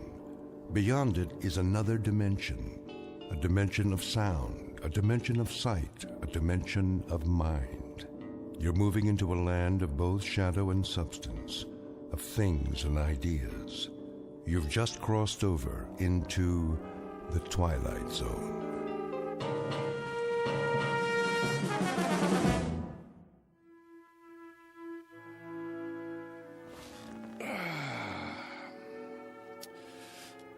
Now then, to begin. Recording. Back to scene 1. We open on a wide valley, the Alps in the background, as a ragtag army of men in brass helmets descend. followed by a bunch of elephants. In the foreground is their leader, Hannibal. Make that a herd of elephants. No, strike that. A thundering herd of elephants. Next shot. I need a drink. I say, I need... Yes? Greg? You have reached the home of Gregory West. At the tone, Cut it please out, leave... West. I know you're there. For one thing, you don't have an answering machine. For another, I can hear you sweating. Hello, Sammy. You know what day it is? It's Monday. You were supposed to have the script on my desk this afternoon. Oh, that, yes. My typist is running a little behind schedule. Your typist? Well, you know I don't use a typewriter. So get a word processor or a laptop. Never. Dictation is the only way. Helps me get the dialogue right. What's her number? Who? Your typist. I'll send a messenger. Not until I have a chance to look it over. Make any last-minute corrections. The network wants pages, Greg. They don't have to be perfect. Just give me a couple of more days. I can't stall them much longer. They want to shoot Hannibal's animals in the spring. They doubt me? They doubt their own grandmother if they had her under contract. They've got a lot riding on this. Well, you tell them I'm not some Hollywood hack. I'm a legitimate writer. They're lucky to have my services. And you're lucky to have a six-figure deal. This isn't Broadway, it's TV. And you've got a mortgage to pay off. I'm aware of that, Sammy. Oh, I shouldn't have answered the phone. The one time I do, is it Harold Prince? Is it the Theatre Guild? No, it's my agent with dialogue out of a Bud Schulberg novel. Bud who? Look, the script will be ready when it's ready. Do they want it fast or do they want it good? Ask them that, would you please? They want it tomorrow. That's what they want. I'm telling you. Bye, Sammy. We'll talk in the morning. Oh, my. Now I do need that drink. Mary? Did you hear what I said? Yes, darling? Ah, there you are. I was wondering... Scotch and water? How did you guess? I think I know you by now. Relax, Gregory. You deserve a break. How right you are. Sit on the couch. I'll massage your temples before you go back to work. Ah, what a fine idea. Is the drink all right? Perfect. As always. There. Now close your eyes. Doesn't that feel better? I swear, Mary, you have, magic fingertips. The least I can do for such a talented man. That brain of yours must get overheated, working hour after hour, morning till night. I couldn't have said it better myself. Oh, yes, you could. You're a genius with words. I know. Oh, Mary, Mary. Yes, Gregory? Hold me. It would be an honor.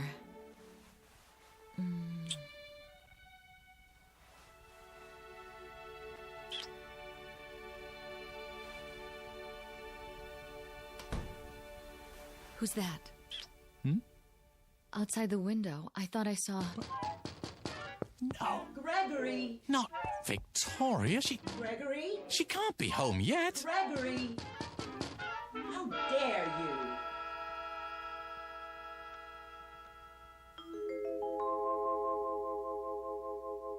The home office of Mr. Gregory West, noted playwright, and now a resident of the Hollywood Hills. A quiet, thoughtful man, even a bit shy, and at the moment, very happy, despite the fact that he is over deadline. His latest project? A script assignment taken to ensure that his household remains secure, despite the occasional fickleness of drama critics. The other ingredients of that household? There's Mary, warm, affectionate, devoted, the ideal companion for someone who values peace of mind. And the final ingredient, Mrs. Gregory West. In a moment, she's going to learn the secret of her husband's success. A method of creative writing taught only in the Twilight Zone. And now, The Twilight Zone, and our story, A World of His Own, starring Charles Shaughnessy, with Stacy Keach as your narrator. Gregory! Oh!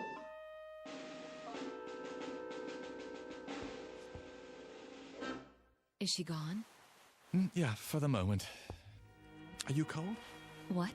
The air, it's chilly this evening. It was. Shall I light the fire? Not if you're with me.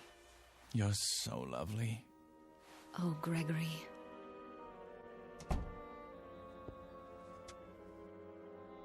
Don't worry just yet. Oh, Mary. Gregory! Unlock this door immediately. I'm sorry. Greg, not again. I have to, Mary. But why? You don't know what she's capable of. I know you have a woman in there. Open up. No, Greg. What else can I do? I warn you, Gregory. Oh, my. Are you so frightened of her? She can make my life miserable if she chooses. All right, then. If you must. Do you hear me, Gregory? Are you deaf?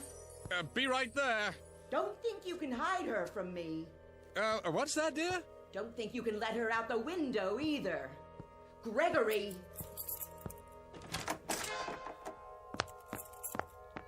Ah, I thought that was you.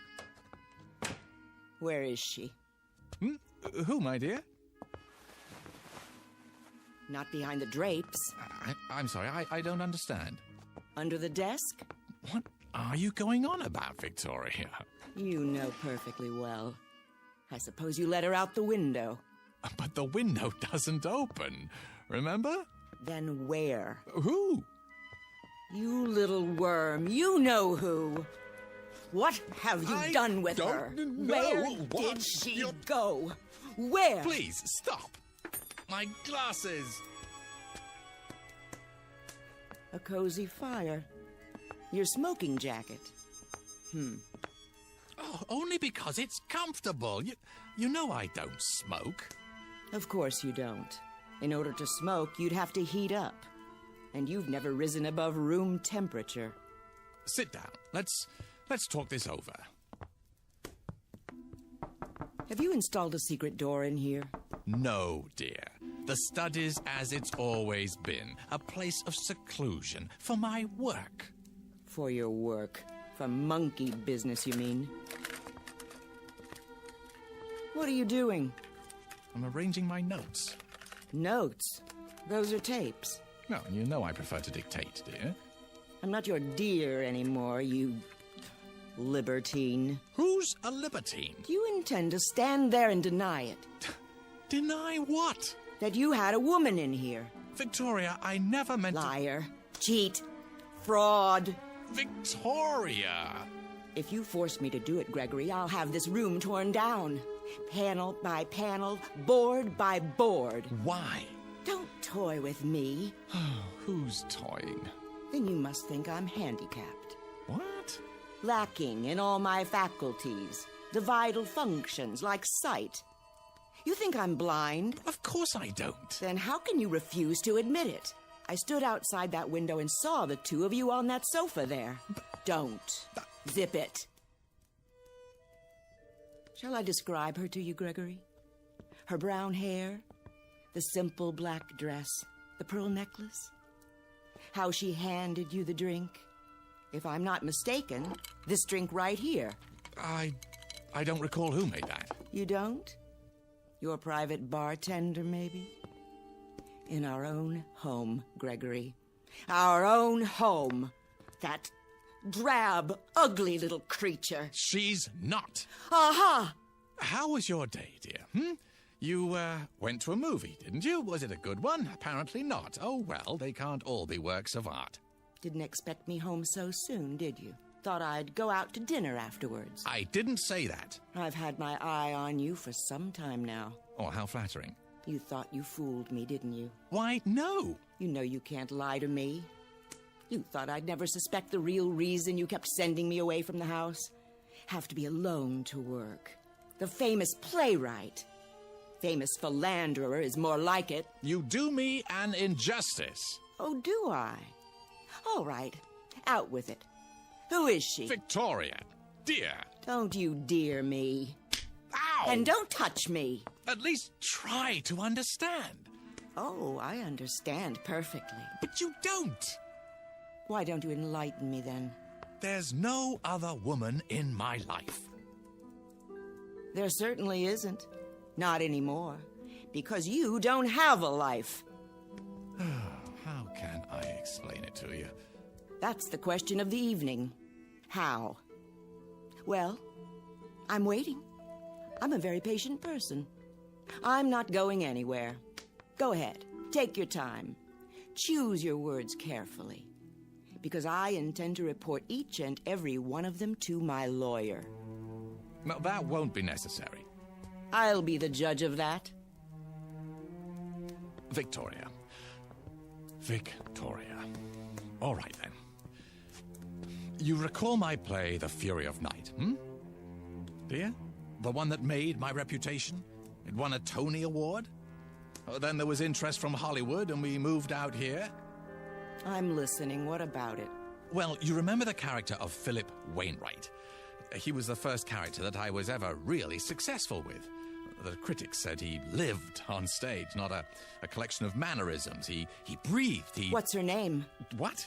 Her name. What do you call her? Fifi? Foofy? Or do you just call her whenever you feel like it? Mary, but... Mary! How common. She's not common. Oh, you mean she has hidden talents? I'll bet. Does she cater to your every need? Drain off your tensions before they have a chance to build up? Victoria, don't. I'm trying to explain. Then go ahead. I'm all ears. All right. You know I've spoken many times of how fictional characters seem to come to life for me. Such vivid life that they begin to determine their own actions. As the author, I may have some particular lines and moves planned for them, but they simply won't do it. They become so strong that they begin to take over the story. I'm not interested in a lecture on writing. You artistic types are all alike, full of mumbo-jumbo about feelings and moonbeams. It's all smoke and mirrors. A cover, a front for self-indulgence, wish fulfillment, laziness. I don't know what you'd do if you had a real job to go to. If your delicate sensibilities could stand up Victoria, I'm asking you to bear with me. Bear? I've borne you too long. And now it's over. Finny, kaput. 10-4, over and out. Wave bye-bye, mark it and strike it. But this is important. Philip Wainwright. He was the first one of my characters ever to behave like this. Like what? Like you? With a complete lack of morals? With duplicitousness? Duplicity? What? The word is duplicity. Is it? Well, I've got a word for you. I must finish this, so please don't interrupt. Now, no matter what I tried to make him do in the service of the story, he balked. Flatly refused to take direction. Wouldn't accept my choices any longer. This is ridiculous. He was real. Alive, do you hear? Alive. With a will all his own. We're off the subject. No, we're not. This is the subject. Philip Wainwright was alive. So much so that one night while I was working right here in my office, he came walking in through the door. My God. You're delusional. Victoria, believe me, he did. He walked right in and took a chair in front of the fireplace. A real flesh and blood man. Not just words anymore. And I had created him. What are you doing? I think psychiatry is next on the agenda. Put the phone down. I'm telling you the truth, Victoria. Characters from my plays began to come to life. I saw them. I talked with them. I shook their hands. And made love to them? Yes! No, I mean no! You want me to put the phone down? How's this? Right on your fingers. Ow! Get out of my way. Look, hear me out. You know how I work, how I dictate my dialogue and descriptions into the tape recorder. The lazy man's way to riches. I can describe any character at all into it, and now, if I do it well enough, truly enough, the character will come to life. Real life, Victoria. Listen to yourself. They don't even have to be characters in my scripts anymore. They can be any kind of characters I want. You belong in an asylum. You told me that you saw Mary in here, didn't you? Oh, I saw her. Then how did she leave? I don't know. But I trust my own eyes before I trust you. Well, think about it. She didn't use the window. And you know very well that there's no secret door in here. The magician reveals the tricks of the trade. I'll tell you how she left. Because I want you to understand. Look in the fireplace. The what? The grating. Go ahead, look. I'm supposed to believe that she went up the chimney? Well, in a sense, but not the way you mean. Here, I'll show you. See this? What is it? A melted cassette tape. Is that what you do with your so-called notes? Burn them? Only on occasion. When I have to get rid of something in a hurry, or someone. The tape I had recorded her on, I threw it into the fire just before you entered the study, and she was gone.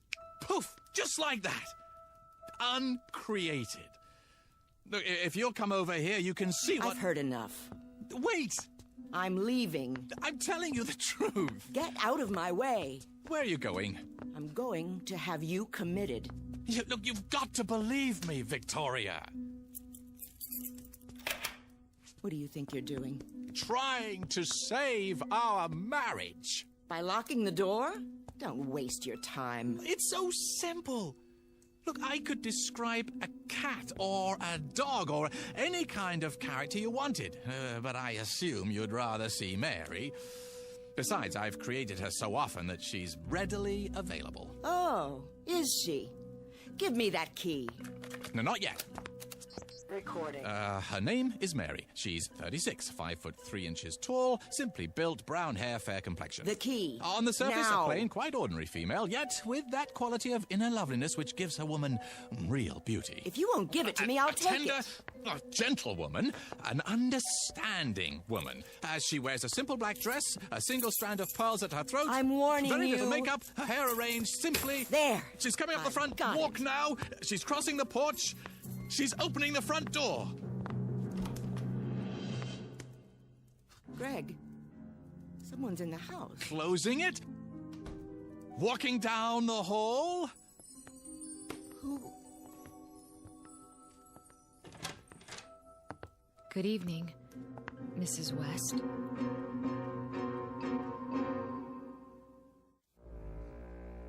Well? She's real. How did you do that? Do what? Bring her here. On cue. Don't you understand? I described her on the tape. You heard me. But why, Greg? Why do you bring me here now? Because... it's a bit tricky to explain. Try. Come in, Mary. Thank you. I'd love to. She asked you a question. I'm trying to think of the best way to put it. Give me a moment, Mary. You do know each other. Oh, yes.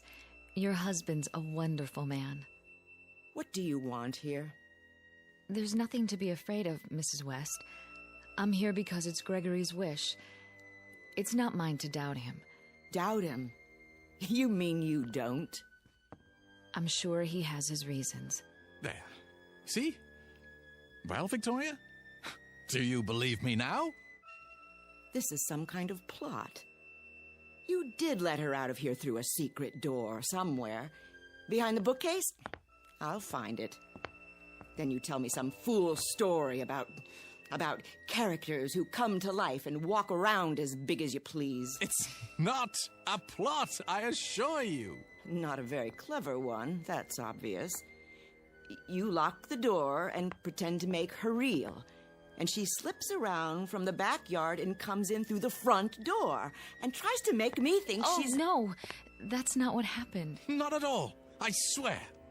You're trying to drive me insane. You want to have me committed. I only did it because you said you were gonna have me committed. Oh, no. You want to get rid of me so you'll have our property all to yourself. So you can share it with this... Nothing of the kind. I only wanted to show you. Yeah, it's a demonstration. Greg? What is it? Is that why you brought me here? Not because you wanted to see me, but only to show her? Mary, try to understand. I am trying. Only... Victoria's my wife. Not anymore. Not after this diabolic conspiracy. Oh, come on, Victoria. Can't I do anything right?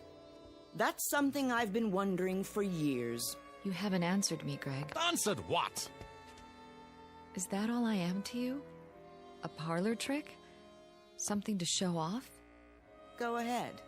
Lie some more. Victoria, do you honestly believe that? Yes. And that's the only thing I believe. I hope you two are very happy together. Here we go again. Don't leave because of me. I wouldn't think of it. I'm leaving because of me. Victoria, please. Let go of me, monster. Very well. I'll claim false imprisonment. In your own house? What are you going to do now? Oh, you'll see. I'll scream. I will. What for? No need. Is that my tape? It is. And you're going to... There's no way around it. Craig, why do you do this to me? I'm sorry, Mary, but what else can I do? But again? I just got here. I have no choice. That's all you ever say. Don't you think I'm nice enough? Oh, that isn't it at all. Not loyal? Not interested in your work? Not sensitive to your needs? Not giving enough? No, quite the contrary. If you're going to be cruel to her, don't do it because of me. No, of course not. Wouldn't believe me. Oh, no. Had to make me prove it. Make me force poor Mary to... Oh, Victoria. Sometimes I wonder. A man has feelings.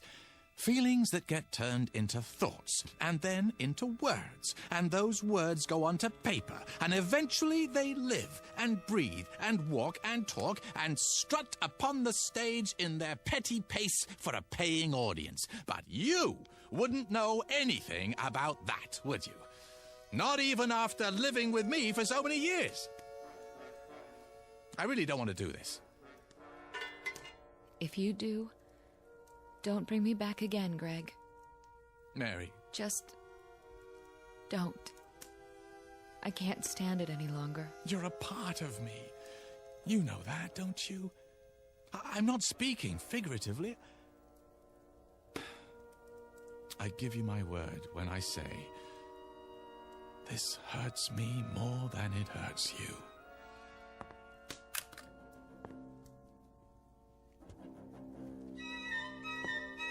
I'm so sorry, Mary.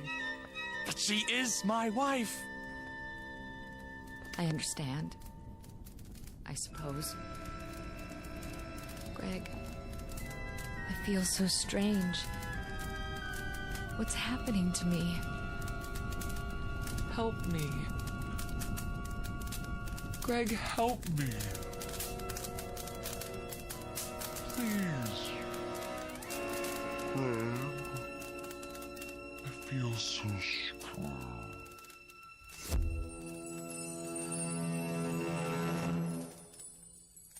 happened to her? She's burning brightly. Where is she? I've told you. But where? Oh, don't you believe me yet, Victoria? Where did she go? I uncreated her. No.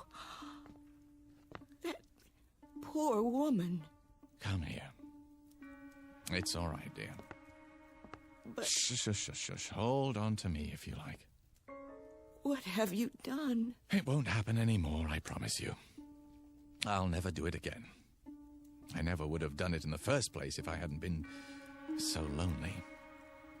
It's just that you're so perfect, Victoria, in so many ways. So impeccable, so flawless. You make me feel inferior. Really, Gregory?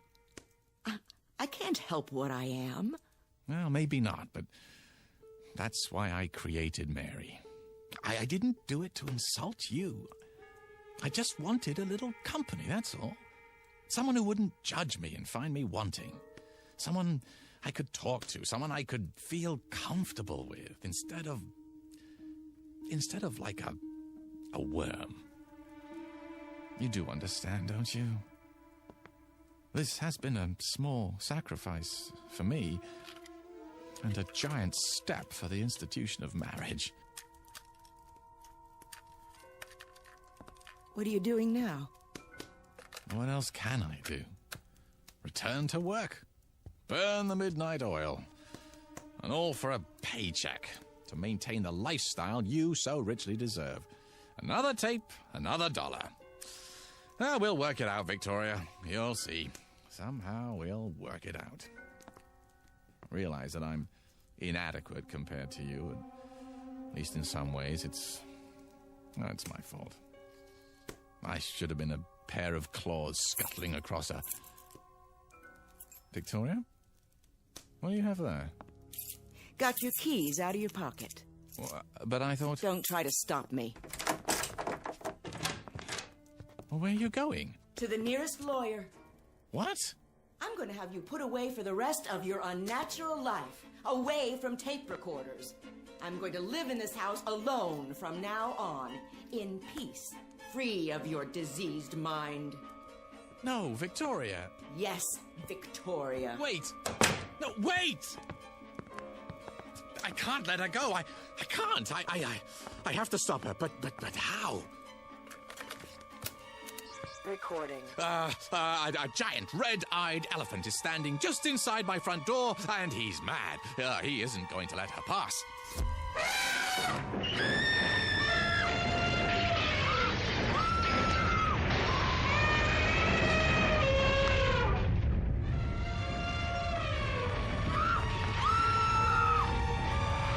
Something the matter, dear? Get that elephant out of my home!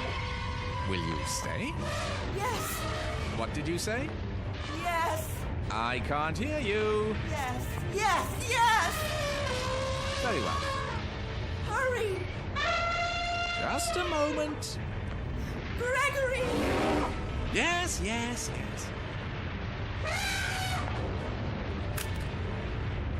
I can't hold the door. He's drunk. He's grabbing my hair. Another second or two.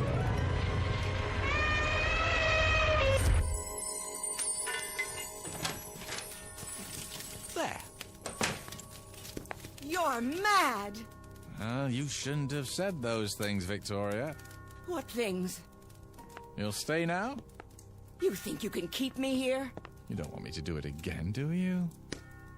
How about a herd this time? No. It's just a simple matter of recording on another tape. Well, I have plenty. I said no. I'll stay for now, Gregory. Good. But I can't promise for how long. No? You think I can live with a madman? I don't know, can you? Oh, Gregory. Doesn't have to be this way. Oh, you're so right. When we met, you were a struggling playwright. Then you had a play off Broadway. I was so proud. It moved to off-Broadway, then to the Great White Way, and the reviews. I was so proud. We were happy then, weren't we? Ecstatic. We were a team. Onward and upward. There was no stopping you. No stopping us. I remember. And then the next play, and the next. It was like a dream. Yes. I could sit up all night, listening to you talk about your writing, reading me scenes out loud, and it was wonderful. I wouldn't have had it any other way. Neither would I. But then, something happened. I'm not sure how or when. You began withdrawing from me, living in your head. You shut me out, Gregory. I thought when we moved here we'd be close again. But the deadlines, the pages, you didn't have time for me anymore. You didn't have time for a wife. Well, I'm truly sorry for that, Victoria. But I think we can salvage it, don't you? Start fresh, as soon as I finish the script. And will we move back to New York? Well, I don't see how we can afford to. Broadway isn't what it used to be. Nothing but revivals and musicals now. This is where the money is. Our future is here. What future? Well, if Hannibal's Animals gets good numbers, I'll be flooded with offers. But what I really want to do is produce. Sammy says that's where the real money is. We'll form a production company, get some pilots going, and, well, by this time next year, we should be sitting pretty.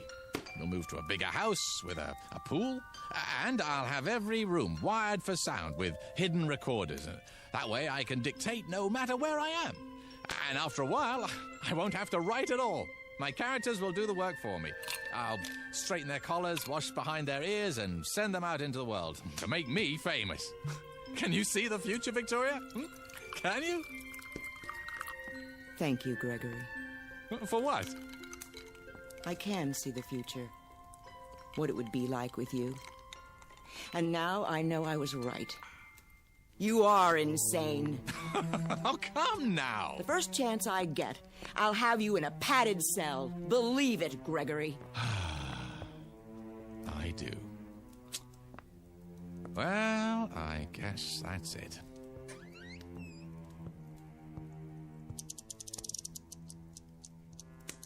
How long have you had a safe in the wall? This one? Oh, only since we moved here. Before that, I had a safe deposit box. From the time we were married. What's in the envelope? Oh, see for yourself. It has my name written on it. Victoria West. That's right. What's this supposed to mean? I'll show you. A cassette tape. Your tape. What do you mean, my tape? Shall I put it back for safekeeping, Victoria? Or shall I burn it? Which will it be? You wouldn't. The choice is yours. You want me to believe... Oh, I'm telling you, Victoria. As if I had to. Well, look at yourself, Regal, beautiful. You could have had any man you wanted. Haven't you ever wondered how you got stuck with me? That's absurd. I know who I am. I have a lifetime of memories. Oh, I know you do. I gave them to you myself. It's all here on the tape. Didn't I just tell you you're impeccable? Flawless? Exactly the sort of wife that I used to think I wanted more than anything else in the world. This is another of your tricks. Why do you suppose I was so upset when you came back before, No, not because of Mary, but because it was the first time you'd ever come back against my will. The first time... Do you think you're frightening me? No. No, I guess not. You're beyond that, aren't you? I made you too strong. I forgot to give you human frailty. Well, I guess I deserve it. It's what I asked for. I'll put it back in the safe. Give me that. Oh, you want to be careful, Victoria. Very, very careful. You tedious little bore. How could I ever have believed I loved you? Here's what I think of your childish trick. Victoria! Do you know what you've done? I feel strange. Well, I'm sure you do. It's too late. I can't pull it out of the fire. I think I'd like to lie down. You don't mean to tell me it's true. No. No, it can't be true. No.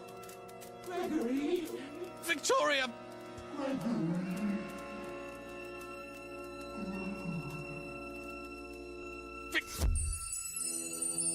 Oh. I told her. I told her. Oh, why wouldn't she listen to me?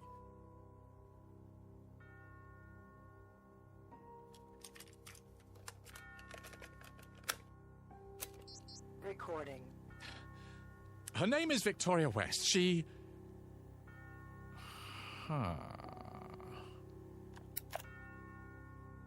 Better to leave well enough alone. Recording. Her name is Mary. Mrs. Mary West. She's 36, 5 foot 3 inches tall, slimly built, brown hair, fair complexion. On the surface, a plain, quite ordinary female, yet with that quality of inner loveliness which gives a woman real beauty. A tender, gentle woman. Just now she's coming into her husband's study. Hello, Gregory. There you are. What do you have, darling? Oh, nothing really. A tape recorder. One of the tools of my trade. Will you show me how it works someday? Oh, I don't think it would interest you. Oh, it's of no importance. Nah, no importance at all. Is the drink all right? Perfect. As always. Oh, Gregory. Mr. Gregory West, still shy, quiet, very happy, and apparently in complete control of the Twilight Zone.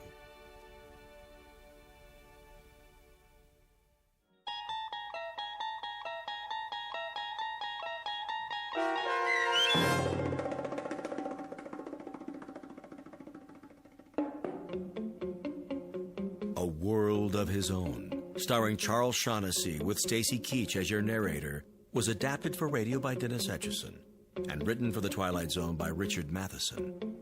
Heard in the cast were Linda Ryder, Alyssa Fraden, and Doug James. The producers of The Twilight Zone wish to thank CBS Enterprises and the Rod Serling estate for making this series possible.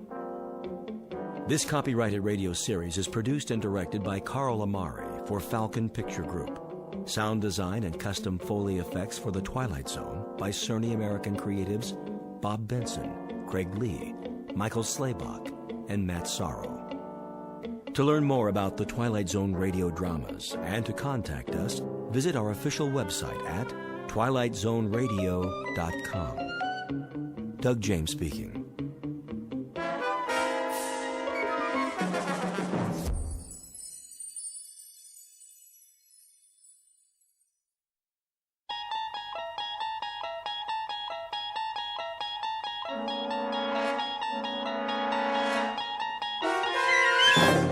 There is a fifth dimension beyond that which is known to man. It is a dimension as vast as space and as timeless as infinity. It is the middle ground between light and shadow, and it lies between the pit of man's fears and the summit of his knowledge. This is the dimension of imagination. It is an area which we call the Twilight Zone.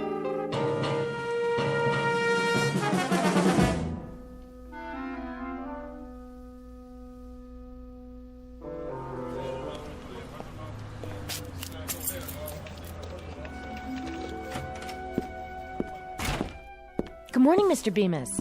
Oh, hello, Cheryl. How are you today? Fine, just fine. You're on time, I see. I was getting worried. Were you? I thought you'd be here already. Well, normally I would be before Mr. Carsville notices. Had a bit of a delay, though. What happened? Well, I decided to stop by the library on the way. A few books, to return.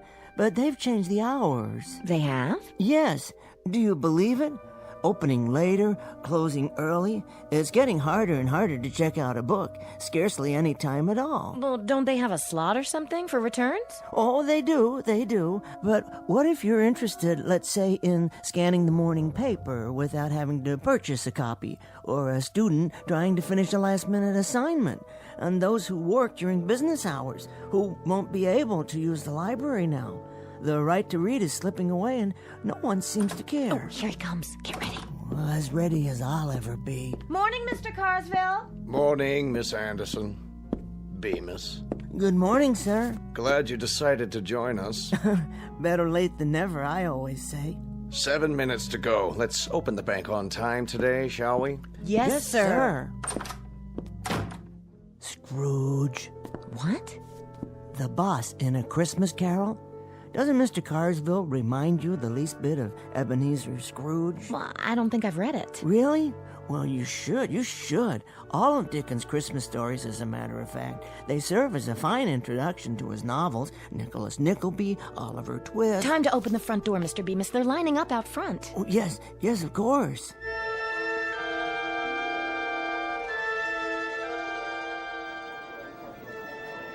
Thank you, Mr. Williams. Thanks, Cheryl. You've been very helpful. Have a nice day. Marvelous. Yes, indeed. Well? Oh, hello, Mrs. Chesters. Nice to see you. Is this window open or not? What? Oh, of course it is. Sorry. I'd like to make a withdrawal. Certainly. For how much? There's the slip right in front of you. Can't you see? Yes, I see it now. Mrs. Chesters, have you ever read David Copperfield? How's that? Wonderful book. Here's this poor little fellow whose father has passed on, and his mother has remarried a miserable man named Murdstone. Can you believe that name? And Murdstone has this sister, Jane, and... Mr. Bemis, you shortchanged me again. I did? Oh, my. You owe me $1 more. There's only 24 here. I should have 25. Quite right. I'm truly sorry, Mrs. Chesters. I thought there were 5 ones. Here you are. Now then, there's another character in the book named Micawber, Mr. Micawber. He's always being taken off to debtor's prison. You read too much. I do? Perhaps if you didn't, you wouldn't need such thick glasses. There's a wonderful woman in it, too, named Peggotty. She's David's nurse, and... This is a bank. If I wanted to know about books, I'd go to a library. Well, you see, the library's hardly open anymore, so I'm afraid you'd find that you... Mr. Bemis. Yes, Mr. Carsville. I wonder if I might see you in my office. Now, Bemis.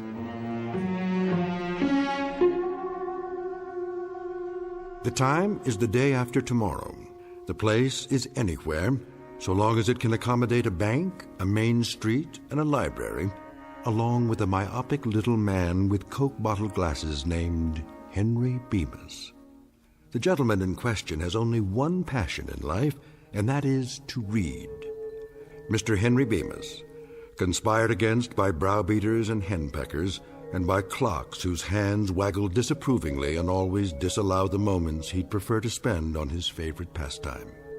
Today, however, Mr. Bemis will finally have his chance to read anything and everything, in a world much different from the one he knows now.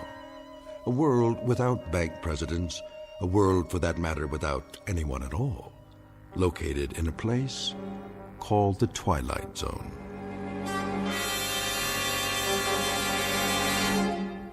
And now, The Twilight Zone and our story, Time Enough at Last, starring Tim Kazurinsky, with Stacy Keach as your narrator.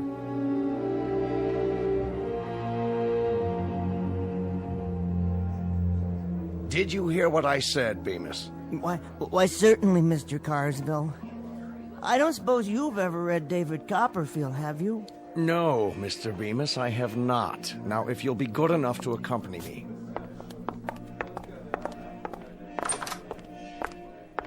Now, Bemis. Yes, sir? I shall come to the point of this interview.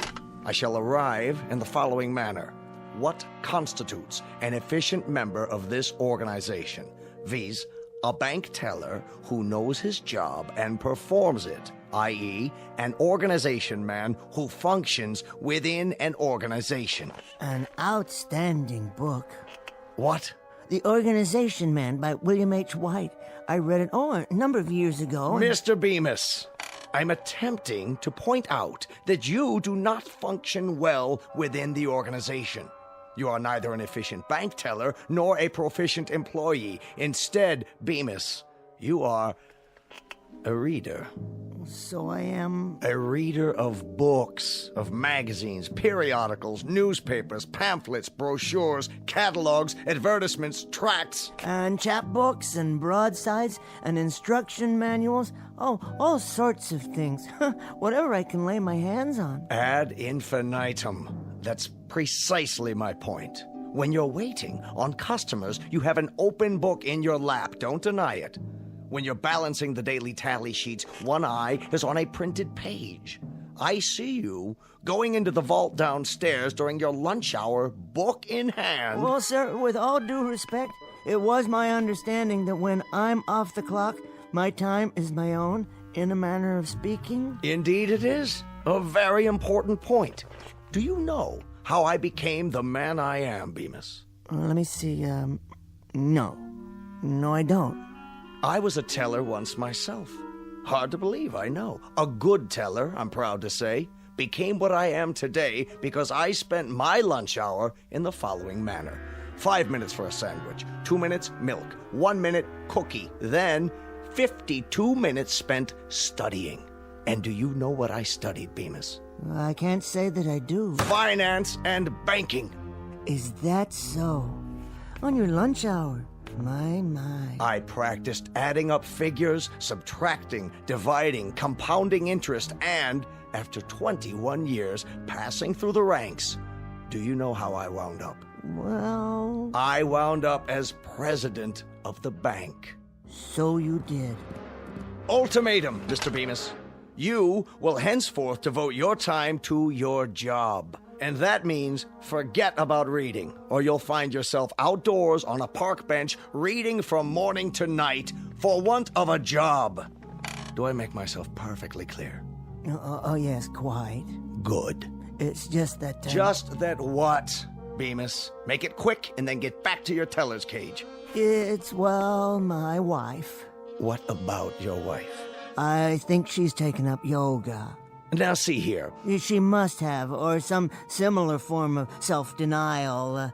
And now she expects me to live by the same philosophy. What philosophy? No bookcases, no magazines on the table, nothing at all.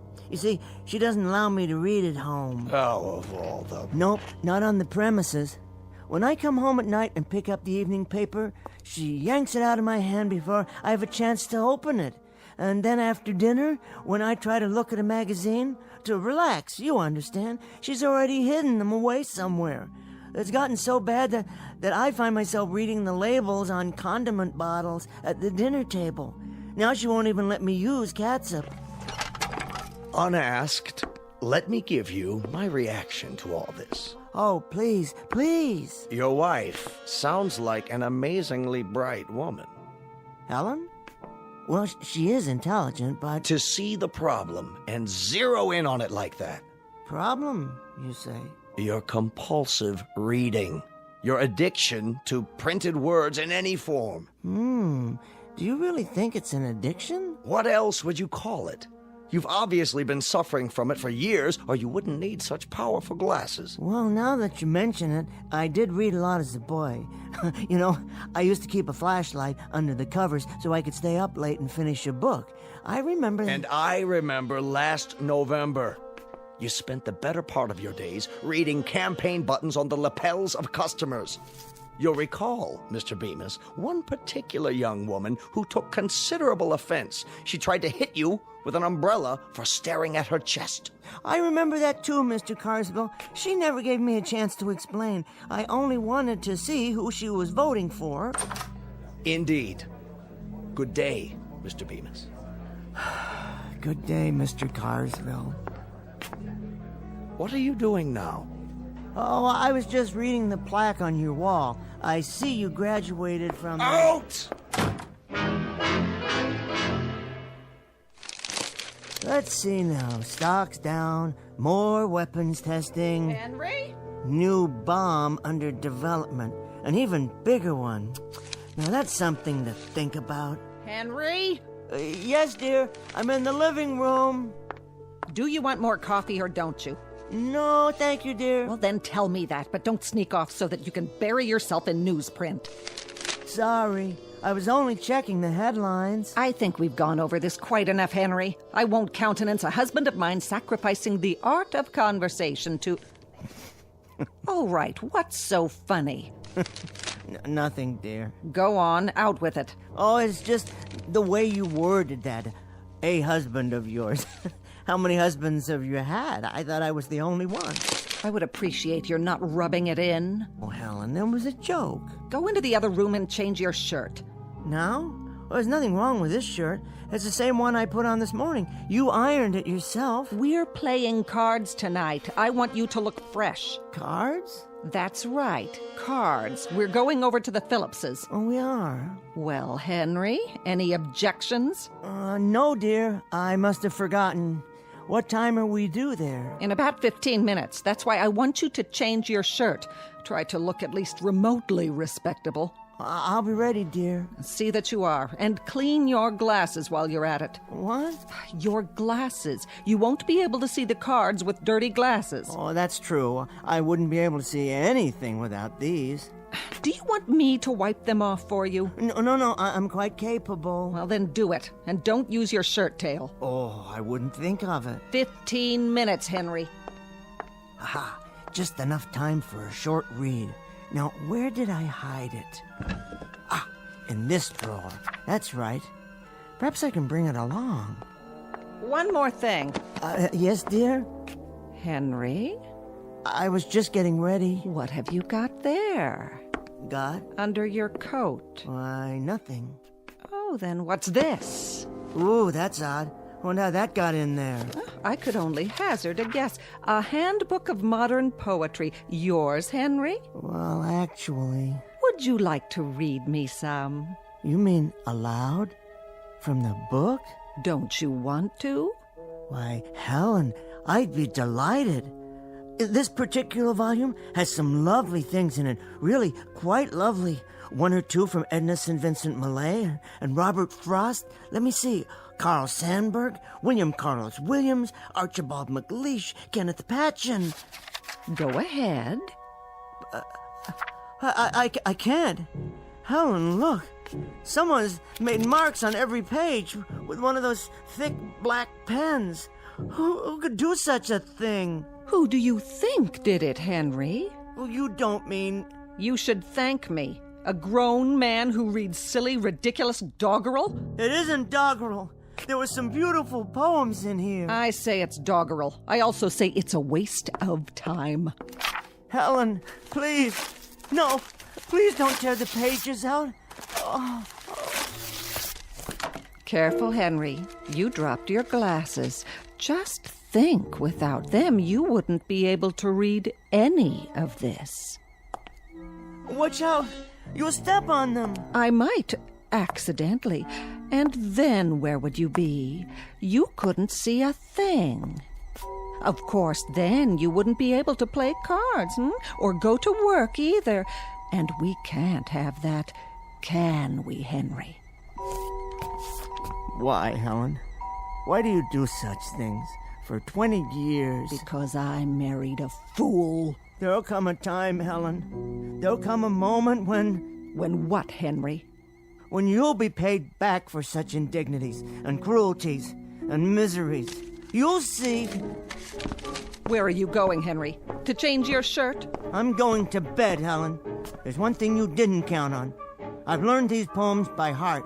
And you know what I'm going to do? I'm going to say them to myself aloud and listen to the music of those beautiful words, because you can't vandalize what's in my mind. You can't climb in there and scratch out and tear up and destroy such magnificent language. No one can. Henry? Henry, I'm speaking to you!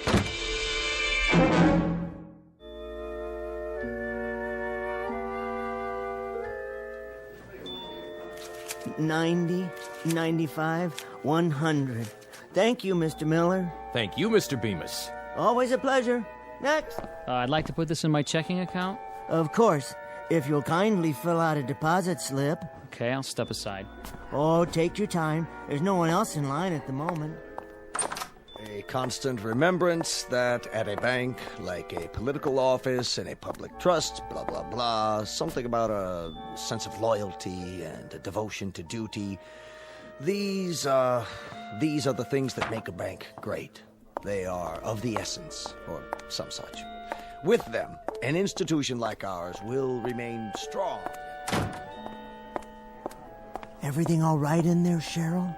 I think so. What's he up to? Mr. Carsville? Well, he's dictating a speech for the bankers' meeting next Thursday. He wanted me to bring him the quarterly report. Isn't that something? Well, he needs to know the figures, deposits, and holdings. Dictating, you say? His secretary will type it up and correct it, fix the grammar. Why? Well, she always does that for him. It's her job. But why can't he write it out himself? The speech, I mean. Is the English language that mysterious? Written English? It's really very simple. You gather your thoughts and put them down on paper. They're only words, after all. Words that begin as feelings and become thoughts and then are turned into sentences. I never thought of it that way. Do you see my point? It's the most basic process of the human mind, assuming one has at least an elementary vocabulary. Maybe it's a matter of time. He must have a lot to do running the bank and all. Time, yes, time. That I can understand completely. It's a matter of fitting it into your schedule. But if you want to badly enough, you'll find a way. Take reading, for example. I wouldn't trade it for anything.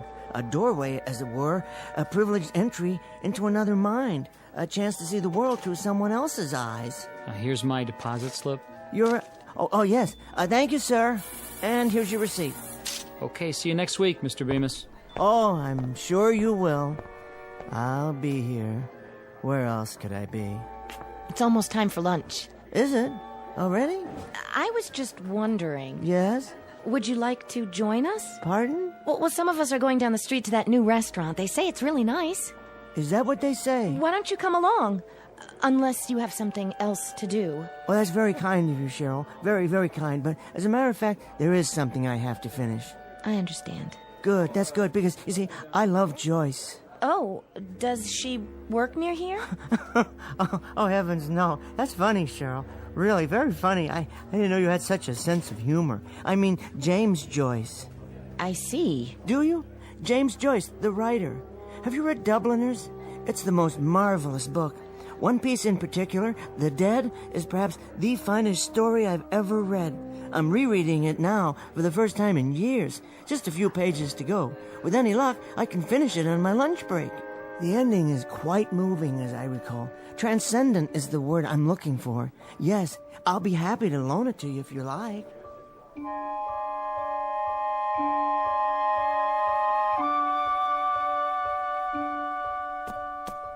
Oh, here we are. Peace and quiet at last. There just isn't any place quieter than the vault of a bank. All I have to do is pull the door closed and voila! My own private lunchroom and reading room. Now, let me see. What's for lunch today? Sandwich? Apple? Something to drink? What more does a man need? A jug of wine? A book of verse? Well, a thermos of coffee at least. The morning paper and my book. Where was I? The scene at the Christmas party.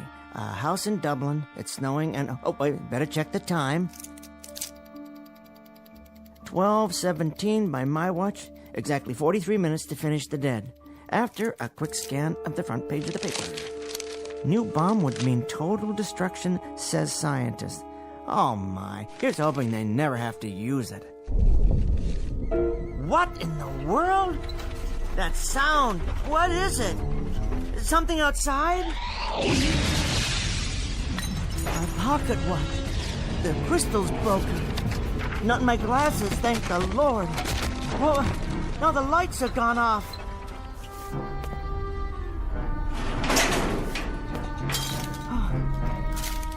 Hello? Hello upstairs? Is everything all right?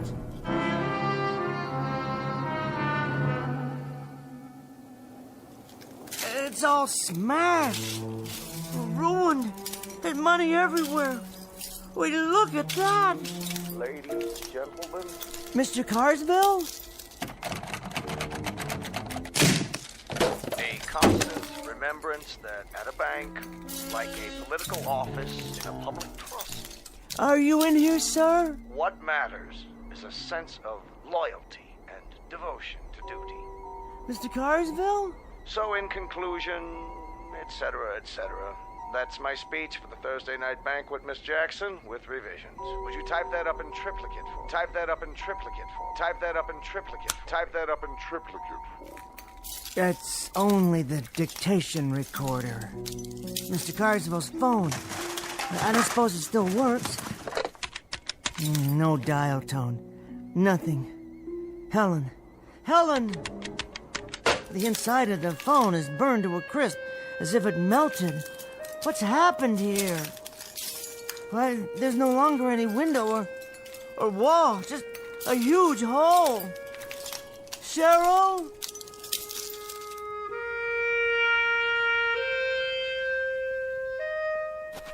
Cheryl, my friend.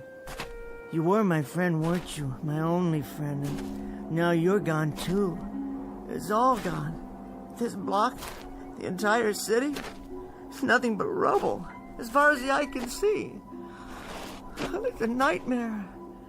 That's all it is. I fell asleep downstairs, and I'm dreaming. I'll wake up any minute and have a good laugh. Any minute now. As if this were the last car, the last one on the street that hasn't burned. It's impossible. It isn't real. It can't be. It feels real enough. It certainly does. I wonder if it still runs. Can I get home? See if Helen's alive?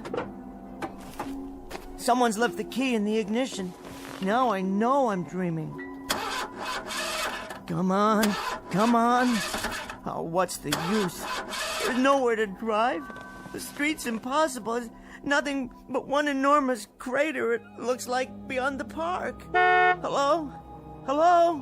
Is anybody there? Anybody at all? I can't be the only one left, can I? They're all dead. They must be. Everybody's dead, except me. I'm all right, but why am I all right? I was right in the middle of the vault. I was in the vault. The walls are 18 inches thick down there. That's why I'm alive, because I was down inside the vault.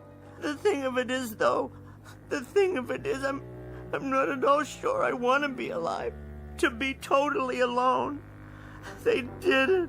They actually did it. Some damn fool used the bomb after all. And now look at what they've done. Somebody, anybody, please, help me.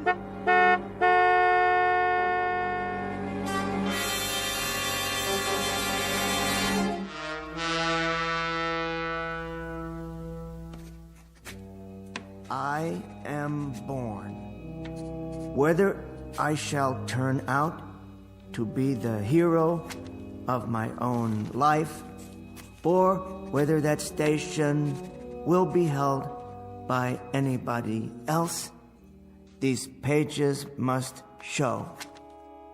To begin my life with the beginning of my life after the great conflagration.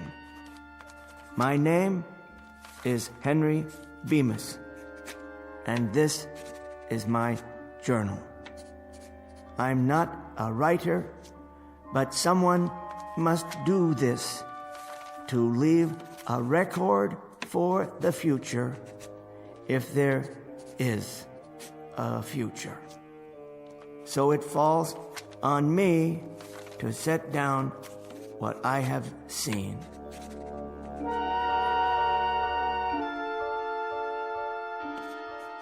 Day 2, as far as I can tell, the city is without life.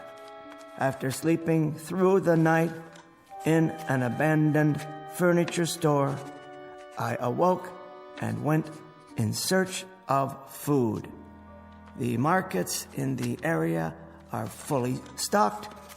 The canned goods appear to be undamaged.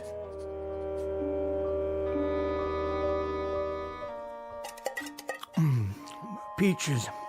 Always did like peaches. Good meal. Very good. Soup, beef stew, vegetables, and dessert. A well-rounded menu, if I do say so. Something from each of the food groups. Well, almost. That leaves approximately 900 cans in this market alone. At least I won't starve to death. It'll last for a few years. All the food one man can eat, and then some. Have to remember to carry a can opener. Time to go shopping. Some more of this, a few cans of that. Ah, the gourmet section. Smoked oysters, delicious. Imported caviar. Don't mind if I do. Let's pass on the escargot, though. Wouldn't want an upset stomach. Something to drink, of course. Soda, bottled water, beer. Yes, beer. Why not? And onto the checkout. Which line is the shortest today? How about this one? Attention, A&P shoppers. No waiting on register 7. Put it on my tab, will you please? No, I don't need any help with the groceries. In fact, I'll just leave them here for a while. Don't worry, I'll be back. And now what? Go down the street to the Bijou Theater? See what's planned? Well, of course, they're dark today, no electricity. How about an after-dinner cigar? What a splendid idea. Is that a tobacco shop across the street?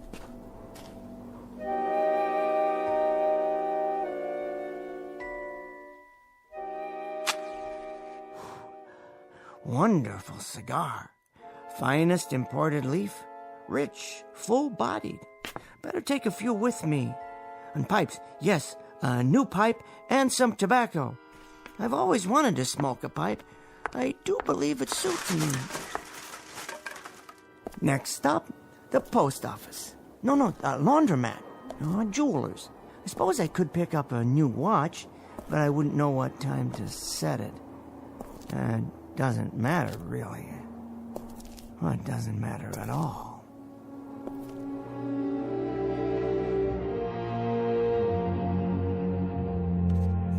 I was happy to find a newsstand on the corner.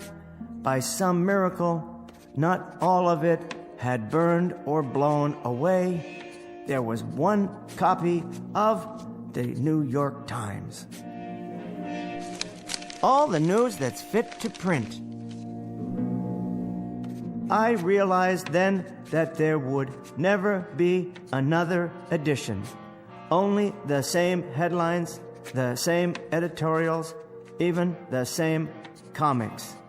But after I read it and reread it, I still have a few magazines. I decided to remember this place. For the time being, I thought I'd explore the neighborhood, because it was my neighborhood now, all of it. From this day forward, I'd have it to myself. There was a candy shop, a stationery store, a dry cleaner's, sporting goods. For some reason, that one caught my eye. Besides, I had to sit down somewhere and rest. The worst thing was being alone. Utterly, completely alone. And this was the way it would always be from now on.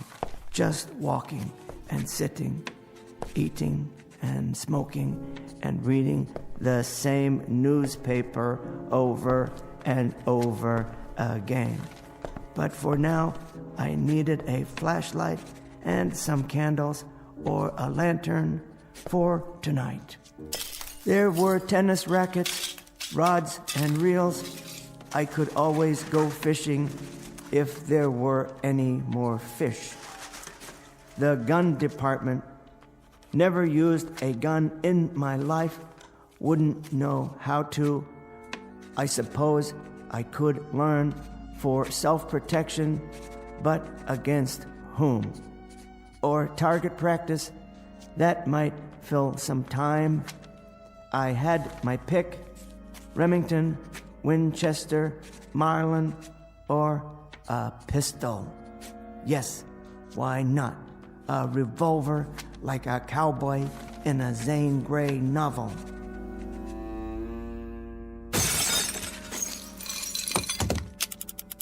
It felt strangely heavy but balanced, as if it belonged in my hand. Without thinking, I began to load it. And then something came over me, settling on my shoulders like a great weight. The sadness of it all, the pity, the loneliness, and the sheer, utter waste. I thought, what does it matter now? What does it matter? Who will know? Who will care? It doesn't matter one bit. So I raised the gun and looked at it. How well made it was, finely machined, polished to a bright silver shine, and so carefully balanced the way it rested in my hand. It doesn't make any difference. It doesn't make a bit of difference. This is perfectly all right. I mean, this is solitude. I should be grateful. I've never had much of that. I've got things to occupy my time. I've got enough food. I'm really extremely fortunate. If it weren't for the loneliness, the sameness, if there were just something else, someone, I'm sure I could be forgiven for this, the way things are now. I put it to my head and cocked the hammer. If there is a God, surely I'll be forgiven. And then I saw it. Wait, what's that? I could see the entire next block through the hole in the wall. And there it was. I adjusted my glasses and read the sign from here. Public Library!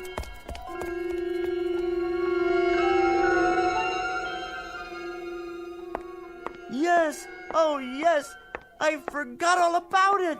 But you're still here, aren't you, my greatest friend? You who have never failed me. Not burned at all. Why, the whole interior is untouched. There are thousands of books here, tens of thousands, all waiting to be read.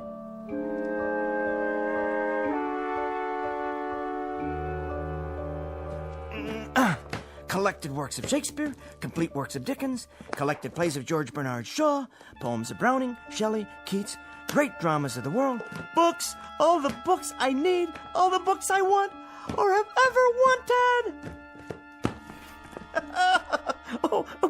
Poetry, fiction, history, it's all here. And now my journal ends because I have things to do. It doesn't matter whether I write it down or not. All I have thought and felt has already been said by the great writers, the poets, and philosophers, the historians of times past. I know that nothing is new, nothing is ever lost, so long as there are books. In the midst of this catastrophe, I have been reborn. Now, this pile is January, and that one over there, February, March, April, May, this year, next year, the year after that, without end. I think I'll begin with biographies, then short story collections, and move into the great novels. I'll vary them by subject matter. Science fiction in the spring, Wells and Asimov, Bradbury and Clark, Sturgeon and Le Guin, and Philip K. Dick. And then some whodunits for the long nights. Agatha Christie and Patricia Highsmith and Sue Grafton. And the best part, the very best part, is that there's time now. There's all the time I need, all the time I want. There's time enough at last. Where to start? What a foolish concern. I believe it was Charles Fort who said, when measuring a circle, begin anywhere. I feel like a kid in a candy store. So many wonders laid out before me, all of them indescribably delicious. My glasses! Where? They're broken. Completely shattered. I'll never be able to put them together again. Oh, it isn't fair. It isn't fair at all. There was time now. There was finally time. Plenty of time. All the time in the world. It isn't fair. It isn't fair. No, it isn't fair.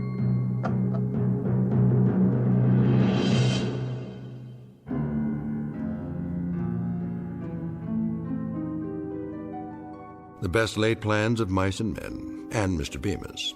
The small man in the thick glasses who asked very little of life, who wanted nothing but time to read. Only a moment out of an eon of moments, a mere instant out of eternity. For himself. Henry Bemis, now just part of the landscape, smashed beyond all recognition. Just another piece of rubble, a fragment of what man has deeded to himself in the Twilight Zone.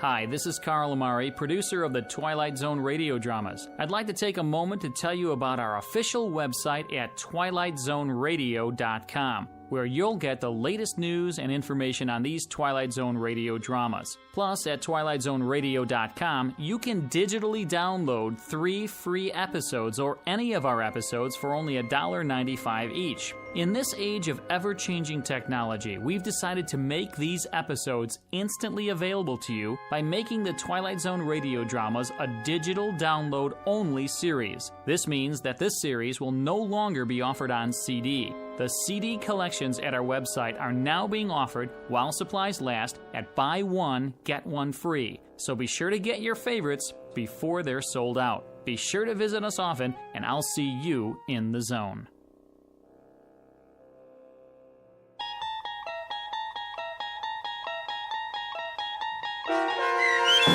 Time Enough at Last, starring Tim Kazurinsky with Stacy Keach as your narrator, was adapted for radio by Dennis Etchison and based on a script by Rod Serling from a story by Lynn Venable.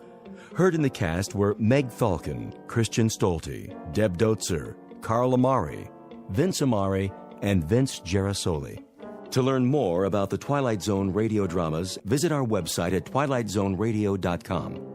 This copyrighted radio series is produced and directed by Carl Amari and Roger Wolski for Falcon Picture Group. Doug James speaking.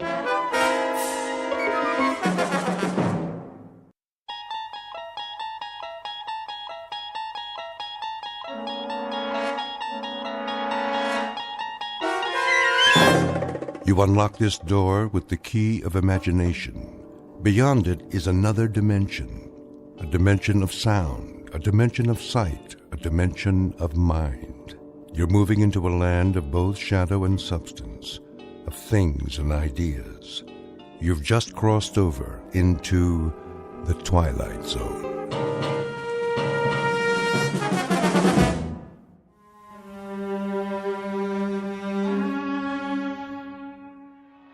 Darling, you can't mean it. But I do. Even after so long? What is time? The ebb and flow of a river as we drift along, bobbing and sinking, but floating to the surface again and again and again.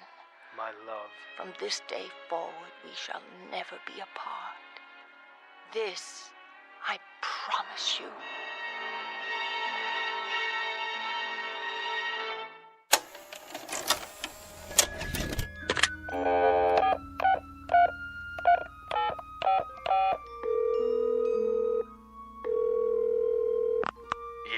Kruger, I've got an idea. Who is this? Jordy, who do you think?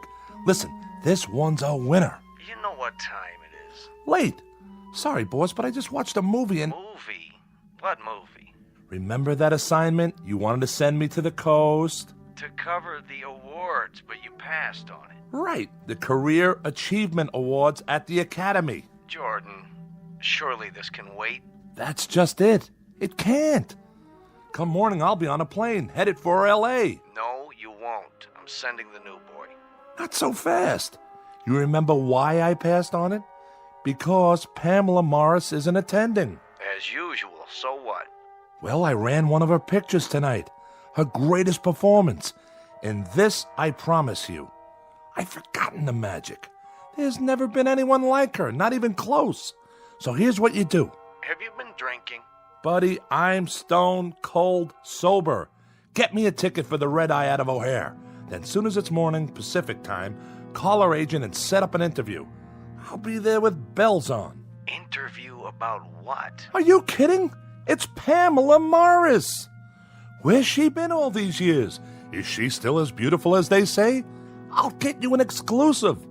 And while I'm out there, I just might cover the awards, if you ask me real nice. 'Cause you're my favorite editor. Do us both a favor. Go back to bed. I haven't been to bed. I've been watching Pamela Morris all night long. And tomorrow, I'm going to meet her. No matter what. Thanks, Kruger. It'll be worth it. This I promise you. The world's most beautiful woman. Pamela Morris. In person. Introducing Jordan Herrick, syndicated columnist, whose work appears in more than 100 newspapers. By nature a cynic, a disbeliever, and a jaded commentator on the movie business, caught up for the moment in a lovely vision. He's not sure whether that vision is merely a dream, but he'll soon find out. Her name is Pamela Morris, renowned star and femme fatale, not seen in public for many years, whose legendary beauty is remembered by millions. Mr. Herrick is correct about one thing. Tomorrow he will make her acquaintance, in person. But what he does not know is that the face he gazes upon may actually be a reflection, beamed his way directly from the Twilight Zone. And now, The Twilight Zone and our story, Queen of the Nile, starring Kate Jackson, with Stacy Keach as your narrator.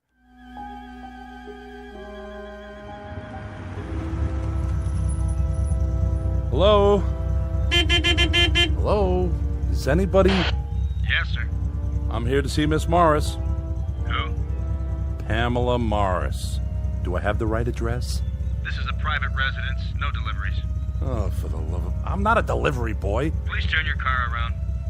My name is Jordan Herrick. Well, you still need an appointment. I have an appointment. Check the list. H-E-R-R-I. Oh, yeah. Mr. Herrick from Chicago. Thank you. I'll open the gate. Park in the circular driveway by the main house.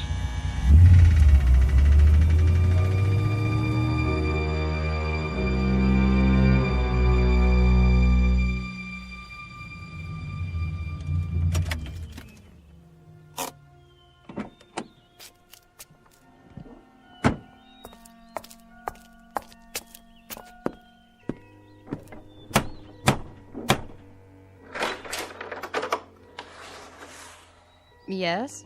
Hello there. I'm Jordan Herrick. I have an interview with Miss Morris. You're early. Am I? Well, if she's not ready, I can wait. This way. Well. This is impressive. Take your coat, sir. That portrait on the wall. Your coat? Here. Who painted it, may I ask? I'll tell Miss Morris you're here. Yes, you do that. What's the signature on the canvas? No. Can't be.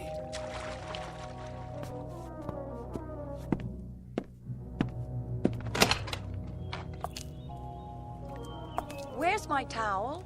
A young man is here to see you. Where? In the living room. Really? Tell him I'll be right in. There's no hurry. Oh, there you are. Sorry, I lost track of the time. Please, don't rush on my account. You've come all this way. It's the least I can do. But it's such a glorious day. I'll be right with you. Just let me dry off. Of course. Charlotte, see if the gentleman would like a drink. Perhaps a light lunch? Yes, miss. Oh, don't go to any trouble. I'll meet you in the living room as soon as I make myself presentable. Oh, you're more than that. Great deal more. If you follow me, sir. Mr. Herrick? Miss Morris, I didn't mean to interrupt your swim. Nonsense. I've kept you waiting. It doesn't matter. It does matter, and I apologize. But I do love the pool. It's my one indulgence. Am I forgiven? Absolutely. Please sit down. Beautiful. Sorry? This room. The furniture, the artifacts. Lovely. You like my little collection? Very unusual. You must have gathered these things from around the world. Oh, you know how it is. Various locations over the years for this film or that. You specialize in the exotic. Do I? Yes, I suppose so. Even the front door, that metal insect or whatever it is. Ah, you saw that. The door knocker. Cast in bronze, after an Egyptian beetle or so, I'm told. Do you think it's too much? No. It's quite remarkable. I've never seen another like it. Nor have I. Must be very old. Yes, it must be. I confess I've forgotten exactly where it's from. Now then, I believe you have some questions for me? Well, if you don't mind. Not if you're the one who asked them. I'll do the best I can. I'm sure you always do. To begin at the beginning. As two people always must. You were born in... I must say, Mr. Herrick, you are very direct. Oh, don't get me wrong. I meant geographically. No, you didn't. You meant the year. That's what the public always wants to know. You're not offended? Should I be? I have my producers, my directors. You have your editors. They are all very demanding. Besides, a woman in my position must have no secrets. I'm relieved to hear you say that. I was afraid. Afraid? You have nothing to fear here. No? Why, Mr. Herrick, I'm only a woman, and a rather small one at that. Surely you've known many women. Never one like you. Then I'll try to make this as painless as possible. Suppose you tell me how old you think I am. Well, that's hardly fair. Oh, come now. Especially after you saw me in my bathing attire. Unfortunately, it conceals very little. I wouldn't say unfortunately. Mr. Herrick, you make me blush. I shouldn't have wandered out onto the terrace like that. I did say no secrets. And I overstepped the bounds with that question. No, not at all. Please, be honest. Really, Here, take a good look. I'm sorry about the shirtwaist and sandals, but I didn't want to keep you waiting a moment longer. Time is so precious. You're not wearing any makeup, are you? Can you tell? There simply wasn't time. You're very beautiful. That wasn't the question. We were talking about my age. I'd appreciate your candor. In that case, you look no older than you do in the painting. Oh, everyone asks about that. I was only a child when I posed for it. Is that so? Come and see for yourself, close up. All right. Well? Oh, surely I'm misreading the signature. Why do you say that? This can't be a Berthold. Berthold. I was so frightened of him. The world was bright and new to me, and he was so wildly creative. Was he? I'd never met anyone like him. It was his genius that enabled him to project the flowering of a fragile blossom, as he put it. He must have been a genius to capture you so perfectly. What a lovely thing to say. Tea, miss. Ah. Shall we, Mr. Herrick? Certainly. Tea or coffee? Coffee, please. Would you like something in it? Cognac? Whiskey? No, thank you. I'll take it black. I thought newspapermen were heavy drinkers. That's a myth. At least during working hours. And are you working now? I am. Though it doesn't feel like work. I want you to feel entirely at ease. It's to my advantage, you know. Lest you think badly of me. Very little chance of that. Is it time for tea, Charlotte? Yes, Mrs. Draper. Hello. My name's... This is Mr. Herrick. How do you do? Mrs. Draper. He's the newspaperman, Mother.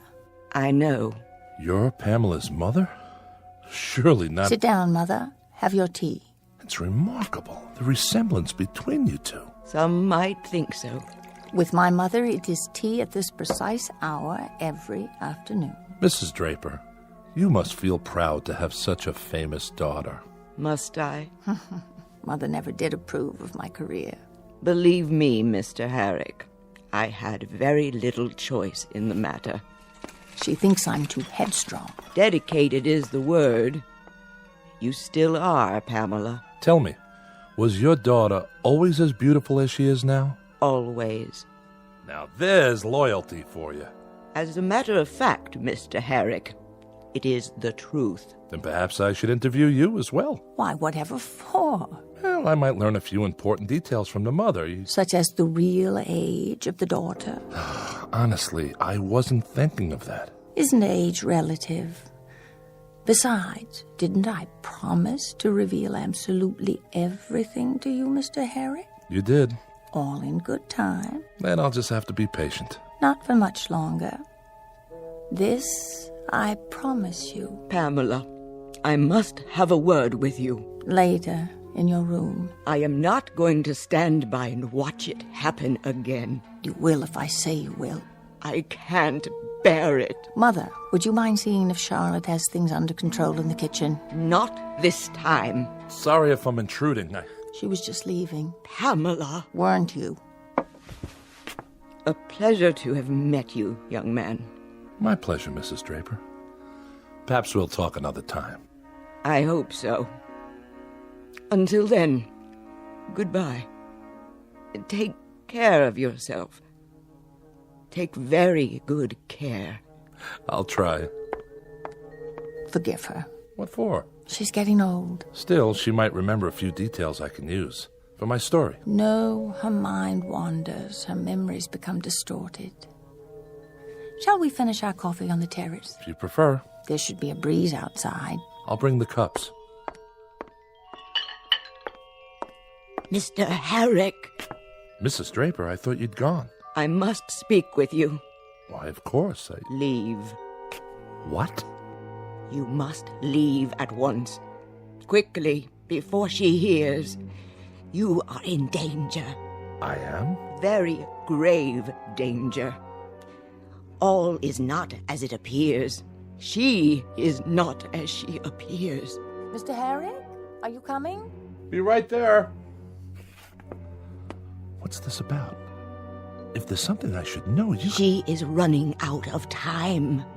Save yourself, young man, before it's too late. I implore you. Save yourself.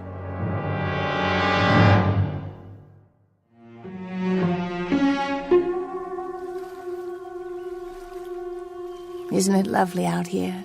Quite stunning. And a perfect location. I'm trying to remember. Who owned this house before you?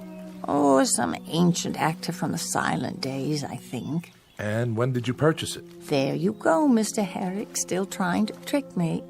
I assure you it was built decades ago, long before I was born. No doubt. I love to sit here by the hour, watching the birds and the clouds, listening to the sound of the water. At night, I watch the stars. Do you? But that isn't what interests you, my nocturnal habits. It'll fit nicely into the story I'm doing. The question of age is still the big thing, isn't it? I wouldn't say that. I can hear it in your voice. Well, here goes. I am 38, Jordan. May I call you Jordan? Of course. Is that so terribly old? Not at all. Even in my case?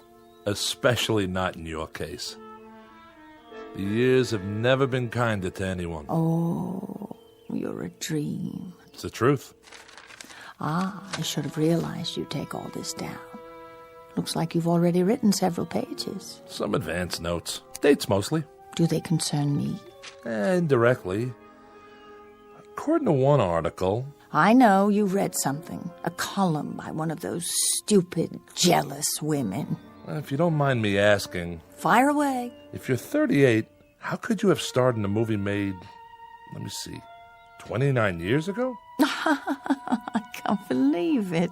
Jordan Herrick taken in by the printed word. Tell me, do you always believe everything you read? Then set me straight. The movie was Trails West, is that correct? Darling, it couldn't have been me.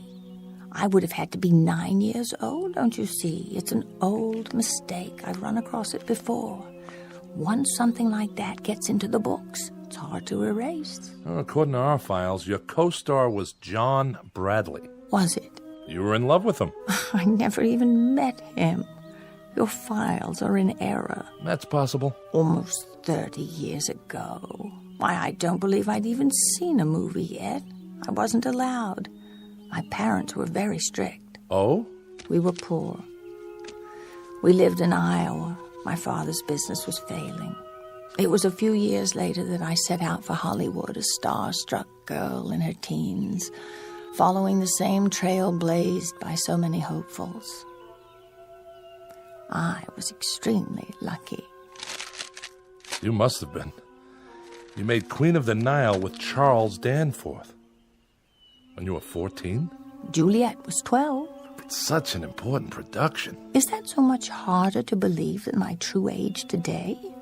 You see, no one knew I was only 14. If they had, I would have been taken off the picture. I matured early. Indeed you did. I've seen the film. Have you? Shot on location, wasn't it? Oh, yes. No studio backlots then. A fabulous experience. I learned so much. And that was when you began collecting? What? The interior of your house. I take it the trip inspired the decor. I call it early Egyptian. I suppose it's silly of me, but how could I resist? It was my first big break, and I was far from home with more money than I'd ever seen before. I'm just glad it wasn't one of those horror pictures that I probably have the place filled with caskets. No, I much prefer it this way. But really, you know, the fact is that I still feel 14 in some respects. No, let me be more precise. Sitting here with you, I feel new. I know it sounds foolish, but I want to live, Jordan. I want to savor all there is in this life. Is that so wrong? No. Come here and look at the view.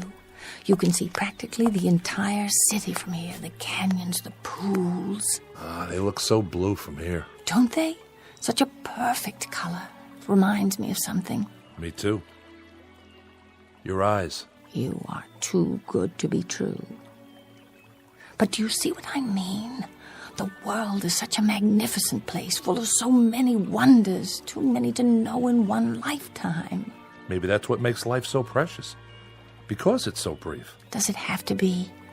If we live fully, tasting everything that's placed before us like a magnificent offering, two people alive to the moment and each other. Yes. I'm being foolish again saying such things. Oh, on the contrary. We've only just met. Hardly seems possible. That's because you've seen my films, each a time capsule, preserved, unchanging. There's something more, something that's very much alive right now. It's just that I so seldom get the chance to speak my mind, to air my dreams. That's true for everyone. Is it? It is for me. If I could know there's another who feels the same way, who wants to know life to the fullest. I think it's time for you to start believing. I don't dare. What are you worried about? You were so understanding, so simpatico. Don't stand too close. No, you don't like it. Move to the edge of the hillside. You might fall. Oh, Jordan, I already have. No. What's wrong? What must you think of me? Don't turn away. Look at me. It's as much my fault as yours. I wanted to kiss you from the first moment I saw you. You're very sweet, very real. But you really must go. Why? Because I say so. But we can see each other again, if you like. What about tonight? Dinner? Very well, shall we say? 8 o'clock?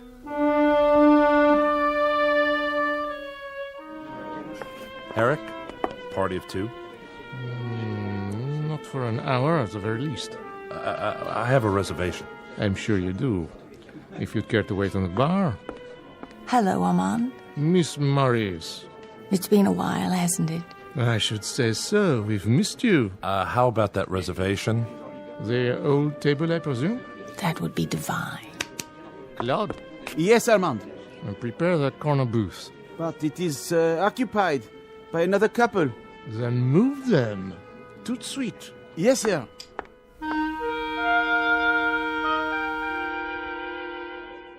And that's our show. Ladies and gentlemen, we now invite you to dance.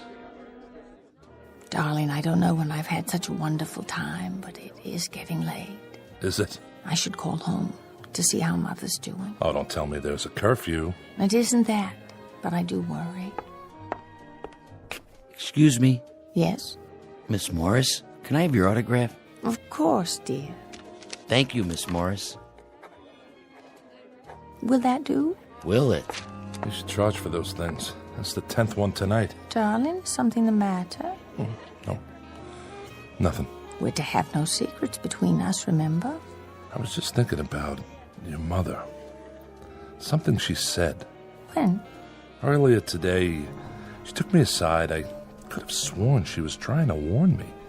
Only I'm not sure of what. Jordan, my mother is disturbed. You must believe me. I do. But her words stick in my mind. She feels responsible. For what? My father's death. They were returning from a party. She was driving, and the car went off the road. Father was killed. Oh, I'm sorry. Since then, she's been suspicious, furtive, imagining all sorts of terrible things. I've tried to help her, but the doctors say it's hopeless. She's deeply depressed. She should be in an institution, but I can't bear the thought of... I shouldn't have brought it up. Let's change the subject. Yes, let's. Now then, I told you about me. What about you? What do you want to know? Where did you grow up? Chicago.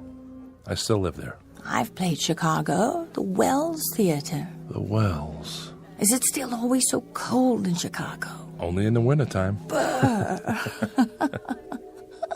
Oh, I almost forgot. I was going to call Mother. Where's my purse? Oh, wait, you'll need coins for the phone. Oh, don't worry about me. Here, I'll get change. Waiter? Jordan, please. It's no trouble. Listen to me. You're a kind and considerate man, but I can take care of myself. Just don't disappear while I'm gone. Promise? You have my word on it. What's this in my pocket? A letter? Someone must have put it in my jacket. But who? Dear Mr. Herrick, you are a fine young man. I know you want to see my daughter. See my daughter, but you must not. Under no circumstances are you to come to this house again. You will not believe what I am about to tell you, but I swear on all I hold sacred that she is not as she appears. The ravishing woman you know as Pamela Morris is far older than you think. She has told you her age, but she is much more than 38. I know. For you see, I am not her mother. I am her daughter.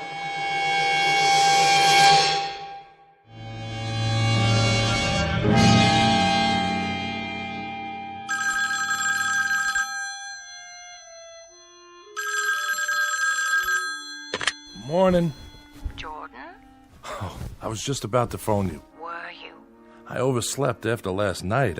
I was afraid you wouldn't call. I wasn't sure you wanted me to. Now you're teasing me. I had the most wonderful evening. So did I. It was heavenly, Jordan. Every minute of it. Will I see you today? Wild horses wouldn't keep me away. You don't have to fly back? Not just yet. I'll tell Kruger I'm onto something here. Something that could be very big. Kruger? My editor. Don't worry, he'll go for it. Oh, I hope so.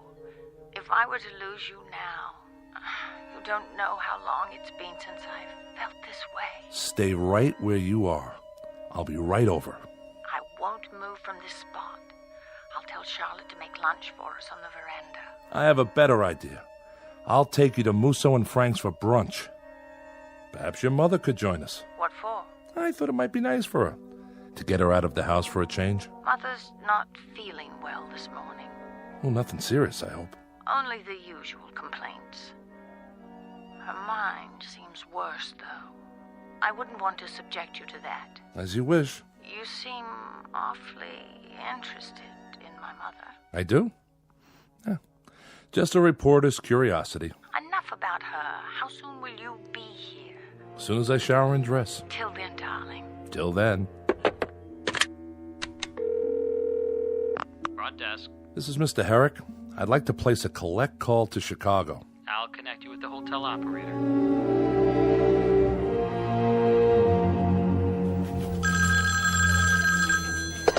Kruger. Hey, old buddy. Jordy, glad you called. Where are you? Still in Hollywood. Listen. Good. I got another job for you, if you're through playing around with that little movie queen. Almost. Do something for me, will you? Get out the file on one of our pictures. Which one? Queen of the Nile. Right. Which one? I just told you. Queen of the... Well, you're a little young, I guess, but they made two of them. First one silent, I think, around 1920, maybe earlier. I didn't know that. Get them both. Take me a minute. I'll hang on.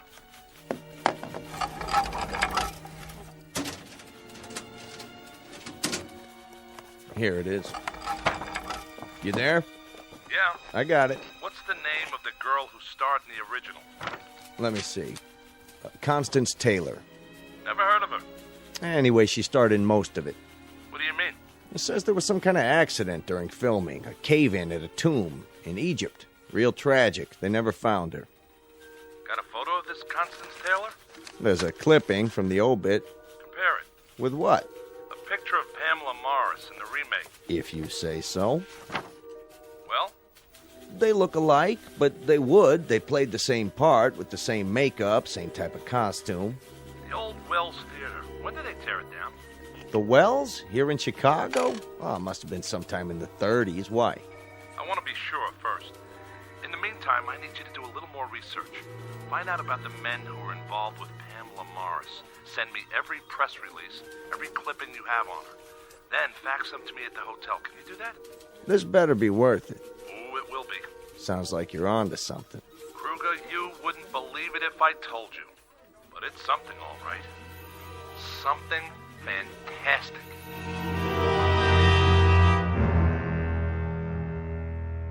Well? It's all true, Mr. Herrick. Every bit of it. But don't show it to her. Leave here at once. This picture. Is it Pamela? Yes. Yes. Please, Mr. Herrick. You don't know how it is.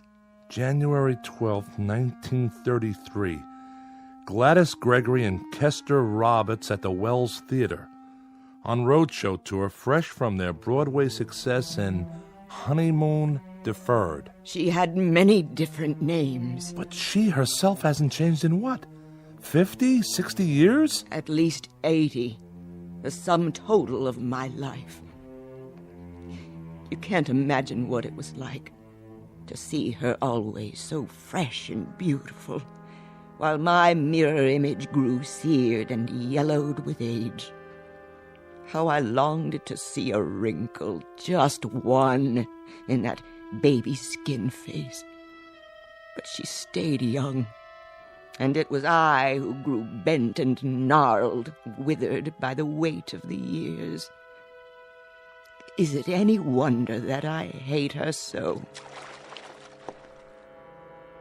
Hard to imagine hating her. Take one last look, Mr. Herrick, and then go. How old is she, really? She is ageless. Perhaps eternal. That's true. What is her secret? What woman would not sell her soul to know? Surely you have some idea. It has to do with the motif of this room. The artifacts? The scarabs. The scarabide beetle, to be exact. The Egyptian symbol for everlasting life, from the banks of the Nile. Mrs. Draper, if you hate her so... Why do I stay? What else could I do? After Pamela and my husband. Go on. Tell me the rest. Charlotte? I cannot. You must go. What about those other men? John Bradley, Charles Danforth, Wesley Harrington. Don't ask about them. Charlotte, was that Mr. Herrick's car in the driveway? I thought I heard... Oh, Jordan. I knew it was you. I could hardly wait. Hello, Pamela. What's she doing here? Pamela. How nice of you to drop in, Mr. Herrick. Has my mother been entertaining you? Yes, she has. Tea, Miss Morris. Thank you, Charlotte. What wild tales have you been spinning, Mother? I'm beginning to think they're not wild tales at all. Oh? For one thing, the Wells Theater where you played was torn down years ago. Many, many years. And the artist, Berthold, who painted that picture of you, do you know when he died? You may leave us, Mother. Charlotte will serve your tea in your room. Pamela, please. I want to speak to Mr. Herrick alone. Yes, I'm sure you do. That will be all, Charlotte. I'll pour for Mr. Herrick. Yes, Miss Morris. Your coffee, black, as I recall? Yes, Pamela. Drink up. Pamela, Now then, you were saying? Please understand, Oh, I do. I'm a reporter. It's my job to gather facts. And last night, that was part of your research? Last night was special. Believe me. My, look at all these newspaper clippings. Let me explain. You've compiled quite a dossier on me. What is it you want? Money? You think I'm a blackmailer? Well, if that's not it, what do you want? The truth. It comes down to this. I told you it isn't about money. I understand. Then why are you opening the wall safe? You want the truth, Mr. Herrick, and you shall have it. Come here. What have you done? Just a little white pill in your coffee. You drugged me. Don't worry. It's only a sedative. Well, why? I'm about to show you the secret. Don't you want to see what's in the box? Very well. I'll bring it to you.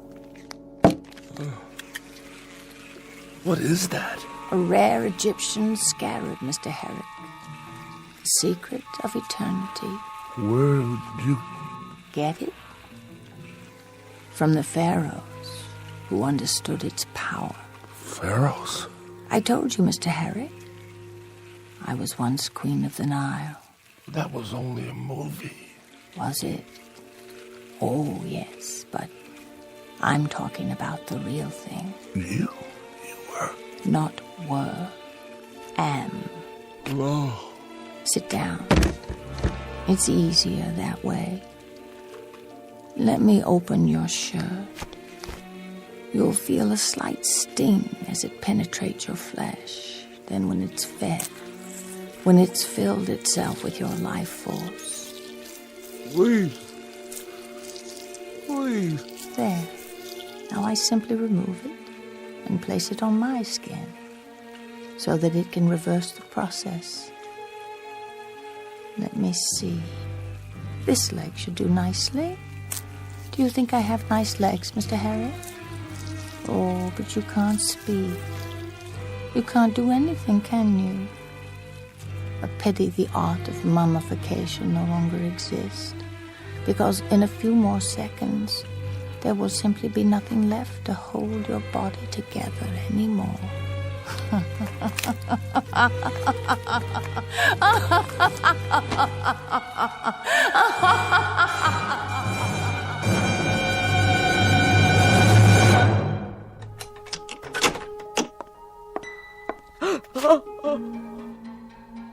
Pamela, what have you done? I've told you, Viola. Never come in until I call you if you want to live another day. No, I can't bear it. Get rid of the remains. Quickly. This must stop. Clothing, shoes, everything. Now. Yes? I have an appointment to see Miss Morris. This way, sir. I'm here, Charlotte. Yes, miss. Oh, do you mind? I seem to have knocked over a cup in the living room. Would you see that it's swept up? All of it? Right away, miss. If I've come at a bad time... Nonsense. You must be Mr. Jackson. Yes, I called the other day. And I told you to come out when you could. Did you think I'd forget? Well, I didn't want to intrude. I must say, you look spectacular. Do I? Radiant, if you don't mind me saying. It's the weather. I so love the sun and the pool. I'm constantly refreshed. It reminds me of the location for one of my films. We shot it on the banks of the Nile River, the ancient source of life, or so I'm told. Queen of the Nile. I've seen it. Have you? But you're so young. Come. We'll have coffee on the veranda.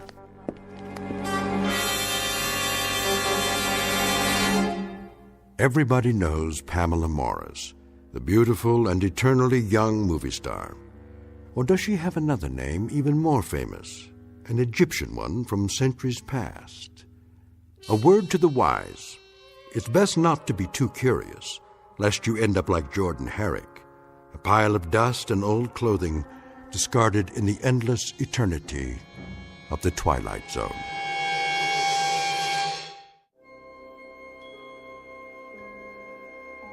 Hi, this is Carl Amari, producer of the Twilight Zone Radio Dramas. I'd like to take a moment to tell you about our official website at twilightzoneradio.com, where you'll get the latest news and information on these Twilight Zone radio dramas. Plus, at twilightzoneradio.com, you can digitally download 3 free episodes or any of our episodes for only $1.95 each. In this age of ever-changing technology, we've decided to make these episodes instantly available to you by making the Twilight Zone radio dramas a digital download-only series. This means that this series will no longer be offered on CD. The CD collections at our website are now being offered while supplies last at buy one, get one free. So be sure to get your favorites before they're sold out. Be sure to visit us often, and I'll see you in the zone.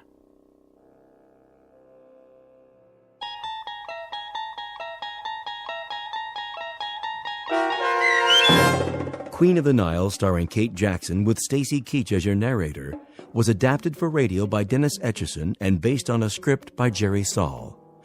Heard in the cast were Mike Starr, Doug James, Jeff Lupetin, Linda Ryder, David Darlow, Sarah Marks, Christian Stolte, Bob Dunsworth, Carl Amari, Vince Amari, and Roger Wolski. To learn more about the Twilight Zone radio dramas and to obtain audio cassettes and CDs of these programs, visit our website at twilightzoneradio.com. The producers of The Twilight Zone wish to thank CBS Enterprises, Carol Serling, Dennis Etchison, Dick Brescia Associates, Claire Simon Casting, Terry Jennings, XM Satellite Radio, Sirius Satellite Radio, our sponsors, and our radio affiliates for helping make this series possible. This copyrighted radio series is produced and directed by Carl Amari and Jason Mallow for Falcon Picture Group. Doug James speaking.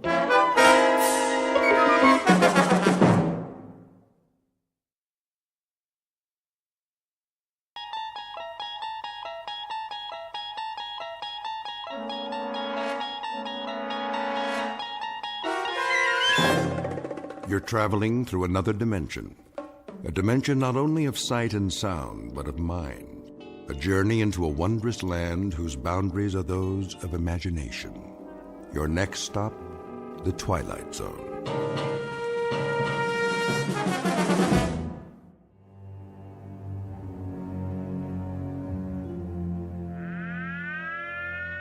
This is the Emergency Broadcast Network. The Office of Civil Defense has just announced a red alert. Enemy missiles are approaching the United States. Repeat, this is a red alert. Enemy missiles are approaching the United States at a high rate of speed. Arrival time is estimated at only a few minutes from now. All citizens are advised to get off the streets immediately and take cover. This is not a test. Repeat, this is not a test. The first missiles have just hit. Are we still on the air? How long do we have? Good Lord! It's actually happening. This is real, folks. This is not a test. This is real. How's that, Mr. Raiden? It should do nicely. The volume could be a bit higher, though. Higher? You gotta be careful not to break those speakers. I thought you installed subwoofers, state-of-the-art, as I requested. Oh, we did. For later. Wait till you hear them. When the explosion hits here, you'll really feel it. Good. Good. I don't know where you got your sound effects, but you'd swear a bomb was going off outside. I mean a big bomb. That's precisely what I want. I got the other TV hooked up, sir, at the end of the hall, like you said. Let me see. Here's a remote control. You got your on, and then you got your off and your volume. Did you load the videotape? Sure did. As soon as the monitors go on, it starts rolling. Why don't you show me? All right, Mr. Raiden. Let's give it a test run. Look at that, would you? There's the street outside. Only now it looks like the beginning of World War III. Yes. Yes. This calls for something of a celebration. If you don't mind me asking, where'd you get the footage? Some special effects guys out in Hollywood? Oh, you might say I have my contacts. Given adequate funding, anything is possible. Yeah, some setup you got here. All part of the show, huh? This is not a show. It may be, let us say, an illusion. But this room is not an illusion. It happens to be the best designed bomb shelter on the face of the earth. But tonight it's for gags, right? Something of the sort. A practical joke, and I trust a most effective one. You could say that again, Mr. Raiden. When those sound effects start and that stuff goes on the TV, you'd swear the whole world was getting blasted. That's the general idea. I've got 3 guests coming this evening, rather special guests, and I wouldn't want them to be disappointed. Well, it fooled me, and I put most of the wiring in. A drink before you go, gentlemen? To a job well done? No thanks. It's getting pretty late. Are these friends of yours? How's that? You're doing all this to fool 3 of your friends. They must be, they must be real, like, special friends. Oh, they are. They are indeed very special friends. This, in a sense, is the moment a man lives his entire life for. Yeah, I bet. That about it, Mr. Raiden? Yes, I'd say that just about does it. Well, we gotta go. So long, Mr. Raiden. Good luck on your party. Party? Yes, you might call it the best party ever. Bye, Mr. Raiden.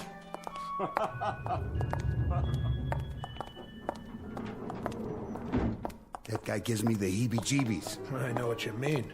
This has got to be the #1 kook in the whole country.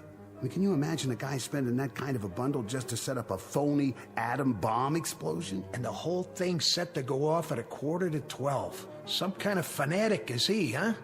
What's his angle? Practical joke, maybe, like he said. Yeah, the $500,000, that's some joke. Hey, hit the button, will you? Yeah, sure. It's a funny thing. What?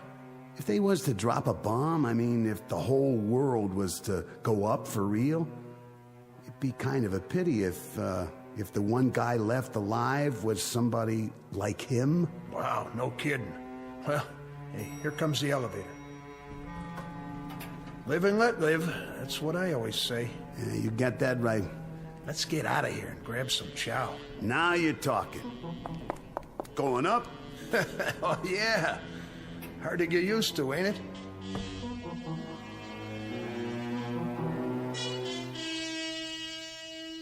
This is the basement of a fashionable midtown skyscraper and office building. It's owned and occupied by one Paul Radin, whom you've just met. Mr. Radin is rich, eccentric, and single-minded. How rich, we can already surmise. How eccentric and single-minded, we shall see in a moment. Because you have just been invited to a very special party, catered and conducted exclusively for residents of the Twilight Zone. And now, The Twilight Zone and our story, One More Pallbearer, starring Chelsea Ross, with Stacy Keach as your narrator.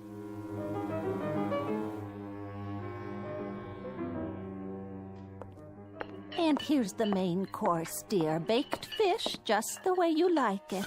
Splendid. Would you care for some more milk? Not just yet, Mary. Sit down, please. Oh, who could that be? I'll get it. No, you won't. I hope it's not one of the parishioners. Wait here. But you've been on your feet all day. Dinner will keep. Nonsense. I'll see to it, dear.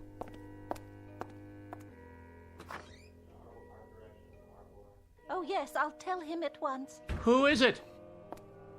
The most peculiar man. What did he want? I'm not sure, but there's a limousine waiting at the curb. He said something about a matter of life and death.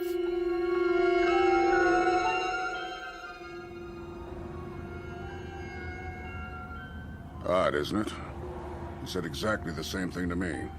And beyond that, Colonel, you've been told nothing. Hardly a word. The driver appeared at the club, something about an old acquaintance. And you, madam? I'm as much in the dark as you are. I was busy grading papers when that very strange man in the front seat came to my door. It sounded terribly urgent. I'll have a word with him. Driver! Yes, sir. Where, may I ask, are you taking us? Be there soon, sir. Yes, but where? Who do you work for? My employer wishes to remain anonymous. Well, isn't this mysterious? Like an Agatha Christie novel. But surely you can tell us if there's a life in the balance. Here we are. Where the devil? A very nice part of town by the looks of it. Please exit from the right of the vehicle. See here, if this is some sort of joke. I assure you, sir, it's no joke. Yet you can't even tell me who gave you your orders. It is an impressive building. You may use the private elevator.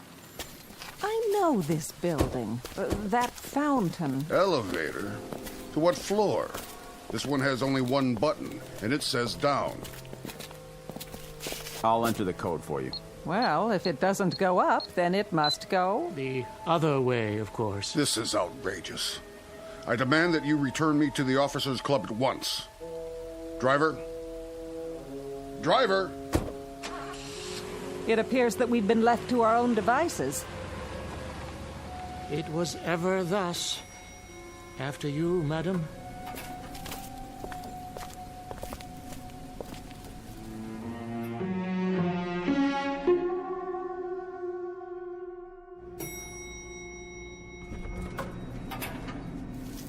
What in the... Good evening, friends. That voice. If you'd be so kind, just follow the hall to the security door at the end of the hall.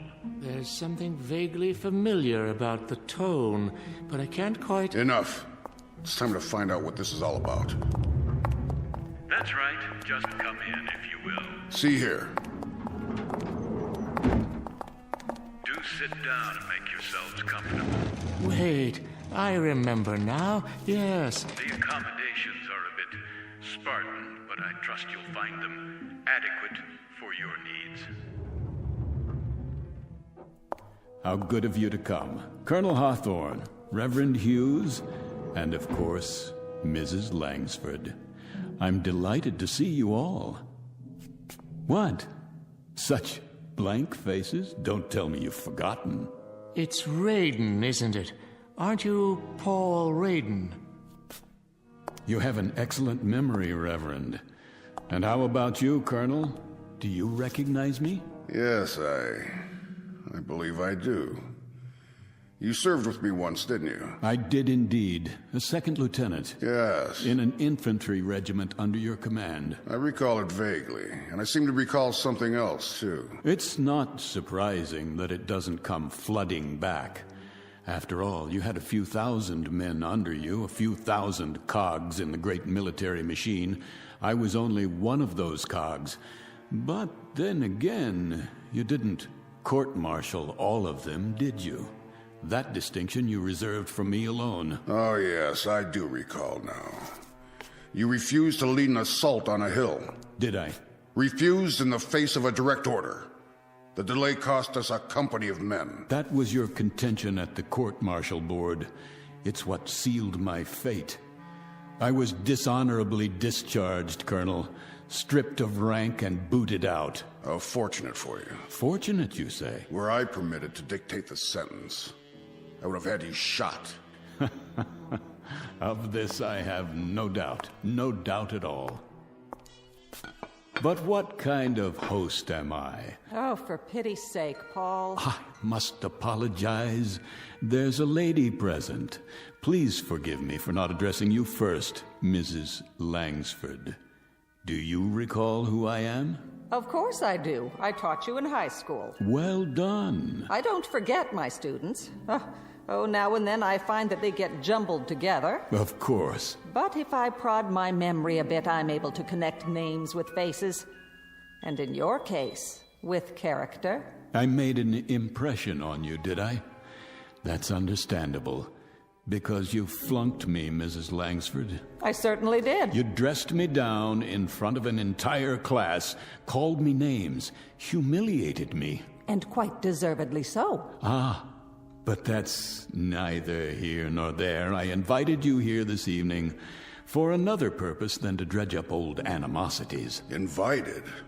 I can't speak for my companions, Raiden, but the request I received was more in the form of an ultimatum. Your chauffeur said it was a matter of utmost urgency. Why, yes. Yes, indeed. That's the way it was broached to me, too. A matter of life and death. I was eating dinner, and my wife Mary got up to answer the door. And when she came back, she had such an odd expression on her face. Ah, Reverend Hughes. Still a bit on the wordy side, aren't you? It never ceases to amaze me, really, how changeless we remain over the years. But I suppose the habits of a lifetime are not that easily set aside, now are they? Perhaps you'll be good enough, Paul, to get to the point and tell us why we're here. I'd be delighted to. But first, can't I get you something? A highball, perhaps, or a cup of coffee for the Reverend.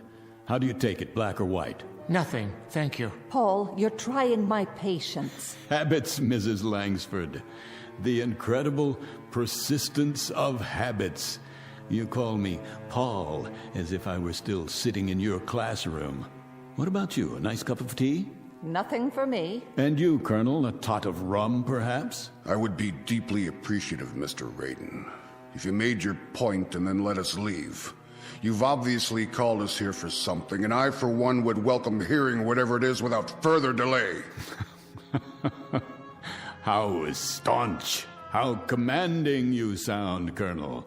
The military mind never changes either.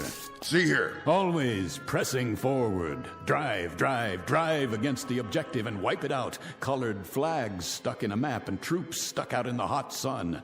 An officer must have nerves made of steel and a head full of cement. As you were, Raiden. Oh, no, Colonel. Not as I was, as I am.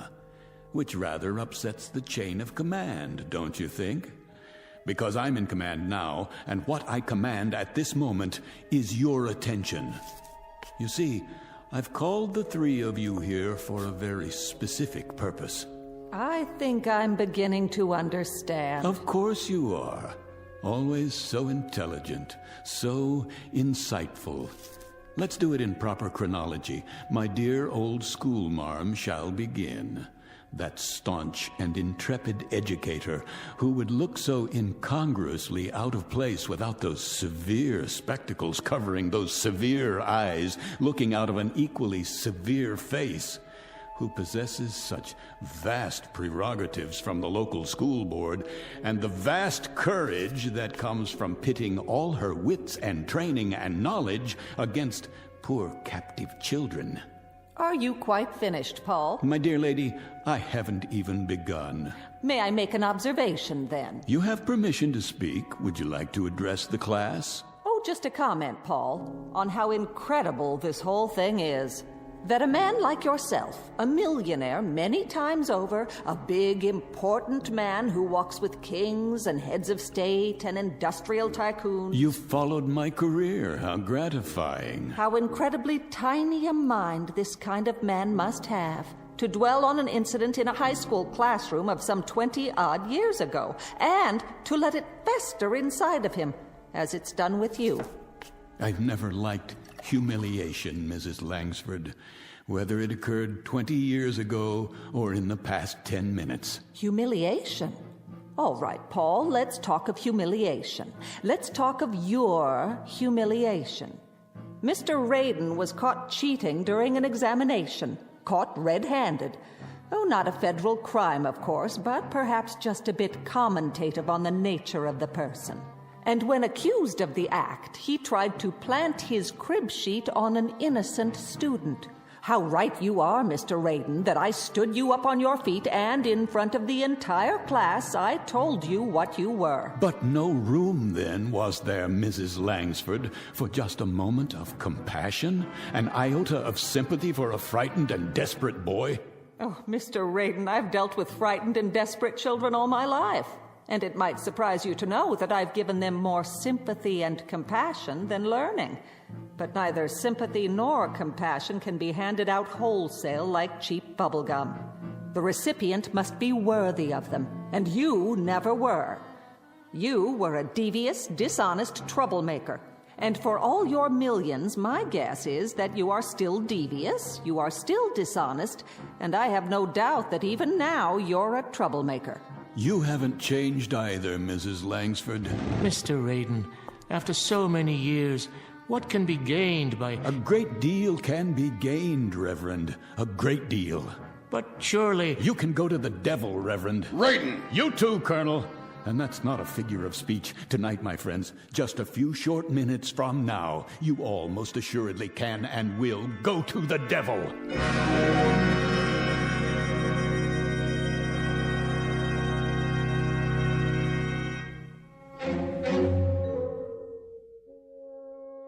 Mr. Raiden, obviously years have passed between now and whenever it was you felt you suffered various indignities at our hands. Felt? How conveniently you forget the extent of my suffering. You, for example, accused me of lack of character, and worse, you put a scandal over my head and all but destroyed my reputation. I do remember now. A young girl whom you drove to suicide, because even at that early stage, you were not a man to hold honor in very high regard. So merciless and so judgmental. What of her responsibility, her character? You're far from consistent in your dispensation of forgiveness. No, the robes of a man of God never became you, Reverend. For all your pious pronouncements, they never quite fit. Enough of this. I'm getting out of here, now. You can try, Colonel. This is outrageous. Save your strength. You're going to need it. Open this door at once. The doors don't answer to your command, only to mine. They're made of solid steel. The walls are 18 inches of reinforced concrete sheathed in 6 inches of lead. I have my own generator plant, my own air system, and at the other end of the hall, a storeroom the size of a warehouse stocked with food and supplies. But in God's name, why? What are you afraid of? Afraid? Hardly. Prudent might be a more accurate word. Remember the story of the 3 little pigs, houses of straw and so forth, and only one built to withstand the blast. Blast? What blast? Colonel, you of all people should understand logistics. Does it occur to you why a man would go to all this trouble and expense? You've built what amounts to be a bunker. So I have. But we're not at war. Not at this precise moment. You're insane. Am I? This is the middle of the city. Ah, now you're getting warm. Closer to the point. What are you talking about? About beginning a vigil, my friends. The long wait and the countdown to oblivion. Will you start making sense? I taught you better than this gibberish. You are correct, Mrs. Langsford, about several things. I've walked with kings and tycoons, as you so rightly perceived. I've walked with them, and more importantly, I've listened to them, to the things they have to say, the special knowledge they are able to impart because of their positions of privilege. As a result, I manage to keep abreast of the times and usually well ahead of them. The point. Patience, Reverend. I'm coming to it. You see, I know things that are going to happen. I pay informants, couriers, high-level attachés and the like for a service. Information. And I pay them quite handsomely, I might add. What sort of information? Oh, the inner workings of certain, let us say, diplomatic agencies, military installations. Information that's beyond top secret, but available if the price is right. You're engaged in espionage. Hear me out. 48 hours ago, I received a most interesting bit of news, or rather, several bits, meaningless in themselves, that together form one unavoidable conclusion, something that is known to perhaps only 6 men in the world.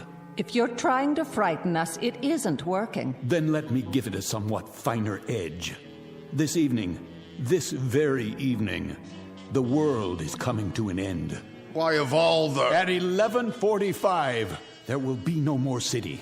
No more country. Rubbish. Oh, it was inevitable, don't you think? After so many years, so many weapons stockpiled, someone somewhere was bound to become impatient, to finally push the button that brings us to the reward we so justly deserve. And make no mistake about it, we all do. It began when we were born into this cesspool called life. The original fall from grace, from which there is no escape. The earth is an empty graveyard waiting to be filled, and tonight it will be. What a cynical, depraved view of humanity. By 30 minutes after midnight, there will be no more humanity. It's too late to stop. Pandora's box has been opened. There's no turning back. They are going to bomb us, and we are going to bomb them. By dawn, there will be nothing left but rubble and bodies. And now, within a few moments, it begins. You'll be hearing the sirens very shortly. That's the red alert. It means their missiles are on the way. Ours will follow soon after with proper military efficiency. And you are to survive, Mr. Raiden. Is that the idea? I am to survive. As long as I stay here, 300 feet under the ground. Already buried, one might say. How about you, Reverend Hughes? Or the rest of you? Would you care to survive too? Or shall I be the only pallbearer? What? It can't be. Don't panic. This whole thing may be a hoax. Please remain seated. If you require proof, I'll turn on the radio. This is the Emergency Broadcast Network. The Office of Civil Defense has just announced a red alert.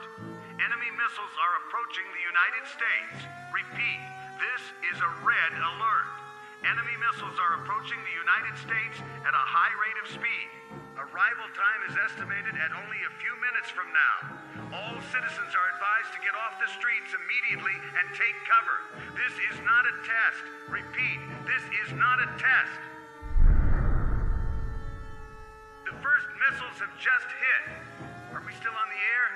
How long do we have? Good Lord! It's actually happening.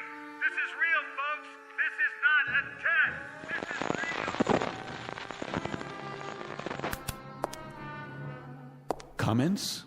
Perhaps a little military sophistry now, Colonel. A quote from General Grant or Lee or Patton. And you, Reverend, something enriching from the gospel? Oh, my, such silence, Mrs. Langford.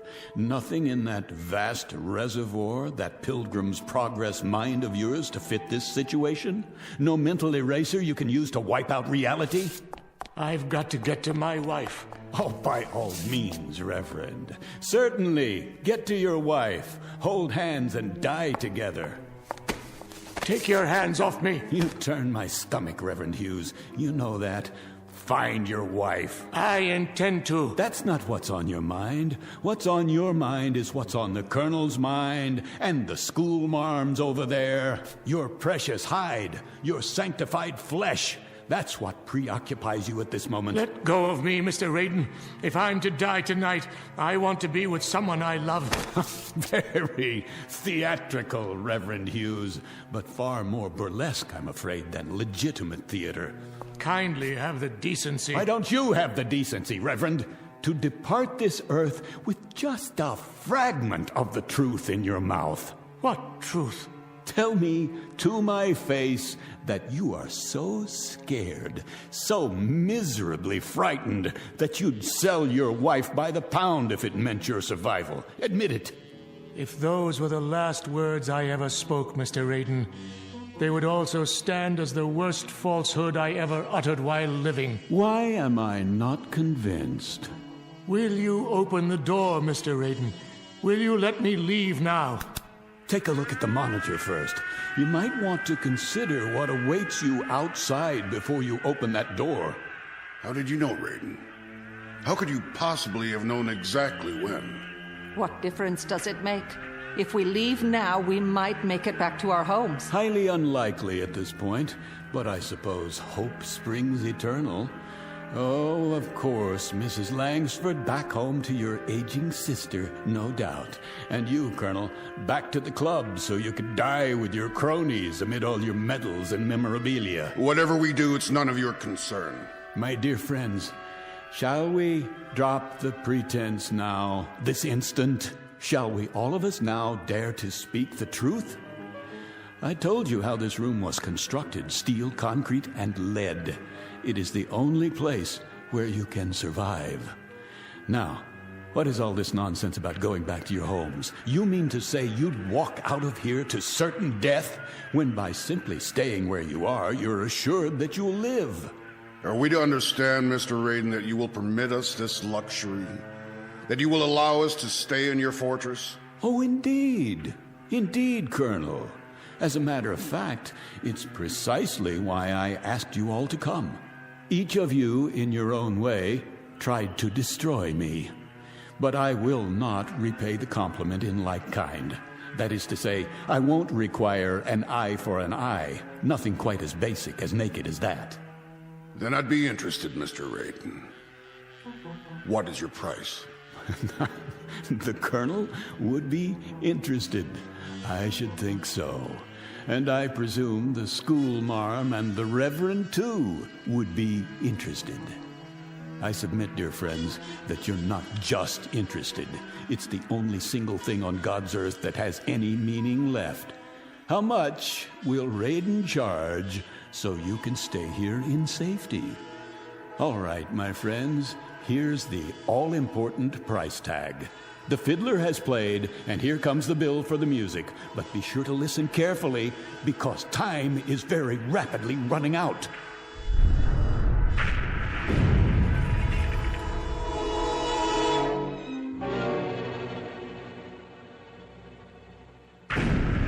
Say it, man. What is your price? You will, each of you, each one of you in turn, beg my pardon, ask my forgiveness. And if need be, you'll get down on your hands and knees to perform that function. Is that all? That's all. Our Father who art in heaven. I suggest you prepare your requests without delay. The first bombs have just exploded somewhere near the city. I assure you, the next ones won't miss. Did you hear what I said? I need your decisions now. Say pretty please. I beg your pardon? Pretty please with sugar on it. How's that, teacher? Speak up! Pretty please with sugar on it, Mr. Raiden. It's what children say to exact a favor. Children, Mr. Raiden, but they say it by rote. It comes out pure. There's no meanness to it, no cruelty. That's something that comes much later in life. The capacity to damage other human beings. That's enough. Not quite. You let me out of here, Mr. Raiden. If I'm to spend my last quarter hour on Earth, I'd rather it be with a stray cat, or alone in Central Park, or with a city full of strangers whose names I'll never know. Have you lost your mind? The door, Mr. Raiden. Will you open the door now? You heard them.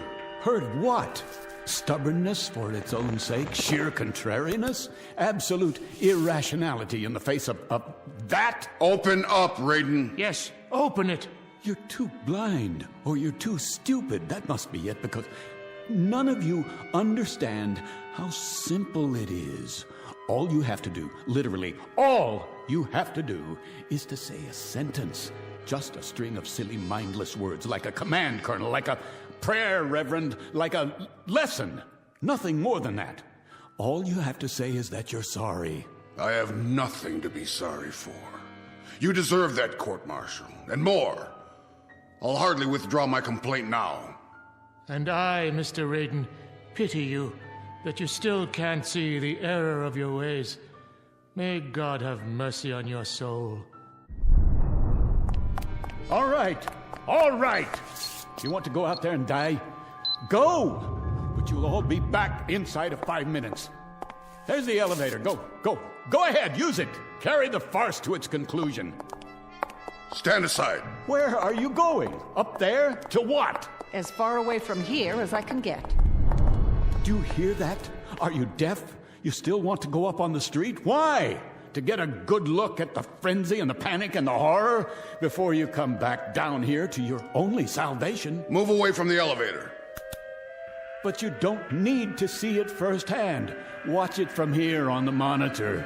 You can see it happen, the whole thing. Watch as your world is shoveled into a grave and covered over. Move, or I shall be forced to move you. You fool. After you, ma'am. Last chance. I mean it. It's your last chance. What about it, Hughes? Is life so stinking cheap you can throw it down a drain? No, it's not true. This is no fantasy. You'll be back. You'll see. You'll be back.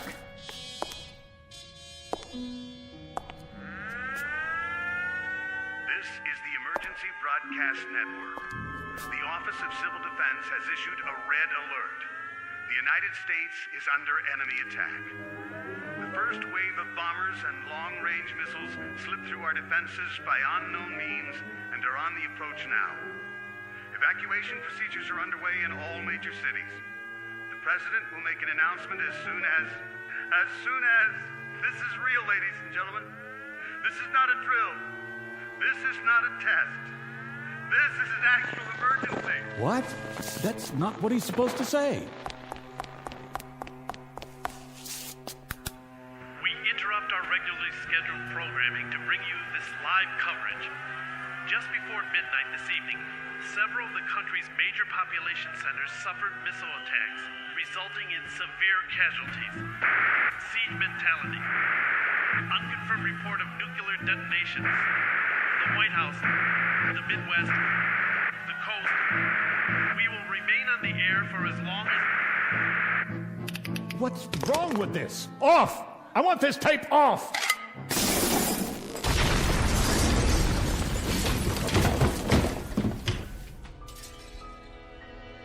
That's enough.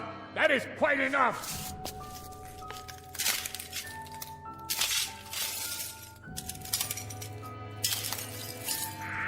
Ladies and gentlemen, this is my last assignment as a broadcaster. I can see the bombs going off. And now they're streaking down, lighting up the sky, heading directly for us. A great wind from the firestorm. If you can hear me, I want my wife and daughter to know that I love them very much. No!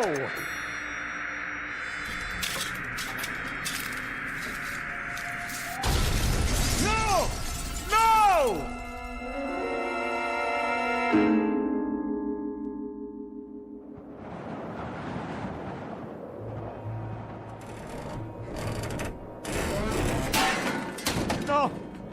No, please.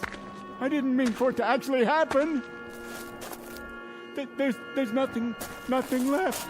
Nothing. The city is gone. Is there no one else alive? Somebody? Anybody?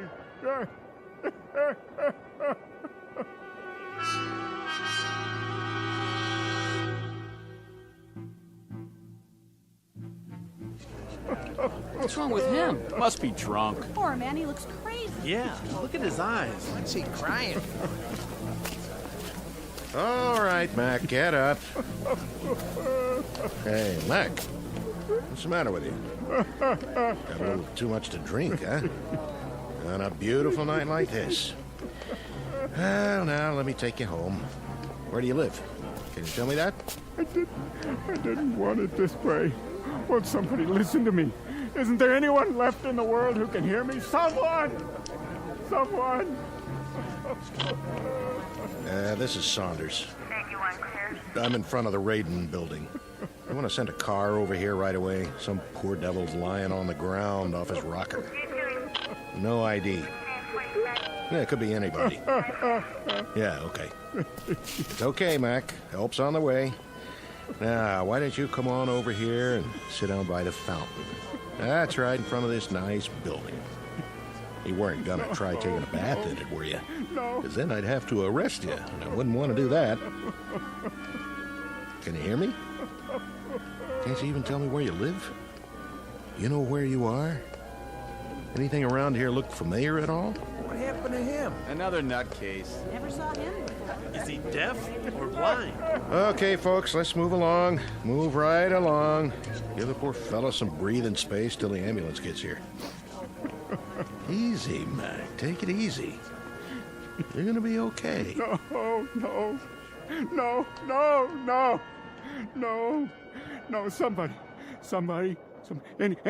anybody. Is anybody left alive in all this rubble?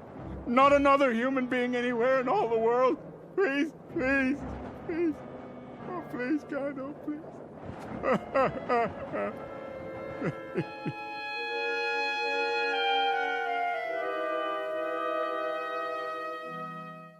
Mr. Paul Raiden, a dealer in fantasy and human misery, especially his own. Trapped in the graveyard of his mind, and now, as it has always been for him, the only person in the world. The sole pallbearer at a funeral he alone manufactured, in a bleak and empty landscape called the Twilight Zone.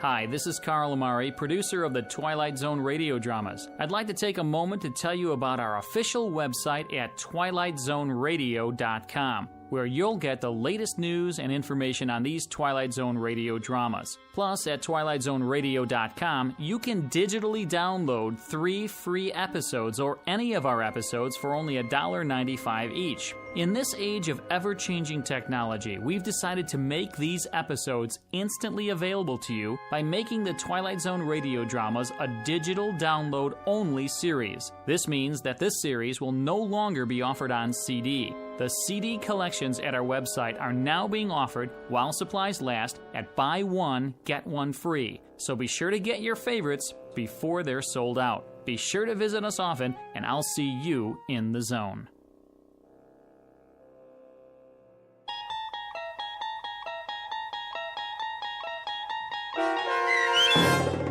One More Pallbearer, starring Chelsea Ross, with Stacy Keach as your narrator, was adapted for radio by Dennis Etchison and based on a script by Rod Serling.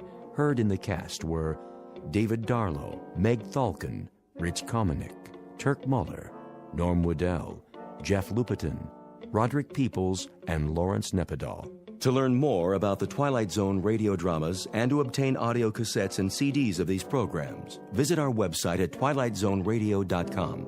This copyrighted radio series is produced and directed by Carl Amari and Roger Wolski for Falcon Picture Group. Doug James speaking.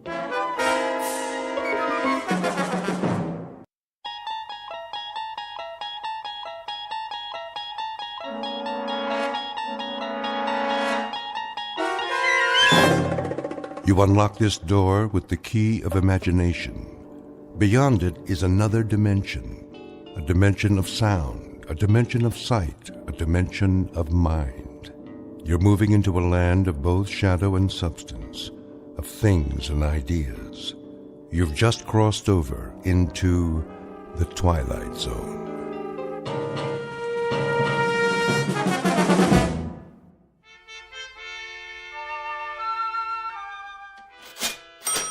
You're quite sure this is a genuine Tiffany? Quite. The provenance dates back to 1922. Very well, then. Kindly have it delivered. Of course, madam. Will that be cash or charge? Put it on my account. Very good. I can deliver it to your home by, let me see, Thursday at the latest. But I simply must have it tonight. I've invited the girls over for bridge. The girls. I see. Oh, Robert. Yeah? See that Mrs. Gunt receives her lamp this afternoon. You mean today? Carried by hand to her front door. The servants' entrance, if you please. By all means. Ubermeyer's is proud to be of service. If there's anything else we can provide, don't hesitate to... That will be all. Very good, ma'am. Want me to go over there right away?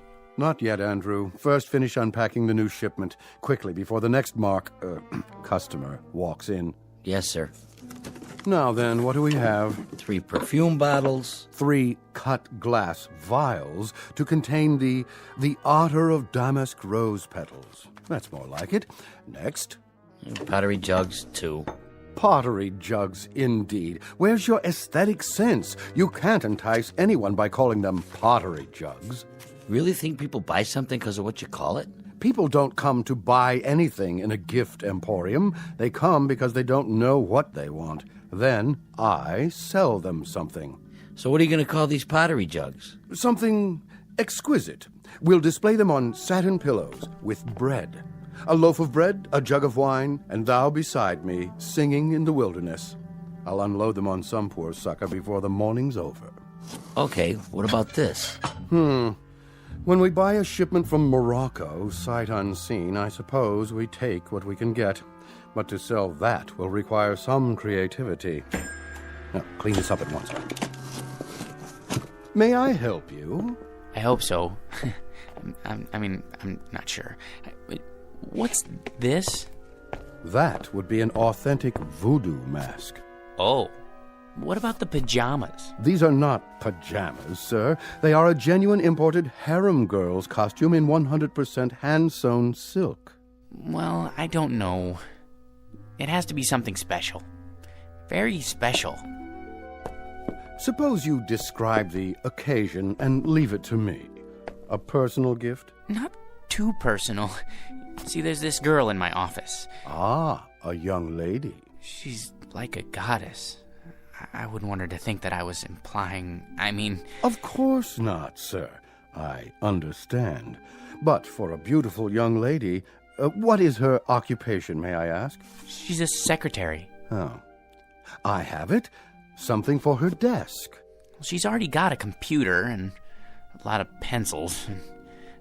Something to remind her of you throughout the day. Subliminally, shall we say. Now, as to price, would $100 be too extravagant? 100? But of course she mustn't feel bought. Romanced is more like it. Aha! Perfect. What is? It's ideal. Romantic, but subtle. Not forward. No. You mean this old? This magnificent antique. Truly distinguished. Fit for a goddess. I can't make up my mind. A perpetual reminder of your taste, your flair for romance. Fill this with fresh flowers, and she won't be able to pluck you from her thoughts. Between 9 and 5, at least. After that, it's up to you. It's kind of tarnished, isn't it? That's not tarnish, sir. It's a patina. A testament to its authenticity. And only a mere $20. Well, that is more reasonable, I guess. Put this in a gift box, will you, Robert? For a most discriminating gentleman. Sure thing. Thank you, sir, for making such a wise choice. I hope you'll allow us to serve you again when it's time for the engagement. Don't mention it. Cash, I presume.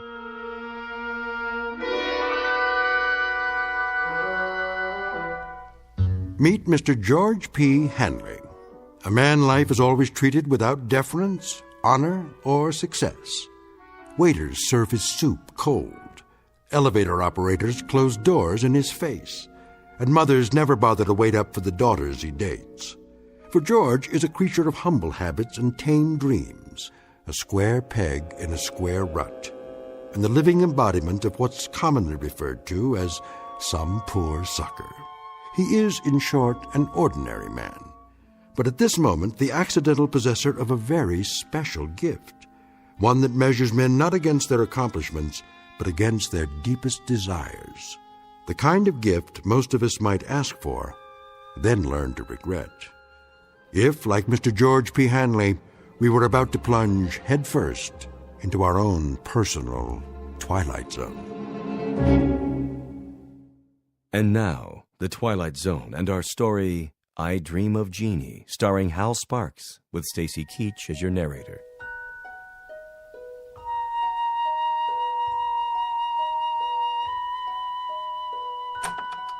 Good. Everybody's still at lunch.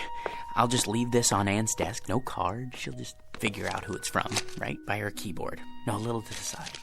Oh, maybe on her chair. No. Oops. Better put this away for now. Where? In my drawer.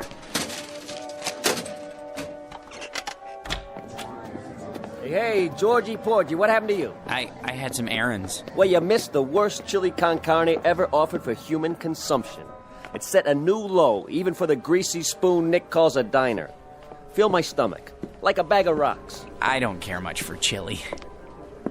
Georgie, witness a solemn vow for me, will you? I have to enter these municipal bonds. I, Roger Hackett, do solemnly swear never again to commit gastronomic harry-carry at Nick's, starting on the day I get my promotion at this office. Your promotion? Yep. I thought everyone with equal seniority had the same chance. Mr. Watson said That's correct, Georgie old Porgy. We're all equal, but some of us are a little bit more equal than others. Especially me. Hi, Anne. How are you? You're looking nice. Hello, boys. Don't be so sure, Roger. Mr. Watson's a fair man. I'm sure he'll compare our experience in debit financing, evaluating liabilities. And that, old Georgie, is one reason why I am more equal. All you think of is debits and liabilities, with assets like hers around. Now, where'd I put my little surprise? Here, Anne, for you. What's this? Oh, just a little something to say happy birthday to the prettiest girl in the entire office. I'm the only girl. And you'd still be the prettiest, even if this whole place was staffed with Miss Americas. Are you gonna open it? Roger, what? Go ahead. Oh, Roger, it's beautiful. Like it? Why, this is the most gorgeous peignoir I've ever seen. Huh, is that what they call it? But it is awfully revealing. Then you'll just have to be careful who you wear it for. Hey, Ann, put it on. Can you feature old man Watson's puss when he calls you in for dictation? Mr. Watson is interested in a different kind of figure, Sam. Is that what you think? You really like it? I love it, but you shouldn't have. You only have a birthday once a year, at least until you're 30. Then you have it once every 2 years. Oh, you bad boy, come here. What? That's to show my appreciation, and to prove I haven't even learned to count to 30 yet. And what, may I ask, is going on here? Oh, Mr. Watson, you see, it's my birthday, sir, and... Do any of you happen to be aware of the annual statement just issued by this organization? No one? Well, then it may come as a surprise for you to learn that we have just completed the best year in our history, and I believe this department had no small part in that success. So, as a token of my appreciation, I think this is an appropriate time to invite all of you to be my guests at a private party, beginning just as fast as you can get yourselves over to the Tiki Club. No kidding. And as for you, young lady, I just want to say, they aren't the only ones who appreciate you. Would you mind looking in my office? There should be a rather large crystal vase on my desk, full of long-stemmed red roses. They're for you.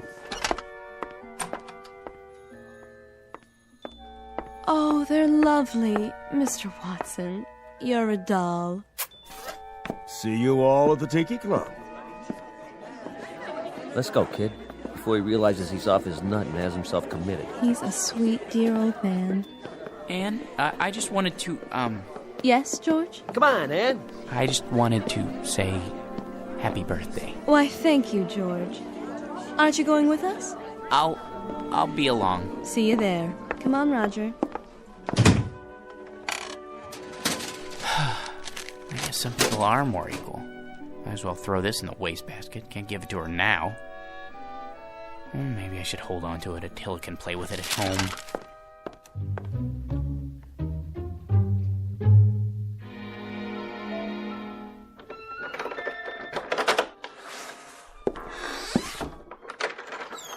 Hello, boy. Have a good day. Yeah, mine was lousy, too. You know what they all think I am, Attila? A #1 jerk. And they're right. What a job title, huh? George P. Hanley. Jerk. Take it easy. There's nothing to worry about in the package. Come on, I'll show you. See? It's only a box with a beaten-up old lamp in it. A magnificent antique. Yeah, right. Probably came from a junkyard. Well, if being a jerk is my calling in life, at least I'm good at it. Look, it's so tarnished it's almost black. That's telling him. Well, let's clean it up and see what it looks like. I'll just use my necktie. It needs to be dry cleaned anyway. What in the... Easy, Attila.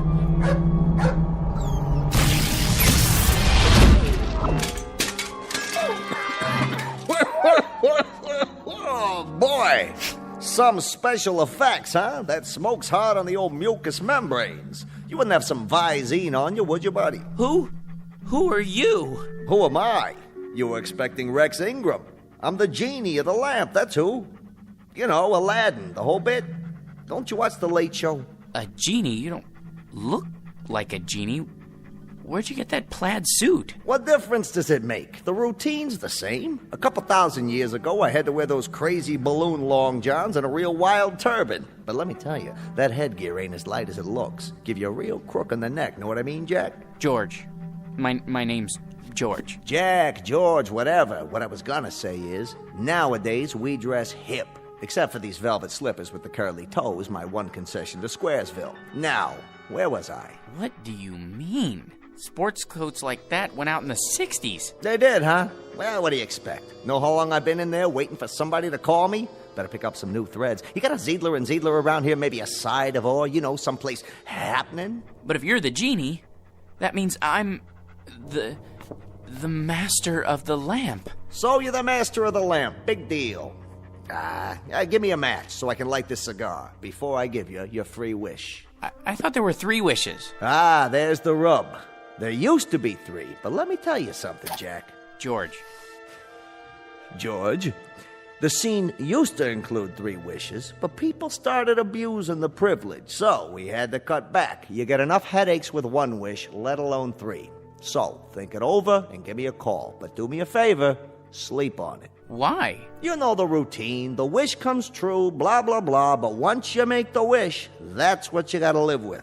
Could you make yourself available for consultation? Look, Jackson, how am I supposed to know what you want? You and me just met. Well, at least tell me, what is it that people usually wish for?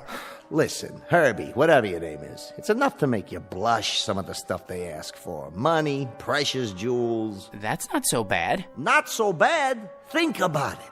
So they get a lot of dough. There's the IRS, long-lost relatives beating on the door. It's enough to flip you out of your gourd. So not wealth? Forget about it. Maybe love, then? Love? You gotta be some kind of a kook. You call me after all this time and you wish for love? You don't wish for love, Chief. You make it. Then I don't know what it is I do want. If it isn't wealth or love... Like I told you, Johnson, think it over. Drop it down the well and see if it splashes. But don't go rubbing the lamp every time you get ants in your pants. That puff of smoke tears up my sinuses. Now, the next time I make the scene for nothing, you've had it. Now hold on to this cigar for me. It's too close to smoke in there. No cross-ventilation, know what I mean? No, but I can imagine. Till we meet again, Bubby. Like later. If it's all the same to you, make it much later. Just once I'd like somebody to never bring the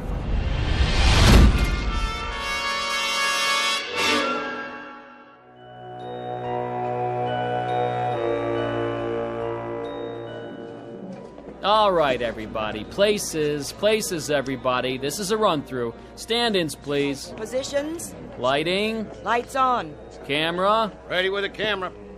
Excuse me. Hey, buddy. Don't you know this is a closed set? It is? Who let you in here? They said it would be all right. I'm George Hanley. Who? Her husband. Miss Alexander's, I mean. Oh, yeah. Haven't seen you around here in a while. It's been months, actually. Well, this is the big one, huh? I beg your pardon? The last shot of the picture. Once we get this one in the can, it's a wrap. It is? Say, can I ask you a question? What's that? What's it like being married to her? Well, I don't really know. That is, Man, I sure wish I was you. You do? I mean, lucky stiff. Yeah, I mean, yes. I guess I am. Where is she, by the way? Anne? In makeup, where else?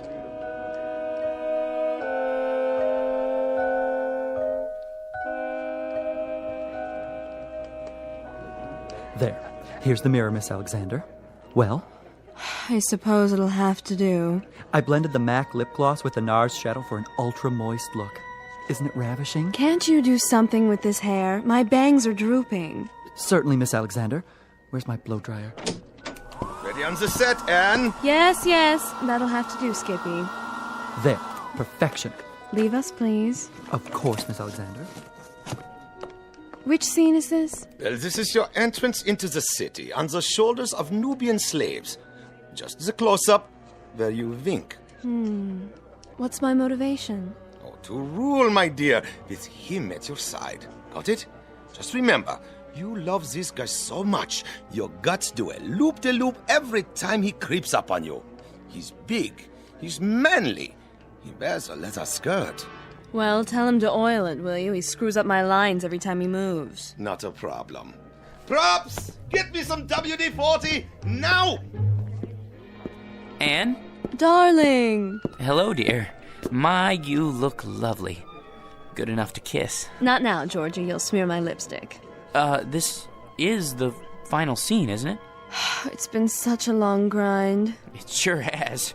They said you could take a few weeks off, but that was 6 months ago. We can still take our honeymoon. That is, if you want to. Do I? Careful with the hair, Georgie. Sorry. They don't pay me to look ugly, sweetiekins. Besides, anticipation is the real joy. Isn't that what they say? They haven't been waiting for 6 months to take the most beautiful woman in the world on her honeymoon. Places, people. This one's for real. It won't be much longer, I promise. Just think, no more crawling into bed with a script so you can study your lines half the night. After today, no more getting up at 4:30 in the morning to go to the studio, and when we get home, you can take a nice hot bath, maybe even let me wash your back. And then first thing tomorrow, we leave on our cruise. But darling, have you forgotten? Forgotten what? The wrap party, here on the set. There'll be 1,000,000 photographers. There's no point in going home. Not tonight. Not tonight, huh? Sure, Anne, I understand.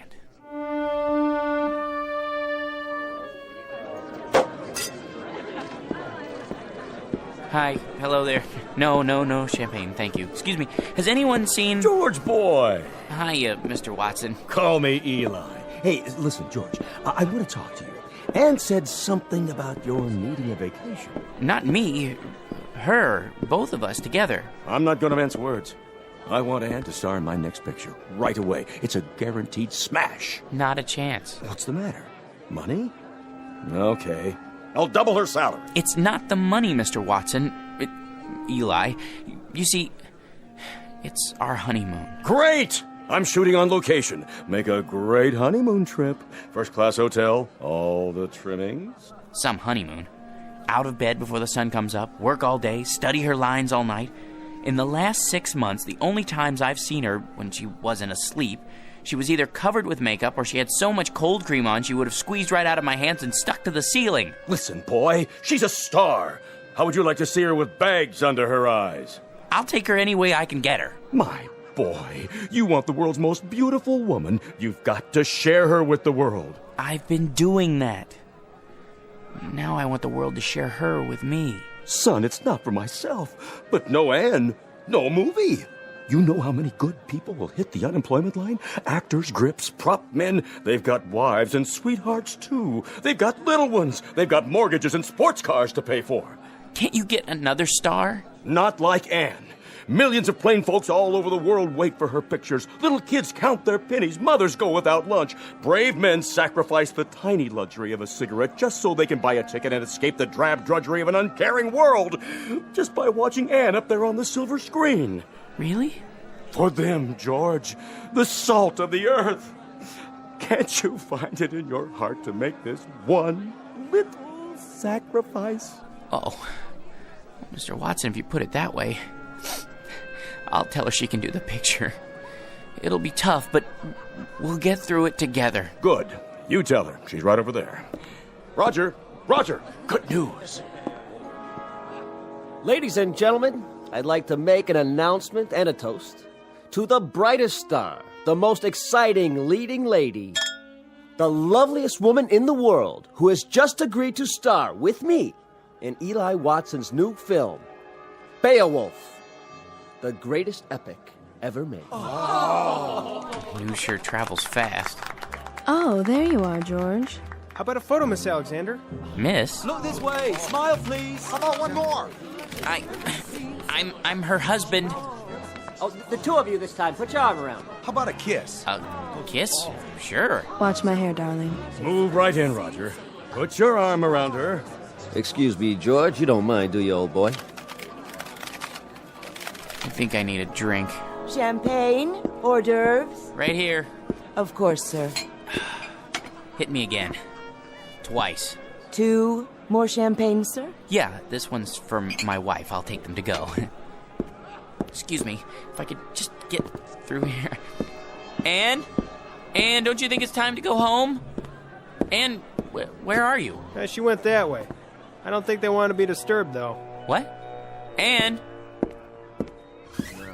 Aren't you glad you stayed tonight? Don't be so egotistical. I had to be here. Sometimes I don't understand you. You're not supposed to. That's a woman's prerogative. I know, but why? What's his name? George? He's the perfect husband. That absurd little mouse?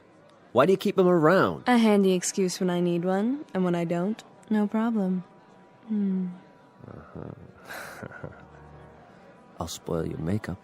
Oh, who cares? Anne, your lipstick. George? Are you still here? Sorry, old boy. Just congratulating my co-star. I think we'd better be going. You go ahead. You should be home anyway to feed Attila. Attila? Yes, George, and he needs his walkies. Do be a dear. You want me to go home because of Attila? Be a good boy and run along. Roger will drive me home later. Won't you, Roger? With pleasure. But Attila's a dog. Aren't I more important to you than Attila? I mean, Attila?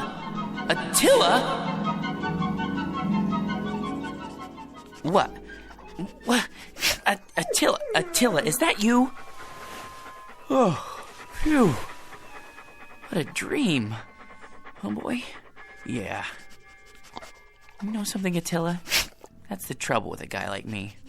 Having something I want that much only means that it hurt that much more when I lose it.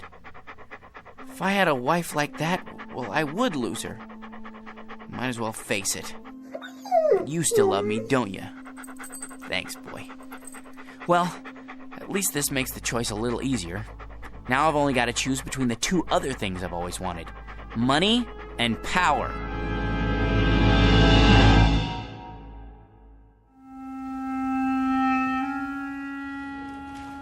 Morning, Georgie. Morning. Well, today's the day, huh? For what, Raj? For what? Well, you listen to this guy. Watson. Has he said anything about the promotion yet? Oh, the promotion. Forgot. He forgot.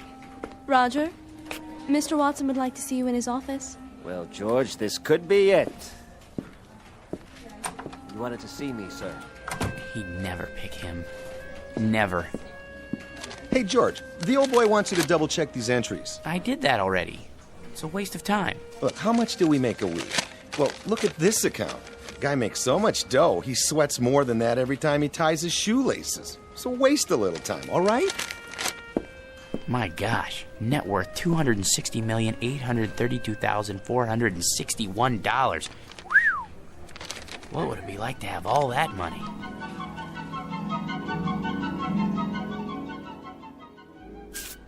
Here we are, sir. The George P. Hanley building. Thank you, Roger. Will you be wanting me for lunch, sir? I can't say.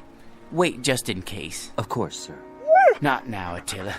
I've no time to play. Sorry, Mr. Hanley, I couldn't hold him. Take him over to 21. Have the chef pick him out a nice prime rib. Not too fatty. Yes, sir. Then trot him around the block a few times. Keep up the pace. Right away. Here, boy.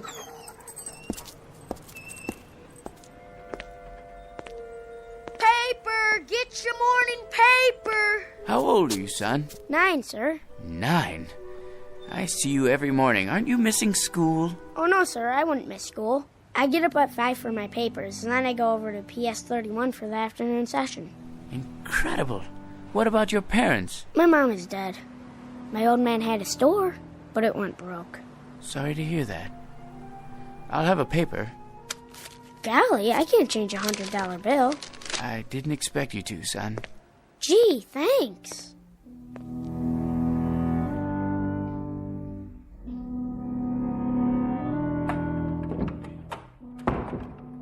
Good morning, sir. AT&T's up 7 points in the morning ticker. Glad to see you back. Thank you, Miss Alexander. How was the Riviera? Oh, all right, I guess. Kind of like a suburban tract with castles. I see. Well, sir, shall I send in your first appointment? Might as well get started. Mr. Hanley will see you now. Watson, what are you doing here? Begging again, I'm afraid. These days, a college president has to worry more about salesmanship than scholarship. Then you came to the right place. Hanley, you've already done more for your alma mater than we have a right to ask. How much? Just enough to start the ball rolling for the alumni. Don't be coy, sir. Give me an amount. Altogether, $10 million. If you could possibly start us off with, say, $1 or $200,000. Done. You're a generous man, GP, but you've made a mistake. This is the entire sum. Don't worry. It's deductible. Besides, I want you to have it. Well, so would others, GP. Thousands of alumni, not as successful as you. Giving, sharing the burden and the satisfaction. It's the cement which binds them to our institution. I only wanted to help. I can't accept this. Send me a check for, a few $100,000. Very kind of you. Don't mention it. Miss Alexander will show you out. Oh, nonsense. I know the way by heart. Send in the next one. Right away, sir. Hello, Masters. Well, Mr. Hanley, ready to add to the old empire? I suppose so. I brought along a few new catalogs. I thought I already owned one of everything ever made. Can't keep up with Yankee productivity. We have to buckle down and do some serious spending. Is that really necessary? If we don't, the government's liable to invent a new tax bracket just for you. Now, here we have an attractive little yacht. Already have one. A 94-foot job up at Newport. This one makes it look like an absolute dinghy. You know, Masters, there's no fun left in buying things anymore. Once I looked forward to a second-hand car like a kid waiting for Christmas. Now there's no anticipation, no hunger. Oh, perk up. I used to enjoy the little things. An ice cream cone, a ball game, going out for a walk in the park. Now people run up and ask if I'm going to subdivide it. No, I've had it. Sir, that's un-American. Think of all the men living on blue sky and a prayer who depend on you for their daily commissions. They have little ones, mouths to feed. Mr. Hanley, you can't stop buying. Please see yourself out, Masters. If you're absolutely positive, sir? Out! I don't know who let them in, Mr. Hanley. That's all right, Anne. Why, hello, son. Is this the man? Yes. Here's the C note. Awful sorry. What else did he lift? I don't know what you're talking about. I told you, Pop. He gave it to me. You gave my boy a $100 bill? He's a fine lad. Listen, you fathead. Know where I found him? Trying to lay the whole 100 on a 2-horse parlay. Herbie Boy and War Biscuit. But what about the newspapers? 5 o'clock in the morning. How can I teach the kid the value of $1 if you toss C-notes around like they grow on trees? I was only trying to help. If I ever catch you giving dough like that to my kid again, I'll bust you right in the chops. Millions or no millions? You're a man of integrity, sir. I congratulate you. Congratulate you. Congratulate me. George, I said congratulate. Congratulate? You're looking at the new head bookkeeper. Hey, way to go, Rod. Speech. Thank you. But the first thing I want to tell you guys is I intend to keep my vow. From now on, no more lousy lunches at Nick's. Can't believe it. He wasn't even a good chauffeur.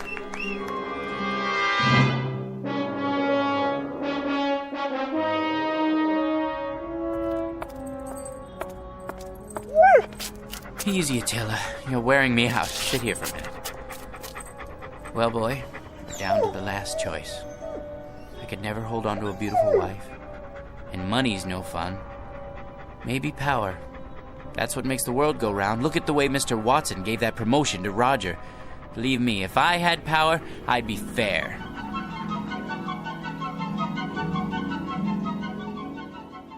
Here, sir. This copy and this. Just your initials on that page. Mr. President, you can't sign any more bills today. You're exhausted. Watson, the people elected me. They placed their individual destinies in my humble hands. I can't betray them. In that case, they're getting the best in leadership. The very best. Sir, the congressman is waiting. Send him in. Mr. President, this pension legislation will tear the party in two. If you let it come to the floor, I, for one, won't get a single vote in November from anyone over the age of 10. Check with the majority leader. See if he can kill it in committee. Yes, sir. Right away. Yes? The situation in Asia is fraught with tension, Mr. President. We're not getting enough intelligence down there. Have the CIA prepare a full study.